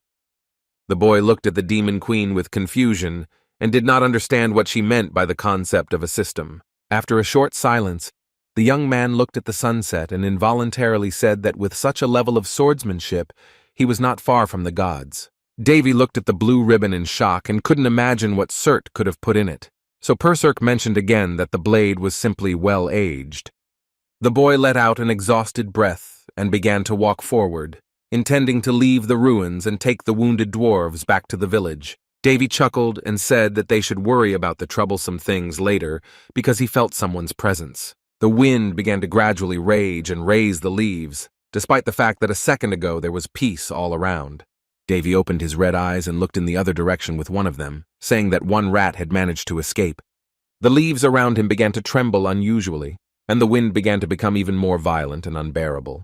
Before the unknown enemy had a chance to attack Davy from behind, he made a huge cut in front of himself. Face jumped back, concussed by such a strong blow, and the boy advised him to hide more carefully next time. The vampire opened his ruby eyes in shock and looked at the guy flying towards him.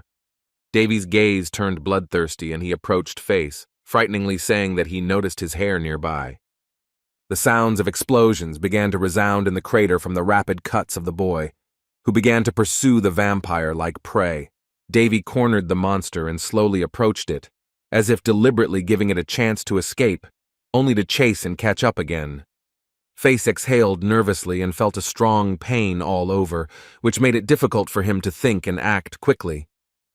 The frightened vampire clenched his fangs and realized that if he didn't run away right now, he would simply die at the hands of the mad prince. Davy took great pleasure in tormenting his enemy, so he smiled greedily at his helpless appearance. The boy rushed forward with two swords at once, and the count, stumbling, ran away in fear for his life. Davy jumped on him with a crazy look and playfully said that he could still see the vampire's hair. The prince was much faster than the count, who was running away at full speed and desperately clinging to any attempt to survive. Face glanced nervously back at the red slash that was flying towards him and could cut him in half at any moment. Even if the vampire managed to dodge, the cuts were reflected and flew across the entire crater, not allowing him to risk turning anywhere. The count took Davy's weakened blows, which were still enough to knock him out for a few seconds. And yet, Face kept getting up on his feet and trying to run, so from the outside he looked like a football to Davy. The vampire nervously turned to the boy, who cheerfully said that he could at least try to amuse him, since he wanted to kill him. Davy began to talk to Perserk, who was again ashamed of the boy's pathos, but since the vampire did not see the devil, it seemed to him that the boy was talking to himself. He looked at Davy with frightened eyes and wondered if the boy was just delirious. The vampire decided to take his chance and extended his hand, over which a blue glow began to appear. Davy was faster, and was soon standing behind Face, grabbing his hand and asking in an innocent voice what he was up to. The vampire turned his head sharply towards the suspiciously fast boy and held his breath, staring at him in horror. Having jumped back nervously, Face swayed weakly from one foot to the other and looked at the smiling guy in front of him. The boy smiled kindly at the vampire and began to reveal the red ribbon, saying that customers could only leave after paying. Davy walked closer and unceremoniously swung his sword towards Face, who barely dodged the prince's attack, claiming that he was leaving with his mouth full of food. A small cut of dark blood appeared on the vampire's cheek, and it seemed to him that his whole life flashed before his eyes. Davy froze in place and continued to smile as he watched the vampire's futile attempts to dodge his attack. As it seemed to Face, this simply could not be, because he was the greatest and proudest aristocrat in the vampire family, against whom people were helpless. Initially, the vampire was going to send the boy to hell and torture him there, but he was not stopped by his fear of the terrible beast. Mr. Face always had everything going according to plan, and often it was people who were afraid of him, not the other way around, but he was wrong. All over the crater, cuts appeared continuously, and each time they got closer and closer to the vampire's body. Face no longer had the ability or strength to run, so he could only nervously back away while Davy towered over his body. When the vampire looked at the boy, he was sure that in front of him was not an ordinary person, but a real psycho. Davy lowered his sword and fell on the vampire with all his weight, creating another significant dent in the ground. Face was at the end of his strength and began to tremble under the pressure of the boy above him, breathing heavily and staring at the ground. The prince sat comfortably on the vampire's back and crossed his arms, saying that he had calmed down a little now, so he asked Face to stand still. Finding himself in a motionless state, the vampire looked at the guy in anger and asked how he dared to treat his noble honor like that. The boy said that he had no intention of killing him on the spot and wanted to ask a few questions first, but Face laughed nervously and said that he would never tell the man anything. The young man shrugged and replied that he wouldn't even have to say anything, because he could just see what was going on in the vampire's head. The vampire began to deny and say that such abilities did not exist, but Davy squeezed his head and asked him to see for himself. The Count looked at Davy with his ruby eyes in horror and froze, expecting the worst. Warmth began to emanate from the boy's palm, and Face felt excruciating pain throughout his body, which came from the boy's dark magic. Face began to howl heartbreakingly as the dark magic began to burn him alive, and dark blood began to fly in all directions. He began to beg the boy at the top of his lungs to stop, and Davy shrugged and asked him not to be dramatic. Berserk did not enjoy the painting as much and said worriedly that it was too much even for an enemy, but the prince said that the vampire would not die. The demon queen shook her head and said that she was not worried about the Count, but about the boy's psyche, and he continued to prove that he had the right to be cruel to villains. The girl looked down awkwardly and said that the guy was right after all, but she was still worried about the situation. Davy shook his head and let out a shaky breath at the she-devil's comment, giving in to her logic and deciding to take less radical measures. The purple fire began to slowly fade and leave the body of the exhausted vampire, and Davy said that his kindness was of no use anyway. The vampire sat limply in front of Davy and Berserk, miserably trying to catch his breath after his short session of torturing the prince. He began to tremble when the boy got straight to the point and said he was going to quickly go over a few of his questions. At first, Davy asked who the Count really was, but he gritted his teeth in contempt and dismissively refused to tell anything to a lesser man. Then the boy raised his hand and again threatened to continue the torture in the fire, which made the vampire shudder and scream in horror again. The Count began to rapidly shake his head up and down, introducing himself as Fedkid, a Viscount-level aristocrat, relatively average for Davy. He looked at the boy helplessly when he asked if he had tried to kill him as revenge for their vampire maid. The vampire trembled and confirmed the guy's words, and Davy couldn't help but think about the irony, because just a couple of minutes ago he claimed that he wouldn't even open his mouth. Face looked down in surprise, because the boy asked about the source of immortality of that and his tame, demonic beast. The vampire clenched his teeth even harder and began to tremble uncontrollably, as if the question had really hurt his pride. Davy looked at the silent vampire and noted that he was holding up well and didn't say anything back. Face was very angry about the situation. Perhaps for vampires, revealing the secret of immortality was like a military secret. He began to nervously clench his teeth, through which angry drool began to flow, and the whistling of his breath could turn into fire at any moment. He was clearly silent not only because of his honor and pride, but a strange light of a bloody hue began to appear under him. It might have seemed as if all life had disappeared from the vampire's eyes, and he raised his head, saying that he chose death instead of an answer.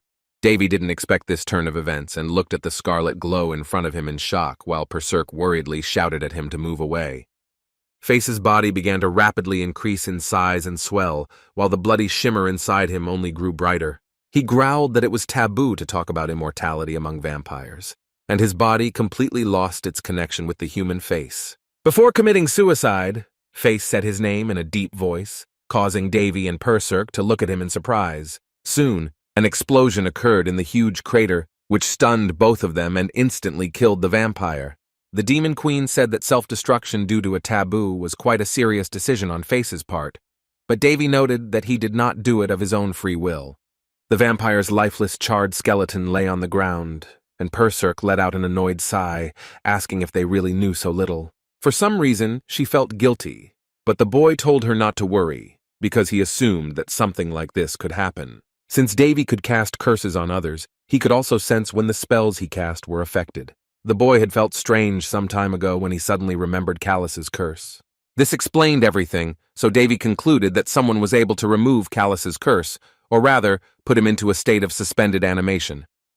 He was sure that he had planted the curse very well, but it was found, and the Demon Queen added that Face's patron status and immortality were also suspicious. But one thing was clear. Behind Mr. Fiza alone stood a far from ordinary person.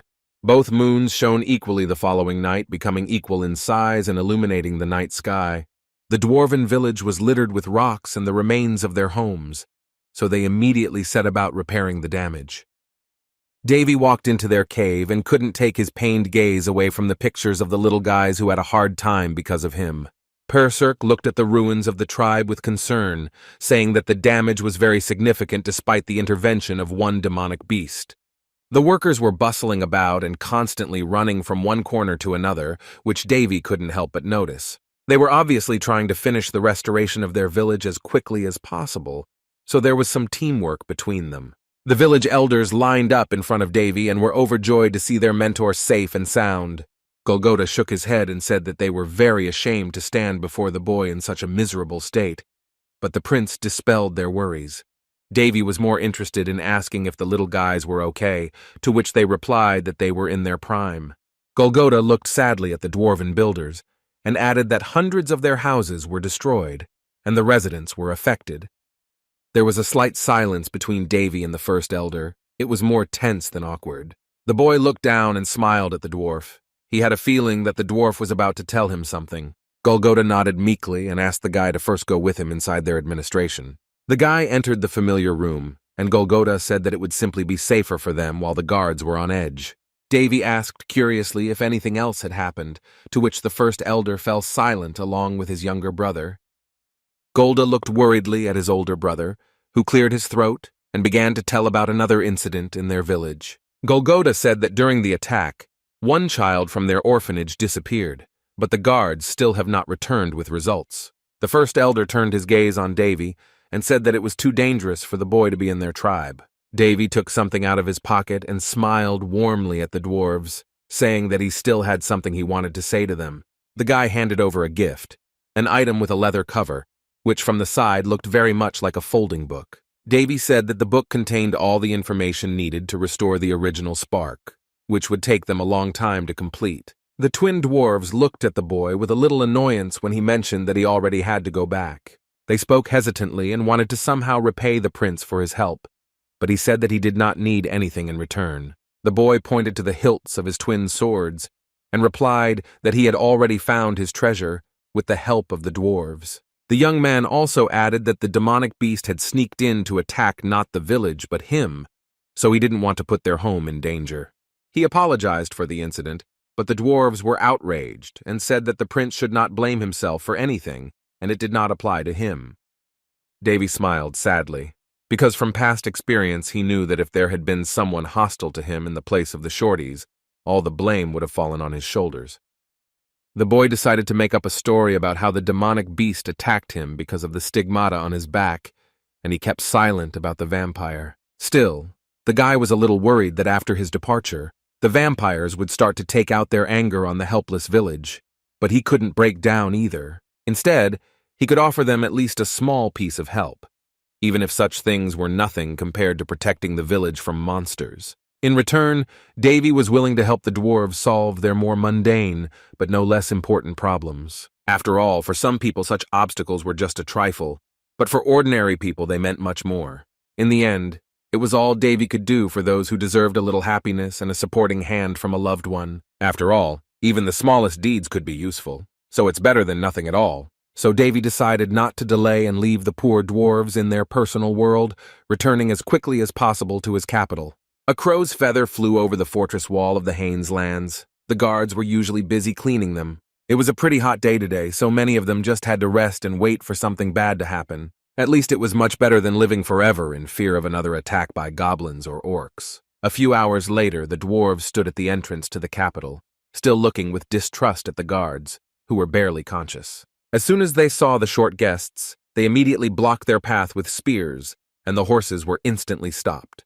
The guards glanced nervously at the dwarves and asked who was coming towards them, until the Lord himself appeared from the crowd of carts.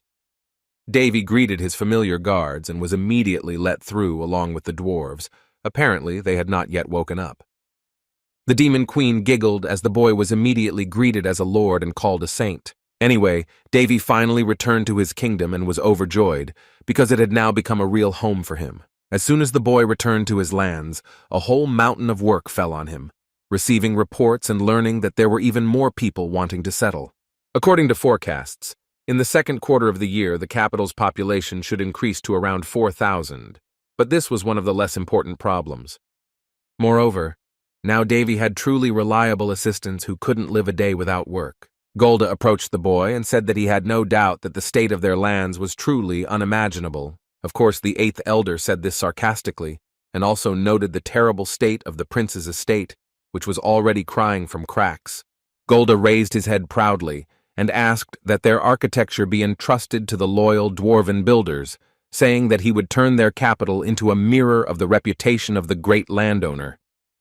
The elder insisted and told the mentor that no one would follow a strong leader if the strong leader did not take care of himself. Davy agreed and put his arm around Golda, inviting him and the other dwarves to listen to his compelling proposal. Monmio was no longer surprised by what the boy did, even after he decided to bring the usually cold and strict race to their capital. The prince himself noticed that some people cast dubious glances at him, although he fully understood why he could cause tension in others. In any case, the process of reconstructing their lands went smoothly, and the shorties didn't even have to work at night to get everything done. Like his luxurious palace in the Kingdom of Roun, Davy's room has gone through several stages of modest renovation. At the end of the working day, the boy yawned exhaustedly and fell onto the bed, saying that even a demonic beast was easier to fight. But the devil always praised him. The boy continued to mutter under his breath that he was beginning to understand why the kings of the Joseon era died young, and Perserk added that a lord had to work. The bed had never felt so comfortable and soft, so despite Perserk's words, Davy was going to sleep in his work clothes. From what Davy had heard, his bed had been created by alchemists to suit the structure of the human body, so he had no doubt that even on Earth it would have been first class. The guy began to feel some movement under his blanket and saw a strange red light under the fabric. For a second, the boy thought that his tired brain was just playing a cruel joke on him, but the Demon Queen also stared at the strange hump under the blanket. Small hands began to emerge from under the covers, and Davy asked in a trembling voice what they were. In the darkness, the glowing red eyes of an unknown creature became clearly visible, looking ominously at both of them. Davy and Perserk tensed, staring in horror at the terrifying creature that had managed to sneak into their room. The terrifying scream of both of them echoed throughout the entire estate, so much so that the building seemed to shake from their emotional outburst.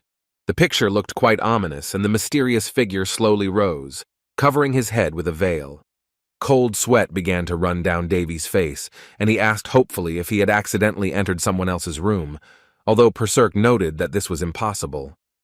The boy nervously covered his mouth and asked himself if the storm had started again after a long lull, causing the girl to look at him questioningly.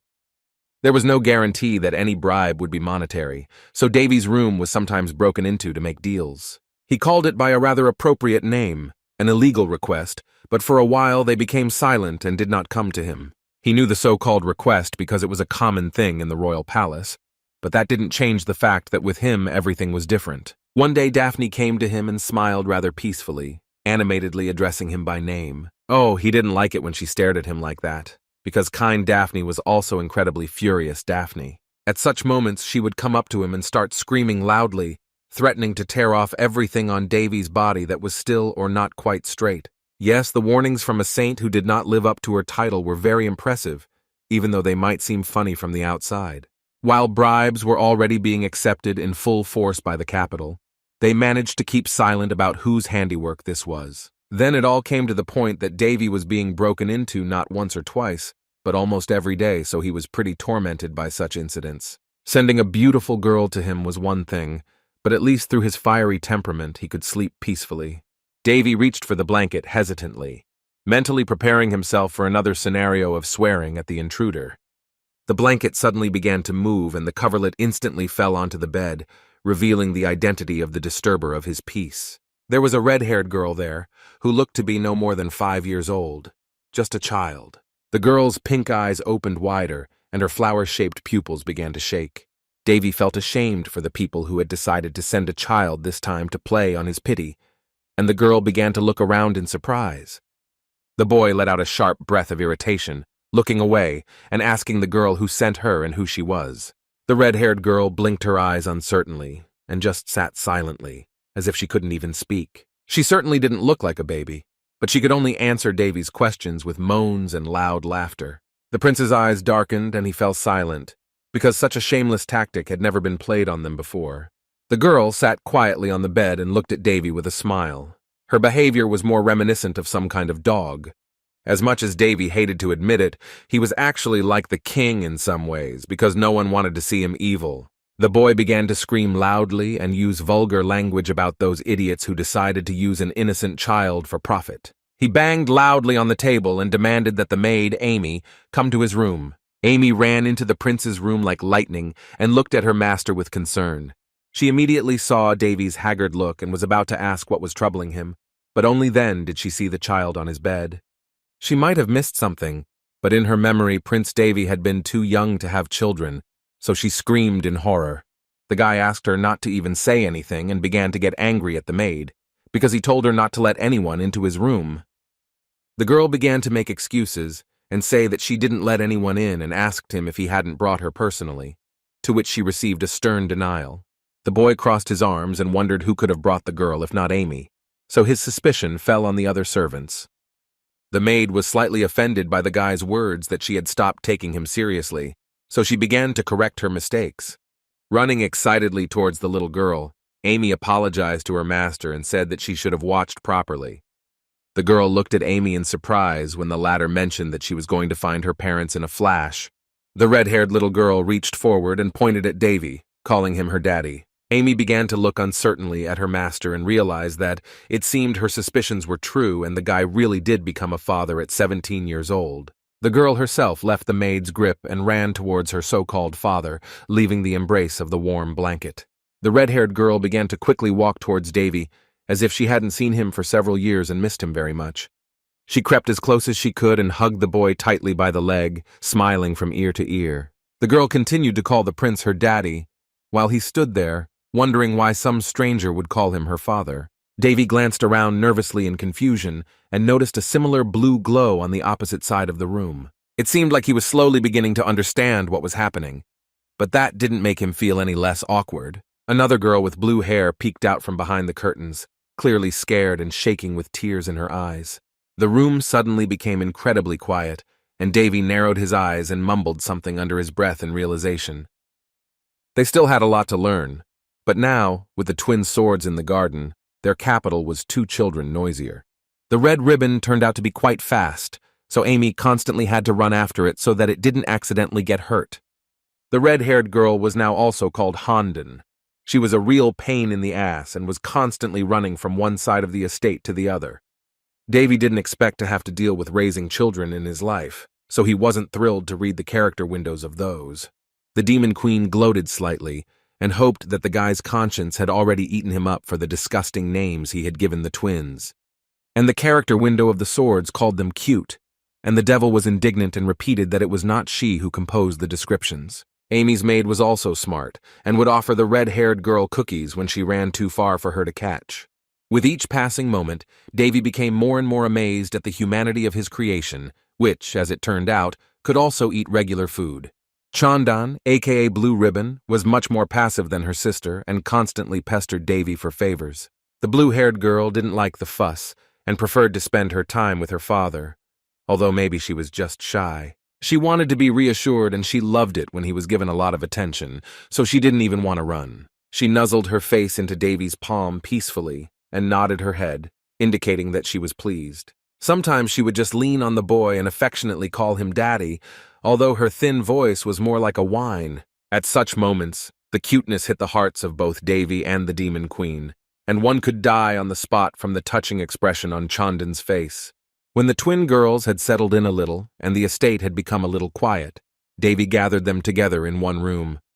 The boy nodded to the two girls and said that he would begin their conversation with a little test. He put a kind smile on his face and leaned slightly towards the twins, asking if they could return to their original form.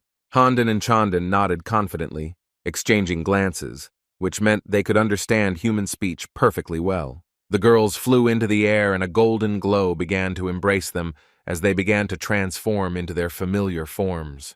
In place of the two were the familiar twin swords, the red ribbon and the blue ribbon, which were opposites of each other. Davy looked at the scarlet sword and ran his hand over it, saying that no matter how you look at it, the twins' true essence was a weapon, and this form was more familiar. The youth noted that the density of the power invested in the swords became denser, suggesting that when the essence awakened, the effectiveness of those swords also increased. Having carefully examined the twins in their true form, he allowed them to take on their human forms and let them go. Perserk was both resourceful and enthusiastic, so she suggested that the guy take custody of the two girls. Davy said that according to the devil's logic, they were more like adopted daughters, and asked if she was trying to deprive him of his marriage prospects, which the demoness did not argue with. Children are a huge responsibility, so the boy had to teach them that you can't just eat cookies, and that it's better not to joke around with tooth decay. A worried maid, Amy, came into the room and began to stutter awkwardly, saying that Davy had a visitor. The boy looked back and glanced at the maid with slight surprise at this news. Guests usually came to the boy only with warning or at his request, but he had no meetings planned for today. The maid, Amy, couldn't help but doubt, and revealed that it was actually Princess Winry who had come to the capital. Of course, when the curious Winry saw the twins, she almost died of emotion. Davy's younger sister immediately jumped on Handan and Chandan, hugging them tightly and asking where the boy got the children from. The prince awkwardly looked away and said that in fact the children were not local, and he was simply taking care of them. The twins were not very comfortable in Winry's arms, who was very surprised to hear Davy calling them his daughters. The girl let the children go and loudly exclaimed that the boy surprised her with something new every time they met. With a sigh of relief, Winry looked into the distance, saying that she had been very worried about Davy when she heard about his journey to the dry lands. But she was even more surprised when she learned how the guy landed on his feet and was able to develop one of the most successful businesses on the continent.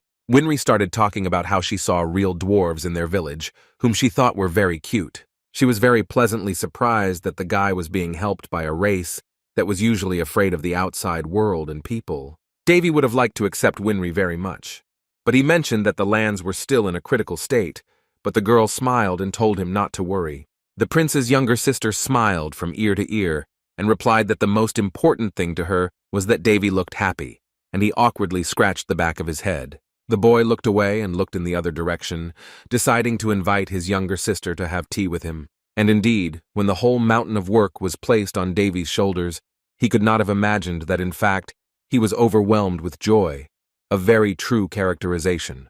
He turned to Winry and invited her to come inside, and she blossomed and happily agreed. The boy inadvertently noticed the maid Amy, who was nearby chatting with a crowd of new guests. The maid looked clearly concerned and asked the escorts to come with her, while Winry playfully pestered the twins. In the crowd of guests, Davy noticed a strange guy who for some reason seemed either familiar or suspicious to him because he stood out among them. The boy looked at the guy with a long ponytail on his head for a few more seconds, despite the fact that even Winry had already gone inside. But soon Davy joined them, first of all deciding to ask how Varys was doing, because before his departure they had a lot of work. Winry breathed a sigh of relief as she began to talk about how the bandits had quieted down lately and their lands had become calmer. The younger sister mentioned that the prince was too indifferent to them, which made Davy feel embarrassed and blush involuntarily. Nervously starting to play with her own hands, the girl said that she had actually come to the prince with one request. Winry rubbed her hands and didn't know where to start, hesitantly addressing her older brother as if he was much higher in status than her. Davy's expression tensed questioningly, and the younger sister asked desperately if the prince could use the power of his stigmata. This answer surprised the boy even more, but Winry continued saying that it would be very wrong of her to ask him about such a thing. A hesitant smile appeared on her face and she let out a nervous, shaky laugh. Winry folded her hands together and closed her eyes tightly, almost begging Davy that she could only rely on God's power. The boy interrupted her and told her to tell the truth, and the girl looked at him and tears started running down her cheeks. The boy stood up and walked towards Winry, who suddenly fell silent and lowered her head. She began to sob quietly and beg for forgiveness from her older brother, her body limping until she collected her thoughts. Davy met Winry around noon, but it was already night, and his little sister fell asleep almost immediately. The girl lay peacefully on the soft royal bed and hugged the pillow, and the chief chamberlain said that she was tired even when she arrived. The butler suggested that Winry had been through a lot of mental anguish lately, and that she should feel better after some rest. Apparently, the poor girl had been traveling to the capital of the Haines lands for several days and had not even stopped to rest. So much did she value her people. Winry came to the boy to tell him about her friend, who was on the verge of life and death, and all the priests and healers gave up. During another raid by bandits, the princess's guard and close friend Portna saved her from the bandits' poisoned arrow, becoming a living shield for Winry. They were trapped during the grueling battle with Pursuit. Winry would have been badly injured or even dead long ago. The younger sister said that one of the priests drew out the poison with a detoxification spell, but after that, dark blue spots began to appear on Portna's body. This was the main problem, because the most terrible symptoms began to appear only after the poison was neutralized. The porter was feverish. Her whole body began to break out in rashes, and then she began to cough up blood and gradually became exhausted, even after the efforts of so many priests and healers. And when all hope for a cure for the unknown disease had almost died out, Winry overheard rumors that she could be cured by a high-level priest with a stigmata. That's why the girl went to the only person with the stigma she trusted, tearfully begging him to help her and blaming herself for Portna's condition. Davy tried to calm the girl down, but she just continued to sob, her cold tears casually running down the boy's hands. Eventually, she could no longer contain her emotions and simply burst into loud sobs before passing out. That's why Winry unexpectedly found herself in bed, where in her dreams, perhaps, she had the opportunity to escape from reality and calm down. Davy worriedly placed his hand on Winry's forehead, which was radiating noticeable warmth and a slight increase in temperature. Even after everyone left the break room, Davy stayed with his little sister and kept a careful eye on her. The twins kept looking at the sleeping Winry with interest, and Hondon asked through her lisping words if she was sick. Davy reassured his daughters and told them that their little sister would be fine once she got some rest. The guy asked the twins to let Winry rest, but Hondon loudly protested and said that she couldn't get sick.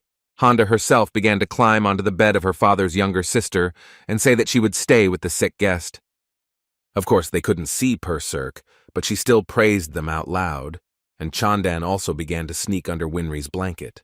The boy and Purserk tilted their heads to the side in a touching manner, looking at the caring twins. It would seem that in the morning the twins treated their brother's younger sister with some caution and mistrust, but now they were lying and warming her. Davy looked at his sister and the children with concern, covering them with a cozy blanket so that everyone would be comfortable. In any other situation, the boy would have stopped them long ago, but the twins were literal bundles of energy that could help Winry recover. When the boy left the room, he looked out the window through which 2 huge moons were reflected. Davy began to go on about Portna's symptoms, primarily mentioning the bloody cough and the dark blue spots on her body. Purserk was slightly confused by the strange expression on the thoughtful boy's face, but he replied that he himself could not understand what was bothering him about Portna's illness. The boy turned around and looked at Winry, his intuition telling him that the symptoms mentioned were actually familiar to him. Davy walked out into another part of the estate, a feeling tearing through him as if he simply knew that something was wrong and bad. Turning to the chief chamberlain, the boy asked him to contact the spy guild in the districts and find the most reliable and trustworthy one there. On the one hand, with such a huge amount of information, everything should have gradually come to a conclusion, but in reality, it only became more confusing. The Demon Queen turned to the sad boy and asked what was so difficult about curing the girl if he had always handled everything so masterfully. Davy did not deny the demoness's words, but noted that they still had to avoid a huge number of victims, because the disease seemed familiar to him. Crossing her arms, Perserk muttered that, in her era, such diseases were not encountered, especially with such unusual symptoms. The boy looked out the window in confusion and confirmed that such a disease did indeed exist, but he was frightened by the fact that such an infection could not exist on their continent. The next day, the boy couldn't take his eyes off the window, keeping a close eye on Winry, who was playing with the twins. Handan, as always, ran around the garden because she loved it when the elders tried to catch up with her, and Chandan sat quietly and watched Winry's attempts to catch her. Thoughts about the illness haunted Davy, and he inadvertently thought about a certain law of causality about how there is no result without a cause. When analyzed, the chronology looked like a person poisoned by an arrow's venom began to get terribly ill after neutralization, and the priests saw the disease itself for the first time. Something about this scenario didn't add up for Davy, so Perserk noted his puzzled look again, saying that he didn't look well. Davy noted that he had a lot to think about, and the she-devil agreed, since she was also very worried about his sister's condition. To begin with, the guy wanted to know where some savages, living only by plundering royal countries, were able to get hold of such a deadly poison. As it became obvious, the boy doubted that the cause of the disease could be a poisoned arrow, although there were certainly ways to find such a terrible poison. Then the Demon Queen found out that it was precisely to find information about the poison that the boy had called the best spy in their capital. One of the first rules during the study of medicine was the law of Sister Haya, who claimed that the key to finding a cure for any disease lies in its cause. Davy muttered under his breath that his agent had arrived at a good time, but there was not a rustle in the room. There was complete silence, and the boy said once again that since he had decided to show up, he should not be shy and go to him. The Demon Queen asked in confusion who he was talking to, and Davy told the unknown guest not to play games and to show himself. The boy pointed to a spot near the planning board where there was no sign of visible interference from anyone. Realizing that he had been noticed, the man in the long, dark cloak quietly exhaled and showed himself to the prince, saying that he had heard about the boy's request to see him. Davy was delighted with the spy's abilities, and Perserk's mouth opened in fascination. She was also very impressed with his skills. The boy confirmed the words of the spy in the cloak and asked him to sit down in front of him with gratitude for his response. The man in the cloak was a little unsure and preferred to stand still, without making any unnecessary sudden movements. Davy shrugged and asked him to stand as he felt comfortable, even though he knew the spy was very wary of being exposed. Getting straight to the point, the guy revealed that his plans were to buy as much information as the spy guild could get their hands on. The spy was silent for a few seconds, so the boy moved on to the question of price, and agreed that there was no such thing as a freebie. After another brief silence, the man in the cloak noted that for the right price, they were willing to learn about the personal affairs of even neighboring royal families. Davy's offer seemed quite tempting until the spy mentioned that the so-called personal files could also include the underwear of those. Although the boy still doubted, and his hands reached out to ask for something not very cultural, so he again turned to the spy. His eyes lit up, and Davy said that he wouldn't mind infiltrating the palace of the princess of the Palan Empire, and Perserk gritted her teeth and was outraged by the guy's vulgar thoughts. The room became quiet, and the spy said nothing in response, while the prince anticipated the answer of the professional in front of him. The man in the cloak rolled his eyes and replied that he also wanted to live for now, so he would not interfere with Princess Alina's personal space, and the devilish breathed a sigh of relief. The boy agreed to the spy's terms and said that his services related to the disease would be quite sufficient for him. Before that, the young man threw a small bag filled with coins and added that he would repay with a small advance. The prince began to explain that his younger sister had a girl named Portney as her subordinate, and he needed all the information about her latest activities. When the boy looked with interest through the window of the spy character, he saw that in front of him was actually a girl who was disguised as a man named Jack. The spy asked if his only assignment was to find out the girl's background, and Davy looked closely at him, because in the description he was also described as a dark elf. Davy smiled at the spy and asked if he expected to succeed in the task. The spy remained silent and simply looked at the money on the table, either doubting or simply reasoning. Then the man in the cloak replied that he was not going to accept the money, which caused Davy to look at him in surprise. The prince did not fully understand this deal, because the spy also denied working for free. The mystery man continued and said that he was going to pay later, and Davy asked again what would happen if he changed his mind about paying. With a heavy sigh, the agent noted that although Davy tried to seem like an ordinary rich boy, in reality he saw him as a person with whom he could work. The boy grinned and realized that the spy was probably trying to establish contact with him, but even though it was a little brazen, he liked this approach. Davy decided to ask again if it was the guild's desire to do business with him, but he replied that the offer was personal.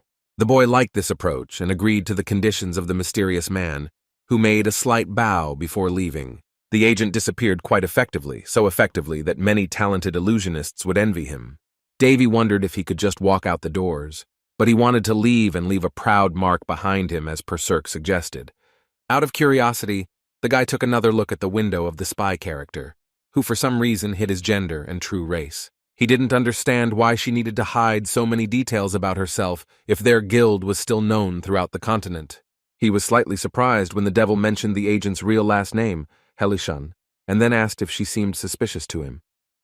The demon queen exhaled heavily and took back her words, saying that her last name meant nothing. Davy expected to see something more interesting, but in the end the information about the dark elf turned out to be much more boring.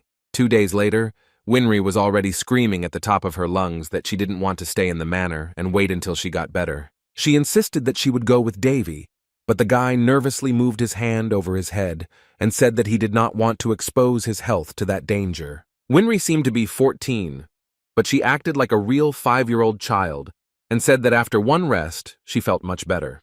Due to the urgency of the illness, preparations for a quick departure to Ordom were completed, but the younger sister proved to be the main obstacle. Davy told Winry not to be stubborn, because it would take several days to get to the Ordom lands on horseback, and they would barely get there in a week by carriage. The strange guy in glasses looked at the prince with interest when he reminded his sister that she herself had said that they needed to get to Portna as quickly as possible. Davy didn't hesitate to tell her that the more she tried to object, the more she delayed treating her friend. The trip would require a lot of endurance and patience, and even if the twins had spent several nights with Winry, she still wouldn't be able to withstand such a long journey. No matter how much Davy thought about it, he had a bad feeling about Winry. His intuition was starting to heat up again. Winry didn't give up and continued to convince the boy that she wanted to go with him, and he had no right to call her weak. A man from the crowd approached them, reporting that he had heard a small verbal altercation between the two. Davy's younger sister immediately recognized jealous Janro, who was glowing with kindness and innocence, literally a ray of sunshine. Speaking of the ray of sunshine, it gradually turned into a real glow, and it seemed to Davy and Perserk that he could go blind from moment to moment. Winry looked at the red-haired boy with admiration, as if she had seen some local celebrity. Davy had a feeling this was going to happen, which is why his intuition suddenly turned from a spark to a fire in an instant. Illis introduced himself to Davy and called himself a 5th-level mage, adding that he came from the Red Tower. The prince shook hands with the genius from the tower and graciously said that it was a great honor for their lands to receive someone so outstanding. In fact, Davy had only heard of him a few times, and behind his forced smile, he wasn't even interested. Either way, Illis was the representative of the magic tower in the center of the continent, and Davy would have happily refrained from such connections, no matter how nice the guy was. Jullus said that the prince's lands were in fact the most brilliant on the entire eastern continent, and this filled him with a sense of honor. The red-haired man added that he accompanied Winry on her way to the capital, and had heard about Davy due to the princess's constant admiring talk about him. The boy did not trust such people, since they had a rather sharp tongue and they knew how to turn everything into good-natured conversation. The prince had an inadvertent thought of killing him on the spot, but Perserk stopped him and asked him not to act rashly, killing someone just like that. In Davy's opinion, he had every right to distrust the genius from the Red Tower because he was on friendly terms with his sister. In fairness, the prince had heard that Jullus was not only kind-hearted, but also gifted to the point of speechlessness, and was therefore recognized as the Tower's first genius. Yes, Jullus had it all, from noble birth to incredible talent, but Davy still didn't trust him, so he asked how he knew Winry and why they were so friendly, but the sister was amazed by her brother's insolence. Illis laughed and said that if he were the boy, he would also be careful, and replied that he ended up with Winry completely by accident on his way to the capital. The prince put on a fake smile and thanked him for helping his sister, although he was burning with a great desire to deal with him on the spot. The red-haired man shook his head and noted that it was Princess Winry who saved him with her magic when he was surrounded by bandits. How hard it was for Davy sometimes to be flattered, but Perserk considered him ungrateful, because Jullus was simply trying to repay his debt. Ulyss said that in addition to fire magic, he could also wield movement magic, and could move things through mana gates. Winry got all excited at the mention of some gate, and Davy grimaced and asked what was so amazing about it. As the younger sister explained, the so-called gates were mobile, rare, sacred, masterful, and probably had chocolate sprinkles on top. Jullus smiled and said that the presence of such a teleport was just a happy coincidence and was only needed to avoid damage. So Davy had to come to terms with the fact that his younger sister was able to praise not only him, but also some genius from the Magic Tower. The boy exhaled heavily and decided to close his eyes to his envy, because portable transportation would be very useful to them in such a situation. Davy reluctantly extended his hand to Jullus and asked him to take care of him, and the red-haired man immediately agreed. Their hands came together in a tight handshake, and Davy squeezed the innocent boy's hand as hard as he could. It was sunset in the lands of Ordum, and lightning began to appear in the sky, bursting out through space. The portable teleport turned out to be a truly amazing ability, and in a matter of seconds the four of them were transported to the lands of Ordum. The lands were not as favorable as Davy had expected, so he responded to their somewhat oppressive atmosphere. The Demon Queen covered her nose from the terrible smell, which also seemed strange to Davy, and resembled the smell of burning a specific protein. This smell frankly alarmed him, because in everyday life, ordinary people do not often encounter such a smell. In one of the alleys of the square, a purple light was burning, from which an unpleasant aroma emanated, suspiciously similar to the smell of burning flesh. Winry stepped back and said warily that the bandits' attacks couldn't have started again so quickly. The girl began to nervously gather her breath, but an unknown person unexpectedly joined their conversation, who immediately recognized the princess. Winry didn't know the strange man who turned out to be Count Rinton, nominated by the Central Disease Authority as a representative. The man sang that the girl was much more beautiful than rumors suggested, but Winry twitched uncomfortably and said that they had more important things to do than small talk.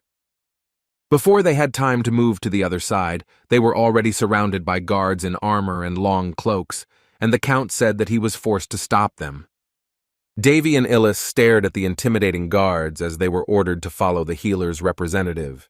Rinton mentioned that the princess's palace maintenance had recently been completed, and his face showed that he wasn't worth trusting. The trio was surrounded and could not present anything to the attacking man, so they had to follow them. They were led into a luxurious estate with sky-piercing treetops and blue tiles. It was warm inside. The palace fireplace warmed the guests and made crisp sounds with its flames. Rinton apologized for starting their nightly order without permission, but called it a necessary measure. Winry played her role very professionally and said that Varys was the lord of their lands, but in his absence she ruled them. The man shook his head and admitted that it was very low of him to come and present his authority to them, but their status as an administration justified their actions. She became very angry when Rinton continued to brazenly attack her with the existing rules of the state. At one time, the Central Disease Administration received seals from 3 emperors across the continent, and its influence could be compared to an international volunteer organization. The Count began to explain that recently a very terrible disease had appeared on their lands, which they were forced to fight. It was the first time the princess had heard the name of the mysterious disease, which the department had appropriately dubbed Devil's Blood. The girl's heart sank into her heels when she heard all the familiar symptoms of the disease, starting with coughing up blood and dark blue spots all over the body. The mere thought of illness made the girl furious, and she shouted to her older brother to go to Portna as quickly as possible. Rinton kindly lifted the corners of his lips at the mention of Davy, saying that he had completely forgotten to say hello to such an outstanding guy and had long wanted to meet him. The man admired the boy's stigma and his moongrass venture, but Davy smiled languidly and called it a simple coincidence. He continued to flatter and say that nothing in the world happens without a reason, and the boy's superiority certainly played its role in the miracles that happened to him. Rinton commented that the most prominent figures of the continent were gathered around one table, pointing to the rolling eyes of Davy and the questioning Jullus. Princess Winry couldn't stand his sweet talk any longer and loudly banged the table, indicating that she had to take her leave immediately. This was the last straw, and the girl was very angry, judging by her expression when she tried to say goodbye. The girl cried out loudly to the butler to come and take her to Portna, and her voice echoed down the corridor. But in response, there was a loud silence, and Rinton reported that the entire palace was now under quarantine. Winry was indignant, to which he began to explain that it was easiest to become infected with the devil's blood, and they were simply forced to take such measures. The disease wasn't that difficult to eradicate, but even a small infection could lead to irreparable consequences, which Davy couldn't argue with. The princess was angry at the count for belittling her authority, and Rinton agreed, noting that the rule he mentioned was an official clause in the agreement of the Union of Countries. Winry was not satisfied with this answer, because this was the first time she had heard about some kind of transfer of the Lord's powers into the hands of people with a lower status. The man continued to explain that the disease was beyond the control of known forces, and it was impossible to cure it with their help. Rinton smiled, confirming the three's doubts and seeming to be happy that they were locked together for an indefinite period of time. The old man stood up in front of the guards behind him and asked them not to worry about anything, and just trust them to destroy the disease. Just a second ago, his gaze seemed friendly and relaxed, but now it turned into something much more self-confident. Davy sat still and remained silent while he promised to find a way to completely cure them and asked them to expect good news from his people. The whole palace was very uneasy, and the oppressive atmosphere, together with the damp smell of alcohol on the walls, tormented the nostrils. The infirmary was 2 steps away from becoming synonymous with the morgue, since many of the sick could not even breathe calmly without painfully spitting out blood. Perserk looked at the scene in horror, and Davy noted that the scene looked more like holding back the worst than healing. The Demon Queen felt very sick at heart, especially with the disgusting and vile smell of flesh everywhere. Davy activated his mana sense for a second and turned to the other side of the infirmary, walking forward at a slow pace. The boy opened the curtains of one of the rooms, looking at a familiar man in a hospital bed. Portna's body was completely covered in cracked, dark skin, and she looked more like some kind of zombie. The guy correctly identified the location of Portna's chamber, which was listed in the records under number 02155. The unpleasant smell became even stronger, and the Demon Queen had to cover her face with her hand to keep from squeezing out tears of disgust. Davy noted that the smell did not come from flesh, but from some dark blue goatweed flowers. Perserk had never heard such a name before, so the guy repeated himself and added that in their world they were also called Tostat. The name still meant nothing to the devil, and Davy continued that the Tostat was a very poisonous flower that grew only in the polar regions. The situation was already serious, but as it turned out, the girl's body temperature reached 40 degrees, and the virus had already reached the brain cells. The skin was cold like a corpse, but the insides were almost burning, so the state was extremely unbalanced. Even from Winry's words, the boy suspected that the symptoms and the disease itself were terrible. But after looking at one of the victims, everything became even more confusing.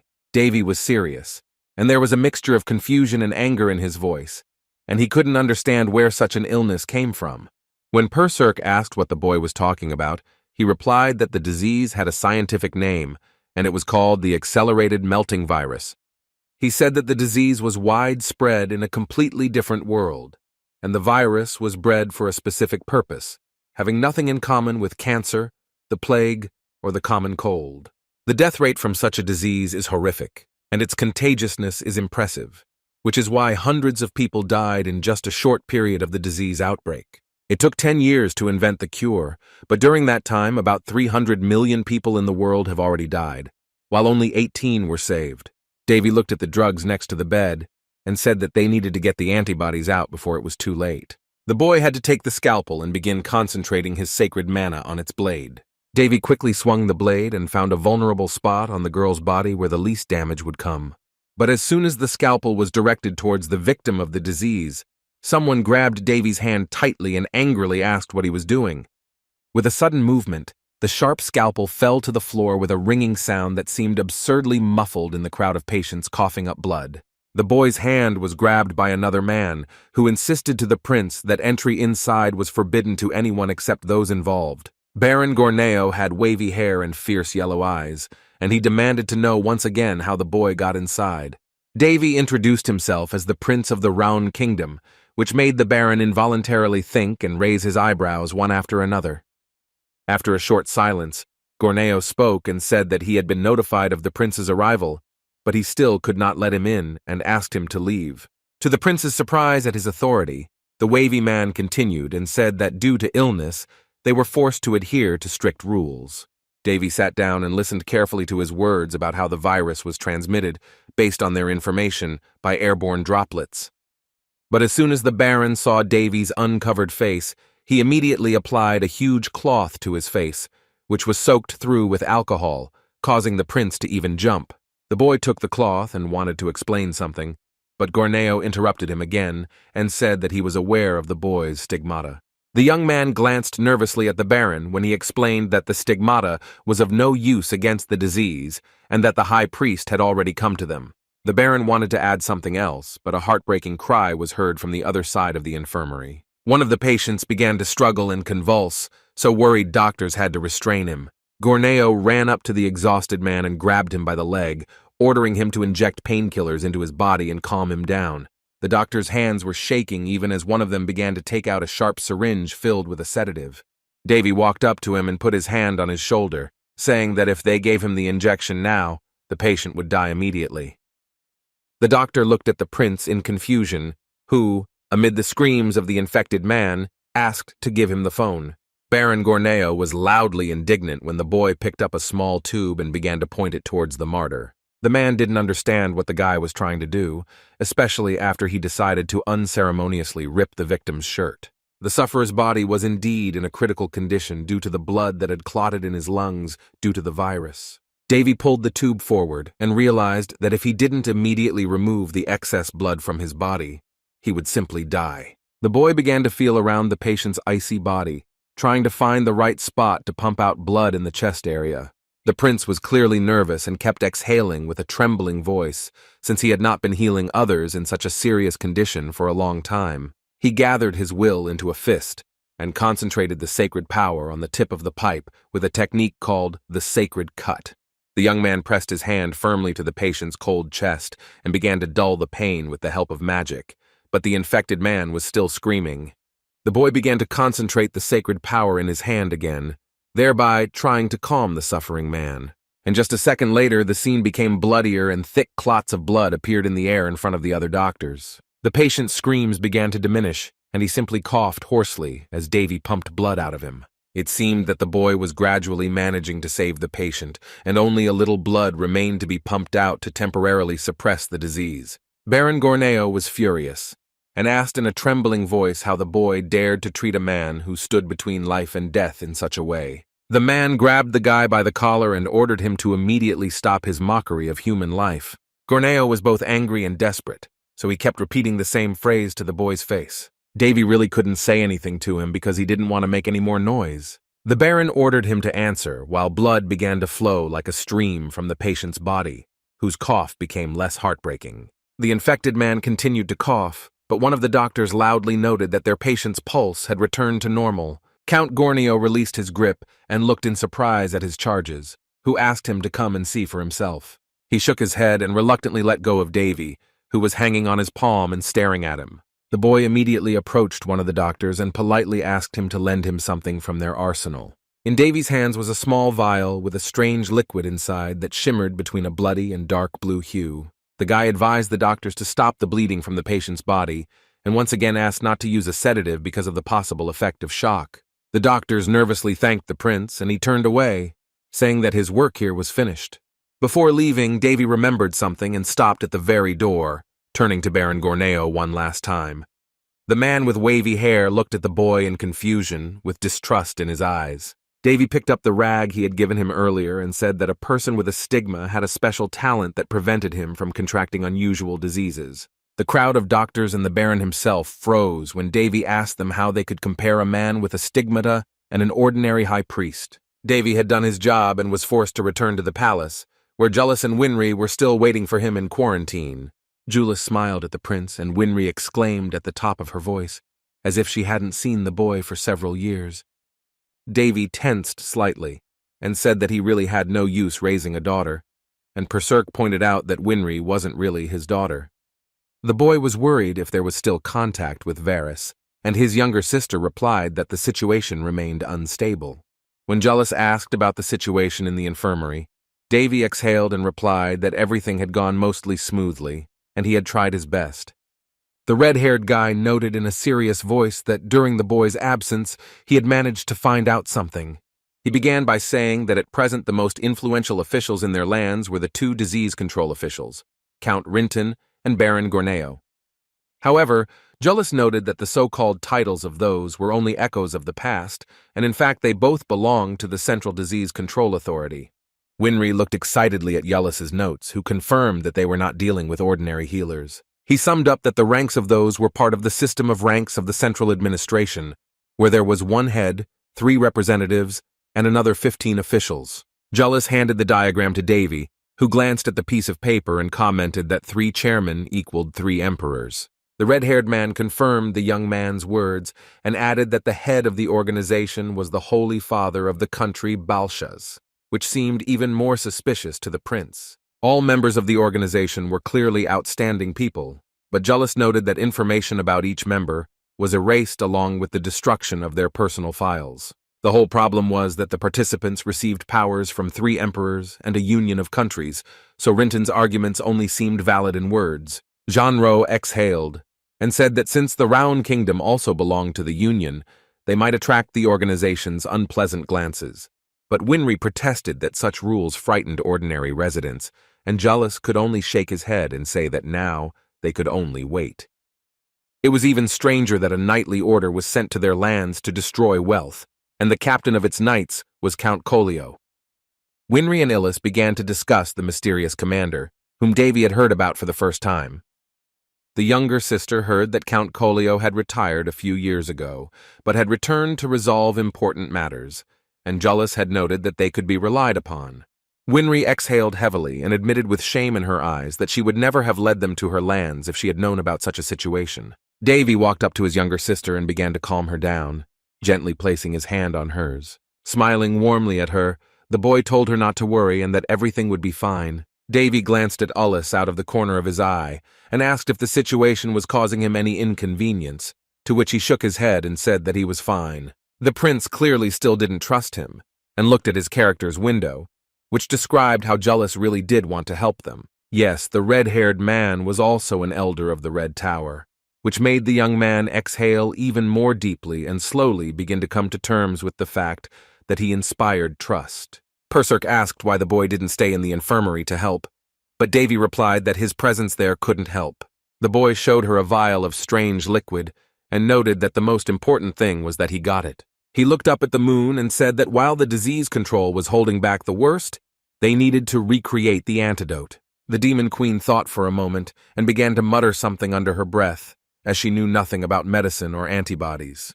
Davy explained that the Disease Control Department had also made many attempts to create a vaccine, but because their methodology was unusual, they were never able to find an antidote. Perserk still didn't understand how the guy was going to create a cure with 1 bottle, and Davy ignored her and started talking to someone else.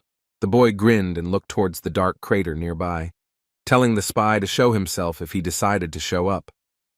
Jack emerged from the funnel and said in a slightly sad voice that the prince had managed to find him again. Davy exhaled and said that it was just easy to spot, and the spy fell silent again, looking away in displeasure.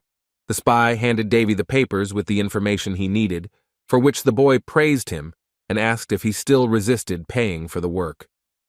Jack answered the prince's question in the negative and handed him another strange object, which looked like a huge scroll. Davy chuckled humorously and took the gift, noting that if Jack didn't stop being so generous, he might fire him. The boy found this somewhat strange, since the spy was obviously not acting on orders from the guild, but on his own. The prince opened his gift scroll and its blue ribbon fell down at his feet. Jack watched silently as Davy began to read the contents of the crumpled paper, intrigued. The boy's eyes frowned slightly, and his voice became tense as he read the text of the scroll and asked if the information was accurate. The secret agent stood silently and did not say a word, but his head made a single, barely noticeable nod. Davy crumpled the scroll tightly together and looked at the spy with determined eyes, as if the contents of the scroll confirmed his doubts. The boy stepped forward and pulled out his notebook with another request for Jack, who asked him to tell him right away. Davy began to write down the ingredients one by one, telling the spy to get at least half of the list in substantial quantities. When asked about the fee, the boy handed Jack a piece of paper and told him to write down the price in the name of the Central Disease Control Authority, and in extreme cases, to introduce himself as an employee of the Baron. Jack wasn't entirely sure about the deal, so the prince pressed him and told him that he should have cared about the lives of people, not flies. The boy ordered in a stern voice to complete his task quickly and to keep in mind that he was working for the good, and Jack looked at him with displeasure.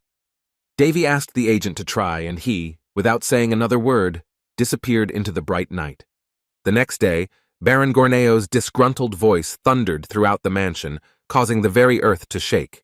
He was indignant and shouted loudly that Davy imagined himself to be a doctor, and probably considered what was happening around him to be some kind of joke.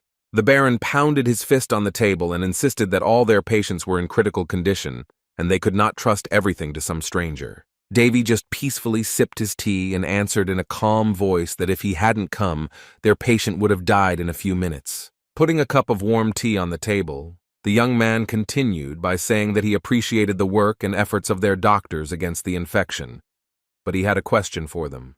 Davy couldn't help but wonder if they really had a cure for the deadly disease. Rinton just chuckled and said that the boy spoke as if he had an antidote, but the prince replied that while he had the chance, he grabbed it.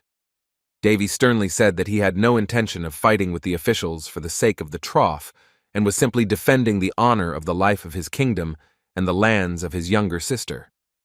Baron Gorneo was furious and clenched his fist tightly, but Count Rinton took the situation much more calmly and was ready to hold a discussion with Davy. Rinton's colleague was very upset by his relaxed state, but the Count ignored him and began to talk about the lands in the west in the possessions of the Kantas Empire. Rinton said that as a result of the infection, the entire population of those lands died, not to mention the sick doctors and knights. However, as it turned out, the Count was not addressing the prince at all, but Baron Gorneo, who was already losing his temper. Gorneo looked away nervously when he mentioned that he was clinging to his pride too tightly under stressful circumstances. The boy felt help from his side, so he quietly sipped tea as Rintenth said to listen to the prince's proposal. The man with wavy hair was angry and clenched his teeth tightly, denying some pride that his colleague had mentioned. And Davy was silent, and simply waited for the moment when the two animals in cloaks had had enough of each other's teeth. A short dialogue between them led to the decision to take Davy under their wing, but the following night, one of Count Rinton's charges was worried. Count Rinton looked at his guest with a smile on his face, asking what was troubling his soul so much. At the entrance stood the stern Count Colio, who replied that he was worried about the intervention of the first prince. Rinton understood perfectly well what Count Colio was talking about, so he simply added peacefully that Davy could become a huge problem and ruin their reputation. The doctor added that the boy's competence could reduce their status on the international stage, but Colio was curious why Rinton didn't refuse the boy right away, since he understood the risk. Swinging a glass of sparkling white wine in his hand, Count Rintent acknowledged the knight's rightness, but did not agree with it completely. Rinton closed his eyes and added with a kind smile that the cure for the fatal disease would be good for everyone. He raised the glass to his lips and said that since they had such an opportunity, they could rely on the prince and find a benefit for both parties. His eyes took on a more determined look again, and Rinton said that even if they got rid of the disease, they would still be the winners along with the young man. Count Colio fell silent and simply looked away quietly, without saying another word to his colleague. Even the commander of the order did not fully understand what Count Rinton was planning, but despite his doubts, he was forced to give in. If you look at the estate of Princess Winry and Varys from the outside, you might think that there was no quarantine at all, and people did not die painful deaths. Winry was very happy and started jumping for joy when she found out that Davy was now officially involved in the treatment. Davy didn't even have any medical training, but Winry clearly trusted him more than the disease department itself. At such moments, the boy was proud not so much of himself, but of his younger sister, who could find the strength to rejoice in such a tense situation. The boy was given only the basic necessities to work on the antidote, from various bottles to rusty equipment. At the behest of Count Rinton, the central administration adjusted their current course of treatment to the prince's opinion, and even allocated him a separate room. There was a loud knock on the boy's room, as if someone was trying to break down the doors, and Davy looked around to see the guest. That's right. Baron Gorneo was appointed as a kind of guard, although the boy couldn't help but think that he had proclaimed himself as such out of mistrust. Then the young man remembered another proverb about how any new stone inevitably displaces the old one. True, in such a situation it would be more correct to compare the young man to dirt, because the entire administration did not even begin to take him seriously. Davy hadn't even started working yet, and he already felt tired all over his body from this attitude towards him. The virus was fickle in its own way, and the temperature was constantly jumping, gradually melting the body into a mess. At first, you don't notice anything at all from being infected with the virus, but it all starts with an incubation period of a certain period. The boy examined the cold hand of one of the victims, noting that during the disease, the muscles begin to melt first. After the muscles always came the joints, cartilage, and then the bones throughout the body, until a person turns into an ordinary shell for fire. In addition to all this, the problem of melting parts was only secondary, although the prince had to painfully knead the patient's body, and the patient had to endure it. The guy continued and added that internal organs began to melt behind the bones, and then caustic liquids began to flow out of the burnt holes. Baron Gorneo was amazed by the boy's deduction, who also suggested that the disease got its name from the blood that flowed out, which colored the skin. Information about the devil's blood was kept under strict secrecy in the central administration, so the Baron was very surprised that the prince knew so much about it. Davy turned his head to Gorneo and asked if he knew why he had started explaining the whole process to him out loud. The Baron nodded slightly and muttered a question under his breath. Was the prince really familiar with the disease? The boy stroked the patient's hand and confirmed Gorneo's doubts, although the disease had a slightly different name in the place where he came from. The Baron was a little curious to know more about the boy's homeland, but he dodged the question and got down to business. Davy continued that usually doctors who are faced with this disease, after many attempts, eventually come to one conclusion and decide to cut out the source of the disease. Such cases did indeed happen, which the wavy man confirmed, but the young man wondered if such a method brought any benefit. The Baron stared at him when he even guessed that 9 out of 10 patients simply died from this method, and the last one soon fell ill with the virus again. The patient mumbled wearily that he felt a little better after Davy's warm-up, and that Davy asked him to lie down and rest for a bit. The boy spoke sincerely with Portna and told her that in order to save her, he would need her strong will, and a mysterious silhouette appeared behind the Baron. Jack suddenly made his way into the room and announced that he had found all the necessary ingredients and delivered them to the specified location. The Baron looked nervously at the intruder, who had appeared out of nowhere and was talking suspiciously calmly to Davy about the payment. The boy looked at the two with satisfaction and said that they would see the results of the treatment in a few days. And so, in the open-air ward, the next 3 days passed very slowly. On the 3rd day, Portna was able to calmly open her eyes, and her skin began to gradually regain its human color. The recovery was incredibly fast, and Winry jumped on her friend with tears in her eyes, hugging her tightly after so much time. The Baron looked at the girl's rapid healing in amazement, and Davy said that the results happened exactly 1 day later. Gorneo had to sit back in his chair for a second to fully comprehend what had just happened before his eyes. He began to nervously tap the table, remembering all their attempts to find a cure and produce antibodies, not to mention the hopeless faces of the experts. The Baron could not believe that it took him 3 years to find salvation from the deadly infection. He lowered his head in annoyance and looked down, saying that all his efforts and suffering had gone down the drain, while Davy awkwardly looked away. Davy turned to the Baron, who was looking at his hands with annoyance, and asked if he wanted him to tell him one interesting fact. The boy placed a sample with a single drop of dark substance on the table, imagining it as Portna's blood during the infection. Then the young man decided to insert a needle with the invented medicinal substance, and the so-called blood coagulated and tried to avoid the sharp tip of the needle. The Baron looked at the moving blood in shock, and the prince noted that this was not the most interesting part. The black color of the blood gradually began to change, turning blue and then turning from purple to dark red. Gorneo couldn't take his eyes off the strange blood that was moving suspiciously and changing its color. Davy was no expert, but he assumed that the so-called rapid melt virus was actually a living creature. Perserk was amazed, although the prince noted that even this name was not correct, and the virus looked more like a biological weapon in the form of a parasite.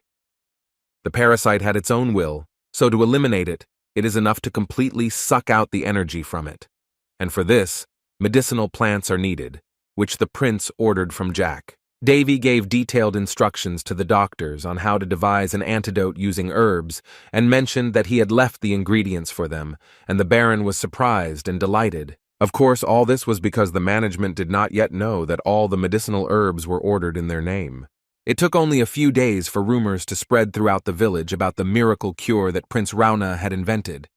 Winry jumped for joy, saying that the people of her lands called Davy a true saint for his work on the antidote. Jullus noted that the title was truly very surprising, because he could not have imagined that the prince would be so talented in medicine. Davy began to justify himself, because he had had enough of his village screaming and calling him a saint, even though Perserk noted that for them it was a miracle. The treatment went smoothly, and over the promised 3 days the patients gradually began to recover, while the administration warmed up to Davy, although it handed the treatment over to the Baron. Davy looked down awkwardly and said that he found it a little hard to see such good nature, but Perserk didn't immediately understand what he was talking about. The boy explained that he was haunted by thoughts of Count Linton, who tried his best to appear a generous and kind person. However, sometimes he looked into the eyes and smile of the other, and he felt sick, again some kind of feeling of déjà vu throughout his body. The Demon Queen thought that the guy was too paranoid about everything that caused his so-called intuition. On the other hand, there was the Baron, who, although rude, obviously cared about people, and his care for patients truly deserved respect. Perhaps that was why Davy had treated his rude behavior with such leniency from the very beginning. Then Jullus and Winry decided to suddenly volunteer and ask if there was anything they could help the prince with. They literally started begging for some chance to prove themselves, and Davy couldn't help but notice the determination of those. The boy pointed to his experimental flasks and asked him to monitor the temperature of the solutions in them while he was away, a fairly simple task for the Red Tower mages. Finally, he asked them to hold back the temperature with fire magic, and decided to take his leave to go help Baron Gorneo. The young man quickly ran towards the other room and waved to both of them with a smile. Work on Davy's task was progressing slowly but steadily, so neither Jullus nor Winry were strained. Jullus noted that the prince's younger sister definitely respected her brother, to which Winry playfully agreed and almost jumped. The girl began to talk again about how her brother had long been an incredible person, and the red-haired man found her wording a little funny. Winry fondly remembered how the boy treated her and Varys like family, how he was always there and supported them. She still remembered the story about the sun and the moon that her older brother had once told them, and Jullus smiled and noted that he had been very envious of that. Jullus looked down with a smile, warming the flasks with the magic of his fire and relaxing in the moment for a split second. Winry continued to describe her adventures with her brother as children, and it seemed as if nothing gave her more pleasure. Jeanreau's gaze froze on one of the flasks, and the guy clearly began to be bothered by something, so he spoke to the girl again. He turned his head towards her and said something hesitantly, but stopped himself and let her go mid-sentence. Jullus stood up, and the girl looked in surprise at the guy, who suddenly began to behave very strangely. Turning to the prince's younger sister, the red-haired one asked to excuse him, as he needed to leave for a while, so Winry did not hold him. Winry looked at Jullus in confusion as he walked away, his face showing visible worry. As soon as he left, the girl shrugged and said to herself that as soon as Davy returned, she needed to bake him some cookies. Jullus went out into the garden, where he sat under one of the domes and made an important call to his teacher from the magic tower. Through the communication artifact, the sage asked if Jeanreau's deal with the prince was going well, to which the red-haired man noted that Davy was truly incredible.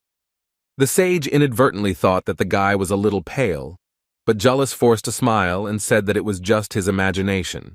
What struck Prince Jullus most about him was Davy's confidence, as if he had a lot of experience at his age.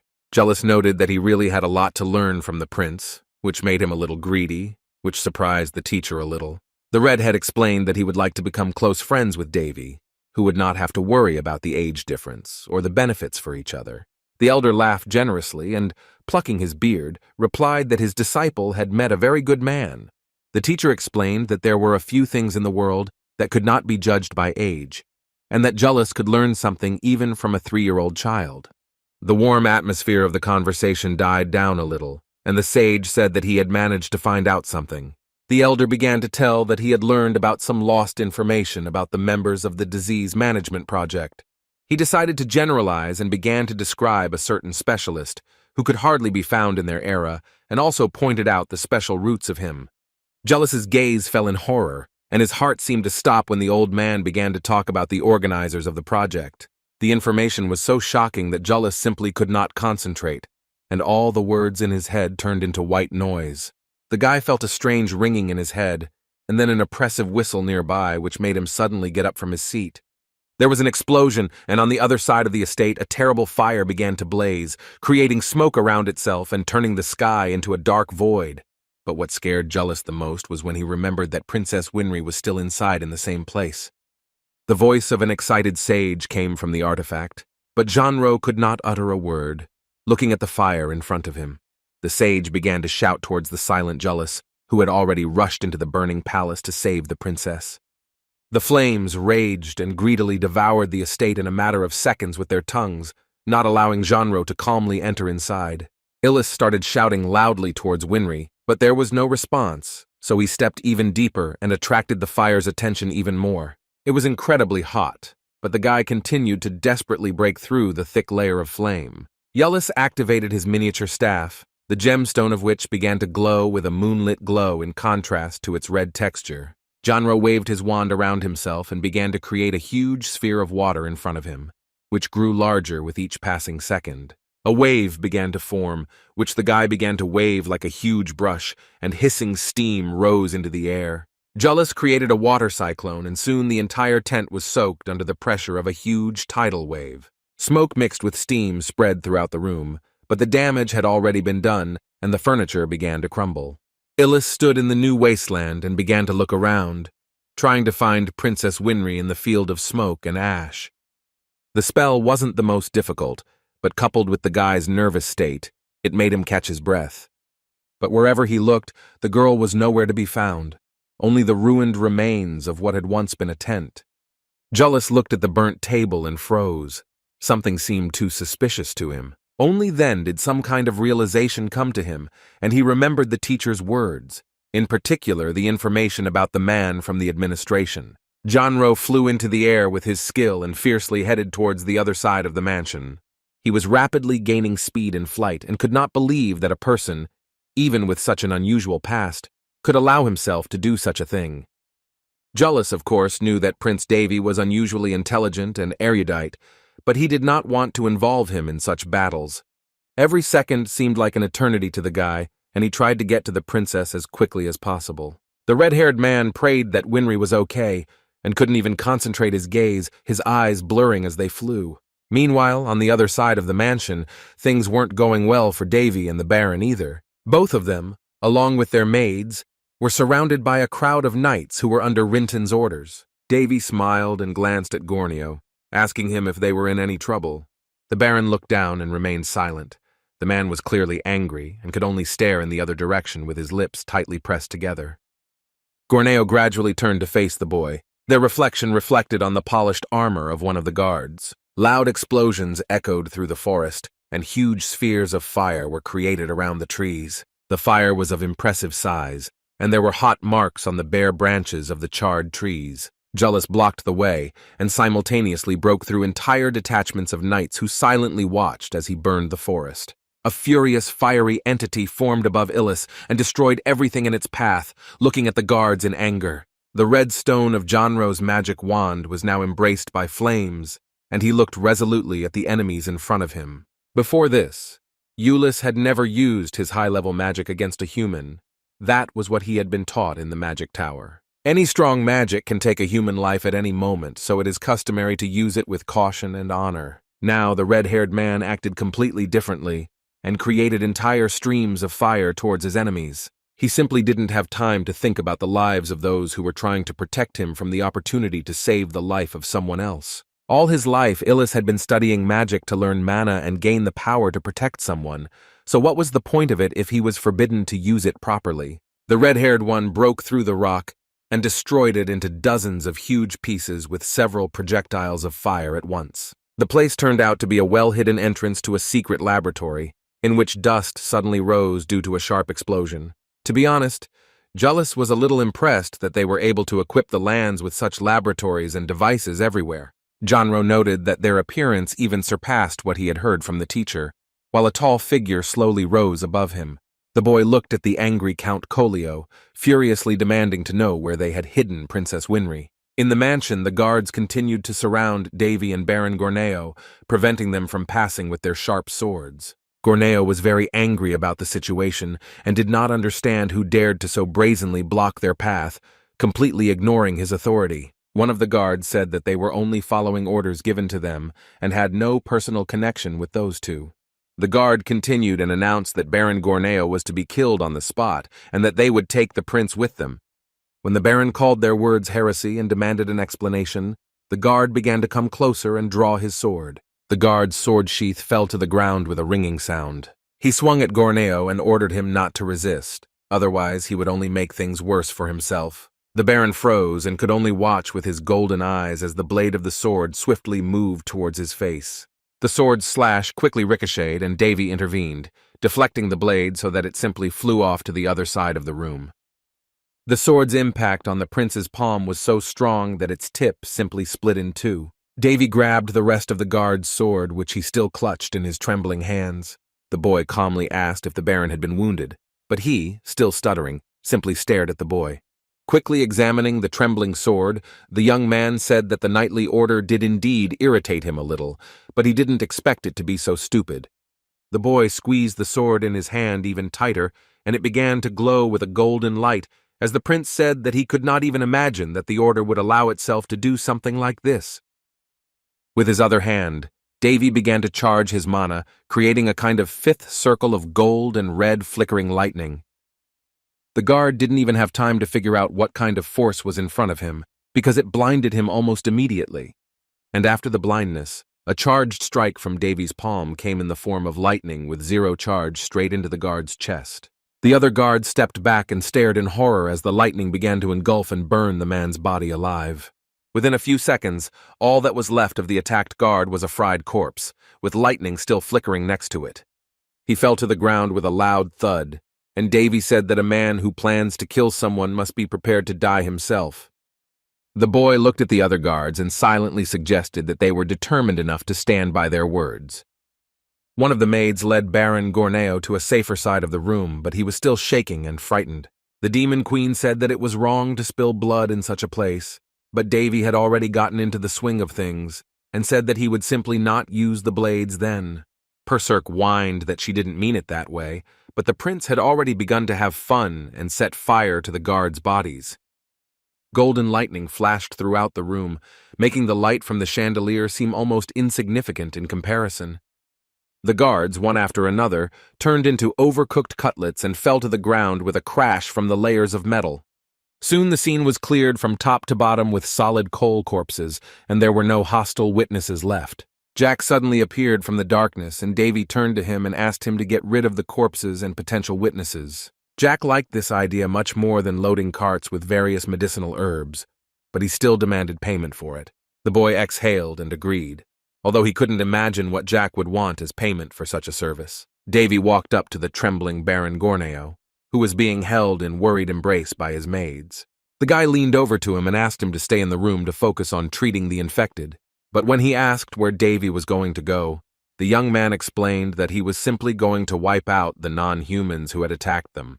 The Baron stared at him and stuttered nervously, asking what the prince's words meant. At that moment, A bright, blinding light appeared in front of Gorneo's face from the boy's hands, and he felt as if a wind had risen around him. With each passing moment, the Baron became more and more amazed, and now he opened his eyes wide from the lightning flickering next to him. Davy snapped his fingers, and a jumping golden lightning bolt went straight towards the guards in the next room to the hall.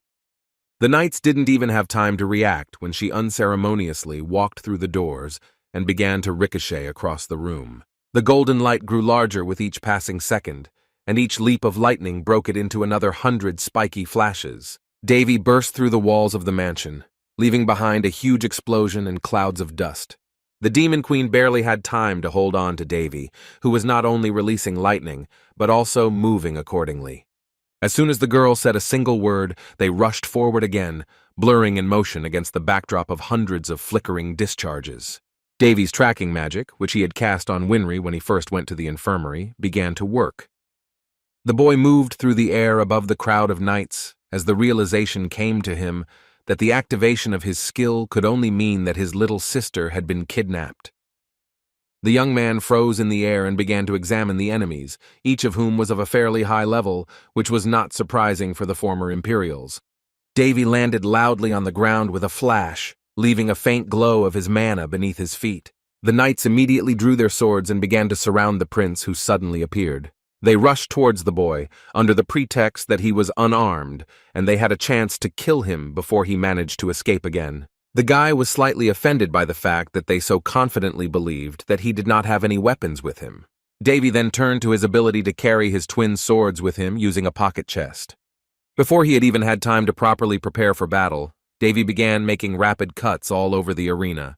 The knights didn't even have a chance to react properly to the sword, which was more like a lightning bullet. However, even for a bullet, the blade was too flexible, so in a few seconds it grabbed the guards and rushed through their bodies. The knights fell one after another, unable to keep up with the incredibly fast movements of the boy's weapon. Some of them were shaking and asking how the guy managed to attack them so quickly without a second thought. But the sword did not stop, and turned into an elastic beam, piercing everything in its path, flying from one guard to another. The scarlet sword began to live up to its terrible name, like the red ribbon, because it really did surround the guards like a sharp serpentine.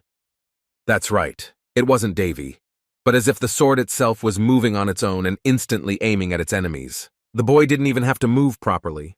The sword did all the work for him, not even letting him grab it. The knights were helpless and simply surrendered before they even had a chance to repel the blade's attacks. The young man explained that the air-cutting technique for the air blast sword art uses the ego of the weapon. As soon as Davy cut with the crimson sword, a cut with the blue sword followed immediately after, connecting them together in one technique. The boy called this technique the Divine Sword Class with Ego and played with it like a new toy. Then he simply released both swords, and they began to circle in the air on their own, colliding with targets and cutting them in turn. Davy shook his head, unimpressed by the knights who had the audacity to call themselves sword masters, and yet couldn't even touch him. The guy rushed forward again like lightning and said that the guards were no different in terms of ability from the mercenaries he had met before. The boy quickly shifted from foot to foot and let the swords clear his path, intertwining with each other. The Demon Queen didn't understand why they decided to capture Winry, because she was a completely ordinary child, although Davy himself didn't have an answer to this question yet. Davy beat up the knights and only wondered if the authority would try to find some kind of excuse if he, Illis, and Winry disappeared without a trace. Perserk didn't quite understand what the young man was talking about, and he took up both swords and began by saying that it would be in the style of the organization to pretend that nothing had happened. The boy continued by saying that all three of them were in a rather important political position, so it would not be so easy to get rid of them. He paused for a second and explained that the higher-ups would begin to investigate the case where members of the royal family and the Tower Elder had disappeared. Now it is clear why the lands of Ordom were chosen for this, because they were already under constant threat of attack by monsters and barbarians. However, one thing remained unclear to Perserk, who asked how all this was connected to Winry's kidnapping. Davy thought for a second and tried to analyze the situation from scratch, but at the same time, one of the knights tried to attack him point blank. The boy dropped his sword and with a deft movement of his knee, pushed it into the head of the guard who was flying straight at him. Davy casually suggested that management would simply pretend to look for Winry, who had disappeared without a trace. The boy paused his reprisals and decided to move on to pleasantries, stroking the twins' heads and praising them for their help. The boy's main theory was that the administration would start looking for an excuse at any cost until they managed to avoid responsibility. They continued to advance along the forest, through which the cries of the knights could be heard along with the jumping sounds of lightning. Even when they broke through and came out into another wasteland, Perserk was still tormented by some doubts. The she-devil crossed her arms and explained that they didn't need Winry anyway, since there was nothing stopping them from simply killing everyone and executing her and the Baron. Davy stopped abruptly and fell into thought, because the Demon Queen actually made a good argument.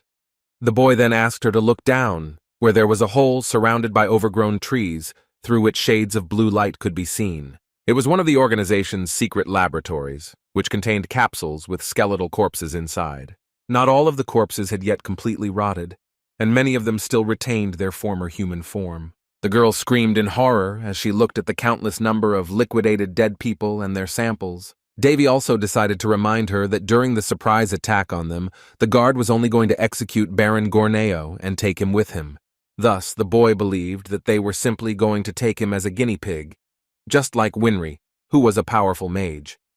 Meanwhile, Eulis had his own problems and still felt exhausted after using such a huge amount of magic. Count Kolio looked at the exhausted elder and commented that he had held out for quite a long time. The commander looked down on the boy and asked in a commanding voice why he had come to their secret hideout. There were several scars on Julis's face, but he answered with the same confidence and elation that he had come to protect.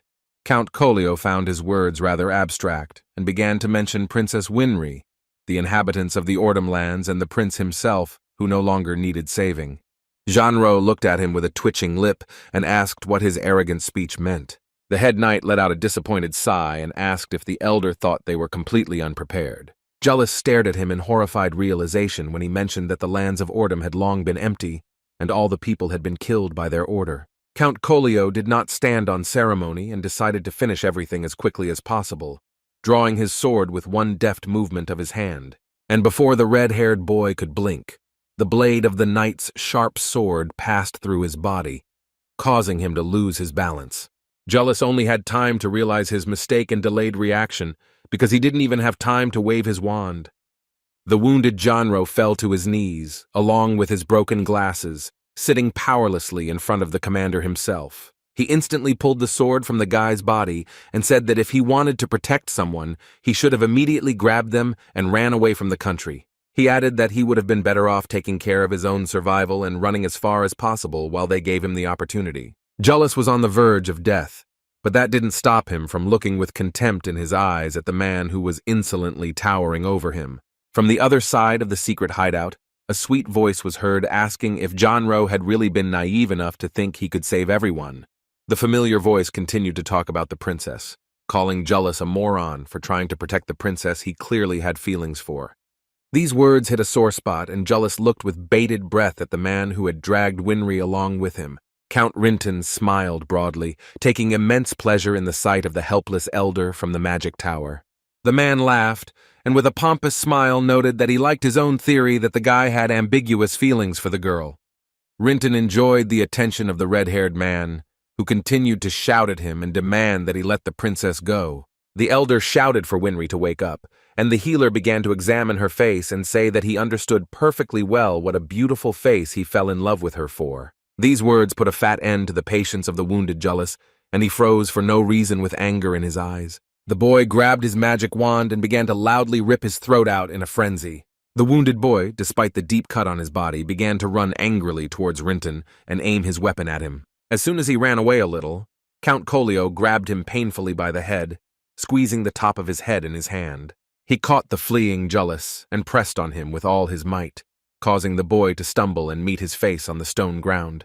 Jeanreau almost lost consciousness, his head hitting the stone texture of their secret hideout with pieces of rock flying everywhere. The guy was exhausted and immobilized, and Rinton, with a wide smile on his face, asked him not to worry, because he would find a use for them all as test subjects.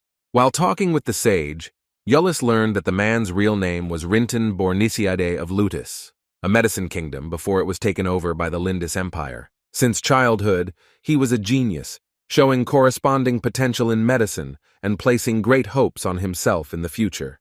However, little Rinton's nature was eccentric in its own way, and eventually an entry appeared in his personal file that prohibited him from practicing medicine. In order to invent a cure for a rare disease with a small number of cases, he kidnapped 200 healthy people and began experimenting on them. At the time, he was only 15 years old, and he even managed to find a cure for a minor virus. But by the end of the experiment, only 10 people remained alive, half of whom were in critical condition and died a month later. He turned out to be the kind of person who would do anything to achieve his goal, even if he had to dance in step with death itself. The killers were called by many names, whether by their usual name, serial killer or maniac, but a man like Rinton was called something special, a hero. Either way, there was a ringing irony in that one word that might have seemed funny if the story had not been so tragic. They called him a hero, but only because they didn't know what kind of demon lurked behind his sweet, merciful smile, full of pride. Rinton grinned and sang to the exhausted Jullus that it had come as a huge surprise to him how easily he had fallen for his trick. Jullus could barely raise his head to utter in a hoarse voice whether the Count realized the weight his actions could carry. Shaking his head in concern, he again took on his fake concerned tone and asked the red-haired man not to be angry, since both sides were still winning. Linton said that Prince Davy's death would bring him great fame and allow him to take medicine to a whole new level. The doctor arrogantly opened his arms and grinned, adding that in return he would receive only the glory and achievements of the prince. He looked at Illis and chuckled, and said that he would definitely make a huge contribution to humanity by becoming his test subject. Jeanreau bared his teeth and, in anger mixed with fear, called the scientist a madman who called such a deal rational. Rinton wiped the unpleasant sweat from his face and thanked the red-haired man for his generous compliment with a commanding smile. He carelessly threw away his handkerchief and ordered Count Collio to deal with the elder of the magic tower. Count Collio began to slowly approach the guy with his sword outstretched, under the scientist's orders to cut off 1 or 2 limbs so that he would shut up. The main thing was not to kill. Jullus was immobilized and, due to the huge number of wounds all over his body, was not even able to move calmly without feeling a burning pain. Count Collio again drew his thick blade and said that he was going to do as the doctor said. Jullus closed his eyes and thought first of all not about his life, but about the fact that he couldn't even save Mrs. Winry. And what about his teacher, who was probably very worried about him and always considered him capable of breaking out of any hole? Moreover, Mr. Davy, whom he had let down and could not even help him, before at least becoming his friend. The commander swung, and the Count laughed loudly, saying that sometimes catastrophes happened in the world against which man could do nothing. He pointed at the exhausted red-haired boy and gloated that he could have survived if he had accepted the harsh reality beforehand. Looking at the sharp blade flying at him, Jullus could only mentally beg his acquaintances not to forgive him for his sin. But as soon as the sword approached the red-haired man's body, Davy intervened in the scene of the execution with a fist to the solar plexus of Count Collio, saying that Rinton was not worthy of being called a man. Count Collio was briefly thrown into the air, feeling the enormous pressure of the powerful blow all over his body and bones. Davy took another swing and said that if there was some inevitable and devastating disaster, it certainly wasn't Rinton. The boy squeezed his hand tightly, and it turned blood red along with a hovering purple aura around it. Another powerful blow landed on the commander's chest, which was called the Demon King Yurga's move, otherwise known as the Destructive Strike. Davy gradually began to speed up and hit him even more, turning one fist into dozens of fists. A hard blow to the solar plexus fell upon the enemy like a flurry and began to mercilessly beat Count Collio without a second to pause. The boy's fists gradually began to pierce the commander's armor, and the first stream of blood flowed from him. Meanwhile, the palace was strangely quiet, perhaps due to the corpses that covered the floor, but were gradually being cleared away. Baron Gorneo looked at the fallen knights in despair, and with annoyance in his voice, he could not believe that such a thing could happen. Jack walked around the surprised Baron and protected him, occasionally being distracted by cleaning up the corpses and disposing of them somewhere far away. The man with wavy hair was outraged by Jack's actions, but he asked the Baron to sit still and let him do his job. These words outraged the Baron even more, and he loudly asked why he was so cold to their situation, literally engaging in massacre in broad daylight.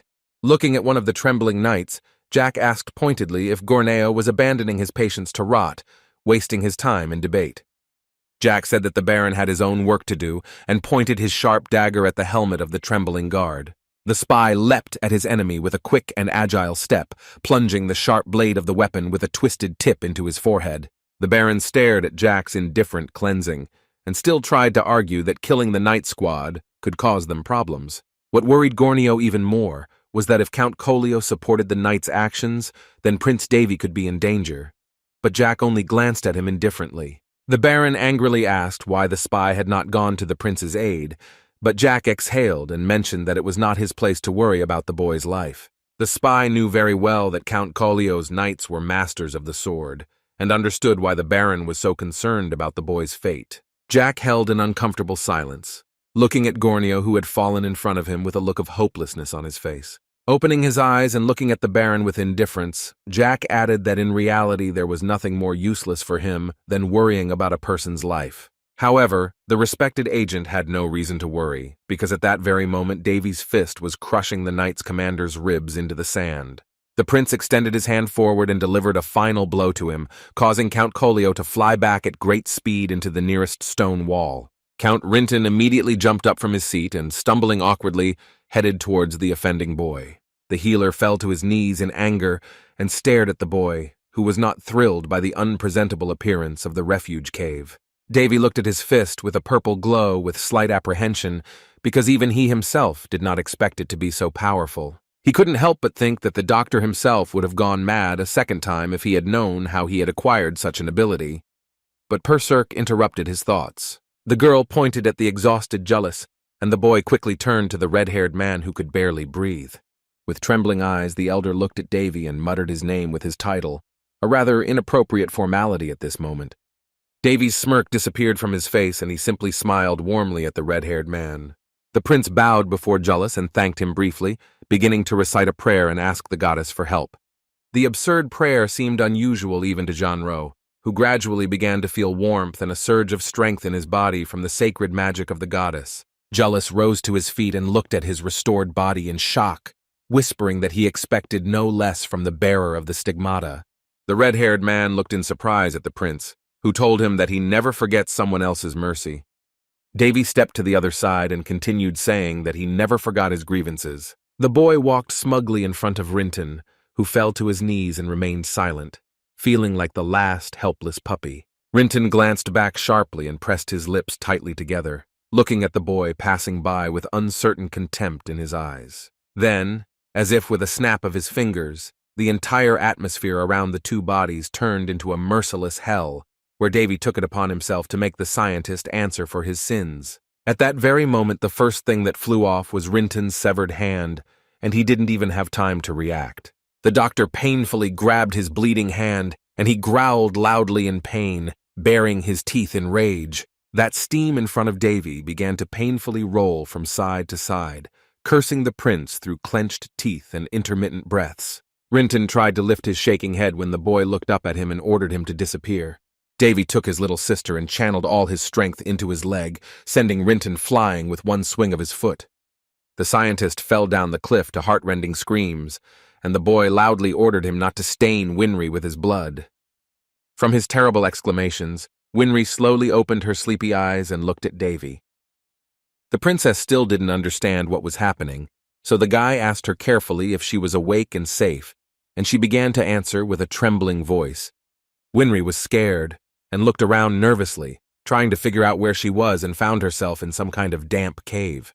The girl's eyes instantly opened when she saw an armed man heading towards them in the other direction. Count Collio threw off his hood and took aim at Davy in mid-flight, intending to chop off his neck from behind, while the girl nervously shouted at the boy to turn around. The knight commander glared at the boy, who he was ready to chop into pieces in a matter of seconds. The princess closed her eyes in horror and screamed, and the red ribbon willfully covered the boy like a shield, holding back the count's blow. The red ribbon itself was a very strong sword, so it had no problem simply taking on the heavy blade of Collio's blade. The count's eyes widened warily, his eyebrows drew together, and he whispered where the boy got some kind of magic sword.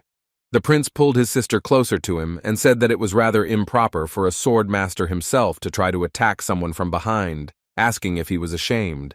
Count Kolio was distracted and began to fight the jumping Crimson Sword, who skillfully blocked and reflected his attacks. Davy jumped down with Winry in his arms, and Julius worriedly asked if he was okay with his sister. Julius and Winry had a lot of questions, but the prince said to put them off for later and simply asked the elder to stay with his sister so that she would not get hurt. Jean-Ro was outraged and said that it was dangerous for the guy to go alone and they needed to get out of there together. Davy opened the blue ribbon, causing the heavenly blade to peek out at its tip, and told them not to worry. He started walking towards the enemy with 2 flying swords behind his back, and saying that he was not as weak as he seemed to them. Count Kolio jumped down, meeting the prince armed with floating swords, face to face. The knight commander looked at the blue ribbon and called it too dangerous a sword for a normal guy to swing like that. The commander's gaze became more determined and threatening, so he said that he was going to take both swords from the boy. The prince immediately objected, saying that he would first have to ask his children's opinion.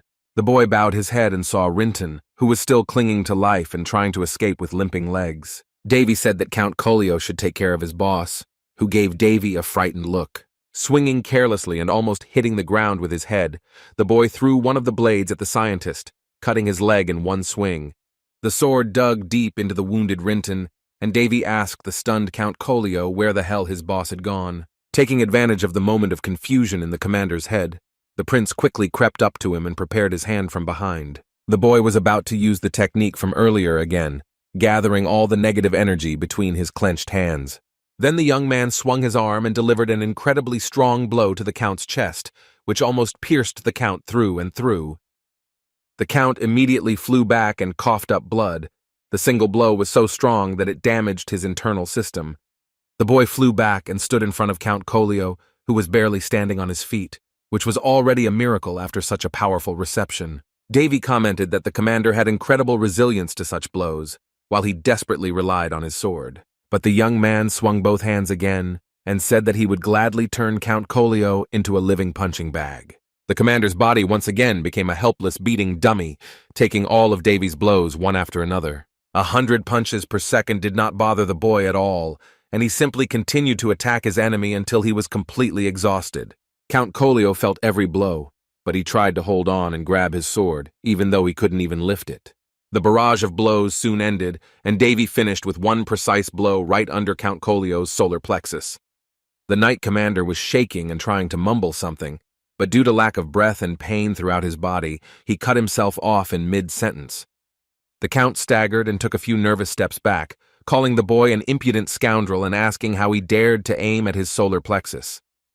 The knight was dying, and the prince objected and said that in war all means are good if they can be used to win. Davy decided to change tactics, as he expected more from the swordmaster himself, even though his strong endurance only partially justified his status. The boy noticed this the first time he looked at the count, but still hoped that he would show himself better.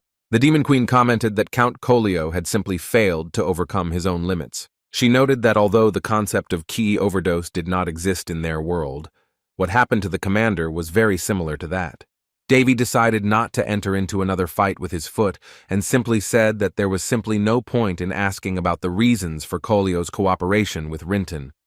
The boy said that on the way to their secret hideout he saw capsules with people in which they were transplanting monster cells into human bodies. The boy suspected that Count Kolio had decided to assist Rinton's inhumane experiments in order to restore his own body. The mere mention of his body made the commander furious and loudly ordered the prince to be silent, his hands trembling around the hilt. Davy didn't answer and just let out a long breath, and then decided to clarify something else, although he admitted that the situation was absurd for such a thing. The young man turned to Rinton and asked if he was the one who planted the bacteria in the bandits in the Ordum lands to spread the disease. Count Linton froze in horror and began to back away while sitting when he heard that his scheme had been exposed. In fact, Davy had learned about it from Jack's countdown. The Demon Queen narrowed her eyes and read Rinton's thoughts, saying that he was horrified that the prince had revealed the truth. The boy was not sure how well known the scheme was, but if it came to light, it could forever tarnish the honor of the Central Disease Administration. Dei would have been partly interested in watching the agency's reputation crumble, but Perserk asked him to think about the consequences for at least a second. The boy narrowed his eyes in a smile when the devil ordered him to have at least a little conscience and honor. Count Rinton desperately tried to intervene with a trembling voice, but the commander of the knights ordered him to remain silent and not to make even a squeak. Kolio turned his gaze to Davy with a concentrated look and already understood that the source of his power was far from the magic sword. After carefully examining the young man, he came to the conclusion that the prince was at least a master level, but with sacred magic, it was simply absurd for his age. Count Kolio had no doubt that Davy could easily go down in history as a genius of their era, and the boy, meanwhile, said that he would no longer hit only in the solar plexus. The knight commander slowly began to raise his sword, his hand stopping shaking in renewed determination. With his sword held out in front of him, Count Kolio intended to stop Davy before he could become even stronger. The commander's blade began to fill with mana and glow blue, giving it a golden hue on the blade. Then Count Kolio began to justify his title and began to crush the boy in turn with unceremonious cuts and blows. In one of the attacks, the commander jumped high, towering over the guy and swinging at him from above. Davy looked back and said with a nervous smile that he was slowly beginning to fight according to his rank. Kolio's next blow was unusually ferocious and powerful, so Davy immediately knew that he would not be able to block it. The boy clenched his fist and decided to risk not attacking at all, but rather to dodge the attack. The attack passed the boy's body, and he quietly walked around his enemy, jumping up to him from the other side. The boy laughed good-naturedly and said that he didn't expect him to fall for his bluff. Davy began to concentrate the dark aura in his hands again, which now covered both of his fists at once. Count Kolio looked warily at the strange purple shimmer in front of him, but did not have time to react in time. Then Davy put his weight back on him and brought both fists down on the commander's chest using the double fist technique. The boy's hands glowed with a golden light, and he used the enemy's solar plexus shredding. Davy's enemy was instantly thrown to the other side by the pressure of his fists, and crashed into the nearest wall with a loud bang. The move was quite powerful, so the sacred power around the boy's fists evaporated immediately after using it. The Demon Queen stared in horror at the boy's quick execution and said that he had gone a bit overboard. Count Kolio left the embrace of the stone wall and fell to one knee, coughing up blood from the powerful blow. He began to rely on his sword again as his only grip on his remaining strength and call the boy a scoundrel. The Count was on his last legs when Davy asked him why he had agreed to fight if he was not sure of his victory. Kolio clenched both rows of teeth tightly, but his anger was directed not at the prince, but at himself for allowing himself to be outclassed in fighting ability. In his entire life, the commander could never have imagined that some prince would defeat him, the former captain of the Imperial Knightly Order. Kolio's hands began to shake again and he was unable to utter a word, hoarsely trying to catch his breath. Tom wanted to say something to Davy, but he dropped the sentence mid-sentence before he could raise his head at him. The commander finally reached the end of his strength and fell to the ground unconscious with a loud thud. In fact, Davy himself was very surprised by the old man's resilience, because he beat him so hard that the skeleton of any other person would have long since turned to mush. The boy looked around the other way when he heard Winry's exclamations nearby. The younger sister ran up to the prince worriedly and asked how he felt and whether he was injured, but the boy dispelled her worries. Jullus scratched the back of his head awkwardly and apologized in a quiet voice for causing so much unnecessary trouble to Davy, adding that he was amazed at his strength. They still had many questions, but the boy asked them not to worry about anything, because it was he who left them in danger. They couldn't understand why he was so calm, and Davy added that if he died, the cure for the disease would disappear with him. Davy knew that he was always Rinton's first target, so he asked the two to leave as quickly as possible, and asked Illis to take care of Winry. Princess Winry and Illis looked away warily, as if they had seen something shocking. In the corner where the exhausted Rinton had sat just a few minutes ago, now only Davy's red ribbon remained. The scientist took advantage of the moment and ran away. Jullus and Winry looked angrily at the scoundrel's cold trail, and the prince said that was why he asked them to go to a safe place. The red-haired man looked at his hand uncertainly and apologized to Davy, since his mana had already been used up for an immediate chase. The boy simply asked them to stand still, and a huge magic circle appeared under them, which began to sparkle with blue light. The two looked at the movement circle below them in amazement, and had even more questions for the guy. Davy looked at the exhausted body of Count Kolio and asked Jullus to take him to the Red Tower for punishment. Winry and Illis were delighted, and even during the transfer tried to ask if he was also talented in magic. In fact, they didn't know that the control of small gates like the one Jullus had, with the level of a magician like Davy, could be created at any time. Davy didn't answer the questions of the two and snapped his fingers with a forced smile, causing them to move to a safe place in an instant. A bright flash appeared in the cave space, which instantly caused the magic circle to evaporate and teleport Winry and Illis. The swords returned to Davy, and he looked at the bloody ground of the secret hideout with clenched teeth. The boy picked up the red ribbon and said, "It was a bit impolite for a scientist to run away from someone he considered a precious guinea pig." Davy took several deep breaths, trying to keep himself calm and not get angry. He raised his red eyes and said with contempt that Rinton himself had turned him against himself by dragging Winry away with him. Looking around, Davy saw which way the scientist might have gone in the cave and promised himself that he would not let him get off easy. Rinton was unable to run far due to his still bleeding arms and legs, which made him barely able to walk. Davy walked slowly towards the helpless scientist, who was groaning under his breath in pain. The old man slowly turned his head towards the prince who had arrived, and in a hoarse voice called him a monster. Davy chuckled and playfully said that they would see which of them was the real monster, confidently swinging one of the swords. The prince made a single crescent-shaped swing and sent two piercing slashes at Rinton, which curved and joined together. Rinton jumped back and screamed, but the blow was blocked by a bright blue shield, causing the slashes to crash and disintegrate. Davy's eyes widened, and he stared at the strange barrier that prevented his attacks from hurting the scientist. The boy did not hesitate and immediately ran towards Rinton, who was surrounded by blue light from the magic ring beneath him. Even the doctor himself was surprised, and looked at the guy with surprised eyes, but his breathing gradually recovered. Then the man began to chuckle nervously, causing the small chuckle to turn into a full-blown laugh. Rinton started laughing hysterically and yelling loudly that he had his own ace up his sleeve, and Davy fell for it. Looking at the red ribbon, Davy admitted that Rinton's shield was strong enough that 2 strong cuts were not enough. The barrier resembled very dense air and was created by forcibly concentrating huge amounts of mana, an incredibly expensive technology. Rinton chuckled and leaned over to Davy slyly, grabbing the switch with his one hand and telling the boy that he was tired of the monster prince's entertainment. The old man pressed the switch and casually threw it aside, still barely standing on his feet. The Demon Queen loudly declared that the scientist had tried to escape by hiding behind a protective barrier. He gloated loudly and continued to aggressively press the switch with his foot, saying that he had won.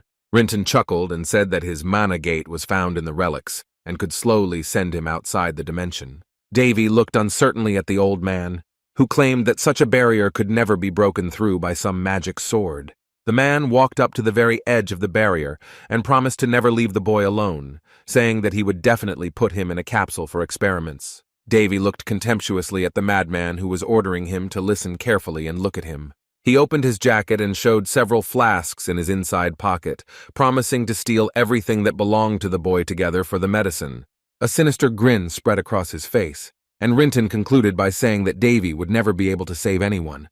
Rinton pointed his finger at the prince, adding that even in the future, he would lose everything and everyone dear to him, forcing out a desperate laugh. The old man began to slowly disappear and wave ominously at the boy, asking him how humiliated he now felt. Through his hatred, Davy did not appreciate the scientist's gesture of goodwill and simply told him that even listening to him was disgusting. The blue ribbon itself fell into the guy's hands and he, twirling it in his hands, made one precise swing with the cold blade. The prince wished Rinton a safe journey and crushed him with hundreds of slashes across his mana barrier, causing the shield to shake. Rinton stared at the boy in a frantic manner, and couldn't believe his eyes when his indestructible shield began to shatter into hundreds of tiny pieces before his very eyes. Like fragile glass, the energy barrier turned into hundreds of sharp fragments that scattered throughout the laboratory. The boy looked at the blue ribbon and said that it didn't matter what the protective field was made of or how strong it was. The guy always had his own way to win, and this time he used the blue sword, which cut everything that does not exist in the physical world. Davy simply watched the culmination of events and the light from the barrier, which began to gradually fade. Perserk looked at Rinton's dead body and said that he had worked with corpses all his life and ended up like this, and the prince noted that such a punishment was deserved. The boy groaned and said discontentedly that he had completely forgotten that Rintenu had not intended to die a quick death, but the devil praised Davy for his endurance. They were unable to comment on what had happened for long, because a second later a loud roar was heard throughout the entire room, and the earth began to shake. Davy and the Demon Queen began to look around in confusion due to the sudden earthquake. A nervous smile crept across the boy's face, and he began to understand what was really happening. Rinton was indeed a vindictive man, so he was not ready to let go of his prey, even after death, destroying the evidence along with his dead body. Hundreds of horses were already heading towards the secret laboratory, loudly tapping their hooves on the ground. The commander of the knights ordered to search and arrest Count Rinton along with his subordinates and Count Kolio, and in case of resistance to retreat. The commander-in-chief stood out with his white horse and gave orders to one of the detachments to protect Baron Gorneo, and to the others to take care of the civilians. The leader of the knights, Varus Ol Raun, reminded his warriors that their main goal was not to resist to the last warrior, but to protect the citizens.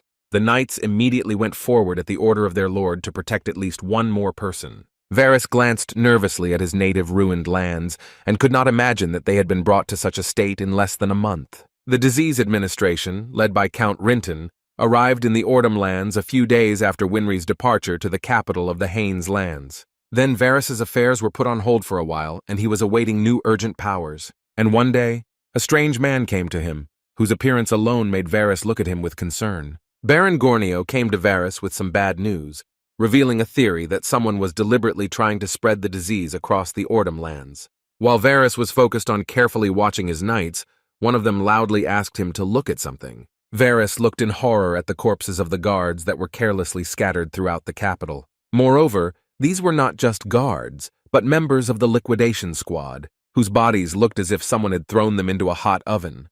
Wherever Varus looked, there were more than a dozen dead knights, and it became even more frightening for him to imagine what had really happened. He suddenly remembered something and made the horse move at full speed back to his sister's palace. Everything was blurry before Varus's eyes, but even while he was out of breath, he quickly headed towards the estate. The swordmaster burst into the palace and began to quickly search the rooms in search of Baron Gorneo. Varus nervously opened the door to the infirmary and called out loudly for Gorneo, hoping he had not arrived too late. Many of the patients had already undergone rehabilitation, and the man with wavy hair looked in surprise at Varus, who had unexpectedly returned. The guy's eyes suddenly opened and he looked in surprise at the patients who no longer looked like frozen corpses. The Baron ran excitedly to Varus and thanked the heavens that he was safe, but Varus himself was worried about Gorneo. Varus looked at the empty beds in shock and asked what miracle had happened, and Gorneo mentioned that the first prince of Rauna had also arrived with Princess Winry. Baron Gorneo chuckled generously and said that with Davy's arrival, they were able to invent a cure for the deadly disease. Varus was perplexed when he continued to talk about how the boy was able to cope with the terrible virus, as if it were some kind of bug. Then Varus asked about the corpses outside, and the Baron lowered his eyebrows angrily and replied that they belonged to Count Kolio's detachment. The green-haired boy froze when he mentioned that the knights had first tried to get rid of them after the cure was invented. Varus lost his professional tone and began asking about Winry and Davy in a trembling but still commanding voice, and Gorneo became nervous and tried to calm him down. But without even listening to Gorneo, Varus began to loudly assert that these things were too important and, loudly banging on the table, ordered him to tell everything. The green-haired man grabbed his head in panic and began to quickly analyze all possible scenarios. Anger welled up in him from the thought that his sister, having once again given in to her naive nature, could find herself in danger and something terrible could happen. But at that moment, Winry interrupted Varus and looked at her twin brother, who suddenly fell silent and stared at her. Jullus smiled and said that Varus apparently valued his sister much more than it seemed, and Winry herself felt ashamed of her brother's abrupt display of concern.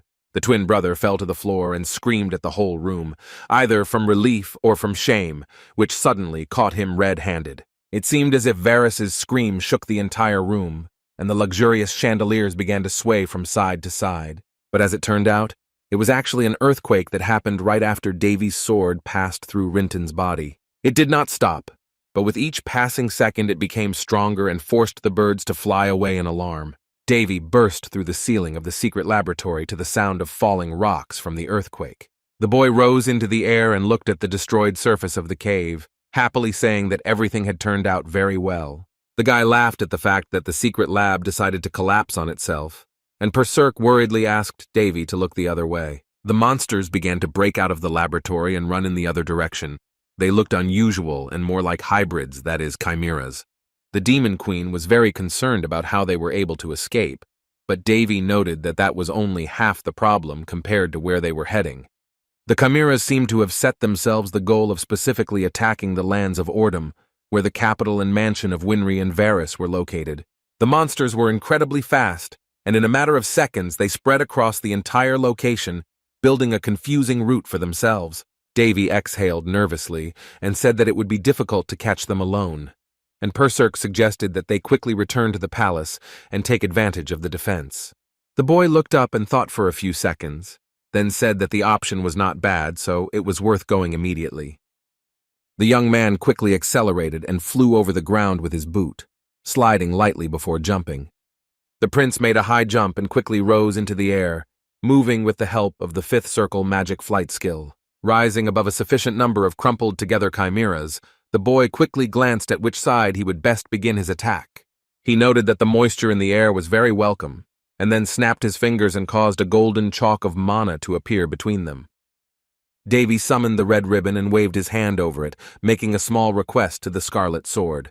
The boy stroked the blade of the sword with his fingers and asked her to borrow some of her mana, which was a bit cheeky of him. Berserk saw a golden glow around the sword, and Davy said that he couldn't do high-level magic well with only the power of the fifth circle, so he took it from Honden. The boy raised his sword up and it began to transfer its mana to him, surrounding the boy with golden light and sacred chains. Davy said that he was going to summon lightning from the thunderclouds, and huge pink-hued magic circles appeared next to him. These magical rings surrounded the entire forest, effectively trapping the chimeras in one large trap of round cannons. Davy felt a surge of power throughout his body, each jump of warm mana through his arms expanding his boundaries and making him even stronger. Berserk looked at the strange runes around the boy in surprise and noted that she had never seen the language depicted on those before. The prince looked proudly at the culmination of his abilities, which he had managed to achieve with just one sword. Now that the entire forest and wasteland was surrounded by golden runes, the territory effectively belonged to Davy.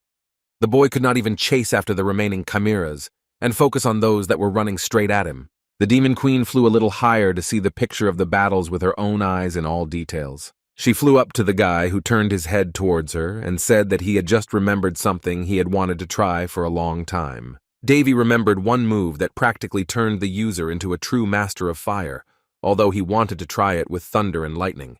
The prince instantly dropped down to the chimeras and began charging his sword with golden lightning, swinging and cutting through the air with flashes. He began swinging his sword like a whip, ordering the insect monsters around him to disappear and creating huge lightning strikes in their place. On the borders of the Ordom lands, a chariot was racing at full speed, and behind it the sounds of the clattering hooves of knightly horses could be heard. The royal carriage rushed in panic in an unknown direction near the border forests of the lands. The robbers ran towards the royal representatives, and with one deft movement, a man in a blue cloak and on a horse crushed them. His charges, nervously clutching the horsewhip, called him Sir Velos in panic. The crowd of knights turned and decided to run away because the number of damned robbers was growing. The killers continued to pursue the weakened knights and not let them leave so easily, and Velos did everything he could to escape as quickly as possible. On the other side, a barrage of terrible golden lightning was visible, which Davy was calling upon to fight the monsters around him. Velos looked at the amazing yet terrifying phenomenon before his eyes, and one could have easily thought that the world had suddenly decided to put an end to everything. It seemed to the commander that God's will itself had decided to deal with them, calling down thunder and huge lightning strikes straight into the ground. The knights had to pause for a second to nervously switch their attention to their escape from the assassins. Velos looked at the carriage and loudly ordered to go into the forest, since even in the wasteland a real apocalypse awaited them. Inside the chariot there were poor people who looked out the window and covered themselves in horror, hearing the sounds of terrible thunder. The passengers began to nervously pray and apologize for everything to the heavens, which for some reason were very angry either at them or at the whole world. On the other side of the forest, right next to the border, everything was covered by a hail of golden lightning, which mercilessly struck the ground and shook it. The pressure of lightning and sacred power was too much even for Davy, and after each swing he fell to his knees with pain all over his body. Perserk was outraged and ordered the boy not to strain himself too much, because his brain could simply melt from the ringing pain in his head. The Demon Queen shouted at the boy to calm down because controlling such divine power could be fatal for an ordinary person, and his face was already blue. Davy tried to explain that he was okay because he had already been able to get to his level and survive. It felt like his head was being hit with a loud hammer every second, and although the mana consumption wasn't too high, he still felt exhaustion all over. The boy tried to walk along his runes, but he felt as if both his legs were numb, and he simply couldn't feel them. The guy put his trembling hand on his head and was already thinking about taking a short break to restore his strength. All the boy's senses were heightened, so every smell or sound was perceived by his body as a heart-rending roar. So he heard a carriage nearby. Looking back, Davy noticed a chariot in the middle of the forest, driven by several people and accompanying knights. This was no ordinary carriage, and certainly not a carriage from the capital of the Haineslands or the Round Kingdom, but its luxurious appearance clearly spoke of its important status. The boy looked at the strange carriage in confusion and did not understand why it was in such a place, but Perserk immediately saw the coat of arms of the imperial family on it. The girl lowered her eyebrows in fascination, adding that the chariot was also platinum in color, but Davy found the Imperial's intervention strange. Indeed, in the lands of Ordom their presence had to be justified, even though they ran close to the border. The boy came to the conclusion that it could be either the Palin Empire or Rindis in front of them, but Perserk said that they were probably pursuing someone very important, and it was better for them to ignore them. The Demon Queen repeated and warned the boy that if he interfered with their pursuit, he could get into even more trouble. The young man glanced at the carriage with one eye and saw a man outside the window who seemed to be looking at him through darkened glass. The picture seemed a little strange to Davy, and he raised one eyebrow, as if he had made contact with an unknown silhouette. A girl with long turquoise hair and a soft pink dress looked out from there. She stared at the boy with her golden eyes, her remaining face completely covered by a mask. Davy's heightened sense of smell made him freeze for a second at the suspicious sweet smell, as if he was in some kind of garden. The smell was refreshing, and a warming moisture passed over the boy's entire head, clearing his thoughts. Davy immediately recognized the pleasant smell, which was very similar to the scent of elementalist flowers. The prince instantly flew closer to the platinum chariot, not allowing it to get away from him. In the gusts of wind, the boy extended his index finger forward and summoned several more golden runes in front of him. Golden magic circles began to appear one by one above the Imperials running past. The Demon Queen looked worriedly at Davy, who suddenly decided to give in to his impressive feelings and do something bad. Then the boy began to call down sharp golden lightning bolts from each sacred rune in turn, causing the sky to thunder deafeningly. A powerful blow from one of the flashes in front of the chariot tore through the ground and shattered it into hundreds of huge stone fragments. In place of the Imperials, there were now only immobilized fried silhouettes and a huge crater, and Davy playfully said that his hand had simply slipped. Perserk was quietly indignant, and the prince flew in the other direction with an innocent expression on his face and said that he knew nothing and did not do anything. Then Davy's heart began to beat painfully, and he felt weakness throughout his body, and the previous warmth from the sacred power disappeared. The prince lost his balance and immediately realized that he could no longer use flight magic, so he began to fall rapidly downwards. The Demon Queen looked at the boy with displeasure and shouted loudly at him as he fell to the ground, exhausted. A second ago, the whole sky was thundering in celestial fury, but now the clouds had evaporated and Davy was falling down with an exhausted squeal into the beautiful sunset. The Imperials managed to break through the forest, and inside the carriage, almost on the floor, a girl in a pink dress was sleeping peacefully, addressed with the royal initials. Velos opened the carriage and said in an inspired voice that the Empire was saved and they had safely crossed the border. The sleepy princess was carefully led out of the carriage by the hand and told that they would soon be met by the knightly order of their empire.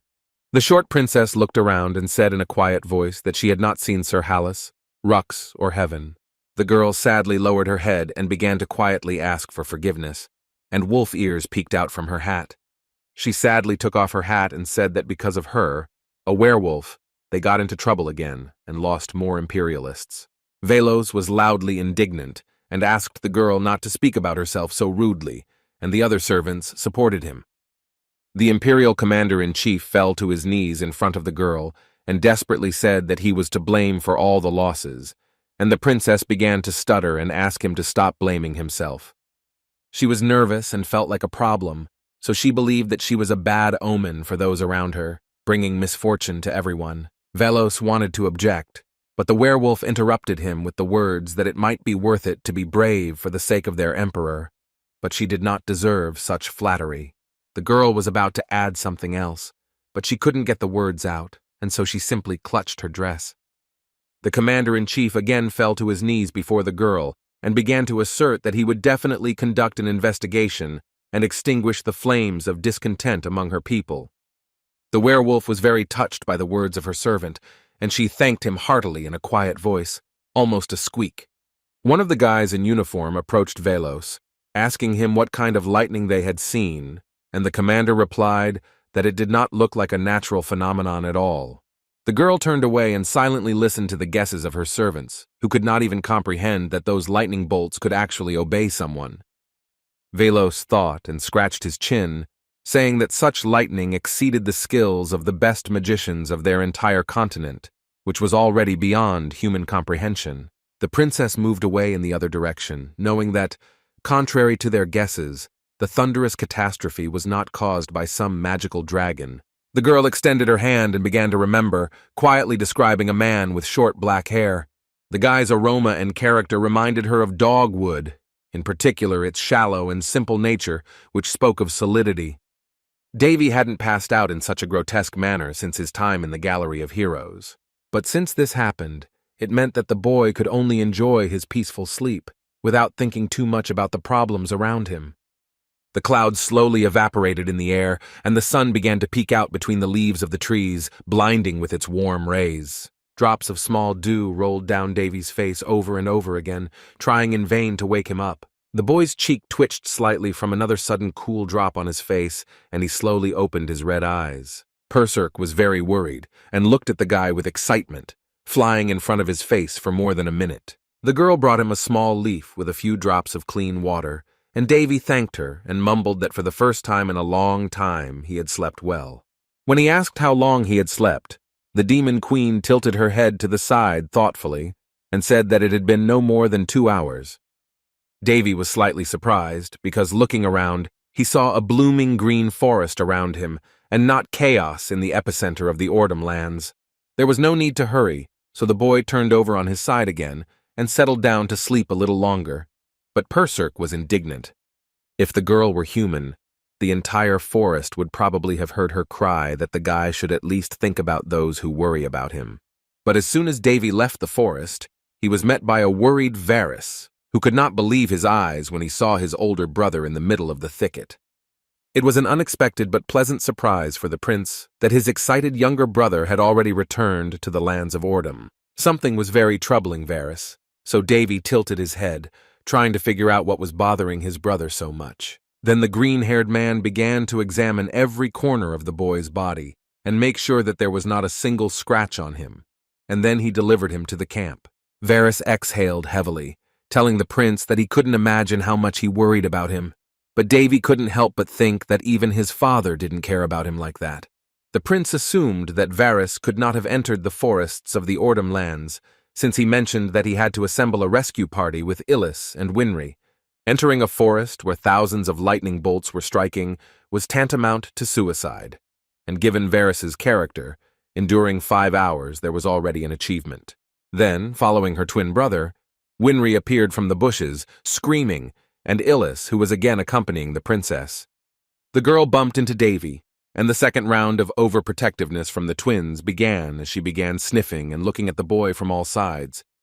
Varys was indignant and irritably asked why his sister patient had gone out for a walk instead of peacefully lying in bed, and she snapped and said that she had more important things to do. Jullus jokingly said that Davy was bathed in love, and the prince exhaled and asked with a smile on his face if everything looked so sweet. Jean-Rose said that nothing special had happened during the guy's absence, although there was devastation everywhere when they returned to the palace. According to the red-haired man, if it weren't for Davy, a huge disaster could have happened in the capital, and he, as the elder of the Red Tower, felt great shame in his soul. Jullus was even ashamed to look the prince in the eye when mentioning the medicine, but Davy interrupted him prematurely.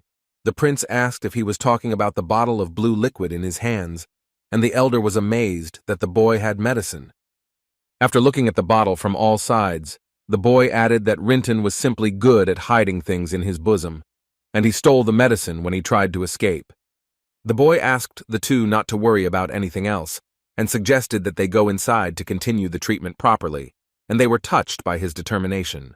The rapid treatment continued, and overall, on the first day they were able to return to their usual pace of work, which continued at night. After they returned to the estate, Varys told Davy about all the important events that had happened while the prince was away. Although the boy did not hear anything new, everything was more or less as he had expected, and it all began with Count Rinton spreading the disease through robbers. As evidence of the illegal promotion of the disease, Varys provided a small empty bottle. Davy glanced at the bottle and noted the emblem of the Disease Control Authority, and his twin brother explained that the bottle had been found at the main base of the bandits during a search several days later. The situation still made the green-haired man very angry, remembering that Rinton had acted like an intruder who had invaded someone else's home and had started acting like the owner. As it turned out, Varys had originally left to begin his investigation, and that was why Baron Gorneo was so against Davy doing anything on their lands. The prince suggested that the Baron simply found it difficult to trust anyone when he himself lived in constant fear and did not want random people who could be in danger. Thinking about this, Davy smiled warmly and even felt a little guilty towards the paranoid Gorneo. But now it was everyone else's turn to ask questions, and Varys turned to his brother with a slightly hesitant note in his voice. Davy looked back at his nervous younger brother, who asked him to let him ask him something. The boy nodded and looked humbly at Varys, whose face was filled with concern, seriousness, and even a hint of doubt. The guy glanced out of the corner of his eye at Winry and Illis, who also looked a little confused and who probably also had their own questions for him. Davy looked down at his teacup and told himself that he had been avoiding the topic for a long time, so he needed to answer. He was already very nervous, but he couldn't even imagine how things would have been for him if he had started to show his abilities from the very beginning. He held out as long as possible. Before this, no one had ever seen a person who could perfectly wield a sword while also extracting an aura from it. No one knew about such fighting techniques that, with bare hands, allowed an ordinary passerby to knock down the master of the sword himself. And what about the knowledge of medicine that came out of nowhere without an education, and the sudden huge stigmata coupled with the magic of movement? Davy let out a nervous breath, covering his face with his cup, thinking that ordinary young people with abilities like his simply couldn't exist. The continent was famous for its various young geniuses, but even Princess Elena de Palin, who picked up a sword before she picked up a pencil, could not cross the threshold of a sword master. Even Ulysse, who was considered a true child prodigy and was able to achieve the title of elder and the strongest mage of the tower in his youth, was unable to become a master. And all this while some random 17-year-old guy was able to surpass everyone around him, while also lying in a coma for more than 6 years. In truth, even Davy himself was sometimes surprised by his abilities, and his own path seemed somehow impossible to him. But he had only once decided to stick to the path that he had built for himself over thousands of years in the Gallery of Heroes. Now it was too late to abandon it.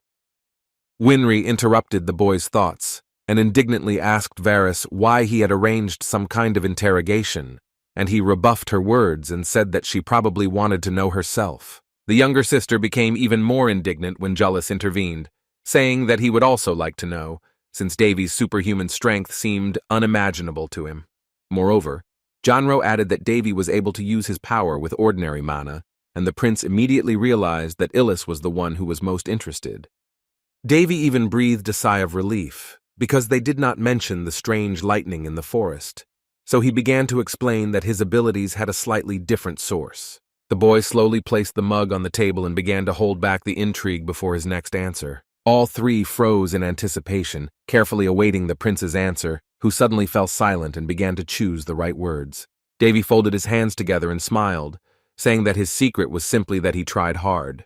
They all cried out in bewilderment because such a simple explanation meant nothing to them and did not answer their question at all.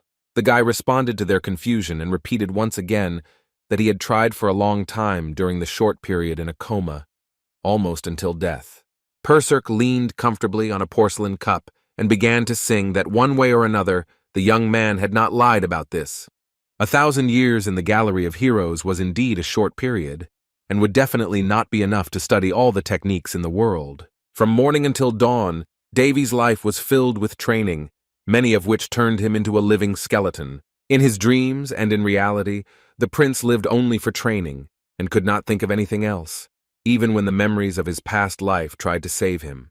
He tried so hard that he even learned how heroes turned around correctly, otherwise he would get a whip on his hands. The goblins passing by casually laughed at the strange guy who was just following a rather strange path to becoming stronger. Varys couldn't believe his ears and just laughed nervously under his breath, because this was clearly not what he expected. As Davy had expected, none of them believed that he had actually achieved everything on his own, and they also thought that he had only started training after waking up. The prince lowered his head and said with an exhalation that things often happen in the world that are quite difficult to explain. Varys looked at the boy with an even more surprised look when he repeated himself and said that he never talked about what he had achieved in just a year. While his younger brother was silently confused, Davy mentioned that even though he had the aura of an ordinary person, he still did unimaginable things. The prince smiled, but told himself that it was too early for those three to know so much about him. He could not yet share all the information with them. The young man stood up and finished by saying that someday, when everyone was ready, he would definitely reveal the whole truth to them. The green-haired boy looked at his older brother in confusion, as if he had become a completely different person in his eyes behind the lenses. Davy looked at all three of them with a smile in his eyes, as if he was simply trying to tell them to accept reality as it was. At the moment, Davy simply couldn't tell them about the gallery, and even if they continued to press him, he would have to continue to dodge. For now it was enough for the prince that Perserk, who had just asked him to lend her his lap as a pillow, knew the whole truth about him. In any case, Davy trusted his friends and believed that by keeping his mouth shut, he wouldn't make things worse for anyone. Perhaps they really believed him and accepted the answer as it was, but he still felt a bit of bitterness in his soul.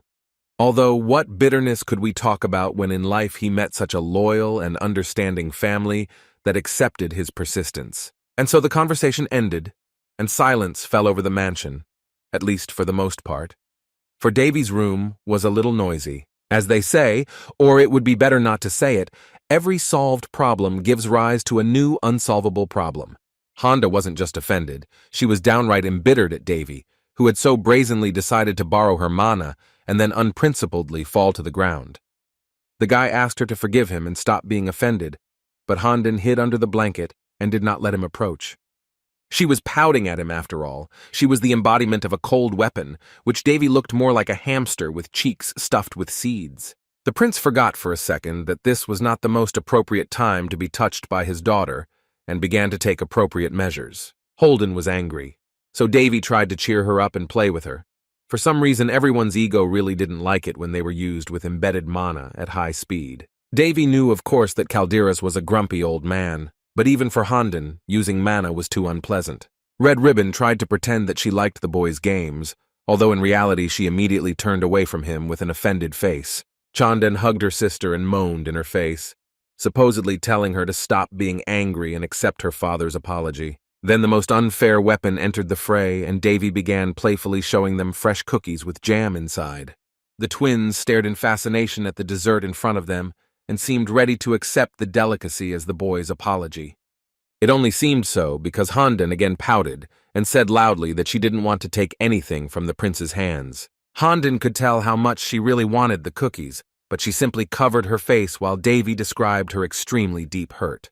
The Demon Queen herself certainly thought the twins were cute, but when the guy playfully mocked them and was touched by their resentment, it irritated her a little. Davy lifted the golden cookie again and said that since Hondan didn't want any, the sweet dessert would go to him. The twins stopped and began to watch as their father mercilessly devoured the crispy cookies, smacking his lips in pleasure. Tears began to well up in Hondan's eyes as she stared in horror as her cookies were greedily eaten. Perhaps Davy wanted to knock some conscience out of her through manipulation, but little Handin did not yet understand such hints, and felt that she was being mocked. The guy still has a lot to learn about being a parent, so the Demon Queen yelled at him for his misdeed when Handin burst into loud tears. Berserk might be a little crazy, but she wasn't about to tolerate Davy's smug attitude while his children cried. The she-devil decided to take matters into her own hands because she wasn't just indignant and seriously angry, she was genuinely angry at the guy. The girl slowly extended her hand to the sobbing twins and carefully asked them to come to her, and they began to nervously reach out to her.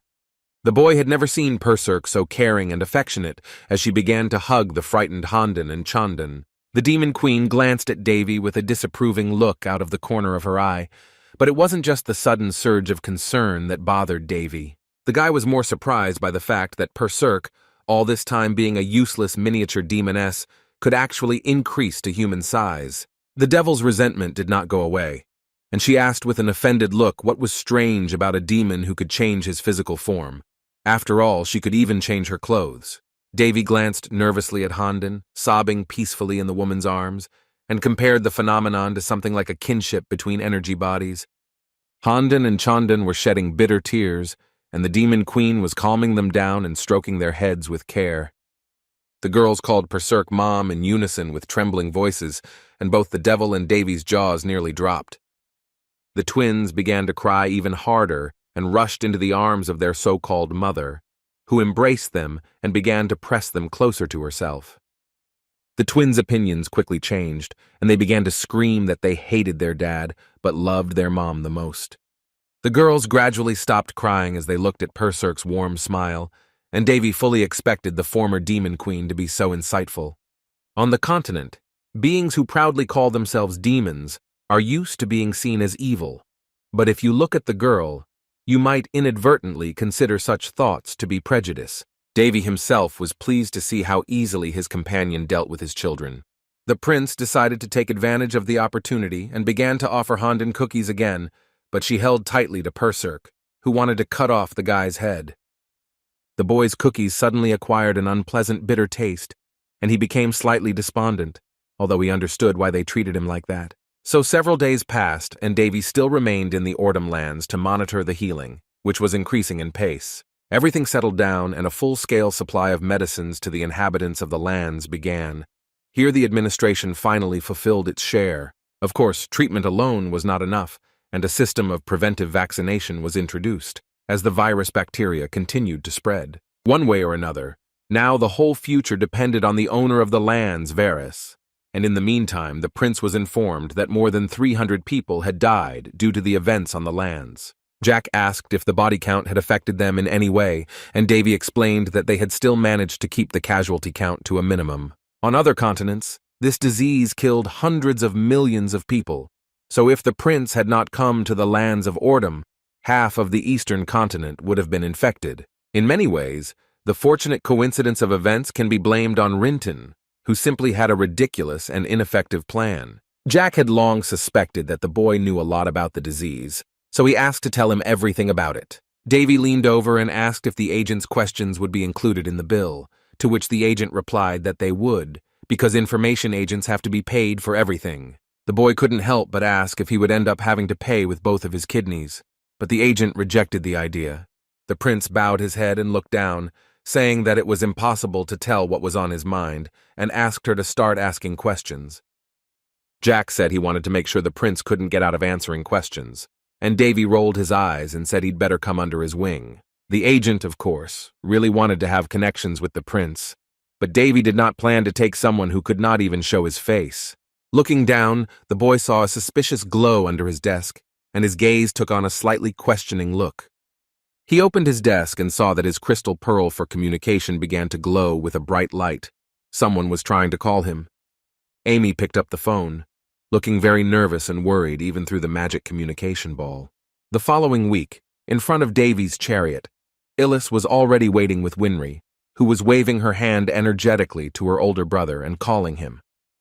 Davy looked around and reflected that a few weeks in the lands of Ordum had felt more like a couple of imperceptible days. As a result of the intensive fight against the rapid-melting virus, most patients were able to get out of bed. Of course, there were casualties, and not everyone was able to overcome the disease, but they were still able to avoid disaster. The lands of Ordom quickly came to life, and Davy, as Winry had told him, became a kind of hero for the locals. In fact, everything would have been much better if the boy had not been showered with continuous compliments, with which people here and there called him a saint. Having completed the necessary schedule, Davy was now heading home again, as the small gate of Illis was still on cooldown. The guy more than liked this turn of events, and he simply enjoyed the time in the carriage, when Winry and Illis constantly talked boisterously to each other. Davy initially went into serious business only to live in luxury during his retirement, so he didn't want to return to his old princely lifestyle. And in the carriage, he had the opportunity to enjoy a moment of peace and take a break from the constant pressure and paperwork. They passed by a crystal waterfall, over which small, misty sea clouds rose. These places were the most beautiful, but usually they also had a peculiar atmosphere of calm mixed with melancholy. The prince tried to relax in many ways, but sometimes certain thoughts bothered him, just like his younger sister. Winry asked if the boy was uncomfortable sitting there, but Davy dispelled her doubts and said that she shouldn't pay attention to him. Tu was also somewhat worried about Varys's condition, and was very worried, wondering why he decided to send her to the lands of the Hinds. Jullus smiled and said that her twin brother probably wanted her to get some rest, but Winry didn't believe that Varys would care about her that much. The real reason was different, and in fact, Varys personally asked Davy to look after Winry for a while in the Hinds lands. At that moment, the green-haired man looked rather scruffy, so the prince asked why he was so eager to take his sister away. Varys lowered his head and explained that children had recently begun to disappear from their lands, particularly from an orphanage. The younger brother was worried that if rumors spread through the press, Winry would immediately rush into danger and think that she could save everyone. Davy and Amy, who contacted him via Pearl a few days ago, also reported similar incidents. The landscape soon gave way to another beautiful natural landscape, and Winry looked out the window in fascination with Ulyss. There was annoyance in Davy's voice as he exhaled and mumbled that he wanted to come a little later, to which they became concerned and asked if anything unpleasant was happening in his capital. The boy smiled wryly and slowly told them that, according to rumors, a very important person had come to the land of Hinds. Jullus was slightly surprised by the news and lowered his eyebrows in confusion because he could know the person who decided to come to the prince's capital. They did not have much time to reason, for then the carriage suddenly shook and stopped abruptly. Their carriage unexpectedly collided with a squad of armored men, and a nervous confusion began between the two groups. One of the armored men jumped off his dark horse and asked to be excused for the fact that they were forced to block the path of the very first Prince of Raun. Jullus glanced nervously out the window and first of all began to examine the coat of arms on the cloak of one of the men. On the crimson cloak was depicted a golden coat of arms, on which was a lion trying to climb onto a shield. Davy tried to play it cool, so he just looked the other way, even when one of the men in the squad approached the window. The man in the red cloak, Duras of the Red Dragon, addressed the prince and said that they had come to personally escort him. Duras immediately recognized the nervous Illis, and Davy recalled that in addition to the incidents with the missing children, Amy also reported on the situation outside his capital. Perserk read the boy's thoughts and noted that the girl in his head was quite a smart little girl, but the boy chuckled slightly at the age she attributed to her. This was because the recently arrived Princess Elena from the Palin Empire was actually the same age as the Demon Queen. If you judge the Rindis Empire based on its name alone, you might not always picture a huge futuristic biogarden metropolis in your head. The important people of the empire were good with weapons, so they often took breaks to practice the art of weapons, in this case, bows. The single wooden stand with the marker might have seemed a little funny when it was surrounded by solid plants and glass domes. However, the male archer didn't care at all and continued to aim, charging his bow with golden mana. Each gold-loaded arrow resembled a swift eagle, which fiercely headed towards the mark, spreading its sharp wings. The hit was crisp and effortless, smashing straight into the red dot in the middle, and the other man clapped his hands in delight at his majesty's accuracy. The archer turned to the crown prince of the Rindis Empire, Alvos al-Rindis, challenging him to a match, but he became embarrassed and said that he was no match for such a master. The emperor, Diorth al-Rindis, smirked disapprovingly and jokingly said that the future ruler of Alvos had humiliated himself too much. His majesty shook his head and said that if he continued like this, His brothers would take his place in the future, and the crown prince laughed and replied that they would not dare to challenge him. Deort Alrindis decided to calm down a little over a cup of tea and asked if everything was okay with the crown princess, and Alvos said that she lived in comfort and coziness thanks to the emperor. The emperor's eyes dropped and his tone became stern as he began to say that a real man should first and foremost be kind, unlike the greedy idiots of the empire. His Majesty looked into Alvos's eyes and said that the crown prince had probably come for another reason and wanted to discuss something. Alvos Alrindis took a shaky breath and told the emperor that he had finally received a report from the Echo Guild, which piqued the emperor's interest. The crown prince sat down opposite the emperor in a businesslike manner and continued by saying that they had two pieces of news, one good and one ambiguous, respectively. The emperor laughed and said that his son even dared to mock him, so he asked him to tell him the controversial news first. Alvos reported that Count Rinton and Count Kolio were caught committing inhuman acts and were therefore punished on the spot. The emperor was very disappointed because he had personally invited Count Kolio to the disease department, but he was more interested in who had dealt with those two. When Deort heard the name of First Prince Round again, he looked away and muttered thoughtfully that the name Davy had been quite a common name lately. The crown prince asked the emperor not to feel guilty about what had happened, but he shook his head again and replied that if he felt guilty about everything, he could not stand at the head of the empire. Then Alvos decided to tell about the good news, which concerned Baron Gorneo and their report on curing the deadly disease. The emperor leaned forward in intrigue when he heard that the cure for devil's blood was invented along with the vaccine. The man was even more surprised by the information that the antidote was invented not by Baron Gorneo or Count Rinton, but again by Davy Olron. The situation seemed more and more surprising with each passing moment, as the crown prince also reported that the treatment for the disease had been thoroughly tested throughout all lands. The emperor paused and looked up, dreamily taking in the unique architecture of their empire and whispering the prince's name. Deort was interested in the fact that there would definitely be people who would want to work with the prince, so he asked how Alvos planned to proceed. Apparently, the emperor's last question was actually a coercion to action, and the crown prince asked smilingly whether he should have sent the prince an invitation to their palace. The princess was brought to them, and the emperor replied that since the boy had so many achievements behind him, they should take care of his marriage to the princess. The werewolf girl was brought to the table where the emperor and crown prince were sitting, and an oppressive silence blossomed between them. The mask almost completely covered the face of a young girl with incredibly long turquoise hair and a fluffy pink dress. The girl looked away with her yellow eyes, and a single nervous drop of sweat ran down her cheek.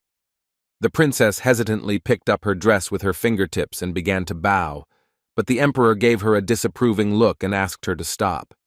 The werewolf girl flinched and quickly stood up at attention, as if silently apologizing for the gesture that could somehow offend the emperor. Deort stood up slightly and fixed his stern gaze on the princess, once again ordering her to stop. Her name was Arya Alrindis. She was the youngest princess of the Rindis Empire, but what stood out most was her werewolf nature. The Moors of the empire still rejected werewolves in overwhelming numbers, but thanks to Arya's noble roots, she received fewer suspicious glances within the empire. One way or another, for people, a werewolf remained a werewolf, so she constantly caught angry looks, full of contempt and hatred. The girl began to hide everything about herself so much that rumors began to spread that even the emperor did not recognize her, who even now asked why she did not call him father. Arya shook nervously, awkwardly saying that there were people nearby, and she was afraid that rumors about the emperor's good attitude towards the insignificant werewolf could surface again. The girl's words made Deort very angry, and he banged the table with all his might, demanding that she repeat what she called herself once again. The emperor angrily uttered the crown prince's name, and he smiled and asked if he should have gone to deal with the princess's offenders. Deort ordered him to find everyone and wipe into dust all those who allowed themselves to insult the werewolf girl so basely, and she panicked again.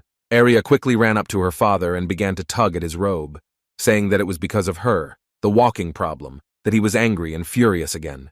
The girl desperately pulled at his cloak and shouted loudly that the emperor should not do this just because of her. The emperor, still at the height of his anger and fury, turned to the innocent girl, his face still showing the marks of his anger. However, As soon as he saw the desperate face of his daughter, he immediately calmed down, and peace came to his soul.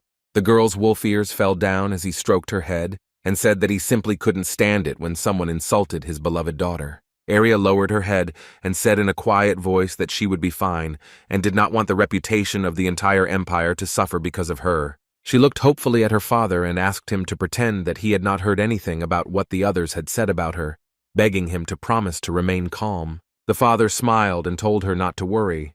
But in the meantime, he looked at Alvos, who got the hint and replied that he would do everything quietly, and the girl screamed in horror again. It was warm in the Haines lands today, but the sun was not accompanied by deadly drought or hellish heat.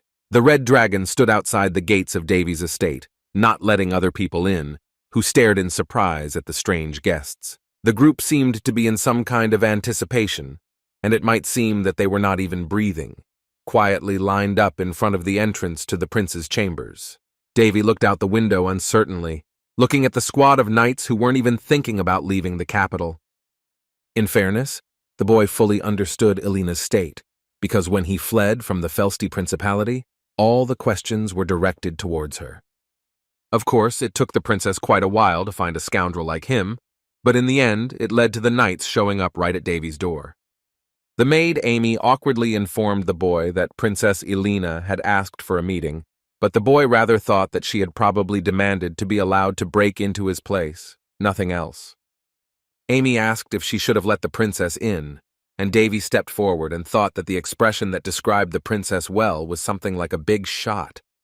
Although the lands of Haines were developing at a tremendous speed, the prince's opponent now was an empire, whose arrival in such a small country was already a big event. It was not good to speak badly of the empire either, but of course this did not apply to Jullus, who filled the entire palace with an unusual curse for him because of the empire. Still, Davy doubted and asked Amy to refuse Princess Elena, which caused the maid to hastily agree, and then become perplexed. The guy sat down on the couch and reminded her that he didn't like repeating himself, so Amy sighed and replied that she would pass on his refusal. The maid bowed her head and took her leave, but her hands were visibly shaking and her eyes were looking around uncertainly. As soon as Amy left the room, the twins appeared from under the couch and stared at Davy with interest. Perserk asked indifferently if the boy was afraid of the consequences of his refusal, but the boy explained that he was not doing this simply out of fear. The Demon Queen was rather skeptical, because even knowing Davy well, she also knew how much he loved to fall face down into the swamp. Then, having received the first refusal, the knightly order continued to send requests for a meeting, as if they were dead set. But each repeated request was followed by a refusal, another refusal, after which they asked for a meeting again, but they were still met with the same result. Davy started it all, but it was those who continued to unculturedly wrap themselves around the thresholds, and in the end, only the people who found themselves in the epicenter of events suffered because of this. The prince heard with one ear that the entire knightly order of Princess Elena was furious, but the guy still continued to ignore them. The boy wanted to give them credit because despite all the anger on their part, they still tried not to raise unnecessary fuss and create confusion. Davy walked down the night corridor of his estate, skipping along in delight at his delightful game of silence. Perserk had already begun to suspect something, and the boy then told her that with his refusals he was simply trying to raise his price. The guy smiled slyly, and noted that it was not so easy for the princess herself, who was unrivaled in attracting public attention, to try to contact him, and how good it was that all the information guilds and trade groups had gathered throughout the capital. The taste of stock growth was already in Davy's mouth. The Demon Queen frowned and said that life was not just a game, and people would never act according to the script that Davy had made up in his head. Davy confidently replied that everything would go according to plan, since he was fighting against the very princess who was terribly predictable and patient. The boy said to the entire corridor that the lands of Haines would soon be on everyone's lips, and then laughed so loudly that he didn't even hear the footsteps nearby. But as soon as the boy realized that someone had intervened in their conversation and saw familiar red curls in front of him, he froze. Princess Elena herself appeared before him, and she involuntarily cast a distrustful glance at him out of the corner of her eye. The girl gracefully turned to the guy, and loudly said that she had finally found him, and then intriguingly addressed him. Davy tensed slightly, and asked through an awkward smile, since when the princesses of the empire had been trained in the art of parkour. Princess Alina began to slowly approach the young man, and in an indifferent, feigned voice asked if there was something they should discuss. Davy awkwardly looked away from the girl who came closer and grabbed him tightly by the jacket, saying that she had a couple of questions for him. The guy tried to play innocent, but Alina raised her voice and loudly ordered him to look her in the eyes and answer. The prince said in a trembling voice that she had become very impatient since their last meeting, and Berserk exhaled heavily, because she knew that this would happen. Silence returned to the palace of the Rindis Empire, and Eris managed to calm his father and the crown prince, who were obsessed with the desire to avenge the insults to their princess. Now all three were sitting at the table, awkwardly sipping the remaining tea, and the emperor asked if the girl wanted to say anything else. The youngest princess lowered her eyes in shame and said almost inaudibly that she had one thing she wanted to share. The father almost interrupted her and smiled generously on his face, good-naturedly ordering her to tell about her worries. She began to play nervously with her fingers and talk about some old promise that even the emperor did not immediately recognize. The werewolf girl looked away and reminded him of the oath that if she ever recovered, she would be able to enter into a love union with her beloved. Eris's eyes began to waver, her pupils fluttering excitedly, and her voice turned into a barely audible squeak as she asked if the promise was real. The emperor felt as if he had been struck by electricity and loudly banged his cup on the table, as if he had heard something wild from the youngest princess. The cup shattered into small pieces, and the werewolf's father stared in shock at his daughter, who began to tell about the man who saved her on the way to the empire. The girl clapped her hands in anticipation, and quickly, as if trying to dispel the shame within herself, said that she wanted to meet her hero properly.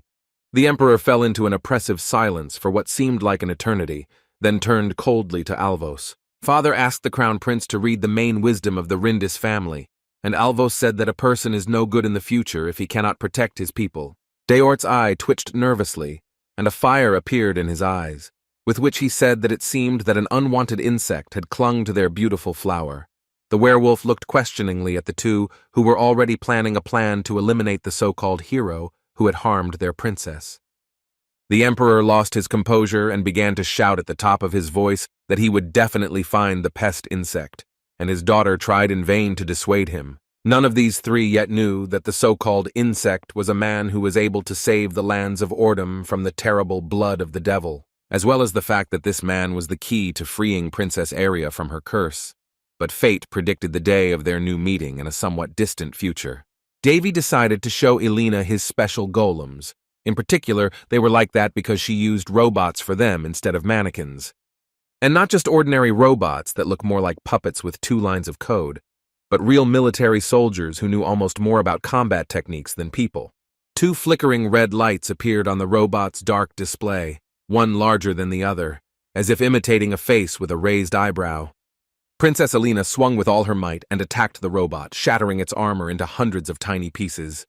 Metal fragments flew past the princess's hair, the loose curls of which did not at all hinder her from giving it her all, even against a training enemy.